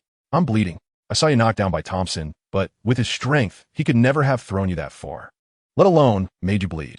Don't think you can deceive me, Catherine retorted, her face flushed with embarrassment. You only pretended to be badly hurt because you saw me coming. Teacher, how astute you are to have discerned that. Yi marveled, licking the tomato juice from his lips, which he had unwittingly acquired from someone's backpack. Had I not witnessed that other student's injury, I would have paid you any mind. Catherine pouted adorably. This legally recognized little girl is not easily fooled. No wonder she is a teacher at such a young age, while I am merely a student. Yi mused inwardly. Miss Catherine, regarding the phone call from last night. Please, do not mention it again. It was merely a jest of mine. Catherine interjected sharply. Let's not speak of it any further. Why not? Yi exclaimed in surprise. Last night, you were. Catherine immediately advanced and covered Yi's mouth, her expression fierce as she warned, if you utter another word, I shall silence you. After Catherine had silenced him, Yi, with a boldness that defied the moment, stuck out his tongue. He had now confirmed that the voice from last night truly belonged to Catherine, yet the disparity between her two personas was striking. Perhaps it was akin to the difference between her authoritative presence in class and her demeanor outside of it. Miss Catherine, I must pose a question. Yi hesitated momentarily before continuing. You're not suffering from a split personality, are you? You, on the other hand, are the one with a split personality. Catherine shot him a glare before turning her back and walking away, disregarding him entirely. Her petite frame was undeniably alluring. Her figure captivating despite being draped in a loose black gown that could not conceal her curves. Her graceful posture and exquisitely beautiful visage exuded an irresistible charm. Observing Catherine's retreating figure, Yi pondered, why do I feel an extraordinary magnetism emanating from her? Her eyes, so innocent. The allure Catherine held was exceptionally unique. A feeling Yi had never encountered despite his extensive experience in romantic pursuits. This fascination could not be attributed to her status as a teacher, as his past experiences would suggest otherwise. Let us set aside such inquiries for another time. Yi mused, shaking his head. It is premature to delve into such matters. Nevertheless, she shall eventually be mine. Chapter 69. The Unassuming Invisible Woman. Yi, you have arrived. Gwen greeted Yi with a warm smile. Yi responded with a smile of his own. His gaze swept across the classroom and landed on Thompson, who was glaring at him with palpable resentment. Yi raised an eyebrow, offering a provocative grin in return. Yi, you are here. A stammering voice broke through. Yi turned to see a girl clad in oversized clothing, her large black glasses obscuring her features, greeting him. As she spoke, her braces became visible, contributing to her rather unfashionable appearance. Though she possessed a commendable figure, his initial impression was one of disdain, though he concealed it well. Yi, I prepared this bento for you. The girl presented him with a carefully made meal as if it were a treasure. Thank you. Yi graciously accepted it. Flashing her a radiant smile, he refrained from expressing any disdain, knowing that this moment was crucial. The girl had been preparing him lunch every day, and despite any reservations about her overall appearance, he could not afford to hurt her feelings. After all, where would he be without her culinary offerings? Just as Yi was about to revel in the excitement of receiving the bento from Susan, an electronic voice echoed in his mind. Ding. Task. The beautiful invisible woman. Task description. As one of the most stunning superheroines in the Marvel Universe, the Invisible Woman possesses flawless beauty, graceful demeanor, an alluring physique, exceptional intelligence, and formidable combat skills. Indeed, the quintessential choice for a girlfriend. Young man, what are you waiting for? Pursue her and persuade her to be your girlfriend, and you shall possess a perfect partner. Task reward. The left eye of Uchiha Shirsue's Mangekyo Sharingan. Might I inquire if the host accepts this task? Yi stood in astonishment, gazing at Susan, the bento in his hand momentarily suspended in midair. This girl, so unassuming and plain, was indeed the enchanting Invisible Woman? Yi's gaze was peculiar, and Susan glanced at herself, seemingly devoid of any dirt. Susan, forgive me. Could you kindly remind me of your name? Yi scratched his head and inquired. Susan adjusted her oversized black glasses, her expression filled with confusion. Yi slapped his forehead, murmuring, Indeed, she is the Invisible Woman. Who would have imagined that the future stunningly beautiful Invisible Woman would appear in such an unrefined manner? This is a hidden gem yet to be discovered. Have I not struck gold? Lost in his thoughts of triumph, Yi couldn't help but smile. Yi, are you all right? Susan asked, her concern evident. Everything is fine. Yi waved his hand dismissively. I just recalled something delightful. I accept. Yi silently affirmed in his mind. Task accepted. Task duration, 6 months. Failure penalty, 1 good person card. A good person card? What is that? Yi questioned, perplexed. The good person card is bound to the host, non-transferable, non-negotiable, and cannot be discarded. Good heavens, does that not mean I am destined for a life of solitude? Yi exclaimed in disbelief. That is the essence of what the host currently comprehends. A life of solitude. Yi, you're not unwell, are you? Susan asked with concern. Susan's voice jolted Yi's memory. It was apparent this sweet girl prepared bento for him daily, clearly harboring feelings for him. Observing her somewhat awkward attire, Yi suddenly felt a surge of confidence regarding the likelihood of completing this task. I am not ill, merely feeling a tad chilly due to insufficient clothing. As you know, Susan, my constitution is rather frail. Nonetheless, I appreciate your concern. Yi replied earnestly. Yi, are you cold? Should I? Susan began, her urgency apparent. Ready to rise to assist, Yi quickly placed a hand on her shoulder, stating, no need, the sun is gradually emerging. It would be warm if I donned more layers now. This halted Susan's movement. Susan, I heard from Gwen that you took a sick day yesterday. How are you feeling now? Yi inquired with genuine concern. Now is the time to fend off the chill and warm up, if not now, then when? Susan chuckled shyly, replying, it's nothing serious, just a slight stomach ache. A stomach ache? Yi scratched his head, momentarily perplexed, until a sudden realization struck him, eliciting an awkward smile. Meanwhile, Susan blushed, nearly burying her face in her ample bosom. Just then, as Yi and Susan found themselves enveloped in an awkward silence, the bell rang, and Catherine entered the classroom. Previously, Yi was not one to judge by appearances. While many dismissed Susan's plain and rustic attire, only a few in the class were willing to befriend her, with Yi being one of them. Moreover, Yi has been seated at the same desk as Susan for 3 consecutive years, and their bond is unparalleled. It can be said that Yi is indeed Susan's dearest friend. This explains why Susan is able to prepare lunch for Yi every day. Additionally, Yi was once a super scholar, surpassing Susan in academic prowess. During their school days, girls had varied preferences. Some were drawn to athletic prodigies, others to rebellious bad boys, and yet others were captivated by handsome faces. Susan, however, was particularly fond of those who excelled academically, and Yi was the one with whom she shared the closest relationship. What youth is devoid of affection? What maiden does not harbor dreams of love? At the tender age of 17, Susan too was awakening to her feelings. Yet, her unattractive braces, thick black glasses, and dowdy attire left her with few friends. Susan had long developed feelings for Yi, but her insecurity held her back from confessing, while Yi remained oblivious, treating her as he would any good friend. As the school bell rang, Catherine cast a discreet glare at Yi before gracefully stepping outside. Thompson dashed out of the classroom at the first opportunity, fearing that Yi might seek revenge upon him when alone. Susan curiously observed Yi's amused expression as he looked at Thompson and inquired, Yi, what's going on? Why are you watching Thompson? Did he bully you again? How could that be? Thompson and I are good friends. Yi replied with a smile. Gwen, seated in front, couldn't suppress her laughter upon hearing Yi's jest and chimed in, Susan, you needn't worry about Thompson bullying Yi anymore. You have no idea how formidable Yi was yesterday. Thompson is no match for him. I heard he learned Chinese martial arts during the holiday. Is that true? Susan gasped, her hand covering her mouth, staring at Yi in disbelief, unable to fathom that the slender Yi could possibly overpower the tall and robust Thompson. Uchiha Shursui, a member of the Uchiha clan from the Hidden Leaf Village in the Land of Fire, was a prodigious ninja known for his exceptional ocular jutsu, rivaling even Uchiha Itachi in his youth. His extraordinary strength, mastery of Jinjutsu, and body flicker technique earned him the moniker Shursui of the body flicker, instilling fear across the world. Possessing the most potent Jinjutsu, Kodo Emitsukami, he was heralded as the strongest Jinjutsu user and the mightiest of the Uchiha. As a descendant of Uchiha Kagami, he served not only as a mentor to Uchiha Itachi, but also as his closest friend. Kodo Emitsukami, the ultimate Jinjutsu, solely mastered by Uchiha Shursui, is undoubtedly the most powerful illusion.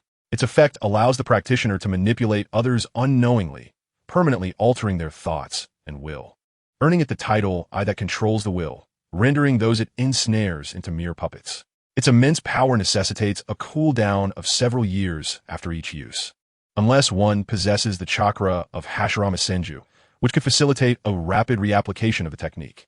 Shursui is known for his cheerful disposition and gentle nature, even in battle. He typically refrains from causing harm, often opting for restraint.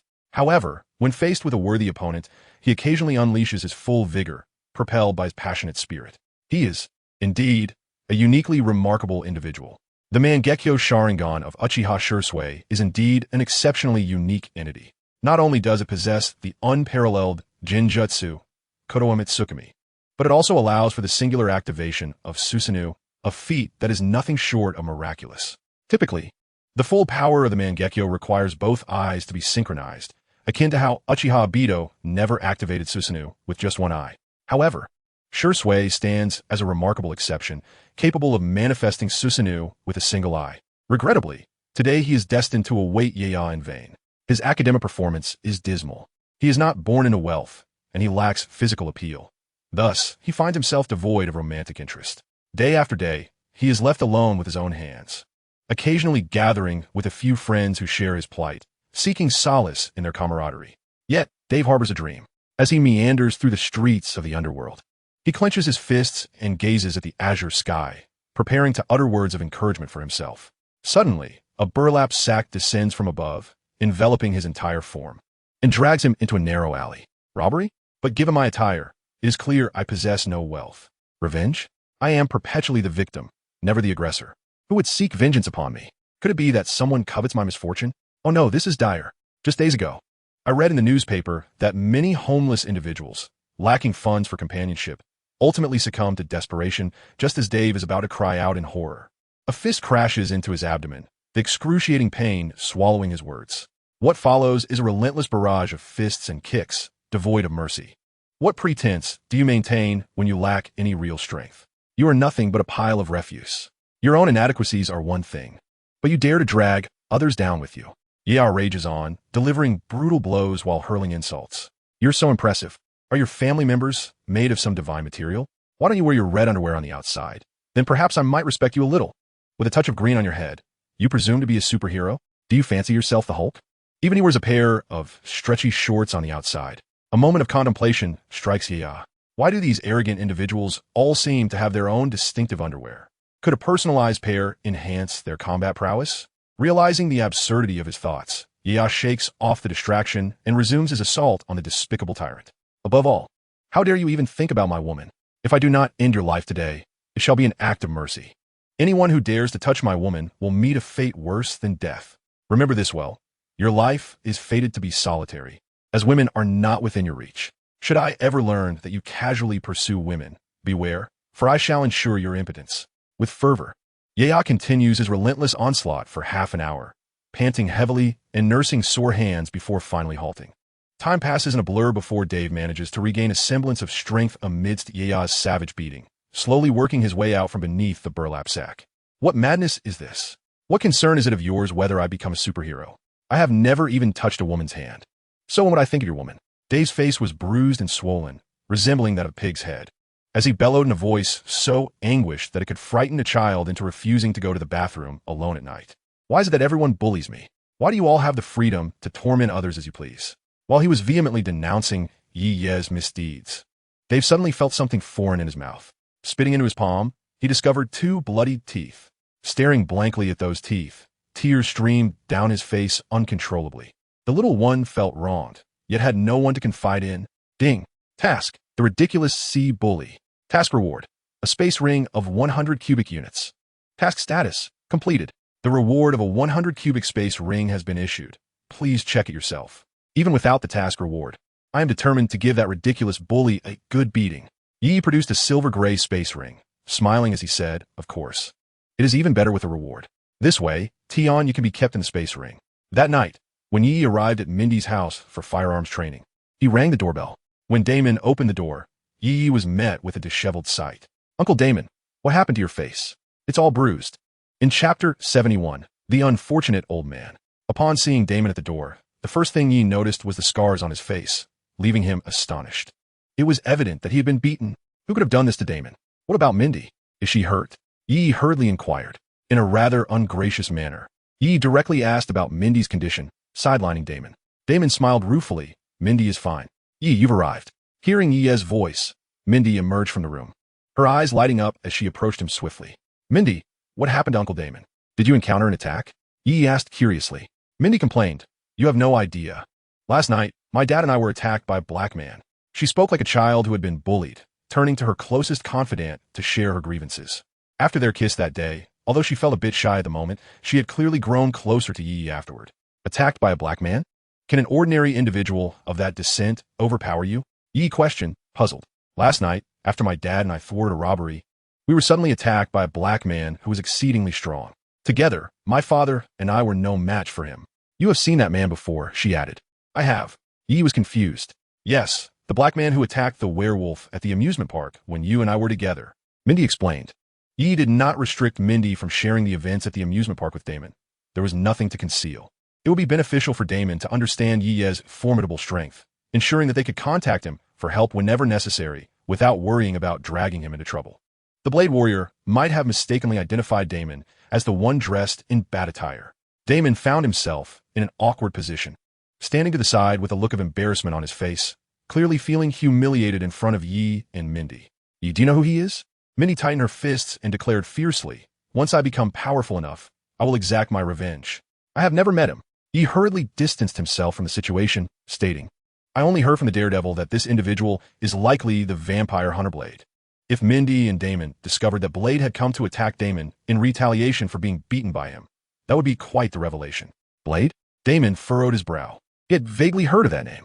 Although he wasn't intimately familiar with it, he recognized the title of Vampire Hunter, a figure whose strength could rival that of superheroes like Daredevil and Punisher, perhaps even surpassing them. He attacked us for quite some time, only to realize that my father was not the person he sought. He simply said sorry and left. Mindy pondered. Who knows? Perhaps someone resembling Uncle Damon had offended him. He chuckled awkwardly. But he can't just say sorry after assaulting someone. That's utterly impossible. And that scoundrel who impersonated my father, I shall make him pay dearly. I'll make him pay. Hey, Yi, why is there so much sweat on your forehead? Mindy asked curiously, what's wrong? Is it hot in here? The air conditioning isn't even set very high. It's nothing. I just did some intense exercise before coming here, so I'm a bit warm. Yi wiped the beading sweat from his forehead, speaking with a hint of guilt. Damon and Mindy's imaginations had not yet soared to the heights of suspicion. They remained oblivious to the true culprit lurking nearby. Silly girl. This is so difficult. I can't learn it. He slammed the book down onto the table in frustration. But, Yi, this is something you need. When it comes time for the actual ACT and SAT exams, I won't be able to help you anymore. The silly girl frowned. But for someone with no foundation to tackle advanced physics and higher mathematics, isn't that asking too much? Yi lamented. It seems my ability to attend university is solely due to my parents' efforts. On my own merit, But Yi, you possess such formidable gambling skills. Why do you still want to attend college? The silly girl asked, perplexed. You need not worry about finances. It's not a matter of money. How should I put it? He scratched his head, contemplating whether he could admit that his newfound desire to study stemmed from Susan. Susan valued knowledge. And if he suddenly transformed into a complete academic failure, the difficulty of winning her over would undoubtedly increase. Not to mention the formidable power of Uchiha Shursue's Mangekyo Sharingan. Susan herself was someone Yi was determined not to overlook. After all, Susan truly was an ideal girlfriend. If he relied solely on Susan's current affection, even if he managed to win her over, what would happen next? Upon discovering Ye's true academic ineptitude, would Susan choose to part ways with him? Yi remained uncertain. If the university were not the same as Susan's and they did not spend ample time together, what if someone were to steal her away? Not to mention others. Reed Richards would undoubtedly be a formidable rival. Although I am unsure why you, Brother Yi, suddenly wish to study, it is indeed a positive development. In truth, your intellect is not lacking. It is merely that you lack enthusiasm for learning. If you apply yourself diligently, I firmly believe you will undoubtedly catch up with your current academic progress. The silly girl encouraged him. If she knew that Yi's sudden desire to study was actually for the sake of a woman, well, all right, I shall give it another try. Yi rubbed his eyes and resumed his reading. In less than 10 minutes, the gentle sound of his snoring filled the room. It must be said that studying for Yi was akin to a hypnotic experience. He could hardly sleep at night unless in absolute silence or counting sheep for over 10 minutes with his eyes closed. Yet once he opened a book, observing Yi in deep slumber, the silly girl shook her head in resignation. It seemed that getting Yi to study was indeed a seemingly impossible task. Chapter 72, Caesar's Palace. Beneath the night sky, the city that never sleeps, New York, was ablaze with lights, an array of neon signs merging into a dazzling spectacle. Yi strolled through the bustling streets, reveling in the vibrancy of New York. A paradise for the affluent, a hell for the destitute. However, after tonight, I shall also be among the wealthy, he mused with satisfaction. Of the 43 states in America where gambling is legal, New York stands as the epitome of the gaming industry, standing before one of the largest casinos in New York City. Yi squinted at the grand structure adorned with golden-edged neon lights. Caesar's Palace, its imposing architecture, predominantly yellow with white accents, exuded an air of opulence that was simultaneously effortless and lively. The main building resembled a birdcage, while the left wing, when viewed together with the main structure, resembled a sailing ship, its form akin to a colossal, blooming lotus, with a golden base and layers that reached towards the sky. The exterior, largely creamy white, was adorned with smooth, rounded stones, showcasing an artistic design that radiated luxury. Countless patrons flowed through its halls, and nighttime marked the peak business hours for the casino. With a smile, Yi stepped into Caesar's palace. Upon entering the casino, he was greeted by lavish golden wall sconces that complemented the opulence of the interior, further enhancing the intoxicating atmosphere of the establishment. "Sir, may I assist you with anything?" A stunningly dressed, red-haired woman approached him with a smile. Her fiery red lips and form-fitting attire accentuating her graceful demeanor and alluring figure. As Yi watched her assets sway with her movements, he couldn't help but feel a pang of concern. What if they were to fall? He averted his gaze slightly and cleared his throat, saying, "Just take me to the place where I can exchange chips."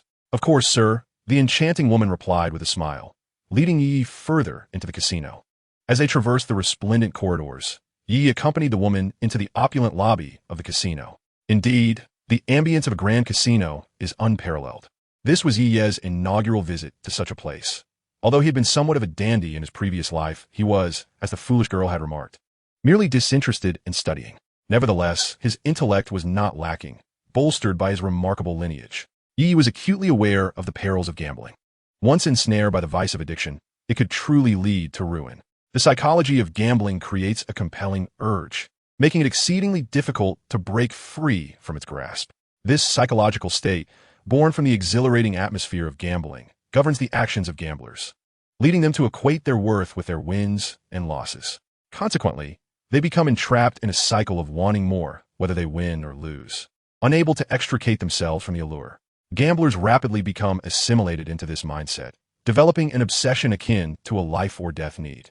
The popularity of gambling games can be attributed not only to their intricate psychological design, but also to their perpetual association with money. Money, in certain contexts, represents social validation. While it appears that one is wagering money, the underlying gamble is one's value in society, which is the profound reason behind the inescapable allure of gambling. It offers a dual stimulus of material and psychological gratification, reinforcing the gambler's behavior. Were it not for Yi's exceptional gambling skills akin to those of the legendary gambler Gao Jin, he would not dare to stride so boldly into a casino. "Excuse me, sir, how much would you like to exchange for chips?" The woman, Anna, inquired. As they walked, Yi had already learned her name. He casually produced a stack of bills and replied, "I would like $1,000 in chips." As Anna took the money, a flicker of disappointment crossed her eyes. Yet she maintained a professional smile, exchanging the chips for Yi without hesitation. The smallest denomination at Caesar's palace is $1,000. "What is the matter? Feeling a bit disenchanted?" Yi playfully leaned closer to Anna, whispering in her ear with a teasing smile. "Sir, you jest. To us, all guests are treated equally." Anna replied courteously, "All right, I know you are being disingenuous, but that is fine. Soon, you shall realize just how fortunate you are," Yi said with an enigmatic smile. Anna observed Yi as he ambled ahead, his demeanor casual, yet her eyes betrayed a hint of curiosity. "What games do you offer here?" Yi inquired, twirling the $1,000 chip in his hand, seemingly unfazed by the disdainful glances of onlookers. "We have a variety of games popular among the Chinese, such as Fantan, Baccarat, Blackjack, Caribbean Stud, Russian Roulette, Sick Bow, Fish Prawn Crab, Sangong, Wanjiale, and slot machines, among others. What would you like to play?" Despite Yi's possession of only 1,000 chips, Anna meticulously detailed the options available to him. Leading the way, Anna's alluring figure, clad in a tight red outfit, swayed enticingly, her slender waist and ample bosom capturing Yi's attention, rendering him momentarily spellbound. "Sudendi, Yi touchet hisnose," and a trickle of blood appeared on his fingers. Could it be that his recent temper had become too intense? Yi murmured, "This is not good." The rotating game was rather intricate, with the betting areas on the roulette wheel roughly divided into single number, split bets on 2 numbers, street bets on 3 numbers, corner bets on 4 numbers, 6-line bets, color bets, odd or even bets, and nearly 10 different wagering methods. Each of these betting types had an increasing probability of winning, while the odds continued to diminish. The single number bet, which involved wagering on just one digit, had an exceedingly low probability of success. However, if successful, the payout was 35 to 1, allowing one to win 35 times the stake. In contrast, the split bet, placing chips on the dividing line between two numbers, doubled the chances of winning, yet offered only 17 times the stake. Following this pattern, the street bet yielded odds of 11 to 1. The corner bet offered 8 to 1. The six-line bet provided 2 to 1, while the color and odd even bets had odds of 1 to 1. However, betting on color or odd even yielded a 50% chance of winning, making it the most popular choice among players. Chapter 73, Russian Roulette. I'll go with 7. I have an affinity for this number. Yi casually tossed a $1,000 chip onto the number 7. Despite the distance, the chip landed perfectly without causing a ripple. Sir, how can you throw so accurately? Anna marveled, looking at Yi in astonishment. It's merely practice, Yi replied with a smile. The odds for a single number were 35 to 1. Those surrounding the table hastily placed their bets, when the dealer pressed the button to spin the machine. After a brief moment, the wheel came to a halt, landing precisely on 7. The crowd gasped in disbelief and turned to Yi. Hitting a single number in Russian roulette was a rarity that could go days without occurrence. With 35 times the odds, Yi's $1,000 instantly transformed into $35,000. This fellow is incredibly lucky, someone exclaimed. What sheer luck? Another muttered. What a pity, he only wagered $1,000. I'd bet 10,000. If I had one, that would have been 350,000. Someone else lamented enviously. Sir. Anna looked at Yi with a peculiar gaze, about to say something. Shoo. Yi placed a finger to his lips and chuckled. Don't speak. All right. Anna nodded nervously. Since it's already a windfall, let us gamble once more. Returning to the table, Yi casually pushed his chips in front of number 15. The onlookers shook their heads, convinced that such a betting strategy could not yield a second win. Hitting a single number once was a feat akin to finding a needle in a haystack, and this man was destined to lose. Nevertheless, it was none of their concern. Perhaps he was not short of funds. Then, to their astonishment, he struck again with number 15. Yi's chips multiplied 35 times once more, escalating from $35,000 to $122,500. The crowd surrounding the Russian roulette table erupted in disbelief. They all knew that when it came to luck, such a streak was nothing short of impossible, revealing him as a cunning player masquerading as an amateur. The dealer wiped the beads of cold sweat from his forehead and trembled as he asked, Sir, will you continue to place bets? As long as Yi wins once more, the staggering sum of $122,500 will instantaneously transform into a remarkable $4,217,500. Such an astronomical figure would surely inflict considerable losses upon the casino, should he dare to compel the casino to part with such a substantial amount. It is likely that his family would find themselves submerged beneath the waves by the following day. However, a casino must remain open for business and cannot refuse a patron's wager. If Yi wishes to continue betting, he can only endeavor to delay, waiting for the casino's skilled professionals to emerge. Otherwise, he faces dire consequences. Sir, please cease your gambling. Winning too much will lead to complications for both of us. Anna implored, her face etched with anxiety as she tugged at Yi's sleeve and whispered in his ear. Yi, swirling his chips before the table, observed the increasing perspiration on the dealer's brow and chuckled. It appears that fortune favors me today, yet luck cannot persist indefinitely. I dare not gamble further. $30,000 is inconsequential, but should I lose now, it would amount to $100,000. With that, Yi departed with an air of nonchalance. The dealer, visibly relieved, exhaled deeply, his back drenched in sweat, grateful for Yi's exit. Yi's demeanor clearly indicated that he was a master of the gambling arts. Unfazed by the prospect of defeat, the gamblers encircling the roulette table lamented the missed opportunity. Had Yi continued to wager, they would have surely profited immensely. However, a few astute individuals discreetly followed in his wake. Thank you, sir. Anna expressed her gratitude towards Yi. His exemplary gambling skills had granted him victories, and it seemed improbable that the casino would challenge him, for those with exceptional talent often possess formidable backgrounds. Yet, her predicament loomed larger. Is a mere verbal thanks all you have to offer? Yi remarqued playfully, observing Anna with atea simile. A blush crept to her ears, and her lips parted. Yet no words emerged. Recognizing the conflict and reluctance in her eyes, Yi smiled gently. I was merely jesting. In truth, I would not have continued without you. I only sought to earn some pocket money and wished to avoid conflict with your casino. I surmised that my earlier bet of $40 million would not have crossed your casino's threshold of tolerance. However, if too many follow suit, your losses may be substantial. And tonight, you might find me cast into the sea. Sir, you jest.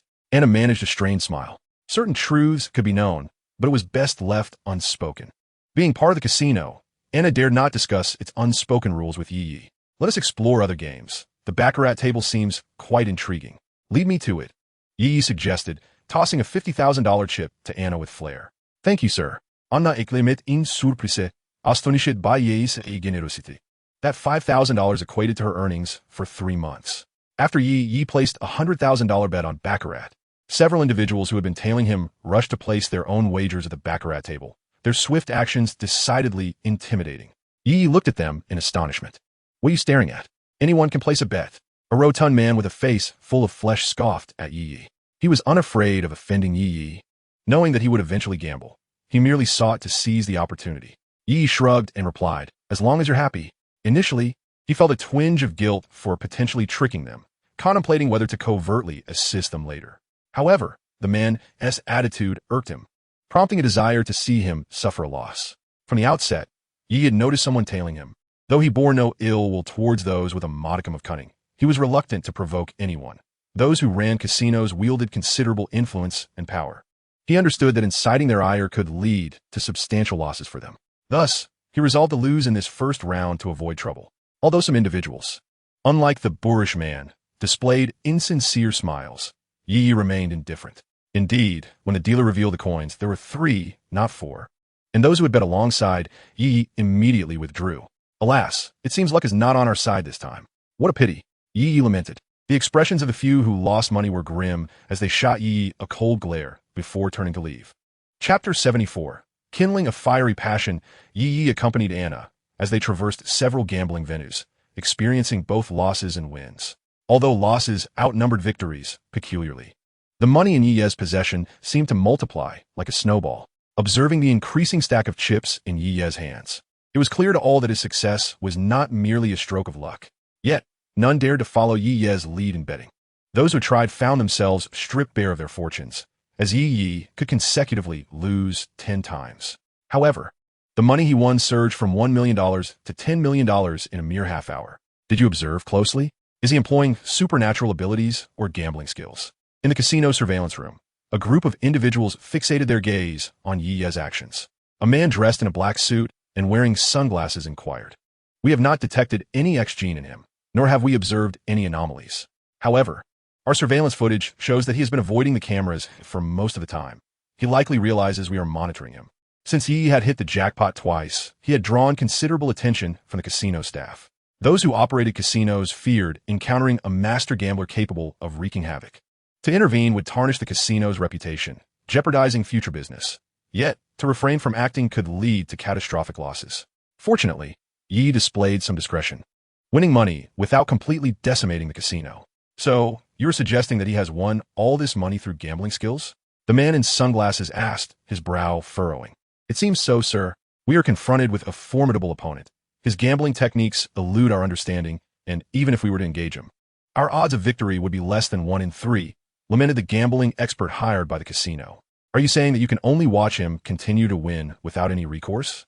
The man in sunglasses asked, maintaining his composure. Sir, I perceive that he knows when to hold back. He has not maintained an unbroken streak of victories, and I fear he would avoid actions that might bring embarrassment to all. I estimate he will cease once he has amassed a sum of $50 million. A seasoned gambler hesitantly remarked, $50 million? That is nearly equivalent to 5 months' profit for our casino. The man in sunglasses grimaced. I shall consult with the leader. Keep a close watch on him. If he dares to win over $100 million, we will commence clearing the establishment. With that, the man in sunglasses hurried away. Tonight's fortune is quite splendid. I have won nearly $10 million. Yi stretched languidly, smiling at Anna. Indeed, sir, you are fortunate, Anna replied respectfully, having witnessed firsthand Yi's transformation from mere pauper with only $1,000 to a millionaire. In America, wealth equates to power, and Yi's current status has elevated him into the echelons of high society. I have won enough for one night. I fear that continuing might lead to an inevitable downturn. Besides, I find myself a bit hungry. It is best to forego further gambling and indulge in a midnight snack. Yi mused. $50 million? I am not that greedy. $1 million is sufficient for me to enjoy for quite some time. I have always adhered to the principle of making do with what is necessary. Yi was also wary of winning excessively and provoking the casino's ire. Although he was not intimidated by their potential retribution, He despised complications. Yi handed Anna 100,000 in chips, smiling. "Could you kindly take these to the exchange for me? At your service, sir," Anna exclaimed with delight. She lifted a tray of chips and led Yi to the exchange counter. The total amount he had won was calculated, $1,123,500, and the entire sum was deposited into Yi's bank account. However, this $1,123,500 was not entirely his. Taxes would need to be deducted, approximately 10% for gambling tax, followed by personal income tax and a multitude of other tax types. In America, dealing with taxes is notoriously cumbersome. The burden of taxation can be almost unbearable. The renowned American author and politician Benjamin Franklin once stated, "In life, there are two certainties, death and taxes. The IRS possesses the power of tax lien. This means that taxpayers who owe taxes automatically become debtors to the government, and the tax lien remains until their tax debts are settled. The government, as the creditor, can enforce tax liens on the debtor's property to safeguard its revenue. Consequently, once the IRS identifies a taxpayer, it can seize assets such as real estate, vehicles, income, or bank accounts for auction. After the taxpayer repays the owed taxes, any surplus from the auction assets will be returned." In America, the reputation of the IRS is even more daunting than that of the CIA. No one dares evade taxes. "Beautiful Miss Anna, might I inquire if you would accompany me for a late-night snack?" After exchanging the chips, Yi was in high spirits, no longer required to subsist on instant noodles. Having successfully ascended to the ranks of the affluent. With a unique smile, Yi extended his invitation to Anna. With a stunning visage, her figure exquisitely accentuated by the crimson bodysuit, Anna radiated an undeniable allure. Her fair skin and cascading red hair, which danced around her waist, further emphasized her captivating beauty. After a moment's hesitation, Anna placed her delicate hand upon Yi's, smiling as she said, "Of course, I am willing." It was no surprise that a young and affluent tycoon like Yi, who was both handsome and generous, would attract the attention of many women. The classic tale of Cinderella and her prince had always been a cherished dream for many young maidens, and with the opportunity to fulfill such a fantasy before her, Anna was not one to let it slip away easily. Having requested a brief leave from her supervisor, she entwined her arm with Yi's, her curves enveloping him as they strolled toward the exit. Yi pressed closely against Anna's soft, supple form, his arm brushing against her ample curves, inhaling the faint fragrance that lingered around her. The two shared a gaze that sparkled with intensity, an unspoken passion igniting between them, a potent blend of desire and attraction that was palpable in the air. Since his arrival in the Marvel Universe, Yi had not experienced the thrill of such intimacy for quite some time. It seemed inevitable that he was about to indulge his desires. The intensity of the moment was overwhelming, nearly causing him to lose control. "Yi, what are you doing?" A sudden outburst shattered the atmosphere, as a delicate hand seized Yi's ear, spinning him around with a swift motion. "Ouch! Let go!" he exclaimed, grasping the small hand in an attempt to escape, though he feared he might tear his ear off in the process. Typically, Yi had fortified his skin with a protective layer, yet his ears were left vulnerable. When he turned to confront his assailant, astonishment escaped his lips. "Teacher Catherine, what are you doing here?" Both Yi and Catherine exchanged incredulous glances, questioning one another simultaneously. "Why shouldn't I be here?" came her retort, echoing his earlier sentiment. "Now I'm the one asking you," Catherine replied, tugging at her own ear with a triumphant grin. Her golden hair flowed elegantly over her shoulders, and her exquisite features, enhanced with subtle makeup, lent her a more mature and striking appearance, shedding the earlier image of a naive girl. Instead, she embodied the essence of a regal beauty. Catherine's form-fitting black leather attire clung to her alluring figure, accentuating her sultry curves, while her sleek black trousers enveloped her long, shapely legs. The high-heeled black boots she wore further emphasized her elegance and intellect. Gone was the timid girl who had once been on the verge of tears at Yi's hands. She now exuded the commanding presence of a queen. With Catherine holding the upper hand, Yi had no choice but to concede, responding with resignation. "It's just that the academic pressure has been overwhelming. I came to the casino to unwind." "This hardly seems to concern you, does it?" she countered. "Why wouldn't it? At just 17, you dare to frequent a casino. This is unacceptable. If you grow up like this, who knows what path you might take? As your acting homeroom teacher, I have a responsibility to guide you in the right direction," Catherine asserted firmly. Anna, concealed in the shadows, observed Yi's desperate demeanor, and in an instant, the enigmatic and elegant image he had cultivated that evening shattered, revealing him as nothing more than an immature child. Although Yi was in his 20s, his air of maturity was genuine, not mere pretense. It was a reflection of his upbringing, as his parents had once engaged a tutor to instill in him a sense of grace. Anna had initially perceived Yi as a refined young man, only to now realize he was merely a 17-year-old boy. Heavens, I nearly found myself in bed with a mere child. Anna gasped, covering her flushed cheeks in disbelief. Even if you're a teacher, your jurisdiction extends only to my conduct in school. But the class has ended now. Instructor, you have no authority over me. Yi exclaimed angrily, glaring at Catherine. Let go of my ear. Being subjected to such an embarrassing predicament by Catherine made Yi feel as though he were losing all dignity today. Witnessing their unrestrained altercation, Anna felt a twinge of embarrassment herself, especially as both seemed oblivious to her presence, leaving her awkwardly standing by. Thus, she quietly slipped away.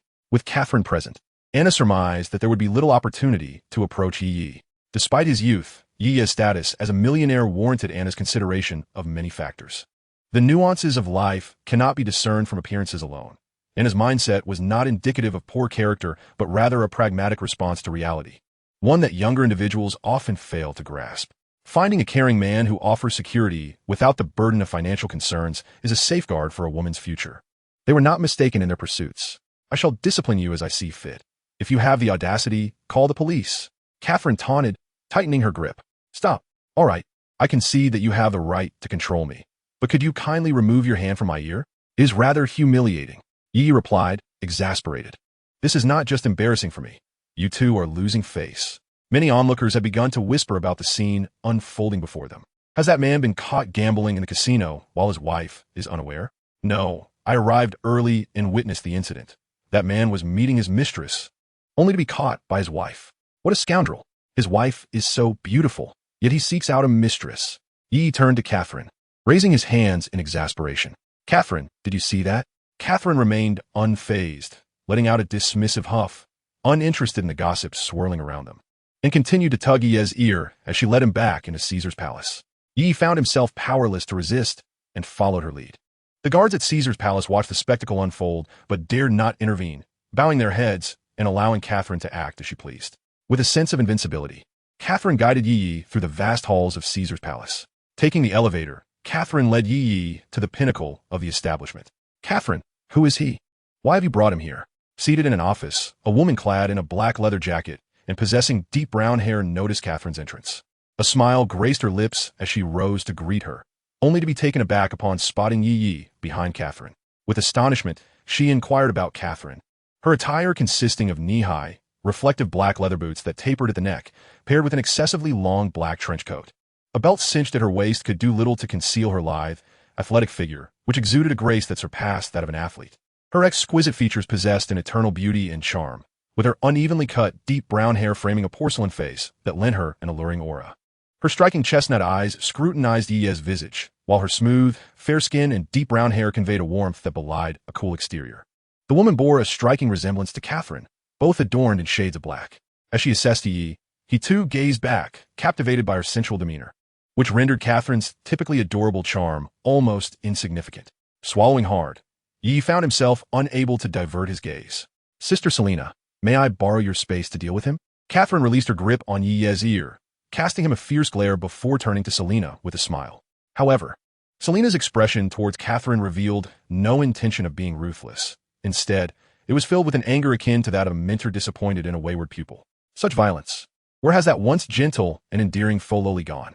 Yi murmured, rubbing his ear and reflecting. Indeed, fairy tales are nothing but deceitful. Who exactly is he? Selina regarded Yi with an acute sense of vigilance. He is one of my students, Catherine elucidated. But the crux of the matter is, I spotted him leaving Caesar Palace entangled with a woman. Absolutely outrageous. Unbelievable. Chapter 76, Confrontation. A series of knocks echoed through the air. Come in, Selina responded. Her brow furrowed. Chief, the person you asked me to find, the man in sunglasses who entered with Miss Catherine, is approaching rapidly, a man declared, only to halt abruptly upon seeing Catherine and Yi. What is the matter? Catherine queried with curiosity. Why have you ceased speaking? Miss Catherine, the chief requested that I locate the young man beside you. But when I went to find him, the guards below informed me that he had been taken by you. The man in sunglasses explained. Why are you searching for him? Has he accrued debts at the casino? Catherine cast a dubious glance at Yi. Yi felt a sense of helplessness, bewildered by the authority Catherine seemed to believe she wielded over him. Is it customary for teachers to act with such impunity? No. It is due to this gentleman's exceptional gambling skills that the chief has instructed me to offer him $10 million to refrain from gambling at our Caesar Palace in the future. The man clarified. He, a gambling prodigy? Catherine pointed at Yi in astonishment. Yi straightened his attire, which had been disheveled by Catherine, and declared with pride. If I so desired, I could shutter this casino within half an hour. Do you believe me? You are quite impressive. Should I applaud you? Catherine coldly remarked while tugging at Yi's ear. I have yet to settle the accounts of your frivolities with women here. Now, you may leave. Selina addressed the man in sunglasses. Yes, Chief, he responded, closing the door as he exited. Catherine, I have a serious question to pose to you. Yi stated with utmost gravity. What question? Catherine inquired. Do you truly not suffer from schizophrenia? Yi suddenly lamented. During the day, you are so shy and timid. Yet at night, you are bold and domineering. It truly appears to be a case of split personality. I do not have schizophrenia. Catherine retorted vehemently. I merely possess a rather pronounced duality in my character. Perhaps my changes are a tad excessive, she continued, her confidence waning before defiantly asserting. Regardless, I do not have schizophrenia. Catherine, you have been arguing for quite some time. Might you introduce me to your student? Selina smiled. Catherine tapped her head and cheerfully introduced. This is Yi, my newly appointed student from the class I just took over. He is merely a child. This is my sister Selina, the proprietor of Caesar Palace. Catherine snapped at Yi. Hello, Sister Selina, Yi greeted, extending his hand with a warm smile. However, Selina did not even glance at his outstretched hand. Instead, she fixed her gaze upon his eyes and said with a slight smile, Didn't someone just claim it would take only half an hour to close my casino? Yi shook his head, sighing, In truth, I was lying. Lying? Catherine inquired, perplexed. Yi smirked disdainfully and replied, Given the scale of this casino, as long as you do not act dishonestly, I could transfer ownership within minutes. Catherine, it seems your student is rather arrogant. Selina scoffed. Arrogance requires capital, and I happen to possess it. Yi replied with a calm smile. While Selina was indeed fairly attractive, it was hardly sufficient for Yi to tolerate her. If she were to exhibit arrogance, he could easily outshine her tenfold. She was neither Catherine nor Mindy, and thus had no right to expect Yi's forbearance. He detested condescending attitudes, particularly when directed at him.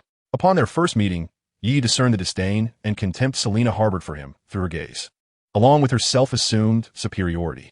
How could he endure that? Observing Selina's control over the vast Caesar Palace, Yi acknowledged her considerable influence. However, he was merely averse to trouble, not afraid of it. A person like Selina, who wielded power in the shadows, posed no real threat to his life. If she were affiliated with the X-Men or the Brotherhood of Mutants, he might consider the powerful figures behind them and show some restraint. Yet, it was evident that Selina was not one of them. Suddenly, Selina's hand flickered, revealing a gleaming silver gun aimed directly at Yi's forehead as she intently asked, Do you still believe you have the right to be arrogant?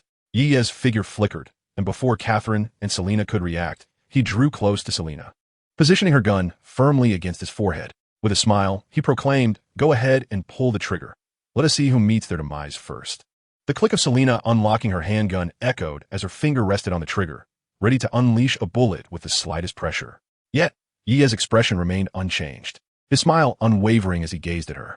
As their eyes locked, Yi twirled a strand of deep brown hair, bringing it to his nose to inhale its scent. Exclaiming in delight, How fragrant! Selina's expression darkened, for the hair he was savoring was her own. A fierce rage ignited within her eyes, and she pressed the trigger. In that instant, Yi's reflexes were lightning fast as he seized Selina by the throat. When the dust settled, Catherine held Selina's hand, directing the gun skyward. Yi distinctly sensed Selina's murderous intent. From the moment she saw him enter with Catherine, a subtle animosity had arisen within her. Initially, he had attributed it to his imagination, but as time passed, her hostility only intensified. Selina's recent shot had been merciless. She genuinely intended to eliminate him. Thus, Yi's compassion for the fairer sex vanished. He would show no mercy to those who sought his life. Had Catherine not intervened, Selina would undoubtedly have become a lifeless corpse. Yi's restraint was merely a gesture of respect towards Catherine, considering Selina was her close friend. If it had been just the two of them, he would have surely ended her life. Beauty may be captivating, yet life is far more precious. Yi had no intention of courting death. Reflecting on this, Yi felt a twinge of frustration. To incite a beautiful woman to harbor murderous thoughts upon their first meeting, was his visage so detestable? Surely not, for he considered himself quite handsome. Could it be due to the $1 million he won in her casino? Unlikely, given the scale of her establishment. That sum was likely just a month's profit and hardly worth killing over. Suddenly, a burly man brandishing a firearm burst through the door, exclaiming, "Boss, are you all right?" Yi cast a detached glance at them before shifting his focus back to Selena, wearing a faintly mocking smile. Selena waved her hand dismissively, stating, "It's fine. You may leave." "Did you not hear me telling you to leave?" "Yes. Teacher Catherine, you must be fair. She was the one who drew her gun on me first and pulled the trigger." Yi shrugged. "Yi, do you realize how perilous that was? You nearly lost your life." Catherine scolded, visibly upset. "She wanted to kill me, and she barely managed to pull it off." Yi retorted disdainfully. Selena, her temper flaring, raised her gun once more, aiming it at Yi, but Catherine swiftly grasped her hand to restrain her. "Little brat, do not presume that a modicum of talent grants you the right to disregard everything. This world is vast, and you are still quite inexperienced," Catherine exclaimed with indignation. Initially, Catherine merely sought a tranquil place to reprimand Yi, as Selena's office was hardly a restricted area. Many individuals frequently came and went. However, who could have anticipated that Yi and Selena would clash so vehemently upon their first meeting, exchanging only a few words before nearly coming to blows?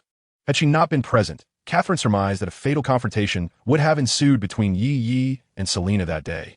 "If it weren't for you, I would have certainly killed you today," Selena hissed, her eyes glinting with menace.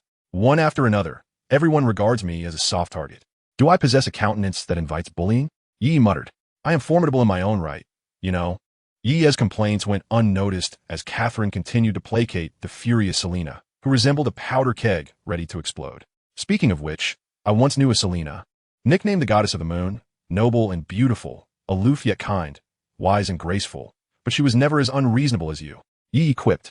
Upon hearing these words, the room fell into an eerie silence. Even the wrathful Selena paused in her fury. "What? Did I say something wrong?" Yi scratched his head and glanced at Catherine. "Do you know Selena, sister?" Catherine asked, perplexed. "Not at all. What is the issue?"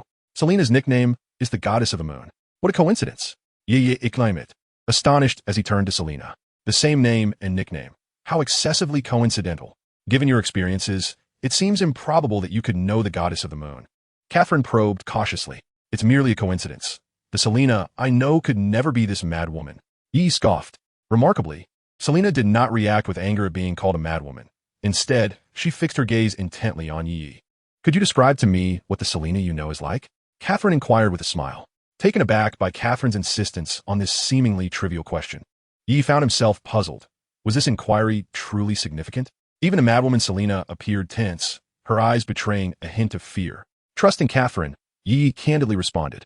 "The Selena I know is a member of the assassin organization known as the Deathwalkers, led by a formidable figure named Victor. She pursued various monsters and ultimately fell in love with a doctor." Yi recounted the tale of the night legend succinctly, refraining from divulging the more fantastical elements involving vampires and werewolves. Upon concluding his narrative, both Catherine and Selena exhaled in relief. "Is this truly significant? Why do you seem so anxious?" Yi questioned, bewildered. "Anxious? Not at all." Catherine chuckled awkwardly, suddenly recalling something and hurriedly added, "By the way, I have yet to settle the score with you." "Settle what score with me?" "Yi askit, Bijil did it. You have come to such a place to associate with dubious women, and you are merely 17. Catherine exclaimed with indignation. "One day, I shall have a serious conversation with your guardian regarding this matter." When Yi lost both his parents, he was merely 15, approaching 16, yet still a minor. Thus, as the closest friend of Yi's parents, Damon became his legal guardian. Although Yi was extremely independent and unwilling to be restrained, possessing the ability to care for himself, Damon had never truly exerted authority over him. His role was merely nominal, devoid of any real significance. Previously, Yi excelled academically and never caused trouble. Hence there was never any need to involve parents in his affairs. Had it not been for Catherine bringing it up at this moment, Yi might have nearly forgotten that Damon was indeed his legal guardian. If it were about any other matter, it would be fine, but if Damon were to discover Yi's escapades, Mindy would surely find out as well, and the consequences would be dire. Yi wiped the virtual sweat from his forehead and said, "Teacher Catherine, what do you mean by dubious women? She is merely a waitress at your casino. Furthermore, I am 17. If I were to engage in certain activities, is it not to be expected? You should be encouraging me to pursue a relationship with someone my own age, rather than seeking out women of such a nature." Catherine asserted with righteous fervor. "That waitress. I shall have Sister Selena dismiss her shortly." "Teacher Catherine, I admit my error, I accept my punishment, but please do not meddle with her. Finding employment is not easy. And if you proceed with this, she may bear a grudge against me for life. Yi lamented. Initially, it was he who had been teasing Anna. She did not entice him. If she were to lose her job over this, Yi would feel guilty. That depends on whether you can behave yourself. Catherine said haughtily.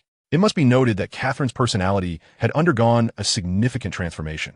She was now threatening Yi over such matters. An astonishing contrast to her previously adorable demeanor. However, Teacher Catherine, what brings you to a place like this at this time? Yi looked at Catherine in disbelief, feeling as though the image of the goddess had been shattered. Without Yi needing to voice his thoughts, Catherine understood that he would have nothing kind to say. She replied curtly, I am, of course, here to visit Sister Selena. Little did I know that upon arriving at the entrance of Caesar's palace, I would find you frolicking with that woman. Perhaps you are unaware, but Sister Selena is one of the shareholders of our school and possesses the authority to expel you at any moment. Catherine teased with a mischievous smile. If you wish to avoid expulsion, it would be wise to sincerely apologize to Sister Selena. Otherwise, I cannot guarantee your safety. Chapter 78. Encountering the Blade Warrior again. Teacher Catherine, have you lost your mind? Yi looked at Catherine as though she were a fool, brandishing a bank card that had mysteriously appeared in his hand.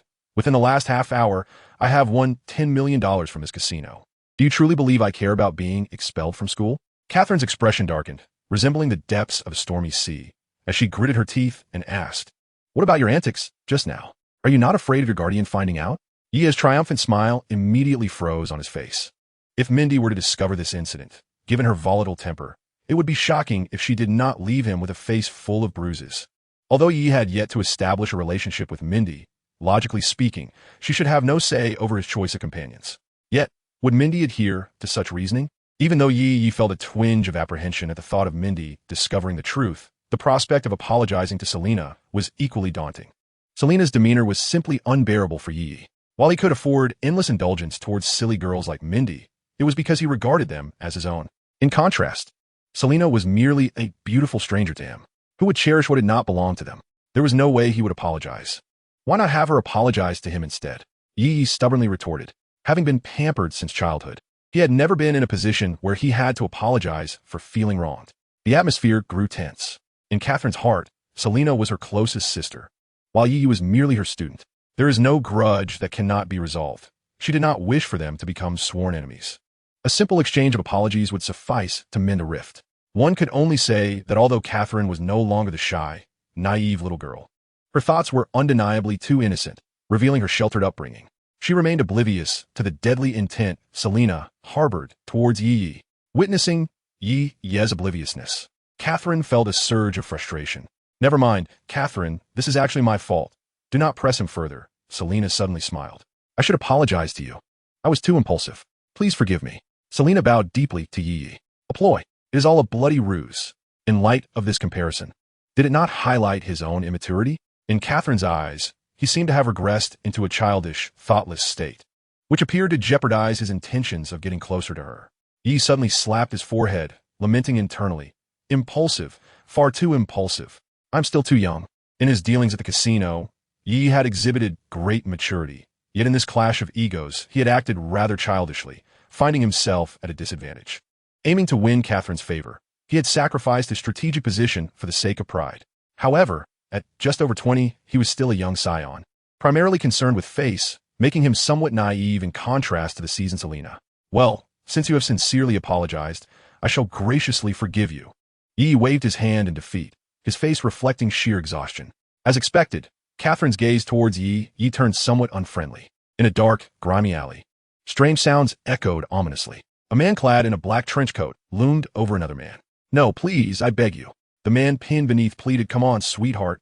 Do not be afraid. It will hurt just for a moment, and then you will feel quite comfortable. I assure you, you will come to relish this sensation. It is so exquisite that it will leave you in a state of bliss, utterly entranced. The man above spoke with a voice dripping with temptation, his grotesque visage marred by two sharp fangs, exuding a metallic scent of blood. Since you are so fond of this euphoric feeling, I can grant it to you. A bullet was fired, aimed at the man atop the one below. The silver bullet gleamed brilliantly, prompting the assailant to swiftly evade, crashing against the wall before retreating into the distance. I fear you may not have much time left. What? A bullet whizzed past, striking him. the silver projectile reducing him to ashes in an instant. It was the Punisher. The turmoil instigated by Dracula had spiraled far and wide. The church had expelled most vampires. Yet some always slipped through the net. Thus, the Blade and the Punisher temporarily joined forces to eradicate these fiends. Above, the night sky was shrouded in a gossamer veil of gray clouds, a chill permeating the air as mist began to rise. Beneath the hazy moonlight, a small bat flitted nervously across the night sky, its demeanor betraying a hint of panic. Listen to me, I will only shelter you for one night, and by dawn, you must be gone, and do not dare to engage in any mischief, or I shall see to it that you are rendered incapable. Catherine warned Yi in a harsh tone. Teacher Catherine, your words wound me deeply. Yi clutched his chest, feigning distress. Catherine rolled her eyes, dismissing his theatrics. Catherine offered to book a hotel room for him, but Yi protested, claiming he could not abide hotels due to hygiene issues, as he would always suffer from skin allergies after each stay. No matter what suggestion Catherine put forth, Yi found fault with it, resolutely intent on persuading her to take him in. Ultimately, wearied by his persistent pleas, Catherine relented. As Catherine drove them home, she issued a warning to Yi along the way. After parking the car, she guided him towards her residence. It was evident that Catherine lived in an upscale neighborhood, tranquil and secure, complete with a guard. Yi was not surprised. She hardly appeared to be lacking in wealth. Teacher Catherine, it is quite dark. I feel a bit frightened, Yi admitted, inching closer to her. What now? Catherine asked with a bemused smile, revealing a silver handgun in her hand. Yi chuckled awkwardly, distancing himself slightly from her. Seeing you armed brings me much comfort. Although the gun would not kill him, it would certainly inflict pain. Tonight's encounter had made them both aware that the other was far more formidable than they appeared. Thus Yi was not taken aback by Catherine's ability to produce a weapon. Ha! Catherine scoffed lightly, preparing to holster a gun when, suddenly, a bullet sliced through the air, targeting her directly. Above, in the sky, a small bat was struck by another bullet, letting out a mournful cry before struggling to dissolve into ashes, leaving behind only wisps of smoke as it fell. Catherine's expression shifted, and she slightly turned to evade the incoming bullets. A figure slowly emerged from the shadows, a black man wielding an automatic rifle. His face was too dark to discern, yet the flamboyant silver leather jacket he wore revealed his identity as the Blade Warrior. Chapter 79. The True Identity of Catherine. The Blade Warrior had pursued the fleeing vampire into this place, his silver-winged motorcycle left outside as he scaled the wall to enter. Although higher-level vampires could transform into bats for flight, their altitude was not great enough to evade the reach of an automatic rifle. It's you all, he exclaimed. What do you mean? Ye responded it in confusion. I had thought that after you killed the werewolf that day, despite your sharp tongue, you were a person of justice. I never imagined you would willingly descend into depravity and consort with evil. I could truly misjudged you. The Blade Warrior gazed at Yi, his voice grave. Yi's stature, attire, and scent were identical to those he had encountered previously, and standing beside Catherine only confirmed the Blade Warrior's recognition. His acute sense of smell had previously led him to confuse Damon with Yi, primarily due to their similar appearances. Both Mindy and Damon carried the scent of Yi. Yi was not particularly surprised to be recognized by the Blade Warrior, who has willingly descended into depravity, who has consorted with evil. Don't think just because your mouth is situated on your backside that you can speak freely. Yi retorted. This heavy accusation could easily position Yi in opposition to all Marvel heroes. You associate with vampires. Is that not a descent into depravity and an alliance with evil? The Blade Warrior exclaimed in anger. Vampires? Yi frowned, glancing at Catherine. Catherine bit her lip, lowering her gaze with a pale face, unable to utter a word. The delicate and charming features of her face had lost their color, causing Yi great distress. It was because of you that this vampire escaped last time. I had thought you were unwittingly entangled in this. Yet you are acquainted with her? Yi exclaimed in surprise. Catherine, her face pale, gently nodded, pressing her lips together tightly, her small face tense with silence. So, you were secretly observing me on my first day at school? Now it makes sense. Yi murmured. Even if Catherine were a vampire, so what? Should all vampires be condemned to death? Are there not those who are forced into vampirism? Must you indiscriminately seek to kill them all? Yi challenged the Blade Warrior, gradually positioning himself beside Catherine. There are good and bad among humans, certainly. The same applies to vampires. Once transformed, even if a vampire was a good person, they cannot control their bloodthirsty instincts and may resort to murder to satisfy their hunger. There's essentially no distinction between good and evil. The woman behind you is beyond your control. Do you understand? The Blade Warrior, with a bullet chambered, spoke solemnly. Thus, every vampire must perish. There exists no possibility of forgiveness. Step aside. I have no desire to engage with you today, although my time with Professor Catherine has been brief. She is certainly not the uncontrollable creature of bloodlust you describe. In my eyes, while she may exhibit some eccentricities, she is undeniably a responsible mentor. Nothing is absolute. Everything holds potential, and you are a prime example of that. Yi stood calmly before Catherine. Your perception? You are entirely ignorant of the vampire community. When they don their disguises, they exude an elegance akin to that of nobility. Yet in the shadows, they transform into savage beasts, cruel and grotesque. As for me, being half human and half vampire, I can restrain my thirst for blood. However, what stands behind you is a pure-blood vampire. The Blade Warrior was inclined to explain this to Yi because of the latter's formidable strength. Victory was not assured. Moreover, the Blade Warrior was certain that should a confrontation arise with Yi, the vampire would seize the opportunity to flee. Professor Catherine, truly? Are you genuinely a pure-blood vampire? Yi inquired with a pained expression, turning to her. He had thought perhaps Catherine was also a half-blood, as she never exhibited any signs of bloodlust. If Catherine were truly driven by thirst for blood, Yi would be hesitant to assist her, for he was an upright human. In the midst of racial conflict, Yi could not ally himself with a vampire. It appears so. Catherine softly murmured, her delicate hands entwined, her gaze fixed intently upon Yi. Her charming face etched with anxiety, as though fearing he might abandon her. Catherine was not a combat-oriented vampire. She could never contend with the Blade Warrior. If Yi were to disregard her, she might indeed perish at the hands of the Blade Warrior. Yi's heart began to race, beating over 200 beats per minute, as Catherine seemed to revert to that soft, innocent girl of the day, her fear palpable, softening Yi's heart. But I swear, I have never killed indiscriminately. At most, I have only harmed the wicked. Catherine raised her delicate hand, weakly asserting her promise. Yi resolved to trust Catherine. Setting aside other matters, if she truly were a murderer, her eyes could not possess such purity and transparency. That was Yi's instinct, though he could not ascertain its accuracy. Regardless, he could not stand by and watch Catherine fall victim to the Blade Warrior. What a vexation. If only the silly girl were here, she could discern truth from falsehood. Yi lamented inwardly. Unfortunately, the silly girl chose not to partake in Yi's gamble and remained at home, not accompanying him. You see, Professor Catherine has sworn. She certainly does not kill indiscriminately. Yi gestured with his hands. Humph. The Blade Warrior scoffed disdainfully. Vampires are cunning and cruel. Can their word be trusted? Only a fool would believe them. Are you implying that I am a fool? Yi's right palm crossed over his chest, sharp bone spurs emerging from his palm, glinting coldly as he cast a scornful gaze at the Blade Warrior. Dismissing Yi's nonsensical ramblings, the Blade Warrior coldly remarked, It seems you are resolute in shielding this vampire. Who is shielding her? Am I not allowed to retaliate when you insult me? Yi retorted defiantly. Standing behind Yi, Catherine's clear eyes shimmered with tears, revealing a hint of emotion. Is this trust in me? Catherine clenched her small fists, her previously pale face regaining a touch of color. Stubborn fool. The Blade Warrior, unwilling to indulge in further conversation with Yi, raised his automatic rifle and began to unleash a barrage of gunfire upon him. Chapter 80. Injuries. Clang, clang, clang. As the Blade Warrior fired, a pale blue celestial sword materialized before Yi, its swift movement deflecting the bullets aimed at him. Ever since he acquired the spatial ring after defeating the Sea King, Yi had kept Tianya by his side. Blade Warrior, you alone cannot be my match. I do not wish to kill you. It would be best for you to leave. Yi said helplessly from his side. Initially, he had vowed to avenge Damon upon encountering the Blade Warrior, but the current situation rendered Yi in the wrong. All of the Blade Warrior's bullets were thwarted by Tianya, causing no effective harm. Were it not for Yi's mercy, Tianya would have been relentless, driving the Blade Warrior away without delivering a lethal blow. Otherwise, the Blade Warrior would have sustained several grievous wounds by now. Is that so? A calm yet almost cold voice resonated from behind Yi. Immediately following was the sound of an automatic rifle. Bang, bang, bang.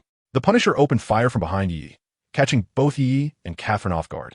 The Punisher had concealed himself exceptionally well, and neither Yi nor Catherine had noticed his approach. Due to the suddenness of the attack, Catherine was unable to evade in time and was struck by a silver bullet. The excruciating pain elicited a sharp cry from Catherine, her fangs protruding from her lips as a pair of crimson wings erupted from her back, transforming her into a true vampire. Upon hearing the Punisher's voice, Yi instantly recognized the danger. He swiftly turned and embraced Catherine, positioning his body in front of the Punisher's gun. Observing the wound inflicted upon Catherine by the silver bullet, which had struck her back, dark red blood flowed profusely. Yet it did not cause Catherine to perish instantly like other vampires. It hurts so much. The intense agony made Catherine writhe in pain. But Yi's grip was too strong for her to escape. She could only cling tightly to him, her entire form curling up like a small ball in his embrace. Her sharp claws nearly piercing his flesh. Yet, due to the barrier of his bloodline, they did not penetrate. Large tears streamed down Catherine's face, her expression one of torment as her body trembled, indicating that the silver bullet inflicted immense suffering upon her. The domineering queen who had just threatened Yi with a firearm had vanished, leaving behind only a frail child, wounded and trembling, nestled against Yi's chest. Her eyes, as clear and transparent as water, brimmed with tears, evoking immense pity. Catherine, petite like a delicate doll, was tightly enveloped by Yi's form, revealing no space between them. The Punisher's bullet had grazed Yi, causing him some discomfort, yet he endured it for Catherine's sake, knowing that a mere shift could lead to her immediate demise. Given the Punisher's marksmanship, really, you are quite pathetic, aren't you? A vampire, yet one bullet has you in such agony? My arm feels as though it might be snapped in two. Yi lamented helplessly. Catherine, nestled in his embrace, sobbed, but it truly hurts. I've never been injured before. Being shot is exceedingly painful. The tears in her eyes flowed unceasingly, her delicate and charming face contorted like that of a distressed kitten.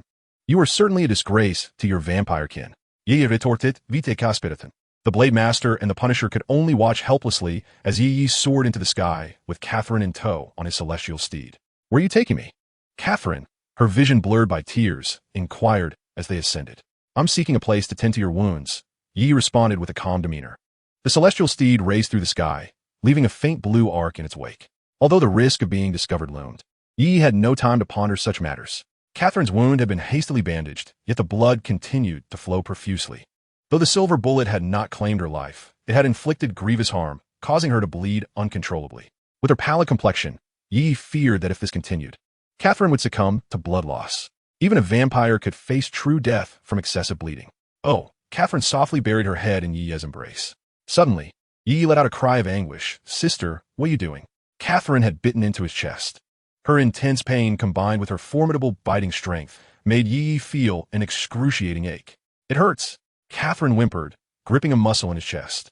But even if you're in pain, you cannot bite me. Do you think I cannot feel pain? Yi exclaimed with a mournful expression. What else can I do? Came Catherine's soft, plaintive voice.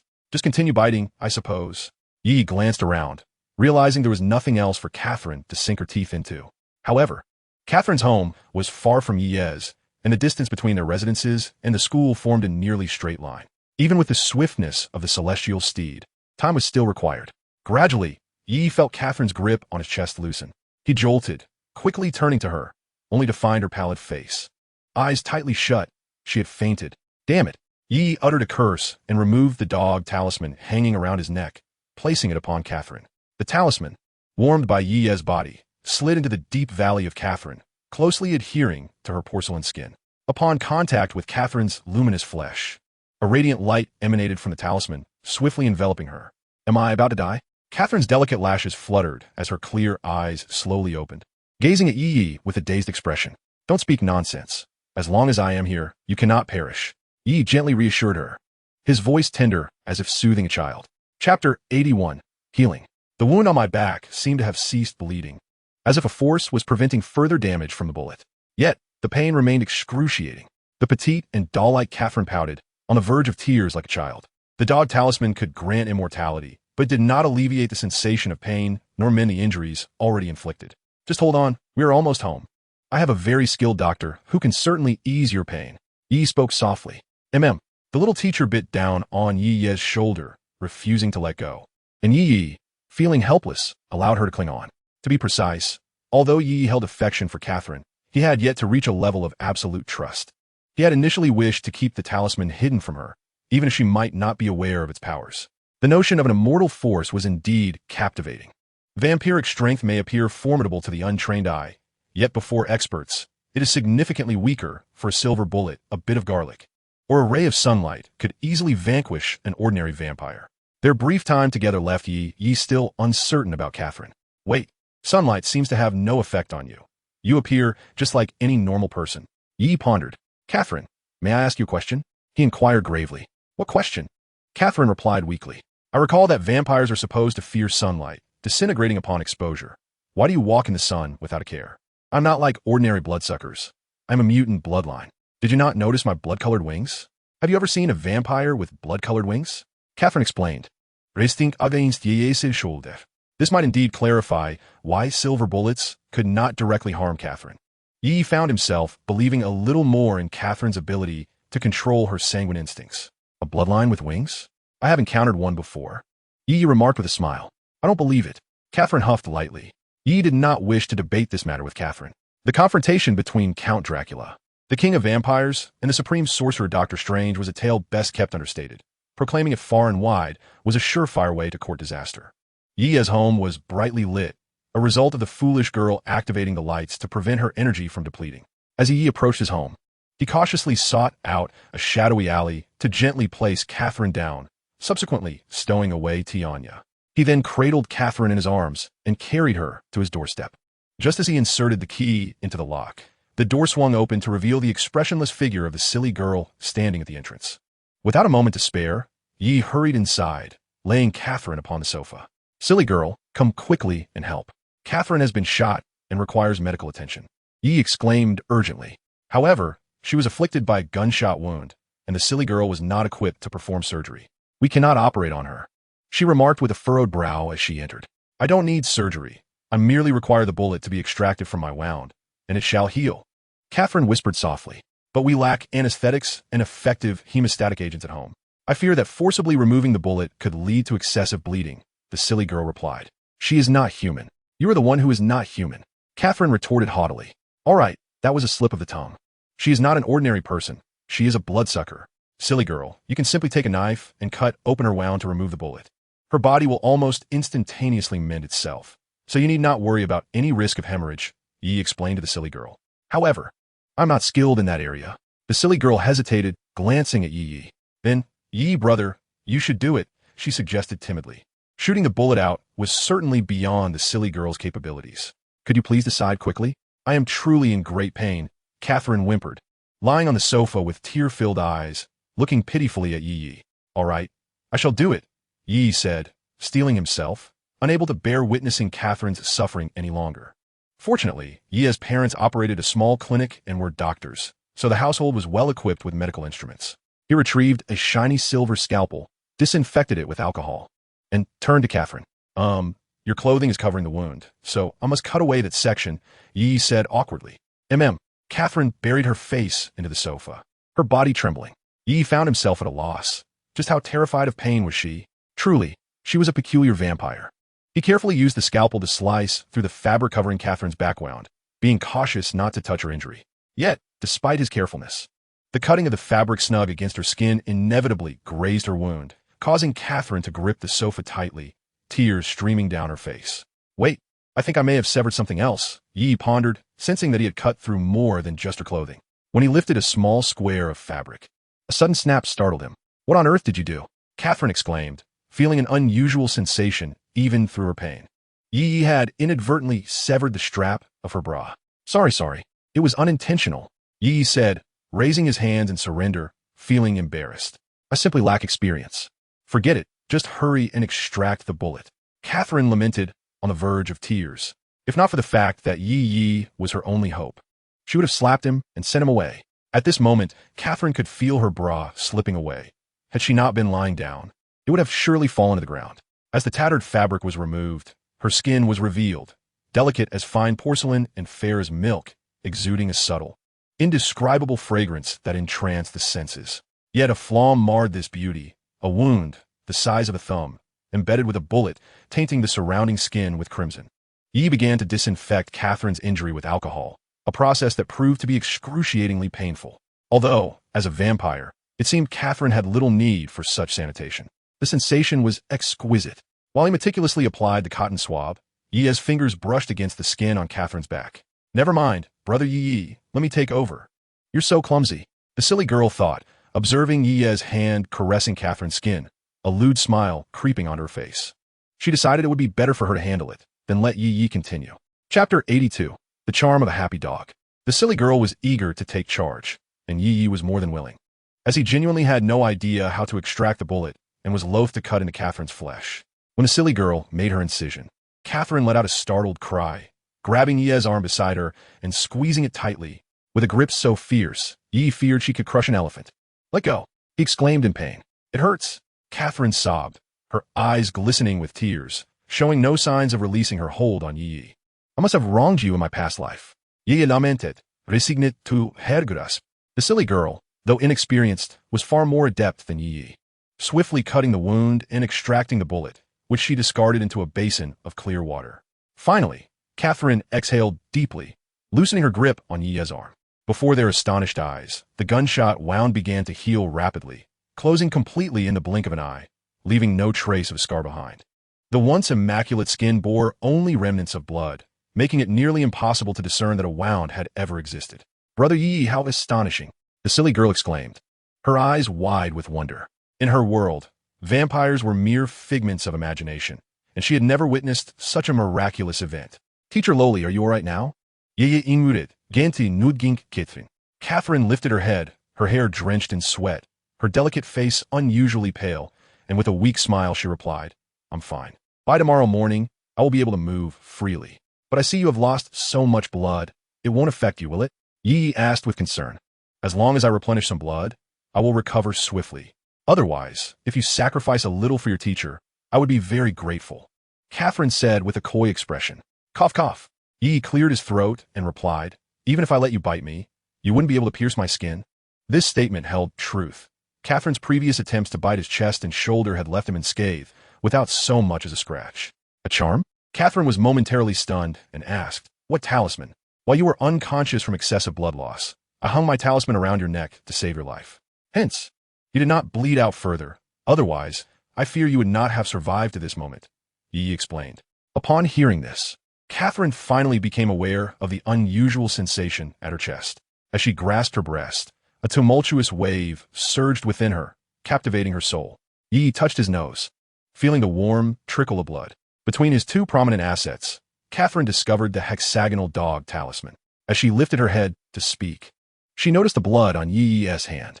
"Ahem, the weather has been rather warm lately, causing a bit of heat," Yi said with an awkward smile. "You lecher," Catherine murmured, removing the dog talisman and handing it to Yi with an unfriendly expression. Yi held the dog talisman, warmed by Catherine's body and infused with her delicate fragrance. He recalled the talisman's previous intimate contact with her and wore a mysterious smile. After locking eyes with Catherine, whose gaze radiated danger, Yi hastily cleared his throat, slightly averting his gaze from her piercing stare, and placed the dog talisman back around his neck. "Does your talisman possess magical powers?" Catherine inquired. "How did you know it possesses magical powers?" Yi looked at Catherine with curiosity. "Isn't it obvious? What is so surprising about it?" Catherine began, then suddenly halted, as if recalling something she should not mention, falling silent. "Now, I'm the one asking you. When did it become your turn to question me?" Catherine suddenly retorted in annoyance. "Why is it that you can question me, but I cannot question you?" "Simply because I am your teacher and you are my student," Catherine asserted with a hint of arrogance. "Teacher? What is so impressive about that? You merely have slightly larger pecs than I do. This is my private matter." Yi scoffed. "You scoundrel," Catherine exclaimed in anger. "Backstabbing. And you forget so quickly who saved you just moments ago. When you were injured, you were as docile as a kitten, and now that you're healed, you've returned to your domineering self." Yi muttered, just loud enough for Catherine to hear. Catherine's face flushed with embarrassment as she recalled her earlier vulnerability during her injury. It was indeed quite humiliating. "Yi, you must not speak of tonight. Otherwise, I will fail you in mathematics," Catherine threatened, her face flushed. Yi, not wishing to embarrass his petite teacher, chuckled and replied, "No problem. I assure you I won't utter a word." Catherine nodded lightly, her curiosity piqued. "What kind of magical power does her talisman possess that it could stabilize my injuries? Unless you tell me what you did, and how you sensed so quickly that my dog talisman had magical powers, then I shall reveal to you the nature of the magical power of my dog talisman." Yi huffed. "It is impossible for you to keep a secret from me while I reveal my own. If you don't speak, teacher, I am not particularly interested in knowing." Catherine huffed, turning her head away and ignoring Yi. Yi chuckled softly. The lowly teacher was indeed adorable. Although he was unaware of the secrets she held, he was reluctant to indiscriminately reveal his own, despite his fondness for her. After all, she was not someone with whom he felt an intense closeness, and he could not fully trust her. Clearing his throat, Yi began, "This matter is rather lengthy. Then take your time, for the silly girl does not need sleep and can listen to you all night." The silly girl replied with a sweet smile, though to Yi, her grin resembled that of a devil. While the silly girl's powers were not lethal, Yi felt utterly defenseless against her playful antics, unable to resist her whims. Chapter 83, An Awkward Incident. Yi had no desire to provoke the silly girl, and thus explained earnestly, "Today, I followed through with what I had mentioned. I first visited a casino called Caesar's Palace to gamble. The events unfolded even more favorably than I had anticipated. Within half an hour, I had already won over $10 million.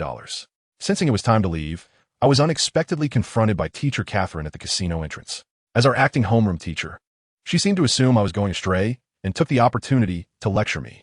I soon learned that the casino belonged to a close friend of hers. Due to the ensuing conversation with teacher Catherine, we lost considerable time, and by then, it was quite late, with the subway no longer in operation. In truth, Yi did not lie. To deceive the silly girl was tantamount to courting disaster. He simply employed a subtle art of omission, concealing many details that were better left unspoken. Thus, he felt secure against her lie-detecting abilities. However, at the doorstep of Catherine's home, we encountered the Punisher and the Blade Warrior. Given Catherine's identity as a vampire, they began to assault us. She was struck by a projectile from the Punisher, and as I could find no place to treat her injuries, I took her to our home. After all, human life is paramount. This is the truth of the matter. Yi gazed innocently at the silly girl, stating, "What you can detect does not indicate that I have lied." He had not lied, yet he had concealed many things. When I met him at the casino entrance, he was visibly frightened by Catherine's demeanor and quickly began to complain. "Oh dear." Yi hurriedly covered Catherine's mouth. Heaven forbid the silly girl heard him. If it were not for Catherine's intervention, he would surely have been torn apart. Just imagine how long it would take me to lose all of Sister Serena's winnings at the casino. "Do you think she could kill me?" Yi whispered rapidly in Catherine's ear. "Brother Yi, what exactly are you hiding?" The silly girl questioned, her expression darkening. "Sister Catherine, you need not worry. With me here, he poses no threat to you. Whatever has transpired, you can freely share with me," the silly girl replied sweetly to Catherine. The simple-minded girl possesses the ability to scan human memories, but this requires the individual's consent. Otherwise, it constitutes an unlawful act. Catherine squinted as she observed the grinning Yi and the subtly smiling, simple-minded girl. Though it was rather peculiar that someone as powerful as Yi would harbor fear towards this girl. Catherine felt convinced that Yi's trepidation stemmed not from her strength, but rather from a place of affection. Thus, was the simple-minded girl's assurance truly effective? Indeed, her guarantee was absolutely valid. However, Catherine remained oblivious to this fact, prompting her to awkwardly respond, "Well, it's not a big deal, really." The simple-minded girl regarded Yi intently for a long moment before suddenly breaking into a wide smile, saying, "Forget it. No matter what you intended to do in the past, it ultimately came to naught because of teacher Catherine, right? The lie detection feature is rather bothersome." Yi mused inwardly. The simple-minded girl stepped forward to adjust Yi's clothing, cheerfully remarking, "Yi, dear brother, be more cautious next time. Do not let me discover anything. May I ask where I will be staying tonight?" Catherine interjected timidly as she locked eyes with the simple-minded girl. "You can clean up yourself. I'm going to bed." The simple-minded girl huffed, striding toward her room. Though merely a mobile device, she proudly demanded a space of her own. Yi's home contained only 3 bedrooms, and as he watched the simple-minded girl depart, he couldn't help but lament, "Is it truly acceptable for you to lie so brazenly? Do you really need to sleep when you're just a phone?" Yi then turned his gaze towards Catherine. "What are you looking at me for? I'm in this state. Do you expect me to tidy up the room myself?" Catherine retorted grumpily. "Actually, we could share a room. I wouldn't mind." Yi raised an eyebrow and smiled. Drop dead. With no alternative, Yi resigned himself to the labor of cleaning his parents' room, dusting and making the bed, a task that consumed considerable time and effort. "I'm so exhausted." Yi collapsed onto the freshly changed sheets of the large bed. "Get up, that's my spot to sleep." Catherine lightly kicked him, expressing her dissatisfaction. Suddenly, a noise echoed through the bedroom. What just fell? Yi sprang up, only to find Catherine's silver bra lying on the floor. Catherine and Yi exchanged wide-eyed glances, each shocked into silence. Catherine was about to scream, but Yi swiftly covered her mouth. If the simple-minded girl were to witness this, he would be irreparably doomed. The simple-minded girl was already in a sulk. Another incident like this, and his reputation would be in tatters. Given her injuries, Catherine could no longer wear her tight black leather outfit, so she donned one of Yi's mother's loose garments. Earlier, Yi had accidentally severed the strap of her bra, and since this was not her home, she had nowhere to store it. Thus, she had no choice but to temporarily keep it on herself, as leaving it somewhere in Yi's house could lead to him engaging in some peculiar activities with it. However, just moments ago, Yi's actions were utterly detestable, prompting Catherine to perhaps exert a bit more force than intended when she kicked him, leading to an unfortunate fall.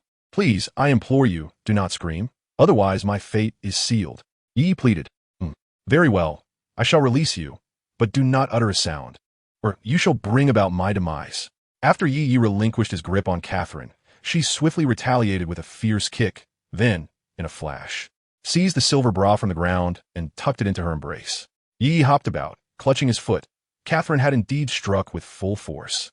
A rosy hue spread across Catherine's delicate and charming cheeks as she glared fiercely at Yi, declaring, "Do not speak carelessly, or you'll be jeopardizing my mathematics." Yi retorted, somewhat irked, "Humph. Just as well you know." Observing her, one might wager she possessed a 36D. Truly impressive. Yi maintained a neutral expression, wary of Catherine's potential wrath, yet internally reveled in the thought. Chapter 84. The Wall Slam. Very well, you may rest here. Yi gestured towards his room and stated, "Should you have any concerns, feel free to seek me out. It is quite late, and I too must retire." "Yi, come here for a moment," Catherine said, her expression devoid of emotion. "What is it? You're not still planning to strike me, are you?" Yi observed her cautiously. "Am I that trivial?" Catherine shot him a glance. Sensing her demeanor was not excessively furious, Yi dared to approach slowly. "What is it?" Catherine's moist lips sealed against Yi's, delivering a passionate kiss. Her emerald eyes, as clear as crystal waters, locked onto his. As their lips parted, Yi stood dazed, staring at Catherine, bewildered. "What does this mean?" "Do not overthink it. This is merely my gratitude for your actions tonight." A blush spread across Catherine's graceful neck. Her ears flushed crimson. Yet she mustered, "You may leave now." In truth, the moment Yi's steadfast figure shielded Catherine, this reward was already predetermined. It was indeed a recompense he rightfully deserved. Following the events of that evening, the bond between them had transcended the conventional teacher-student dynamic. Yi scratched his head, grinning foolishly. As he exited Catherine's room, he was met with the sight of a grinning simpleton. His beaming smile instantly froze in place. That night, atop Yi's residence, a solitary figure stood, facing the biting cold winds. The following morning, after Catherine had completed her morning routine, she was met with the sound of Yi's incessant sneezing. "What is amiss? Have you caught a cold?" Catherine inquired weakly. "You seemed perfectly fine last night." "I'm all right, Achu." Yi wiped his nose with a tissue and chuckled. "I tend to kick off my blankets when I sleep, so I must have caught a chill last night. You have quite pronounced dark circles under your eyes." "Is that so?" "It's probably due to the cold. I didn't sleep well," Yi explained. "Then, Yi, you must be more cautious while sleeping in the future. Otherwise, constant colds will take a toll on you." The simpleton replied with a sweet smile. Yi smiled awkwardly and lowered his head to eat his breakfast. "Yi, do you have any women's clothes at home?" Catherine asked cautiously. "I can't wear mine anymore." During the treatment, Yi had cut a small piece from Catherine's back garment, making it impossible for her to wear it outside. At this moment, Catherine was still dressed in Yi's mother's pajamas, which she certainly could not wear out. "Let me see. My mother hasn't thrown away her old clothes. I can lend you something." Yi similed. The clothing issue was easily resolved, but the matter of a bra was far more complicated, as Yi's household lacked any suitable size for Catherine, while hers was far too large. This was quite awkward. "Would it be all right if you go without one for now?" Yi chuckled awkwardly. "There really isn't anything in the house that fits your size." Catherine buried her head deep within her ample bosom, too shy to raise it and discuss the matter, her long, fair neck already tinged with a rosy hue. Catherine chose to wear a very conservative and thick outfit, not minding the heat of the sweltering day. As they stepped out of the house, Yi suddenly recalled something and asked, "By the way, Catherine, don't you need to bring your teaching materials?" "Oh," Yi nodded. The two took the subway towards the school. As they neared the school, Catherine hesitated for quite some time before speaking up. "Yi, what? Please don't pursue those kinds of women anymore, all right? It's not good." Catherine's beautiful, large eyes gazed at Yi, slightly misty and captivating, pure without a hint of impurity. I want to do it again. It was just youthful folly." Yi scratched his head and chuckled. Catherine nodded. "That's good." "Catherine, what are you doing?" Catherine found herself cornered against the wall by Yi, enveloped in his embrace, leaving her with no escape. She felt frightened under Yi's intense gaze, her eyes filled with trepidation, her face instantly flushed, resembling a rosy apple, exceedingly adorable, making one want to take a hearty bite. "Are you jealous?" Yi teased. "I'm not jealous at all." Catherine hurriedly retorted. Catherine widened her eyes, locking gazes with Yi in disbelief as he unexpectedly kissed her. Stunned and dazed, she stared blankly at Yi, unable to react. Catherine's lips were soft and cool. Yi coaxed his tongue into Catherine's mouth, indulging in a fervent exploration, savoring her sweet essence, their tongues entwined, while Catherine simply allowed Yi to take the lead. Showing no resistance, Yi grew increasingly unsatisfied with merely a taste and cradled Catherine's charming little head, delving into a deeper entanglement. Catherine exuded a strange, enchanting fragrance. Unlike any scent Yi had ever encountered, yet it was irresistibly alluring, drawing him closer. In the midst of kissing Catherine, that intoxicating allure was fully manifested, ensnaring him in a delightful trance. Under the almost insatiable demands of Yi, Catherine's emerald-like eyes became veiled with a mist, as if she too had succumbed to the moment, willingly embracing Yi, tightly wrapping her arms around his waist, passively yielding to his desires. The thunder ignited the fire within the earth, and in that instant, the two seemed to lose all sense of time, entwined in a fervent embrace. Fortunately, neither of them was ordinary. They momentarily forgot the necessity of breath. After what felt like an eternity, they finally parted. Catherine's gaze was hazy as she looked at Yi, suddenly appearing to awaken, raising her adorable, petite fist, exclaiming, "You dare, I shall strike you. Moreover, it seems, dear Catherine, that you also enjoy it. Otherwise, why would you?" No saying just as Catherine was about to bring her small fist down upon Yi, he kissed her once more. In no time, her clenched fist loosened, becoming soft and powerless, surrendering to Yi's will once again. A stuttering voice unexpectedly echoed near them. "Yi and teacher Catherine." Upon hearing what sounded like a familiar voice, Catherine, who had previously been limp and compliant, summoned an unexpected strength to push Yi away. Yi chuckled and turned with Catherine to see the newcomer. Peter Parker. Yi exclaimed in surprise. They were at the corner where Yi and Catherine had been kissing, and little Spider-Man had just passed by. Upon turning around, he was taken aback to witness their kiss. Catherine recognized him as a classmate of Yi's, and her face flushed crimson from neck to cheeks as she hurriedly fled. They were already very close to the school. "Parker, is it you?" Yi greeted with a smile. They were acquaintances, though their relationship was not particularly close. "Yi, are you with teacher Catherine?" Spider-Man pointed incredulously at Catherine's retreating figure. "Parker, you know how it is. Sometimes love strikes unexpectedly and with no warning. Yet we find ourselves powerless to resist. The reality is exactly as you see it," Yi replied, shrugging. "But teacher Catherine has only just arrived at our school." Spider-Man questioned, perplexed. "Do you suspect that I forced a kiss on teacher Catherine?" Yi widened his eyes in disbelief. "You really think I am that kind of person?" No, you misunderstand." Spider-Man quickly waved his hands in explanation. "I am merely astonished at how quickly your relationship has developed. What does that matter? We have only just begun. The journey is still long." Yi spoke earnestly. He felt no embarrassment, despite having recently confronted Spider-Man, and now was engaging in friendly banter. Yi's demeanor was warm and familiar, asking questions that made Spider-Man feel a bit uneasy, leading him to wonder if Yi harbored strange thoughts about him. "Bisexuality is quite common in America." "Yi, I do not like men." Spider-Man replied, watching Yi yaridi. "What? I also do not like men. What are you thinking?" Yi retorted, momentarily taken aback before responding with indignation. "Why are you so inexplicably warm towards me?" The little spider, still on guard, recalled that their relationship was akin to that of mere strangers. With a resigned expression, Yi placed his hand on his forehead and replied, "I merely wish for you to keep a secret from me regarding Miss Catherine." "Oh, now I understand," the little spider exclaimed. "You should have mentioned it sooner." "It's a trivial matter," he said with a teasing smile. In truth, despite often being bullied, the little spider's inherent helpfulness remained unblemished, which would later become the cornerstone of his transformation into Spider-Man. "Susan, you look absolutely lovely today," Yi remarked as he set down his backpack in admiration. "Thank you." "Yi," Susan replied with a shy smile, her cheeks flushed as she offered him the bento she had prepared once more. Having just flirted with Catherine, Yi felt no hesitation in teasing Susan as well, sharing a few jokes that sent her into peals of laughter. When class began with Catherine, the observant little spider kept a watchful eye on the interactions between her and Yi, yet both maintained their usual composure, devoid of any unusual signs. The little spider couldn't help but marvel at their acting skills. Gwen could undoubtedly be regarded as a prodigy, although still a high school student. She had already become an intern assistant to Dr. Kurt Connors, one of America's most renowned biologists, beyond her father's position as the New York City Police Commissioner. Her intellect was truly remarkable, surpassing even that of the little spider.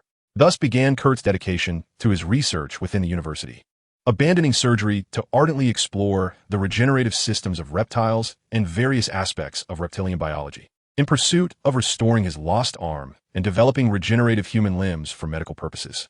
He tirelessly investigated cross-species genetics and how to transfer the genetic traits of lizard tail regeneration to humans. After the little spider provided Dr. Kurt Connors with the decay rate algorithm left by his parents, the experiments finally yielded success. However, under the pressure and threats from Norman Osborn's associates, Kurt became a subject of his own experiments, successfully regrowing his right arm, but tragically mutating into the lizard, with his human intellect gradually eroding. As the little spider's mission was at stake, Yi often observed the little spider's behavior, eagerly awaiting the day he would truly become Spider-Man. On ordinary days, the little spider would steal glances at Gwen, but today, Yi noted with intrigue that the little spider had been particularly attentive to her. Could it be that the plot was thickening, and the little spider was on the verge of uncovering his father's secret? Yi pondered silently. If his predictions held true, this weekend, Dr. Kurt Connors' internship tour organized by Oscorp would commence. As the class bell rang, Catherine organized her materials and departed. Yi promptly rose to follow suit. Others in the classroom were oblivious to Yi's intentions, but the little spider, privy to the details, felt a pang of envy. Catherine was learned, beautiful, graceful, and possessed an enviable figure. It was indeed a matter of admiration that Yi had Catherine as his girlfriend. Meanwhile, the little spider cast a glance at Gwen, sighing inwardly, for he knew the road ahead was still long. However, at this moment, the young spider's thoughts were primarily occupied not with romantic entanglements, but with his father. He had discovered the decay rate algorithm left behind by his father and learned that Kurt Connors was his father's laboratory partner, involved in the joint research of interspecies genetics. The young spider anticipated that his father's demise might be intricately linked to Kurt Connors. Coincidentally, Gwen was an intern assistant to Connors, which complicated the young spider's emotions. Upon exiting the classroom, Catherine walked briskly, seemingly aware of the presence of Yi trailing behind her. Yet, Yi was not slow. Catherine could not shake him off. "What do you want?" Catherine pouted, casting a discontented glance at him. The environment was serene, with few people around, allowing Catherine to express her displeasure so candidly. Yi scratched his head, offering a wry smile as he replied, "You were running too fast just now. I didn't have the chance to speak with you. If danger arises, you wouldn't even have the opportunity to call for help." "Oh." Catherine's tense expression softened upon hearing Yi's words of concern. Yi handed her a small note, smiling gently as he said, "This is my phone number. If anything happens, call me, and I promise I will be by your side within 5 seconds to protect you." "You're boasting." Catherine rolled her eyes, muttering, "How could you possibly appear in front of me in 5 seconds? However, she did not reject Yi's concern and accepted the note, a flicker of delight shining in her eyes, hidden deep within, perhaps even unbeknownst to her. "I have accepted your phone number. Why aren't you leaving yet?" Yi leaned in for a deep French kiss, then casually departed, leaving an indignant Catherine to exclaim, "Big pervert." Yet, judging by her demeanor, she did not seem genuinely upset. A tranquil environment was indeed the perfect opportunity for such antics. Chapter 86, The Osborn Corporation. Standing beneath the towering Osborn building, Yi gazed up at the skyward-reaching structure, filled with envy. "Will I have a skyscraper like this?" he mused. The Osborn Corporation boasted a market value of $250 billion, while Stark Industries exceeded $300 billion, both being among the largest companies in the Marvel Universe. Stark Industries overshadowed Osborn Corporation in value, yet their business conflicts were minimal. Stark Industries possessed the arc reactor, but its exorbitant cost rendered its energy efficiency inferior to conventional energy sources, and the challenge of miniaturization necessitated further advancements for practical applications. Meanwhile, Osborn Corporation was diligently establishing the Osborn grid throughout New York. Of course, all this was merely superficial. Behind the scenes, Osborn Corporation had long since begun collaborating with the military to develop biochemical weapons. However, Norman Osborn's current circumstances were likely dire. Without the decay rate algorithm and the completed interspecies genetic experiments, following Kurt Connors' failure, it would not be long before he resorted to himself as a test subject, experimenting with human enhancement serums. A clandestine laboratory established by the Osborn Group in collaboration with the military is engaged in research on the Super Soldier program, continuing the work of Dr. Abraham Erskine on serum that enhances human capabilities. Regrettably, the military, growing impatient after a prolonged absence of tangible results, is considering the abandonment of the project. Without the military's provision of prisoners for human trials, the Osborn Group finds itself incapable of advancing their research. While this may merely signify the cessation of a project for the military, for Norman Osborn, it represents a devastating blow to his aspirations. His ambitions lie not only in cross-material genetic experiments, but also in the development of human enhancement serums. It is indeed ironic that the founder of the largest biotechnology and medical technology conglomerate in the United States suffers from an incurable hereditary disease. As Yi shook his head and stepped into the Osborn group, he suddenly collided with another individual. Who is that? Can't you watch where you're going? The flurry of design blueprints obscured Yi's vision. Although it was his counterpart who had crashed into him, Yi emerged unscathed, while the other man fell to the ground. "I apologize, sir. I'm so sorry," exclaimed a disheveled man with a receding hairline, hastily addressing Yi. "Are you all right? Do I look like I'm in trouble?" "If you're fine, then so am I," Yi replied, noticing the design blueprints scattered on the ground, which appeared to be electrical schematics. The man with the receding hairline seemed oddly familiar. "You're Max Dillon, aren't you?" Yi squinted, try to place him. "Yes, sir. I am Max Dillon. Do you know me?" Max asked, his face lighting up with excitement. For Max, being recognized and acknowledged was a source of immense satisfaction. Max Dillon, an electrical engineer at the Osborn Group, was a figure of obscurity, often marginalized and overlooked. His designs powered half of New York City, yet no one was aware of his contributions. He lamented daily, filled with grievances, yet found no one to confide in. His own birthday went unremembered, and he was forced to work overtime to repair malfunctioning circuits. Essentially, he was not a bad person. Misfortune had simply cast him in a less favorable light. "I know of you. You are an exceptionally talented electrical engineer, and your grid design encompasses half of New York," Yi remarked with an inexplicable smile. "How do you know they've stolen my electrical schematics?" Max responded, astonished. This was a matter he had only recently begun to suspect, still lacking definitive proof and having no time to investigate further. He was taken aback that Yi, an outsider to the Osborn Group, could mention it upon their first encounter. With a mysterious smile, Yi patted Max on the shoulder, offering no further explanation as he continued into the Osborn building. His encounter with Max was merely a fleeting moment. He had no intention of forging a connection, as Max could offer him no tangible benefit. Max watched Yi's retreating figure, puzzled, muttering to himself, "That person is quite strange." Nevertheless, work awaited, and he hurriedly gathered the blueprints from the floor. A high school student, burdened with a backpack, unexpectedly found himself squatting before Max, assisting him in retrieving the electrical design blueprints. "Thank you, sir." Max expressed his gratitude. "It's nothing," the student replied, handing the collected blueprints to Max before departing. As he turned to leave, Yi's enigmatic smile instantly froze. He noticed a greasy stain on his right hand that had brushed against Max's shoulder. "What on earth is this?" Yi se expression contorted in discomfort, as if he had swallowed a fly. "Yi, is that you?" A voice of surprise emerged from behind. Turning around, Yi encountered Little Spider, who approached him with a look of astonishment. "Parker, is that you? What brings you here?" Yi warmly patted Little Spider's shoulder, exclaiming with delight. "Are you here for Dr. Kurt Connor's internship tour as well?" "Tour? Yes, indeed. I am here for Dr. Connor's internship tour," Little Spider replied, initially taken aback, but quickly aligning with Yi's train of thought. "Haha, then let us go together." Yi smiled, placing his hand on Little Spider's shoulder, swiftly wiping the greasy residue off before unconsciously letting go. "Hello, may I assist you with anything?" The lovely receptionist inquired politely. "We are looking for Dr. Kurt Connors." Yi replied with a smile. "Please, gentlemen, check on your left for your internship badges," the receptionist responded with a smile. Among the array of badges, Yi found one belonging to a Chinese individual named Aldrich. "Yi? Little Spider looked at Yi with confusion. "I acquired it from someone else." "Please keep it a secret," Yi whispered conspiratorially into Little Spider's ear. "What about your internship badge? Have you found it?" "Oh yes, I found it." Little Spider casually grabbed a badge from someone else and showed it to the receptionist. "Okay, Mr. Aldrich and Mr. Guevara, welcome to Oscorp. Parker, you?" "Sure." As Yi and Little Spider engaged in conversation, they entered Oscorp. Chapter 87, A Blessing from the Hulk. Welcome to Oscorp, conceived by the visionary Norman Osborn. The Oscorp Tower encompasses 108 floors of research institutions. Our scientists aim to advance the development of defense technology, biomedical innovation, and chemical sciences, the leading technologies of the future world. The voice of Oscorp's artificial intelligence, Carly, resonated throughout the tower. Little Spider and Yi rode the elevator, sharing laughter and chatter, until they arrived at Dr. Kurt Connor's laboratory. "Welcome to Oscorp. I am Gwen Stacy, a graduating student from the City Science Institute, and also an intern assistant to Dr. Connors." Gwen, clutching a miniature computer, outlined the rules for the tour. "During the tour, I will accompany you. Wherever I go, you shall follow. This is the fundamental rule, and as long as you adhere to it, there will be no issues.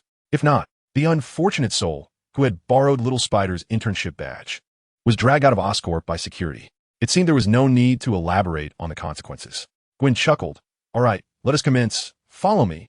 Yee and the Little Spider trailed behind the crowd, entering the laboratory. When Kurt Connors inquired about methods for limb regeneration, the Little Spider, unable to contain his restless heart, attempted to show off. While the Little Spider was posturing, Yee merely smiled and exchanged a greeting with Gwen.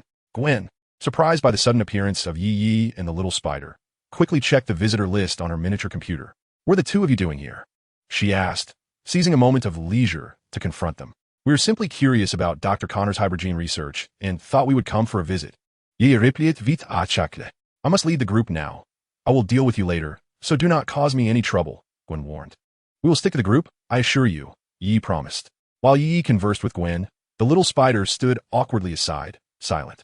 Yee, I have something to attend to. You keep an eye on Gwen, the Little Spider hesitantly said to Yee. No worries. Go ahead with whatever you need to do. I will follow Gwen, Yee replied with a wave of his hand. Today, Yee had been anticipating this moment. Although the Little Spider's abrupt departure left him puzzled, he still expressed his gratitude before breaking away from the group and fleeing. Little Spider, whether I can complete my mission today hinges on you. Please do not let me down. Yee thought.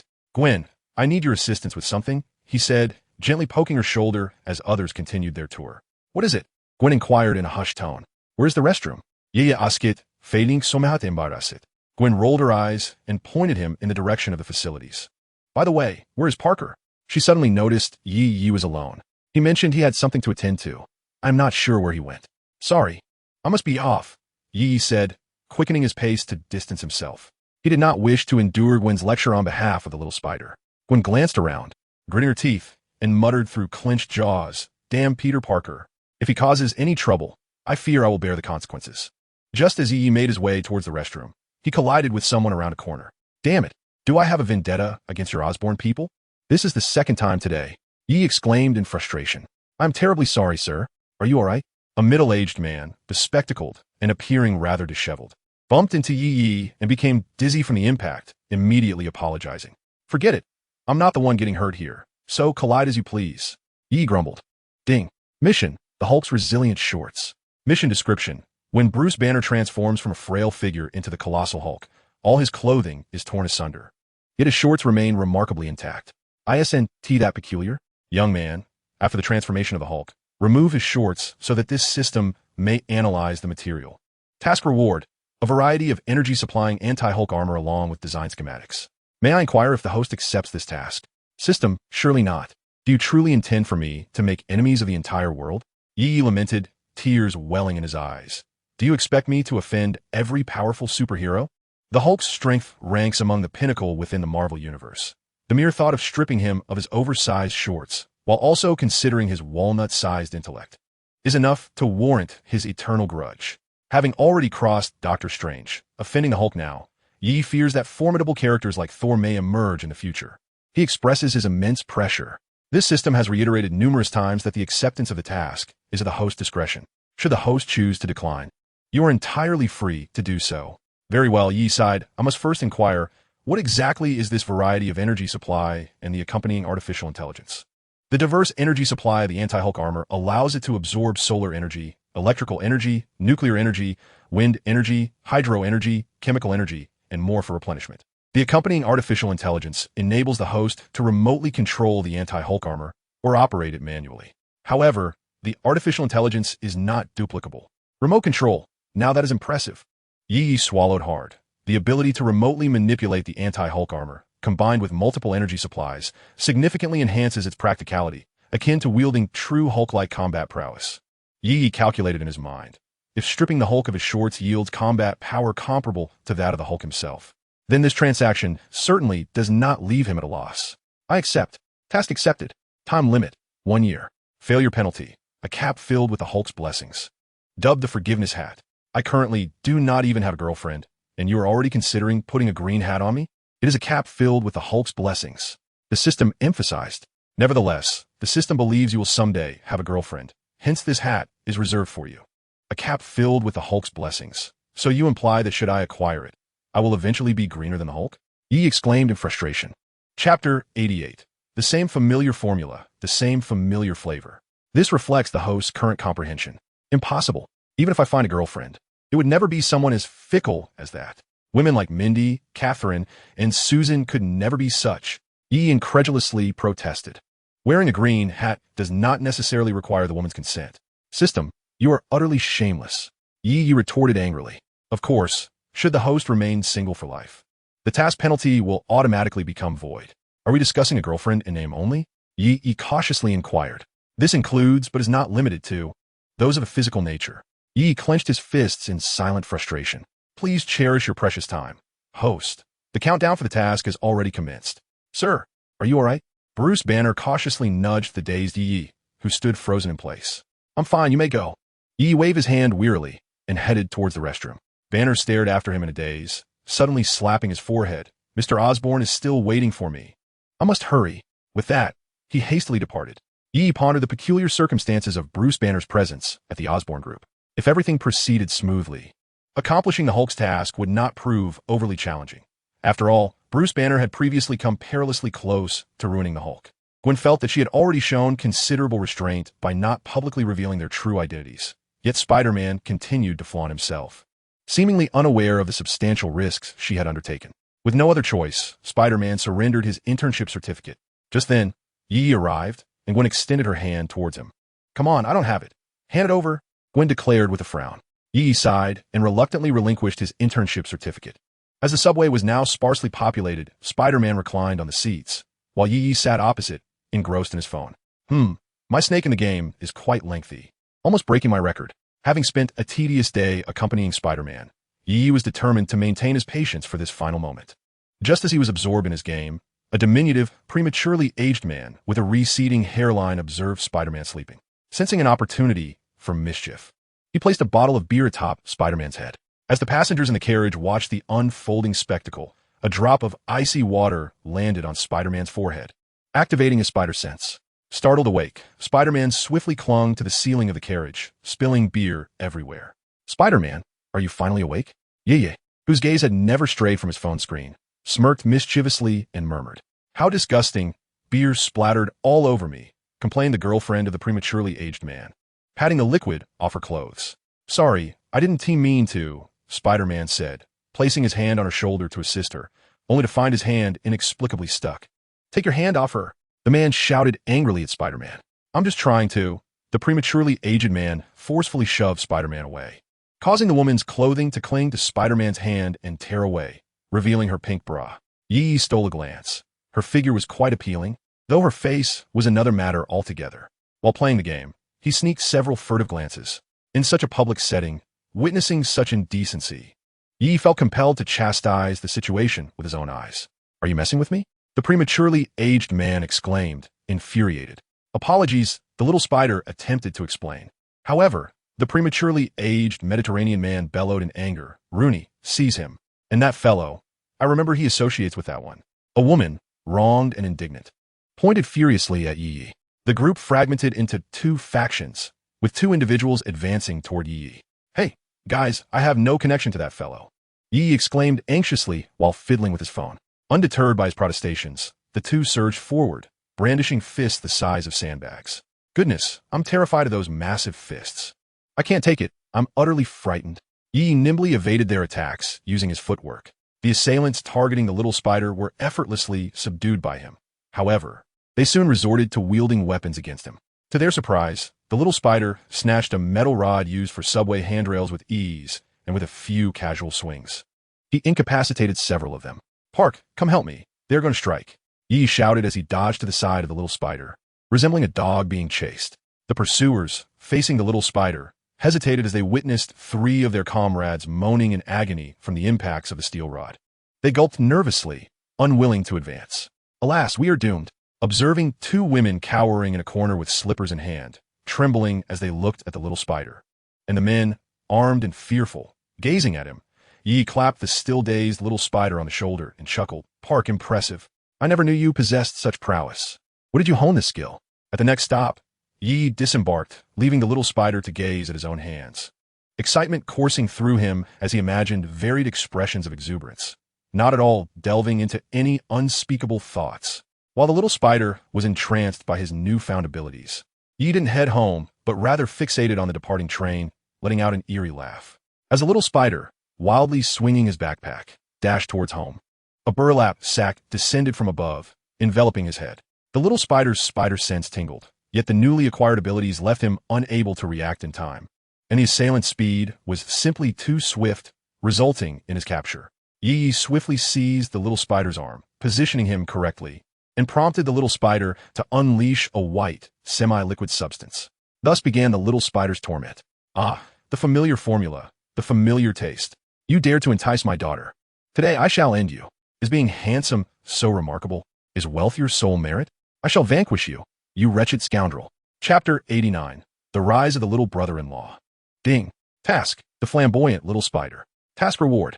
Zodiac charm of the horse. Task status. Completed. The zodiac charm of the horse has been issued. Please claim it, host. Yi delivered powerful blows.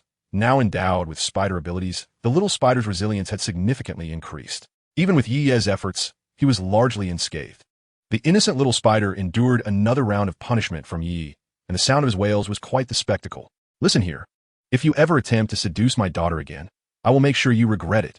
With that menacing remark, Yi turned and departed from the dark alley. What sins did I commit in my previous life to encounter such a lunatic? Lamented little spider. From Yi's gruff voice. Little spider recognized that he was the same person who had previously beaten him up, and now he had come to do it again. Are you suffering from cataracts? Or are you simply blind? Can't you at least identify your target before striking? Little spider felt a wave of grievance wash over him, nearly bringing him to tears. Yi, with a sense of pride, pinched a talisman between two fingers and murmured, I fear that in the future, little spider will develop a psychological scar upon encountering Gwen's father. George, Gwen's father, being the chief of police in New York City, was indeed a formidable adversary. Having such a father-in-law would surely give little spider a headache. Listen, you all be sharp and pay attention to the teacher. Today, I must give him a proper thrashing. Otherwise, I won't be able to swallow my anger. Thompson instructed. Since being caught by Catherine, Thompson had arranged for people to keep a close watch on the teacher. When Yi once again stood at the school entrance, he was quickly surrounded by a throng of people. Yi shook his head and chuckled. Thompson, I truly admire your perseverance. I had nearly forgotten about beating you up, yet you still remember. Stop. A voice of astonishment rang out. Tuyese surprise. Susan hurriedly approached and positioned herself in front of him. Adjusting her large black glasses, Susan glared at Thompson with indignation. Thompson, fighting violates school rules. Even though she had learned from Gwen that Yi had the skills to defeat Thompson, Susan did not believe he could contend against the dozen or so individuals that Thompson had gathered. Sis, why are you running so fast? A robust young man clad in a leather jacket sprinted towards them. As he neared the school entrance, he noticed Susan standing defiantly before Yi.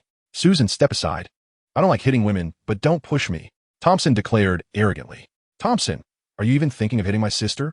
Johannes Storm interjected, positioning himself before Susan with a scowl, his sturdy physique shielding her completely. Although Johannes was unaware of the unfolding events, he would not allow anyone to bully his sister. Johannes, I'm not here to trouble you today. Mind your own business and take your sister away. This doesn't concern you, Thompson said, slightly wary of Johannes. Johannes was also a prominent figure at the school, tall, handsome, generous, muscular, and capable of fighting, with a group of friends at his side. Typically, Thompson and Johannes kept to their own territories. Sis, what happened? Johannes slightly turned his head to ask Susan. He was trying to bully my best friend, Susan exclaimed passionately. I absolutely cannot stand by idly. Thompson, did you hear that? That's my sister's best friend. You better leave, or I won't hold back, Johannes asserted firmly. Oh, your little brother has quite a temper. It was precisely to his liking, and he relished it. Yi reflected inwardly. Yet he pondered, isn't my brother-in-law one of the Fantastic Four as well? Why hasn't a mission been triggered in relation to him? Yi silently inquired of the system. The absence of a triggered mission naturally indicated that he had not met the necessary conditions. I anticipated as much. Relying on you is a futile endeavor. Yi silently scoffed. At school, he observed Johnny seemingly confronting Thompson as his group of friends communicated amongst themselves, likely preparing to rush in once they secured their weapons. However, Johnny was alone at that moment, quite vulnerable. Should a conflict arise, he would undoubtedly suffer the consequences. Yet, as long as his sister stood firm, he would never retreat. His sister was the most significant person in his life.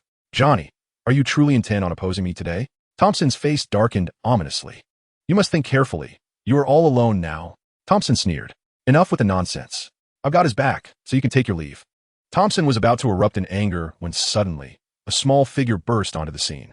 Wait, what are you all planning to do? Little Spider emerged from an unknown corner. Park, what brings you here? Yi greeted Little Spider with a smile. Little Spider squeezed in front of Yi, nudging him playfully, and exclaimed, Yi, we are friends. How could I possibly stand by and watch you get hurt? Since Yi had accompanied him on a stroll around Oscorp the previous day, Little Spider fancied that they had become good friends. When a friend is in trouble, one must lend a helping hand. Additionally, Thompson often bullied Little Spider, who was now eager to seek revenge, empowered by his newfound spider abilities. Little did he know, the very person he considered friend was the one who had inexplicably assaulted him the night prior. Observing Little Spider's unwavering loyalty, Yi felt a twinge of guilt. Perhaps he had been too harsh the night before. Bookworm Park, with your slight frame, you wish to involve yourself in this? Thompson mocked. Yi is my friend. As long as I am here, you shall not bully him. Park declared earnestly. Thompson erupted in laughter, clutching his stomach, exclaiming, what was Park just saying? As long as he is here, haha, I can't take it, my stomach hurts. Those gathered around Thompson could hardly contain themselves. Who in the school didn't know that Park was the perennial victim of bullying that he dared to assert as long as he was present? Park, however, did not feel ashamed. He had anticipated their reaction. Yet, after today, they would come to realize that he was no longer the same Park who could only endure. Boss, Johnny's people are on their way, someone whispered in Thompson's ear. Forget about Johnny, strike hard, especially that Yi. Turn him into a pig's head. Thompson hastily commanded. Chapter 90, The Unyielding Catherine. For Johnny, fighting was a commonplace occurrence, and he had honed his skills through experience. Even when beset by more than a dozen adversaries, he felt no fear. In that instant, Yi swiftly shielded Susan in his embrace, navigating through the throng. The Little Spider was exceedingly exhilarated, demonstrating prowess that even surpassed the seasoned Johnny. With remarkable strength and agility, he evaded every stick aimed at him, while Johnny endured several blows. Yi believed that his primary mission was not to engage in violence, but to safeguard Susan. Thus he focused on evasion, ensuring that neither he nor Susan was struck. Shortly after Johnny clashed with Thompson, Johnny and his companions arrived at the scene, with the Little Spider serving as an unexpected advantage. The tide of the conflict turned overwhelmingly in their favor, leaving Thompson's side utterly defenseless. Thompson was nearly caught by the Little Spider and received a thorough beating. What are you doing? Everyone, cease at once. A thunderous roar echoed at the school entrance. Such egregious behavior has never occurred at our school. How dare you engage in a brawl at the entrance? The director bellowed, demanding the presence of their guardians. In the office, the director was furious as he confronted the four instigators of the fight, Yi, Johnny, the Little Spider, and Thompson, while allowing Susan to leave. The director doubted that the frail Susan, being a female student, could have participated in the fray, surmising that she was merely attempting to mediate. Little did he know that had it not been for Susan's interference, dragging Johnny into the fray, there would have been no fight at all. Within a mere minute, Yi would have reduced Thompson and his cohorts to a state of utter disgrace. To attribute the occurrence of this incident to Susan was not entirely unfounded. Yi certainly did not hold her accountable. He was too occupied reveling in the outcome, all due to Susan's concern for him. Thompson contacted his mother. The Little Spider dialed his uncle, and Yi reached out to Damon, as he had no other legal guardian. Only Johnny appeared awkward, saying, I'm sorry, director. My parents are overseas. Johnny had caused his fair share of trouble, and the director seemed quite familiar with him. Yi had long suspected that the school had a notable background, yet the director's tone toward Johnny was markedly more lenient than towards them, which puzzled Yi. Suddenly, someone entered, and Catherine strode into the director's office clad in a long black dress, her expression betraying her anxiety. Catherine, you've arrived. The director, with a face as rigid as a zombie, was compelled to muster a strained smile upon seeing her. It appeared that Selena's connections were indeed formidable. As even the director dared not show Catherine any hostility, Yi mused quietly. Among the four ringleaders of the brawl, 3 hailed from Catherine's class, making her input crucial in addressing the matter. Hello, Director Christopher. Catherine nodded towards the director, then turned to the 3 seated on the couch, exclaiming in outrage, Yi, was it you who stirred up this trouble again? I need not be told. It's undoubtedly your doing. You're always causing disruptions. And now you dare to brawl at the school gate. Catherine, I am wronged. This morning, upon arriving at school, I was confronted at the gate by Thompson and his associates. Did you not witness my previous encounter with Thompson?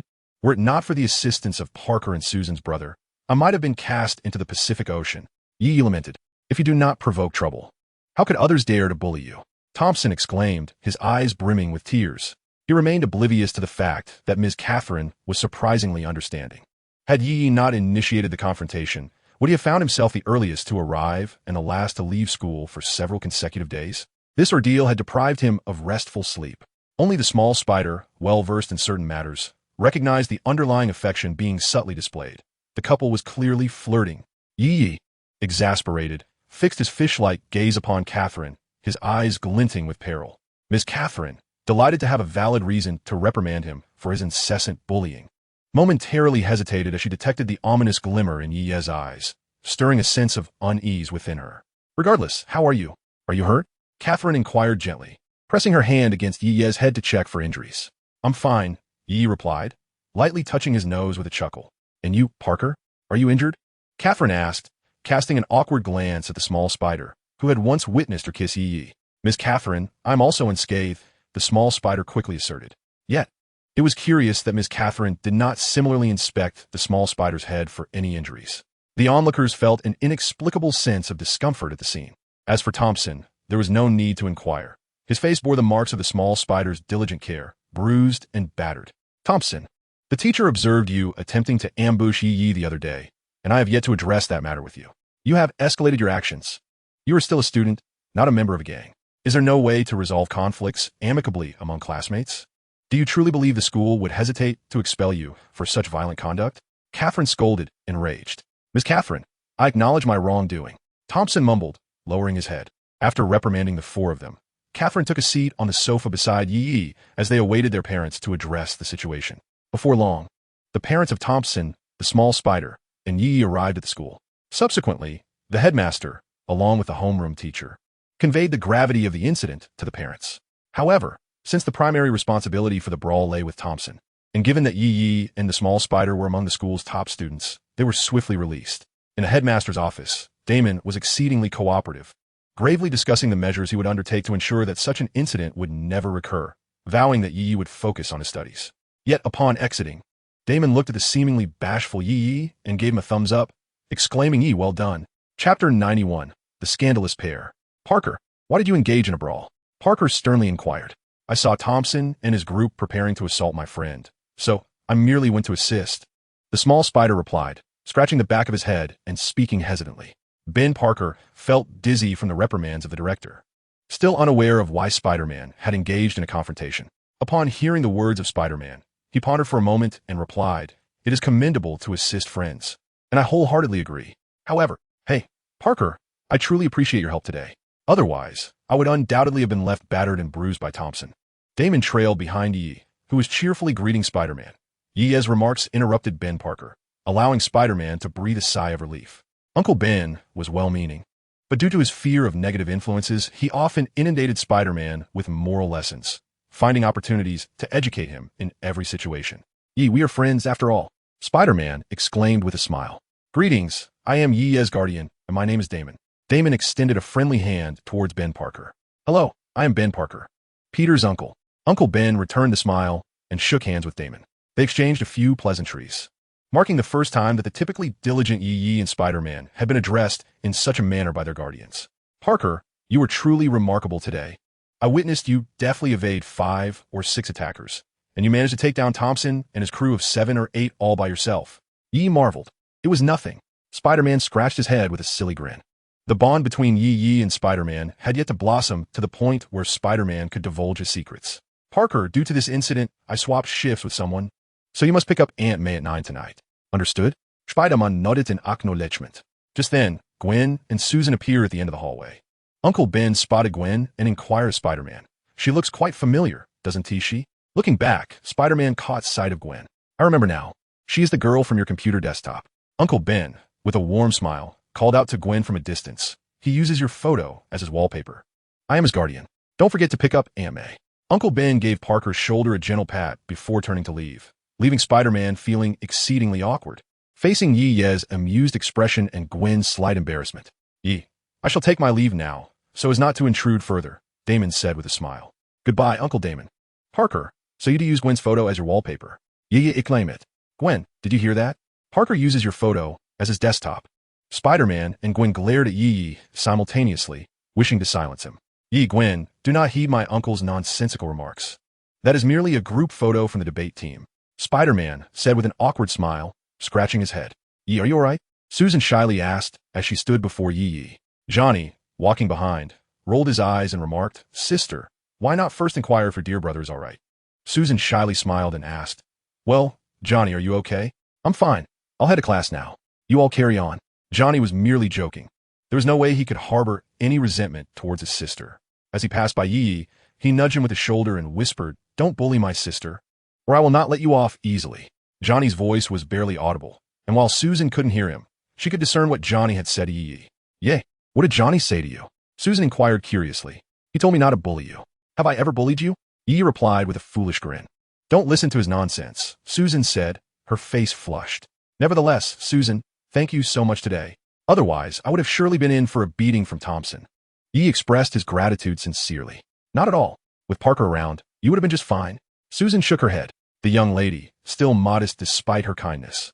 In doubt it has saved to ye.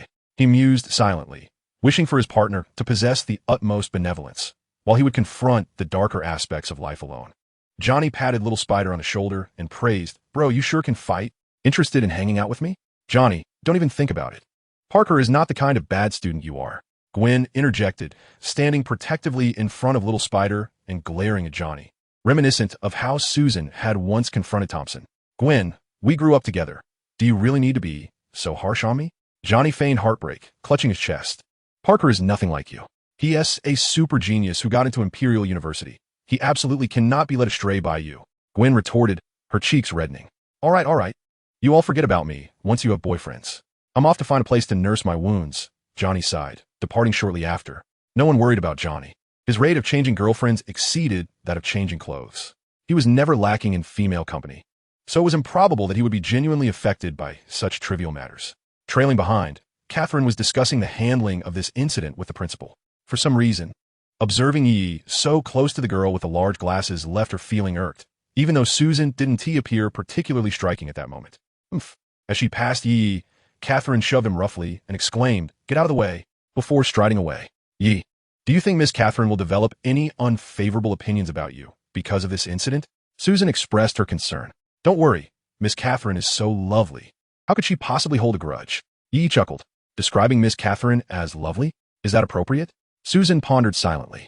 But then again, she truly is quite charming. Parker, you know that Johnny tends to ramble, Gwen remarked, feeling rather embarrassed. I know. Little Spider shyly scratched his head. Gwen, this week, what? I wanted to ask you, do you? Susan, do you have time tonight? Me? Susan was momentarily taken aback, then replied cheerfully, Yes. I bought 2 movie tickets. Shall we go watch a film together? Yi waved the movie ticket in front of Susan. 2 couples were unabashedly displaying their affection, completely disregarding the feelings of the single individuals around them. Fortunately, Catherine had left early. Otherwise, Yi might have felt even more uncomfortable. Chapter 92, The Date. He asked me out, Susan exclaimed, her face aglow with anticipation. I never imagined he would want to go on a date with me. Really? Just one invitation has you this elated? Johnny remarked with disdain. Sister, not everyone has admirers lining up like you. Susan shot him a look. But that guy looks so frail and isn't particularly handsome. He seems to lack any notable qualities. Johnny scoffed. Who says that? I think Yi is quite charming. Susan retorted angrily. All right, dear sister, he is indeed charming. Johnny replied with feigned indifference. Oomph. Susan glared at Johnny in dissatisfaction. But sister, are you really planning to meet him dressed like that? Johnny inquired. What's wrong with my outfit? Susan glanced at herself. Johnny, exasperated, replied, Don't you think it's a bit outdated? He surely won't appreciate it. What should I wear then? Susan asked anxiously. Although Johnny had frequently critiqued Susan's fashion choices in the past, she had never taken his advice. However, seeing her determination to look her best for Yi today made Johnny feel a pang of sadness. Did he truly fall short in comparison to her boyfriend? It's your first date. I must assist you, Johnny declared. First, you need a new hairstyle. Your current one is dreadful. Then, how about a lovely white dress? And those horrid oversized glasses must go. Come on, let's go shopping for a beautiful outfit. Johnny led the way to the mall. Yi and Susan agreed to meet at the cinema entrance. Susan wore a modest cream-colored sleeveless dress, her long golden hair cascading gracefully over her shoulders, complemented by a cherry blossom pink handbag, exuding a youthful yet sophisticated charm. The cream dress accentuated her figure, revealing a hint of cleavage. Her sun-kissed skin radiated a sensual allure. A silver necklace adorned her neck, resting delicately in the neckline and enhancing her exquisite silhouette. At this moment, Susan had removed her oversized glasses, revealing her stunning features. Her delicate and beautiful face was tinged with a shy blush as she dared not meet Yi's gaze. Her legs were long and straight, her waist slender, perfectly proportioned, embodying grace and sweetness. Seeing Yi's astonished expression, Susan felt a rush of sweetness in her heart. Her blush deepening. "Susan, you look absolutely beautiful today," Yi sincerely complimented. "Thank you." Susan responded with a sweet smile. If only she could get rid of that wretched brace, she would be utterly perfect. Nevertheless, Yi thought, imperfections aside, Susan was already exceptionally beautiful. The movie is about to start. Let us head inside. Yi invited Susan vit asimile. Susan's captivating beauty had drawn considerable attention at the entrance of the cinema. Observing the predatory gazes directed at her, Yi felt an unsettling surge of possessiveness. Susan was his, and no one else should dare to look. Such was his domineering nature. Barely a minute into their stroll, Susan took the initiative to entwine her fingers with Yi's, her head bowed in modesty. Too shy to meet his gaze, after Johnny had arranged for a professional to enhance Susan's appearance, she felt rejuvenated, no longer the ordinary girl she once was. This newfound confidence emboldened her to pursue Yi, allowing her to stand before him without the weight of self-doubt. Yi firmly clasped Susan's delicate hand, their fingers interlaced, conveying his feelings to her. Sensing his affection, Susan beamed with a sweet smile, lifting her gaze to meet his eyes, which sparkled with warmth. In a tender gesture, Yi raised their intertwined hands and placed a gentle kiss on the smooth back of Susan's hand. "That lucky fellow," Johnny murmured to himself, filled with disbelief. What could he possibly have that makes her choose him? If he dares to mistreat Susan or let her suffer even the slightest indignity, I will surely make him regret it. Standing outside the cinema, Johnny was determined not to let Susan venture out alone on her first date. With her beauty and lack of physical prowess, he worried about her encountering any unsavory characters. He positioned himself nearby, ready to intervene should any trouble arise, though he held little faith in Yi's capacity for protection. The date with Susan had been a plan Yi had meticulously prepared, evidenced by the 2 movie tickets in his possession. However, as he witnessed Susan bravely standing in front of him, facing a group of imposing men without an ounce of physical strength, he could not help but feel moved. His heart melted, deepening his genuine affection for her. Once inside the cinema, the couple nestled closely together. Susan's radiant smile, sweet enough to melt hearts, remained unwavering, and their hands remained tightly clasped. The film began, a tragic love story, a genre many young women adore, and Susan was no exception, thoroughly engrossed. Meanwhile, Yi struggled to stay awake, the melodramatic plot testing his patience, yet he endured for Susan's sake. When Susan, still animated after what felt like an eternity, turned to share her thoughts on the unfolding story, she discovered Yi had already closed his eyes, seemingly asleep. In that moment, the film lost its allure. The sight of the man beside her sleeping was 100 times more captivating. Gently leaning her head on his shoulder, Susan savored the reassuring solidity of Yi's seemingly slender yet sturdy frame, inhaling the subtle scent of his cologne. A profound sense of tranquility enveloped her, and with a smile, she closed her eyes, relishing their togetherness. How wonderful it would be if we could remain like this forever, Susan mused in her heart. Unbeknownst to Susan, at the very moment she closed her eyes, Yi opened his. He had merely been in a light slumber, and upon feeling Susan gently lean against his shoulder, he was already awake. Yet, Yi made no attempt to engage in any more intimate gestures. He found the current arrangement quite satisfactory. Chapter 93, The Interrupted Confession. After the young Spider-Man had excitedly engaged with Kurt Connors, he forgot his Uncle Ben's request to fetch Aunt May, resulting in her wandering alone through 12 blocks in the dead of night, left waiting for an extended period. While Ben was understandably upset, Spider-Man felt remorseful. However, during Ben's admonition, he mentioned Spider-Man's father inciting a quarrel as Spider-Man, in his rebellious teenage phase, stormed out of the house. When Susan awoke, the first thing her eyes beheld was Yi's gentle gaze, brimming with affection, like a whirlpool that captivated her attention. "Yi." Susan quickly straightened herself, feeling a bit embarrassed. "How long did I sleep?" "Not long. Just about 10 minutes, Yi replied with a smile. At that moment, Susan noticed that Yi's arm was comfortably wrapped around her soft waist, everything feeling remarkably natural. She sensed it, but made no move to distance herself, blushing as she allowed Yi to hold her close. Yi tightened his embrace slightly, prompting Susan to lean once more against his shoulder. "What are you looking at?" Yi asked playfully. "Watching a movie." "Oh." Susan's smile grew wider, her heart swelling with sweetness as she turned her gaze to the large screen. The film, 2 hours in length, was only halfway through, and the climax had yet to unfold. Although her eyes were on the screen, Susan's heart raced, her thoughts tangled, making it difficult to focus on the plot. Yi's arm remained still around her waist, his expression intently fixed on the film, as if he were genuinely engrossed in it. Susan sighed with relief, yet felt a twinge of disappointment, unable to articulate whether she was pleased or discontented. It was a blend of sweetness and bitterness, a complexity of emotions too intricate to share with others. As the film approached its climax, a little girl in the theater began to sob loudly, her cries echoing. Most viewers of such a film were couples, with the girls often weeping in the embrace of their boyfriends, who would then tenderly comfort them, gradually breaking down their defenses until they found themselves kissing, unable to resist the tide of emotion. The tragedy of love that cannot be fulfilled resonated deeply with the girls. However, Yi remained unmoved by the scene. When Susan gazed at him, her eyes glistening with tears, without uttering a word, Yi cradled her head and pressed his lips against her moist, cherry-red ones. He couldn't help but wonder when Susan would finally remove that bothersome braces. Kissing her meant he often encountered them, which wasn't the most delightful experience. Upon exiting the cinema, the evening was still young. "Susan, since it's still early, shall we take a stroll?" Yi suggested with a smile.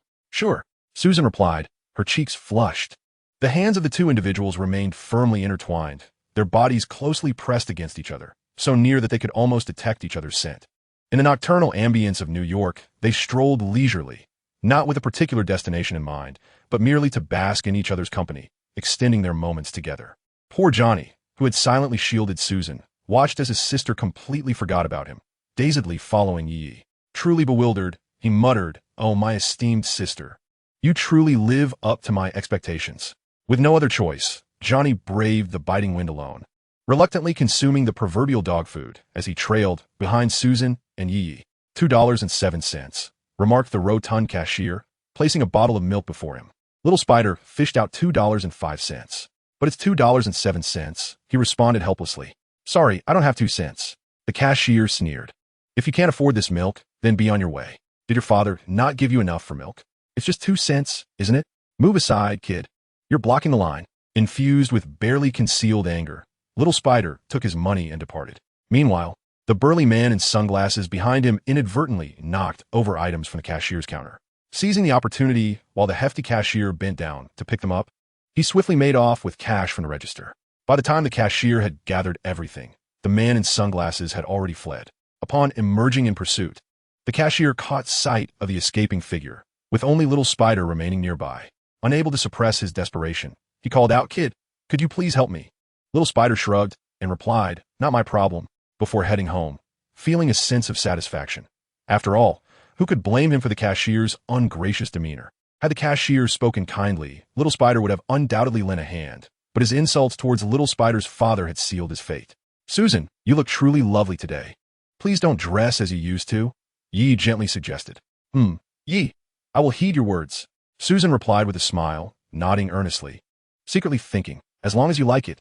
"Yi, I am so happy to have you by my side today," Susan said sweetly. Engaging in conversation, the two slowly continued their walk. After much hesitation, Susan's cheeks flushed with increasing warmth as she finally summoned her courage, halting her steps, raising her gaze to meet Yi's eyes, and asked Yi, "I wonder." Unbeknownst to her, Yi had also been intently focused on Susan. Yet his peripheral vision caught a glimpse of Little Spider's Uncle Ben. Startled, he recalled that he had once vowed to save Little Spider's uncle. Uncle Ben was a rare gem of a person. Though Yi did not consider himself a good person, he held a deep admiration for those who were genuinely kind. And Uncle Ben was undoubtedly one of them. As Yi's gaze shifted elsewhere, he also spotted a fleeing figure in sunglasses, accompanied by the loud commotion of the hefty cashier in pursuit. The figure known as Sandman, Flynn Marco, was originally a street thug. During a prison break, in a desperate bid to evade the pursuit of law enforcement, he inadvertently stumbled into the nuclear test zone of the desert in Georgia. There, he succumbed to the effects of nuclear radiation, becoming one with the sand. He is also the perpetrator responsible for the murder of Ben Parker. Yi, with his exceptional eyesight, caught a glimpse of Ben Parker's figure along Sandman's escape route. "Wait for me here, Susan." Yi had to momentarily leave Susan behind. Susan gazed at him in astonishment, feeling dejected as she murmured, I just wanted to ask. Yi, you're truly useless. Frustrated, Susan scratched her head. She had intended to inquire whether Yi had a girlfriend, hoping to use the opportunity to subtly express her feelings for him. If only she had spoken up sooner. Now, her courage, which had taken so long to muster, was shattered by this interruption, leaving her too timid to say anything more. Chapter 94. The Bone Sword. As Sandman stumbled and dropped the handgun he was carrying, it fortuitously landed right in front of Uncle Ben. Their eyes met, igniting a spark of connection between them, and they quickly embraced, engaging in a fierce struggle. It was evident that both were vying for dominance.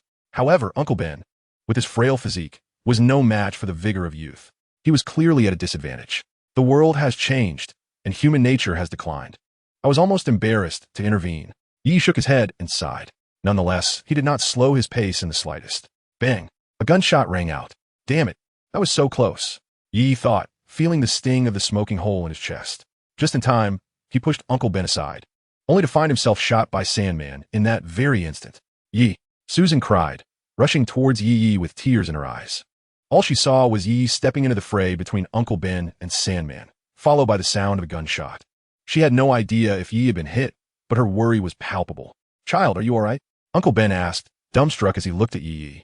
Meanwhile, Sandman immediately turned and fled. Yi had no intention of pursuing Sandman, although he had fired a shot at him.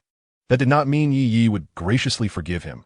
His temper was not so forgiving. When the time came for him to truly become the Sandman, he would settle the score. He wouldn't be able to escape. After all, he had a lovely daughter to think of. Little Spider had also heard the commotion and was making her way over. However, the majority of people, upon hearing the gunfire, chose to take cover rather than investigate. Uncle Ben watched in horror as Yi was struck by a bullet. He recognized Yi as Little Spider's classmate. Seeing the smoking hole in Yi's clothing, he could hardly fathom what might happen next. Yi, are you all right? Susan's anxious voice carried from a distance. I'm fine, don't worry. Yi smiled at Susan. As she approached, her gaze fell upon the gaping hole in Yi's chest, and tears streamed down her face. Susan, do not fret. I assure you, I am perfectly fine, Yi hastily reassured her. Observing that Yi appeared genuinely untroubled, Susan tugged at his tattered shirt, revealing merely a faint white mark on his chest, devoid of any injury. Yi, could it be that you are a mutant? Susan asked in astonishment, her gaze fixed on him. Yi, weary of explaining himself repeatedly, noted that each time someone witnessed the capabilities of his bone manipulation, they invariably assumed it to be a mutant power. I am not a mutant. It is merely a supernatural ability, he explained with a wry smile. Uncle Ben? Came the incredulous voice of Spider-Man from across the street. Uncle Ben, I think Susan and I should take our leave for a moment, Yi said apologetically to Ben Parker. He grasped Susan's hand and hurried away. On their return path, Johnny's sprinting figure soon emerged. Sis, do not speak. Let us hasten, Susan urged softly. Although uncertain of what had transpired, Johnny, trusting Susan implicitly, promptly followed her. Uncle Ben, what just occurred? Spider-Man inquired curiously, observing Yi's departing silhouette, noting that the attire bore resemblance to Yi's. Yi, what about your powers? Susan asked, concern etched across her face. They had already distanced themselves significantly from the site where Uncle Ben was shot. Yi extended his palm, and a sharp, pale bone spike protruded from his hand. It is a form of freedom to manipulate my skeletal structure. I can allow them to grow indefinitely, decompose, and harden.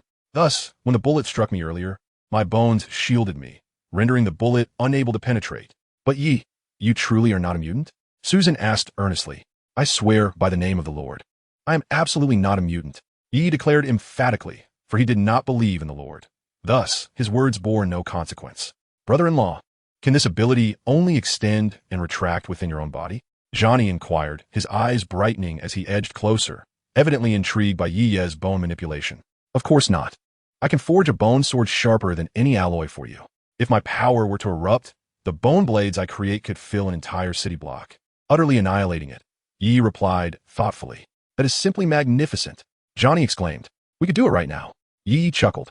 It was no secret that Johnny, the Human Torch, relished the spotlight, revealing his bone manipulation abilities would surely endear him to Johnny, who adored spectacular things. In pursuit of winning over the affections of a girl, Yi recognized that gaining Johnny's support was crucial. Once he secured Johnny's backing, winning over Susan's parents would be a trivial matter. Yi felt his chances of successfully courting Susan had soared to a remarkable height. Moreover, He did not believe that Susan and Johnny would betray him. As for Johnny, seeing Susan's admiration for Yi, he realized that he could hardly impede their budding relationship. Thus, it would be more prudent to openly acknowledge his role as a brother-in-law and perhaps seek a few advantages from this newfound relationship. What use do you have for it? Stop messing around. Susan shot Johnny a glare and turned to Yi, saying, "You don't listen to Johnny. He doesn't need such things." Johnny cast a forlorn glance at Susan, feeling that he had spent the entire evening braving the cold wind alongside them, while his sister showed no regard for her brother's feelings. However, at that moment, as Susan spoke, Yi had already drawn a white bone sword from his shoulder.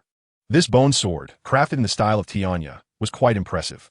He handed it to Johnny with a smile, saying, "It's not a big deal." Johnny's eyes sparkled with excitement as he took the bone sword, marveling at its cool design. "This is incredible. But Yi, won't this cause you any harm?" Susan expressed her concern. "It's just like taking an extra bottle of calcium tablets." Yi joked. The bone sword was light, almost weightless, yet extremely sharp. "Be careful while using it, Johnny," Yi warned as he watched Johnny swing the sword recklessly. "I understand, brother-in-law. I will certainly speak well of you in front of Mom and Dad," Johnny replied cheerfully. "You're going to get yourself killed." Susan shot Johnny a glare that could pierce through flesh when Yi wasn't looking. Perhaps Susan could be gentle as water in front of Yi, but in front of Johnny. "Regarding my abilities, I hope you can keep it a secret. I don't want."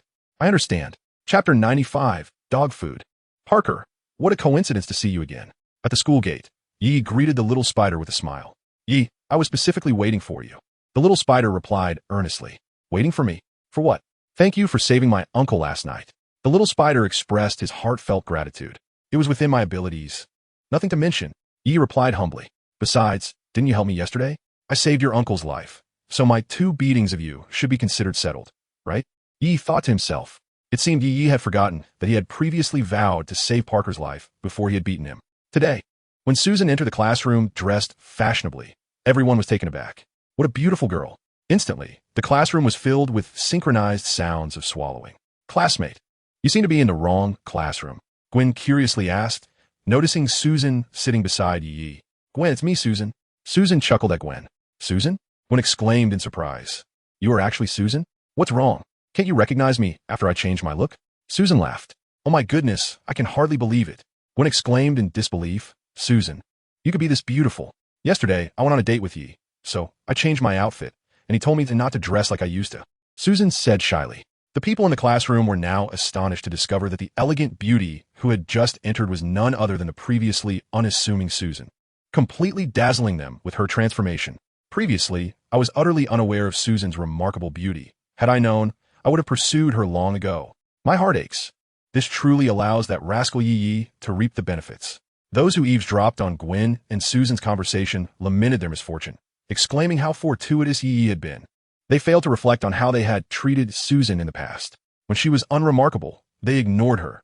Now that she shines, they wish to swarm her. Such is the folly of human nature. "Date? What transpired during your outing?" Gwen inquired with keen interest. She could only extend her blessings to Susan, who now appeared even more radiant than the school belle herself. "Yi invited me to a movie," Susan replied shyly. "During the movie, did he make any advances?" Gwen probed, her curiosity piqued. "I've heard many boys tend to get touchy when they take girls out." We kissed," Susan whispered to Gwen. "Your relationship has progressed rather swiftly," Gwen exclaimed in astonishment. As Gwen and Susan chatted, Yi and Little Spider walked in the classroom side by side. Upon seeing Susan, Little Spider was momentarily taken aback, and then, as if a thought struck him, leaned closer to Yi and asked, "Was it Susan I saw last night? Were you 2 on a date?" "Indeed," Yi chuckled. "But what about Teacher Catherine? She was on a date with me as well." Little Spider gazed at Yi in shock, exclaiming, "You're juggling too?" Yi covered Little Spider's mouth, grinning. "Parker, I believe I saved your uncle last night. As such good friends, would you betray me?" Little Spider pondered for a moment, then said, "Yi, I can keep your secret, but what if they find out?" "Rest assured, they won't discover anything," Yi replied cheerfully as he approached Susan. "You're asking for trouble. One day, you'll regret this," Little Spider warned. Envious of Yi's success with both Susan and Catherine, while he hadn't even managed to win Gwen's affection, Little Spider couldn't fathom that Yi had yet another delightful young girl in his life. Despite his envy, Little Spider knew that he couldn't emulate Yi.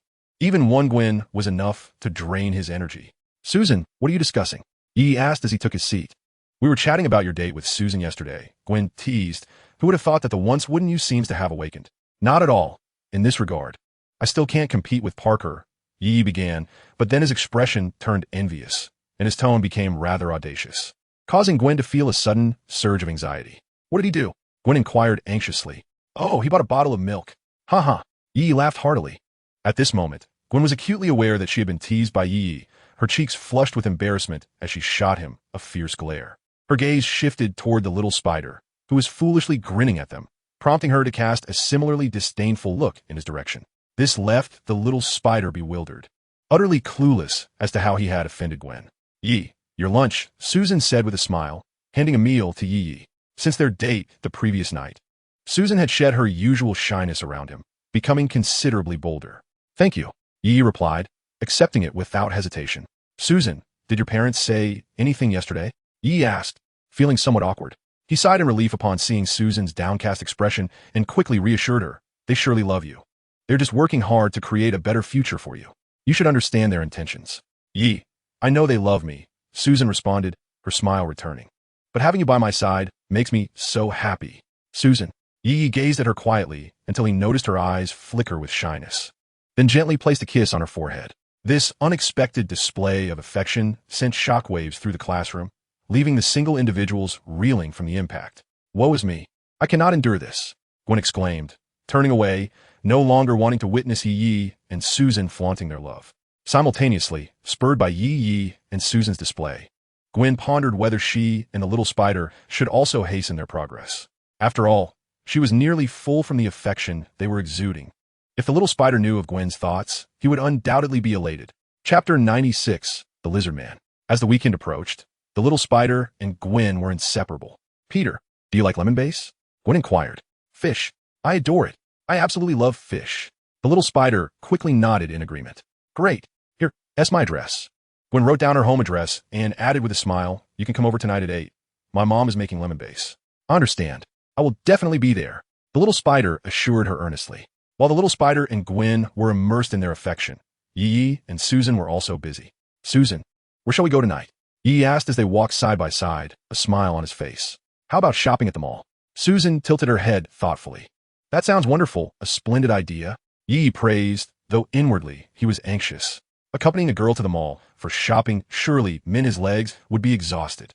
Later that night, as Yi and Susan exited the mall, his legs trembled, and his complexion was pale, as though he had just endured an ordeal. However, they had not reached such an extreme. They had merely walked out. Women never seemed to tire while shopping.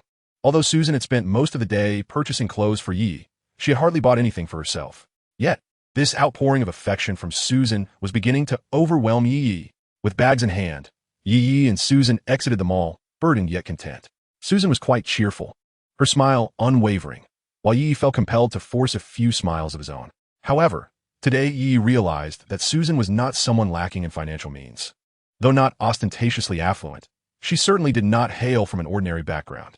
All expenses for the day were covered by Susan, and despite Yi's insistence on paying, she adamantly refused, insisting on settling the bill herself. Yi possessed a bank card with over $10 million, but did not spend a single cent. What is going on? Why is there a traffic jam? Susan inquired in confusion. The taxi driver, equally puzzled, replied, Young lady, I have no idea. Just look ahead. The road is blocked for quite a stretch. Suddenly, a throng of people rushed from one end of the bridge, darting past their vehicle. Both the driver and Yi, along with Susan, hurriedly exited the car to ascertain the cause of the commotion. Upon stepping out, they witnessed a colossal, lizard-like creature leaping swiftly atop the vehicles ahead. Advancing towards them, the driver, upon catching sight of the monster, let out a terrified shriek and joined the fleeing crowd, abandoning his vehicle without a second thought.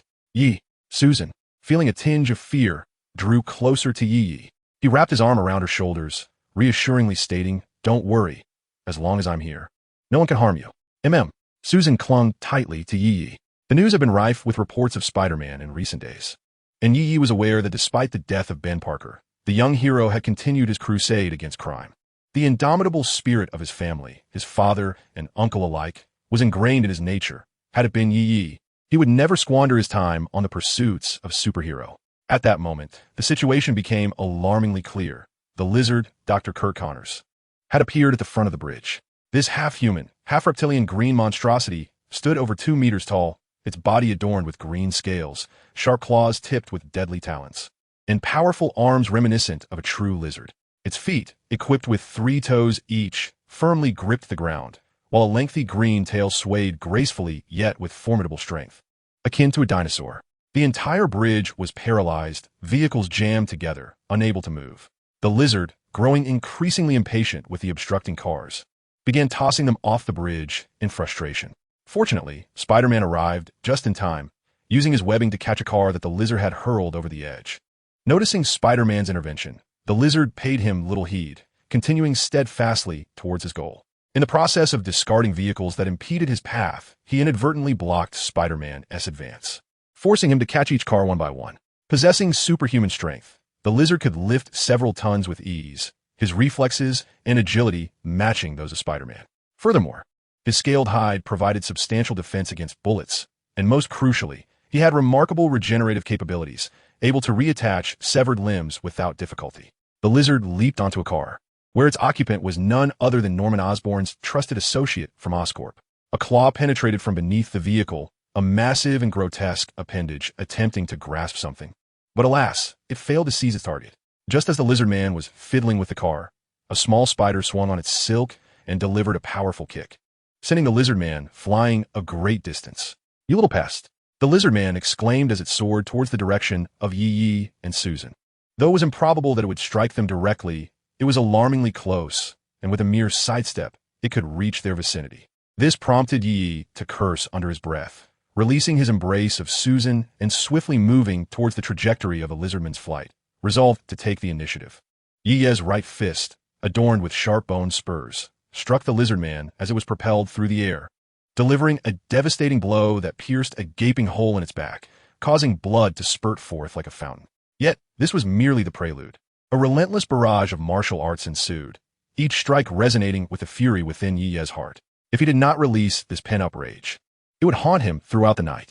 Ultimately, with tremendous force, he sent the lizard man crashing through the bridge railing, plunging it into the river below. "Hey, buddy, are you all right?" the small spider inquired with concern, having just witnessed the lizardman's flight. "Am I all right? That remains to be seen, but I assure you, you will have your troubles," Yi replied with a smile. The bone spike technique unleashed 10 bone projectiles, aimed directly at the small spider. Utilizing its spider sense and webbing, the spider barely evaded the onslaught. "I didn't mean to provoke you," it shouted. "Wasn't that lizard man you kicked over here? Does that not count as provoking me?" Yi retorted, "Girining burodli." "Someone help. My child is trapped in the car." The small spider, apologetic, exclaimed, "Sorry, I didn't intend any harm, but I must go save the person," and swung away on its web. Chapter 97. The Fierce Battle with the Lizard Man. "Yi, you're incredible," Susan exclaimed, rushing to embrace Yi's arm, her admiration evident. "I told you I'm quite formidable," Yi responded with a grin. "But Yi, aren't you going to rescue anyone?" Susan inquired curiously. "Consider it. How can my abilities be utilized for rescue?" Yi replied with a wry smile. Susan pondered, realizing that while Yi's powers were indeed lethal, they offered little utility in saving lives.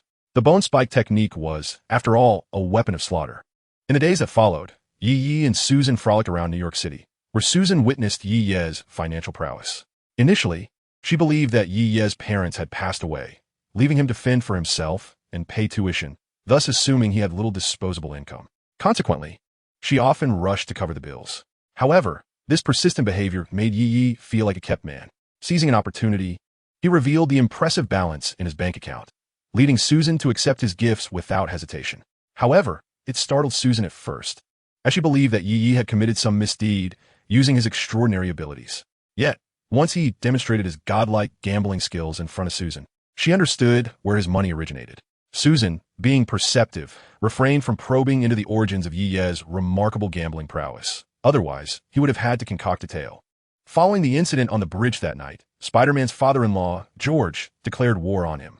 Yi found the dynamic between Spider-Man and his father-in-law amusing, relieved that he was not burdened by such troubles. Susan's parents were temporarily abroad, alleviating any immediate concerns. As for Damon, he was a subject of no further discussion. Catherine lived independently, seemingly at odds with her parents, which also spared him from worry.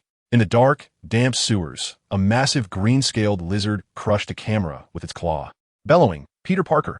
As classes came to an end, Susan and Yi walked side by side out of the classroom, chatting and laughing, contemplating their next adventure, when suddenly a roar echoed from the direction of the restroom. Yi, what happened? Susan asked, tightening her grip on Yi's shirt, her voice tinged with anxiety. That sound was not one a human could produce. How would I know? Yi replied with a wry smile. It seems trouble has arisen. You should wait outside while I take a look. Be careful, Yi, Susan cautioned. Don't worry, I told you. Not even a desert eagle could pierce my skin, Yi said with a smile as he walked away. However, as he turned, his expression darkened abruptly. All he wanted was to enjoy some leisure time with a few girls and earn a little money, living a life of ease. Without the intention of becoming a superhero, why must such ruffians always disrupt his life? These rascals simply would not allow anyone to live in peace. Yi's face twisted in anger. Students rushed frantically to escape, swiftly clearing the hallway.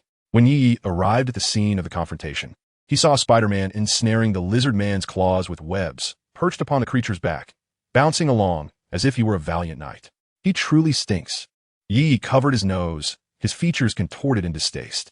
Spider-Man, your tastes are rather peculiar. You dare to ride that? Is it enjoyable? Aren't you worried about breaking your back? Hey, buddy, lend me a hand, Spider-Man exclaimed, struggling as the jarring movements churned his stomach. How did you end up here? Now is not the time for that. Please help me. The lizard man had emerged from the restroom sewer, bearing a foul stench and filth that made Yi hesitate to approach. Then use the trick you employed against me last night, please, Spider-Man implored, unable to endure the nauseating odor. All right, bone spike barrage. 10 bone bullets shot forth from Yi's fingertips, hurtling towards the lizard man. Spider-Man jumped aside before Yi fired to avoid any accidental harm. 10 bone projectiles struck the lizard man, penetrating its scaled armor and embedding themselves in its flesh. The immense force sent it crashing against a wall, causing a web of cracks to spread across the surface, nearly threatening its collapse. When Yi had arrived, he had promised to deliver a spectacular spectacle. However, he now felt akin to a tiger attempting to grasp a hedgehog, unsure of how to proceed. Should he employ the sword technique of Tianya to vanquish it? Yet, he hesitated to let Tianya touch its filthy exterior. Should he resort to the corpse bone pulse to confront it? Was he truly expected to engage in close combat? The filth upon it would surely soil him. Yi found himself in quite the predicament. Ultimately, he sighed, resolving to simply remain a handsome figure amidst the chaos. The lizard man, struck by the bone projectiles, let out a furious roar, its blood-red eyes fixated on Yi and the little spider as it brandished its sharp claws and charged forward. The bone projectiles had inflicted significant wounds, yet only fueled its savage rage. Little spider, you distract it while I launch a surprise attack, all right? Why not the other way around? What did you say? You don't need my help? Splendid. I shall take my leave. It's thundering and about to rain, and I haven't gathered my clothes at home. All right, I will hold it off, and you can strike from behind, the little spider replied anxiously, having succumbed to Yi's shamelessness. In the midst of their exchange, the lizard man seized the little spider, swinging it in a wide arc before slamming it against the wall, penetrating through the structure. In this critical moment, Yi remained unfazed, retrieving a silver-gray desert eagle from his spatial ring, an item procured by him through Damon, which had undergone modifications that enhanced its aesthetics and power. Bang! As the lizard man lunged at the little spider, Yi took aim at its exposed rear and fired. When Yi first encountered firearms, Damon had praised his innate talent, and after extensive practice, he had made remarkable progress. Though he was not yet a sharpshooter, he had achieved a modicum of skill, ensuring that this shot did not miss its mark. Withered flower, bruised rear, your bloom has turned to yellow, Yi remarked, blowing the smoke from the barrel while regarding the lizard man with an air of sympathy, his voice imbued with emotion as he began to sing softly. Chapter 98, A Challenge. Hiss! The lizard man clutched its rear and leapt up, a fountain of blood mixed with yellowish substances erupting forth. Yi felt compelled to shield his eyes. The scene was far too startling. The little spider, recovering, seized the opportunity to ensnare the lizard man with its web, wrapping it up like a zongzi. As the lizard man struggled against the spider's silk, Yi took aim at its eyes once again and fired. However, the lizardman's recuperative abilities were astonishingly robust. Even so, its injuries began to heal swiftly, and despite the agony, its strength increased slightly. Soon, it tore through the web that bound it. Perhaps the lizard man had learned from the lesson of its previous injury, and Yi's aim faltered slightly, causing his shot to miss its intended target and strike its body instead. Even when struck, the formidable firepower of the desert eagle merely caused a few scales to shatter and left patches of charred flesh on the creature.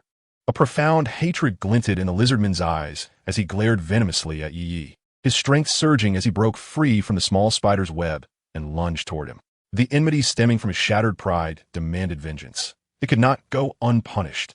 Yi shook his head, bemused by the lizardman's inflated desire for retribution following his transformation. A disdainful smile graced his lips as he holstered the desert eagle, his expression betraying no hint of alarm as he awaited the lizardman's approach. The small spider was not idle either, as the lizardman charged at Yi. Its silk shot forth, ensnaring the lizardman's feet. With a swift tug, the creature stumbled and fell before Yi, who was met by the lizardman's blood-red pupils staring back at him. Bone projectiles erupted from his fingers. 10 bone bullets soared forth, with 2 targeting the lizardman's eyes. At that moment, the lizardman was vulnerable, having just lost his footing, rendering him unable to evade Yi's impending assault. Bang! One eyeball burst, exploding in a spray of crimson akin to blooming plum blossoms. Roar! The lizardman howled, clutching his left eye. You 2 bastards! Bullying the outnumbered, how about a one-on-one? He raged. Do I possess courage? Why not let your wife test that theory? As for whether the small spider has what it takes, you may inquire with it directly. Yi replied with a chuckle. The joint assault from Yi and the small spider was overwhelming for the lizardman. If confronted alone, he was confident in his superior strength and speed, but when facing the combined might of Yi and the small spider, the impact was far greater than mere addition. After a brief skirmish, the lizardman bore numerous wounds, while Yi and the small spider remained unscathed. Fear began to seep into the lizardman's heart. Ultimately, after sustaining a piercing attack from Yi, he fled in desperation. Initially, he had come to the school to provoke the small spider, but it seemed he had merely sought torment instead. The small spider was poised to pursue recklessly when it glanced back at Yi, who stood motionless, and asked, Aren't you going to chase him? Why should I pursue him? Yi replied, looking at the small spider as though he were foolish. If I catch him, will you pay me? The small spider chuckled awkwardly. He was so impoverished that he could scarcely afford to eat, let alone pay Yi for chasing the lizardman. But alone, I might not be able to defeat him, he murmured, implicitly asking for Yi's assistance. Dealing with such creatures is the police's duty. What concern is it of yours? Do not fret over it. It's a futile endeavor. Yi advised. You wouldn't understand. The small spider retorted, shaking his head. That is my responsibility. Everyone else may turn a blind eye, but I must not. Had the small spider not provided Dr. Kurt Connors with the decay rate algorithm, Connors would not have become what he was now. Thus, the small spider's assertion of responsibility was not misplaced. At last, the little spider, pinching its nose, leaped into the sewer. Outside the school, a police barricade had already been established, with snipers poised, initiating a lockdown of the premises. As the caution tape was unfurled, Yi concealed himself as a frightened student cowering in a corner of the classroom, awaiting the arrival of the authorities. The school's surveillance cameras had long been rendered inoperative by the little spider-esque contraptions. Otherwise, Yi would not have dared to offer his assistance. The little spider was, after all, a mechanical prodigy. Within the school, numerous individuals remained trapped, including an elderly professor who was obliviously lost in music, completely unaware of the skirmish between the lizard man and the little spider, nor of the gunfire from Yi's desert eagle. Consequently, when Yi was rescued, no one suspected any connection between him and the incident inside. Yi, are you all right? Upon exiting the school, Susan rushed over, concern etched on her face. Johnny, who had been accompanying Susan, prudently stepped aside, allowing the couple to reunite. Yi replied with a smile, Of course I'm fine. Just that big lizard, but his smile suddenly faltered. A thought struck him. It seemed the lizard man had devised a serum capable of transforming into a mist that would envelop the entire city, potentially turning all of New York's inhabitants into his monstrous likeness. While Yi, armed with dog and horse charms, felt untroubled. What Mindy and Susan? Damn it, I almost forgot, he lamented, smacking his forehead in regret. In the dimly lit sewer, the lizard man had established a makeshift laboratory. After hastily covering his left eye and fleeing to the lab, he eagerly retrieved the lizard enhancement serum and administered 2 more injections. The wounds inflicted by Yi and the little spider gradually began to heal, and astonishingly, the eye that had been shot out by the desert eagle regenerated. One could only wonder where he had procured the mutated lizard genes that enabled even the obliterated eye to mend. Damn Spider-Man, he cursed, momentarily pausing, unaware of Yi's true identity. You fools, you cannot comprehend the lost and lonely souls. I can save them. I can heal them. I am fighting for the future of humanity. The lizard man roared, clutching the lizard serum and several smoke bombs crafted from it in a backpack. He rushed toward Osborne Industries, muttering fervently, There shall be no more lonely souls or discarded individuals. Breaking the barriers of species is a monumental step toward human evolution. From this day forth, suffering and disability will cease to exist. Humanity is weak, pitiful, and feeble-willed. Why must we continue to be mere humans? We can evolve into something superior, swifter, stronger, and more intelligent. I shall create a new species, and I shall be their king. Chapter 99. Beauty. Would you care for hamburger? Though it was evident that the little spider could ultimately triumph over the lizard man, Yi was resolute in not entrusting Mindy and Susan's fate to the little spider. The only one who could determine the fates of Mindy and Susan is him. Essentially, Yi is a person with a strong desire for control. As for Catherine, in Yi's view, the vampire lineage is far more powerful than the lizard serum and cannot possibly be influenced by it. Suddenly, Yi lifted his head and looked seriously into Susan's eyes, stating earnestly, "Susan, I just remembered something. I need to leave for a while." "What is it?" Susan asked, puzzled, but within moments, she seemed to recall something and exclaimed, "The lizard people?" Being an exceptionally intelligent individual, Susan quickly grasped that with the current panic at school, classes would be impossible for the time being. Moreover, Yi was alone at home. What urgent matter could arise? Only the recently appeared lizard people could possibly compel Yi to momentarily abandon his own affairs. Noticing that her exclamation had drawn attention, Susan gently covered her mouth and whispered anxiously to Yi, "There are police around. What are you going to do?" Yi embraced Susan's small head, their foreheads touching. Their eyes locked, and with a tender smile, he replied, "Silly girl, did I not say I am powerful? Those lizard people could not inflict the slightest harm upon me.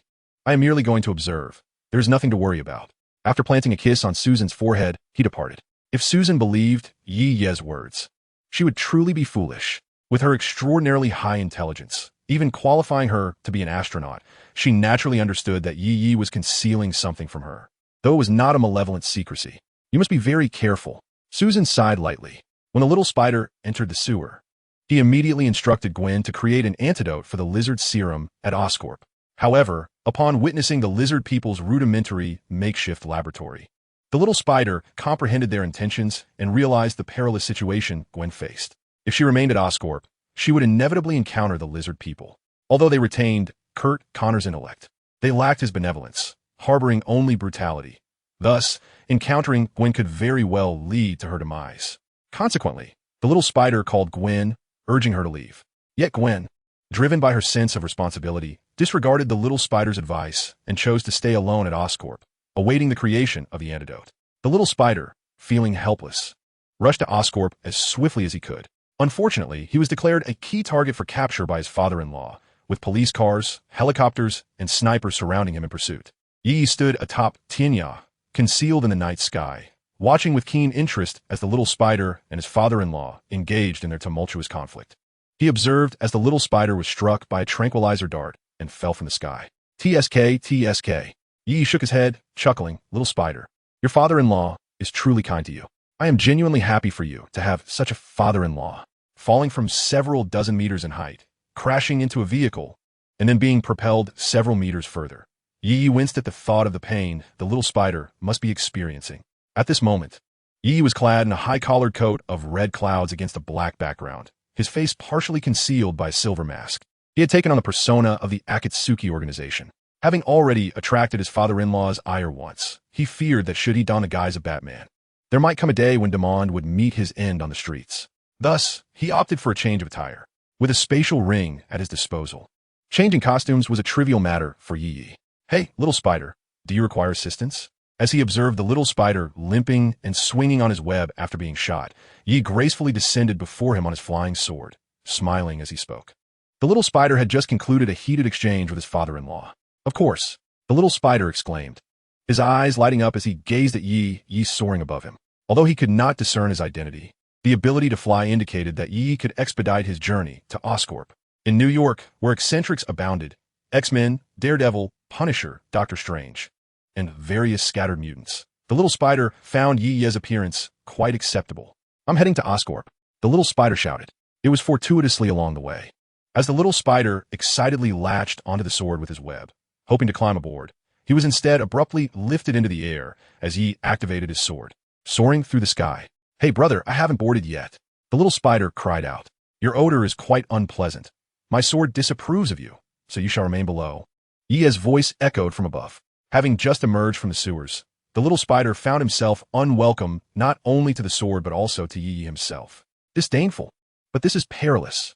The little spider lamented, his face a mask of worry. If Yi returned suddenly while flying, he could easily collide with a building. Thus, a vibrant arc traced through the sky, with Yi standing nonchalantly atop the pale blue sword, hands clasped behind his back, his expression serene, as if he were a celestial being gracing the mortal realm, effortlessly elegant. This contrast only served to highlight Yi's charisma. Upon their arrival at Oscorp, the lizard had yet to appear. Naturally, flying on the sword was far swifter than the little spider, swinging through the air. With a gentle flick, the sword spun, casting the little spider toward the Oscorp building. The little spider crashed through the glass, tumbling headfirst inside. Yi easily followed him through the shattered window. Days from the impact, the little spider had no time to chastise Yi. His immediate priority was to find Gwen. "Gwen, where are you?" he called out desperately. The moment the little spider and Gwen spotted each other, they rushed into an embrace, sharing an impassioned kiss. Suddenly, a loud shatter echoed from the windows of the Oscorp building. "It's here, but the antidote will take 2 more minutes to complete. What should we do?" Gwen exclaimed urgently. "I will intercept it. You focus on creating the antidote," the little spider declared with resolve, then pushed Gwen aside and rushed to confront the lizard. After the little spider entered Oscorp, Yi lost sight of him. "Beautiful lady, would you care for a hamburger?" The voice that suddenly emerged from behind startled Gwen, causing her to turn around. A man donned in a silver mask with a red cloud pattern on a black backdrop stood before her, enjoying a hamburger. "I've had a busy day and have yet to have dinner." Chapter 100, The Struggle of the Little Spider. "Who are you?" Gwen inquired cautiously. "Oh, I'm not a bad person. I was the one who just delivered your boyfriend," he replied, taking a bite of his hamburger. "Do you want a hamburger? You don't seem like someone who has taken the time for dinner."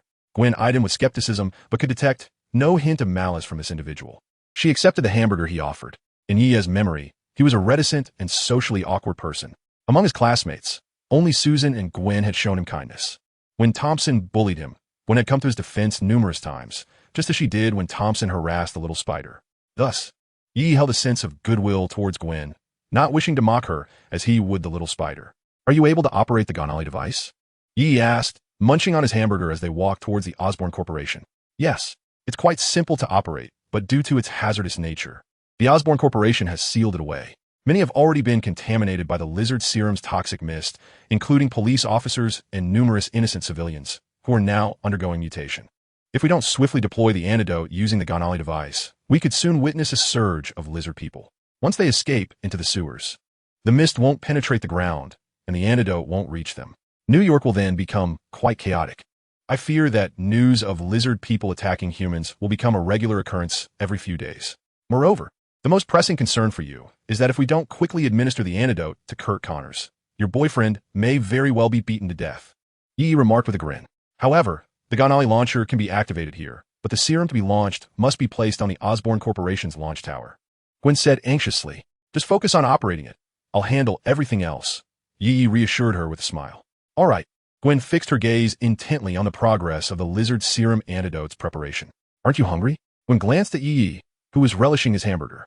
She felt her own stomach rumble, the enticing aroma of the hamburger beckoning her. She took a bite, unperturbed by the thought of him poisoning her. "Hey, who exactly are you? Why are you here?" Gwen pressed. "A resident of New York City. If it weren't for that repulsive green lizard attempting to create a toxic mist of lizard serum over the city, I'd have no interest in its plans." Yi replied with a frown. "But how do you know it intends to use the Gonali device to create this toxic mist?" Gwen queried, puzzled. "I followed it and saw its recorded experiments. It explicitly stated its intentions within the records." While Gwen and Yi leisurely chatted and enjoyed their hamburgers, the little spider was enduring a harrowing ordeal at the hands of the lizard people. The frenzied lizard man delivered a powerful kick to the chest of the diminutive spiderling, sending it plummeting from the Osborn Tower. In a desperate maneuver, the spiderling utilized its webbing to latch onto the waist of the lizard man, leveraging its own descent to drag the creature downward. With a loud crash, the lizard man clutched the glass of the Osborn Tower, its claws shattering several layers of tempered glass as it sought to halt its fall. Angered, the lizard man grasped the webbing binding it, intending to hurl the spiderling toward the distant heights of the Osborn Tower. In a moment of clarity, the spiderling relinquished its webbing, relying instead on its electrostatic adhesion to ascend the glass facade of the building with haste, scurrying towards the lizard man. The lizard man, however, was singularly focused on activating the Canarly device, which would transform the residents of New York into creatures akin to itself, rather than engaging in feudal combat with the spiderling. Thus, it resumed its ascent towards the tower's pinnacle, disregarding the spiderling. Before the lizard man could reach the floor where Gwen and Yaya waited, the spiderling seized hold of the lizardman's tail, preparing to deliver a forceful blow. Yet, the lizardman's tail unexpectedly detached, leaving the spiderling swinging at empty air, while the tail swiftly regenerated. Enraged, the lizard man realized that it could not ascend to the tower's summit without first neutralizing the spiderling, and thus turned to confront it.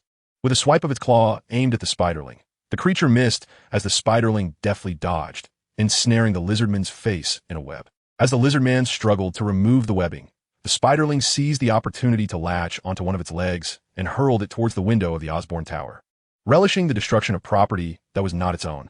However, as the lizard man was thrown back, its tail ensnared the spiderling's neck, dragging it down into the same floor. The lizard man roared with fury, using its tail to deliver a barrage of strikes to the spiderling against the floor and walls, leaving behind a series of dents resembling a human form. "You cursed reptilian beast, you have provoked my wrath."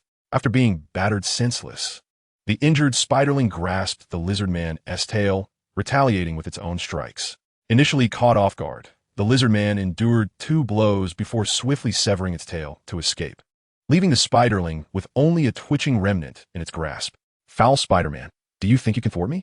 The lizard man bellowed as it lunged once more at the spiderling. Meanwhile, the countdown for the activation of the Canarly device began, with only 2 minutes remaining.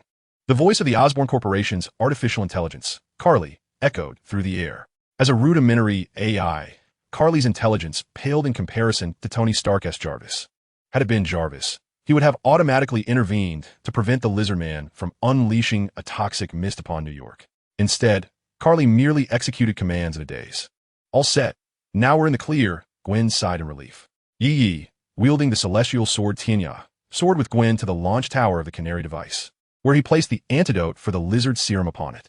"Now, allow me to show you how your boyfriend valiantly battles the lizard men," Yi exclaimed with a laugh as they were instantaneously transported to a distance overlooking the fierce clash between Spider-Man and the lizard creatures at the Osborne building.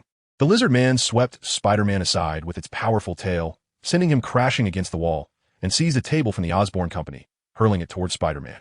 Despite the agony coursing through his body, Spider-Man managed to adhere to the rooftop using his webs, narrowly evading the onslaught.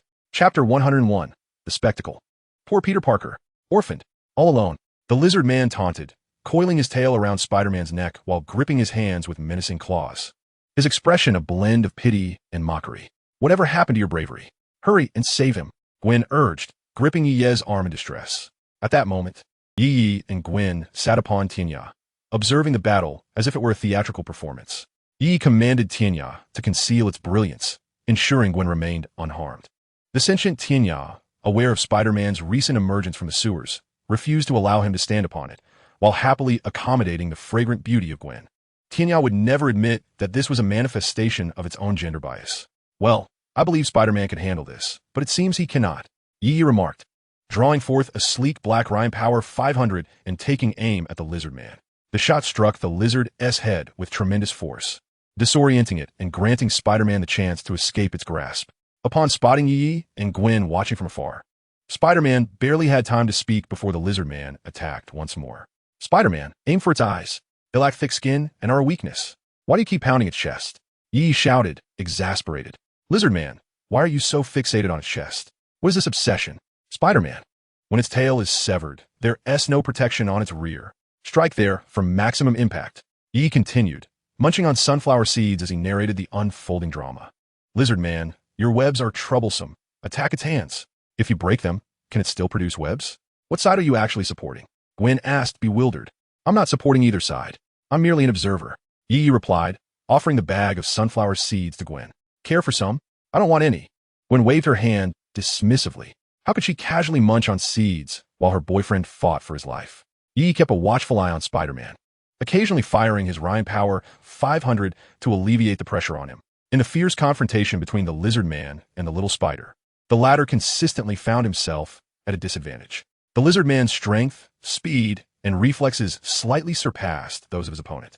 As he shouted animatedly in commentary of the battle, The impatient lizard man hurled objects from the Osborne Corporation toward him. However, Kenya's agility allowed him to evade the attacks with ease. Missed again, why don't you try again? Yi taunted. This only served to infuriate the lizard man, who retaliated by launching several sizable items at Yi, yet none found their mark. Still not hitting me, come on. The lizard man, realizing the difficulty of dealing with this airborne individual, turned away from the jibes and focused on the little spider instead. At this moment, the little spider was battered and bruised, his body aching all over. He had been so thoroughly beaten that he questioned his very existence. Suffering from multiple soft tissue contusions and enduring several heavy blows to the head, blood trickling down his forehead, though it remained concealed beneath his crimson bodysuit. Meanwhile, that scoundrel outside refused to come in and assist him, merely watching him take a beating while incessantly berating him for his ineptitude. Anger surged within the little spider. I swear, if I discover who is beneath that mask, I'll make them pay. He silently cursed. The mischievous tendencies of this enigmatic figure far surpassed those of Yi, who had previously attacked the lizard man alongside him. Yet, the little spider never once suspected that this mysterious individual was Yi. After all, their abilities were too disparate. Moments later, as the little spider's vision blurred from the blood, a medicinal projectile exploded in midair above the Canali launch tower, dispersing a blue lizard serum antidote across New York. The lizard man, engaged in combat with the little spider, became drenched in the blue substance, causing his green scales to shed, and his lizard-like right hand gradually transformed into a green mass that fell away. Those previously afflicted by the toxic mist created from the lizard serum ceased their mutations and reverted to human form under the influence of the blue antidote. The lizard man once again became Kurt Connors, now utterly naked, staring blankly at his fallen right hand, lost in thought.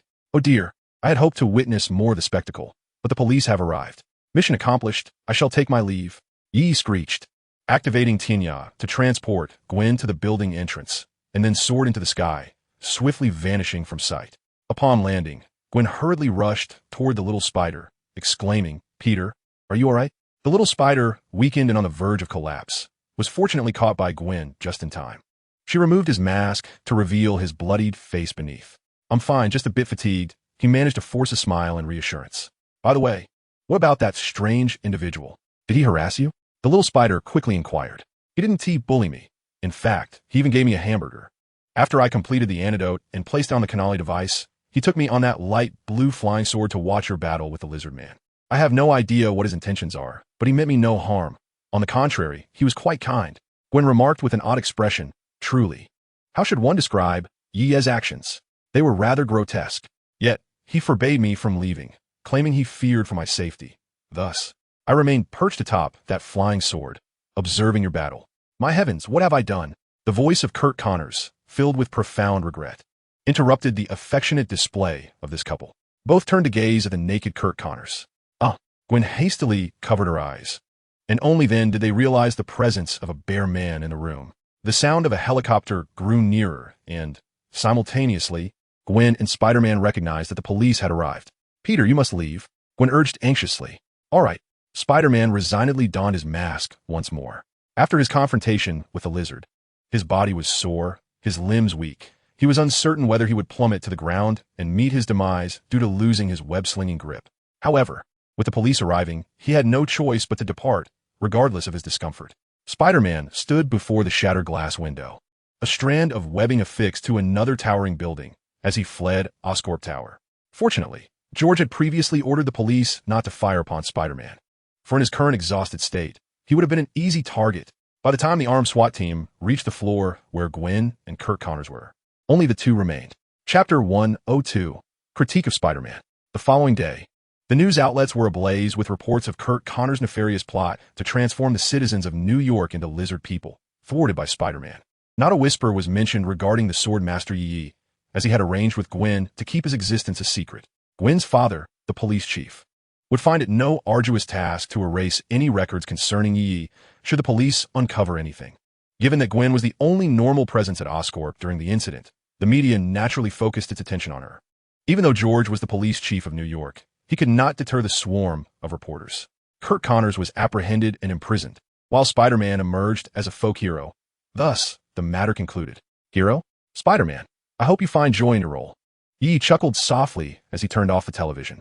After finishing the breakfast prepared by the silly girl, who was now crafting a red and black uniform for him.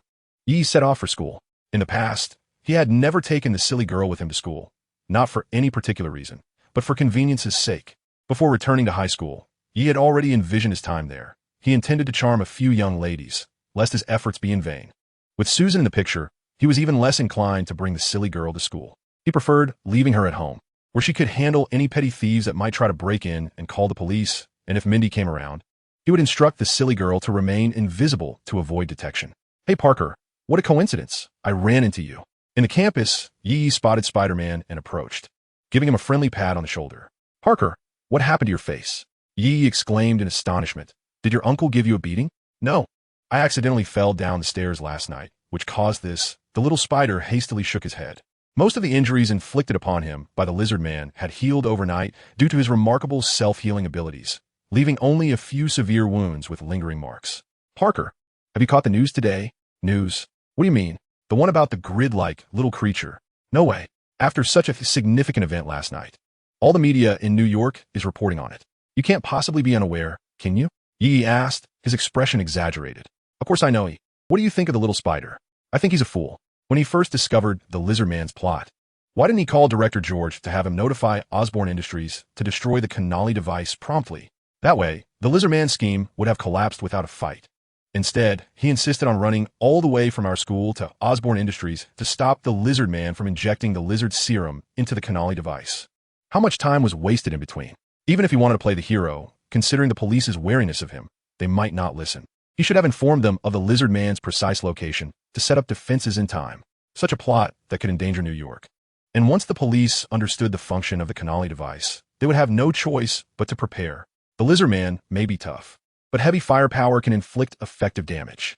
If the police had stationed officers with heavy weaponry in front of the Canali device, the lizard man would never have been able to approach it. Moreover, informing the police about the biochemical weapon made from the lizard serum would have warranted the officers to wear gas masks. Yet, he said nothing and charged in alone. If he could have stopped the lizard man, it would have been heroic, but he was no match for the lizard man, suffered grievously, and nearly turned all of New York's citizens into giant lizards. "Tell me, isn't he a fool?" Yi mocked. The little spider smiled awkwardly and stammered. "Perhaps he just didn't think it through. He's just too self-assured. Professional matters should be left to the professionals. No matter how terrifying that monster is, no matter how strong, fast, or thick-skinned it may be, it still possesses a corporeal form. Crocodiles, elephants, sharks, blue whales.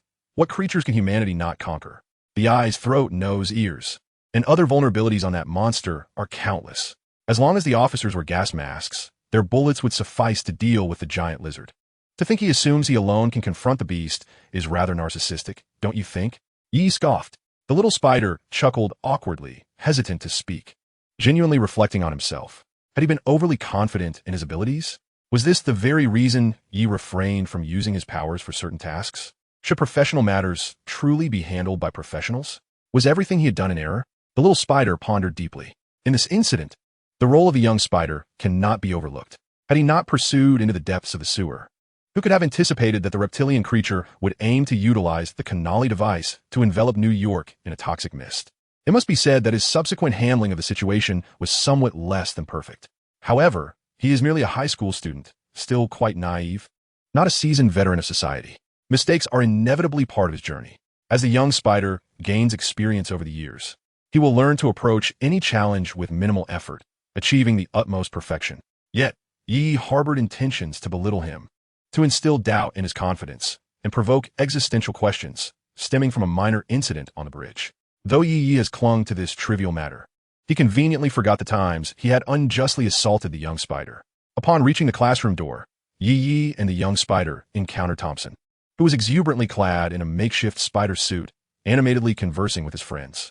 Yi took his seat, set his backpack down, and, with curiosity, inquired of Susan, "What is up with Thompson today? It's rather unusual for him to don such eccentric attire at school. Wasn't Spider-Man saving New York just last night?"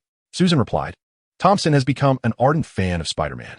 He even mentioned wanting to establish a Spider-Man fan club, with himself as president. Anyone in our class interested in joining can certainly sign up with him." Yi found it peculiar that Thompson was such a staunch supporter of the young spider. He exchanged a strange glance between the young spider and the animated Thompson, feeling a sense of oddity enveloping the situation. Yi, what were you up to last night? Susan asked earnestly. Yi gently kissed Susan's delicate hand and smiled. Didn't I mention? I merely want to take a look. I hardly believe that. Susan thought to herself, yet she was considerate enough not to pry further. Meanwhile, the young spider and Gwen exchanged knowing smiles, their understanding unspoken, as they listened to Thompson extolling the virtues of Spider-Man. He just asked me if I wanted to join the Spider-Man fan club. I found it quite interesting. So I decided to join, the young spider responded. Since the last incident where Thompson was caught by the dean after a fight, his unruly behavior had significantly diminished. The primary reason being that he felt increasingly intimidated by the formidable presence of certain individuals at school. Although he no longer harbored intentions to bully the seemingly formidable young spider, he was not particularly frightened of him either, which emboldened him to reach out about joining the fan club. However, when it came to the ever-smiling Yi, Thompson felt a twinge of fear, refraining from approaching him about the fan club. Can you believe it? That foolish young spider has his own fan club now, Yi exclaimed in astonishment. The young spider awkwardly touched his nose and replied, I think joining is mainly about making new friends. There's no real significance to it. Honestly, I don't think he is all that remarkable. Peter Parker, I never imagined you to be such a petty individual. Thompson's voice rang out from behind Yi and the young spider. Observing the astonished gaze of the young spider, Thompson exclaimed in indignation. It is perfectly acceptable for some to harbor a disdain for Spider-Man. After all, that scoundrel James has relentlessly disparaged him since the emergence of the young spider. And several mainstream newspapers have also expressed skepticism regarding Spider-Man's masked identity. Yet, when I inquired earlier, you distinctly stated your admiration for Spider-Man. Now, you are covertly maligning him. How despicable. Moreover, it was Spider-Man who valiantly rescued New York last night. Otherwise, we would all have transformed into grotesque lizards. Do you not possess any gratitude? As Thompson spat forth his words, the young spider could only endure in silence. Yi surmised that the young spider must be experiencing a bittersweet sensation at that moment. On one hand, he surely reveled in having Thompson as a fervent supporter. On the other, he had to withstand Thompson's foul breath. Unceremoniously, Yi abandoned the young spider and departed, leaving him to grapple with his conflicting emotions. At Oscorp Tower, Mr. Osborn, the financial losses from the lizard incident have been calculated, revealing a staggering total of approximately $80 million. However, since this incident, Oscorp's reputation among the public has plummeted, with intangible losses estimated to exceed $1 billion. The secretary of Norman Osborn, reviewing the financial report, stated calmly, furthermore, there is a rising clamor for Oscorp to compensate for the damages inflicted by the lizard in New York. As the hybrid gene experiments conducted by the lizard were internal research of Oscorp, the direct responsible party is Dr. Kurt Connors. Yet despite being a leading biologist, he is not affluent enough to cover such reparations. Consequently, the mighty Oscorp is now under scrutiny. Legally, Oscorp bears no responsibility for this incident, as it was a personal act by Dr. Connors, and Oscorp itself is a victim, having lost over $80 million in tangible assets, with countless intangible losses. However, the public remains unconcerned with these legalities. They only know that Oscorp's scientists precipitated this calamity. Call a press conference. Oscorp, from a humanitarian standpoint, is willing to compensate 30% of the damages caused by Dr. Connors to the city of New York, Norman Osborn instructed flatly. The recent financial condition of Oscorp is also precarious, as substantial investments have been made into research on human enhancement serums, yet results have remained elusive. Partial compensation might lead others to believe it is their due, yet the company cannot abstain from action, hence offering a portion while legally emphasizing the liability of Dr. Connors for this incident, alongside Oscorp's own losses, constitutes the most advantageous choice for Oscorp's interests. Norman Osborn has adeptly transformed a company on the brink of bankruptcy into America's largest biotechnology and pharmaceutical firm, valued at over $200 billion. His acumen is indisputable. Very well, Mr. Osborn, do you have any further instructions? The secretary asked respectfully. You may leave. Norman Osborn gestured dismissively. The secretary departed. Norman Osborn grasped the water cup on his desk, intending to take a sip, yet upon lifting it, his hand trembled uncontrollably, rendering him unable to bring the cup to his lips. Suddenly, with a forceful motion, the cup was hurled away, shattering into fragments amidst a cloud of steam. Richard Parker, he muttered, his lips quivering, questioning whether the hybrid genetic experiment could truly proceed without him. Despite the turmoil within, his expression remained unchanged, as serene as ancient ice. A peculiar discoloration began to emerge upon Norman Osborn's neck. As Kurt Connors transformed into the lizard, Norman was diligently engaged in the development of a human enhancement serum, with the military stance growing increasingly resolute. Only half a month remained. Norman Osborn was indeed a formidable biologist. Who could have anticipated that mere days away from Oscorp would result in such chaos? Yet, even had he been present at the company, his current physical condition would have precluded him from donning the Green Goblin armor for battle, as his body was simply unfit to sustain the necessary energy. The computer before Norman Osborn flickered to life, indicating an incoming communication. He accepted the connection, and a jovial visage of a portly Caucasian appeared on the screen, greeting him with a smile.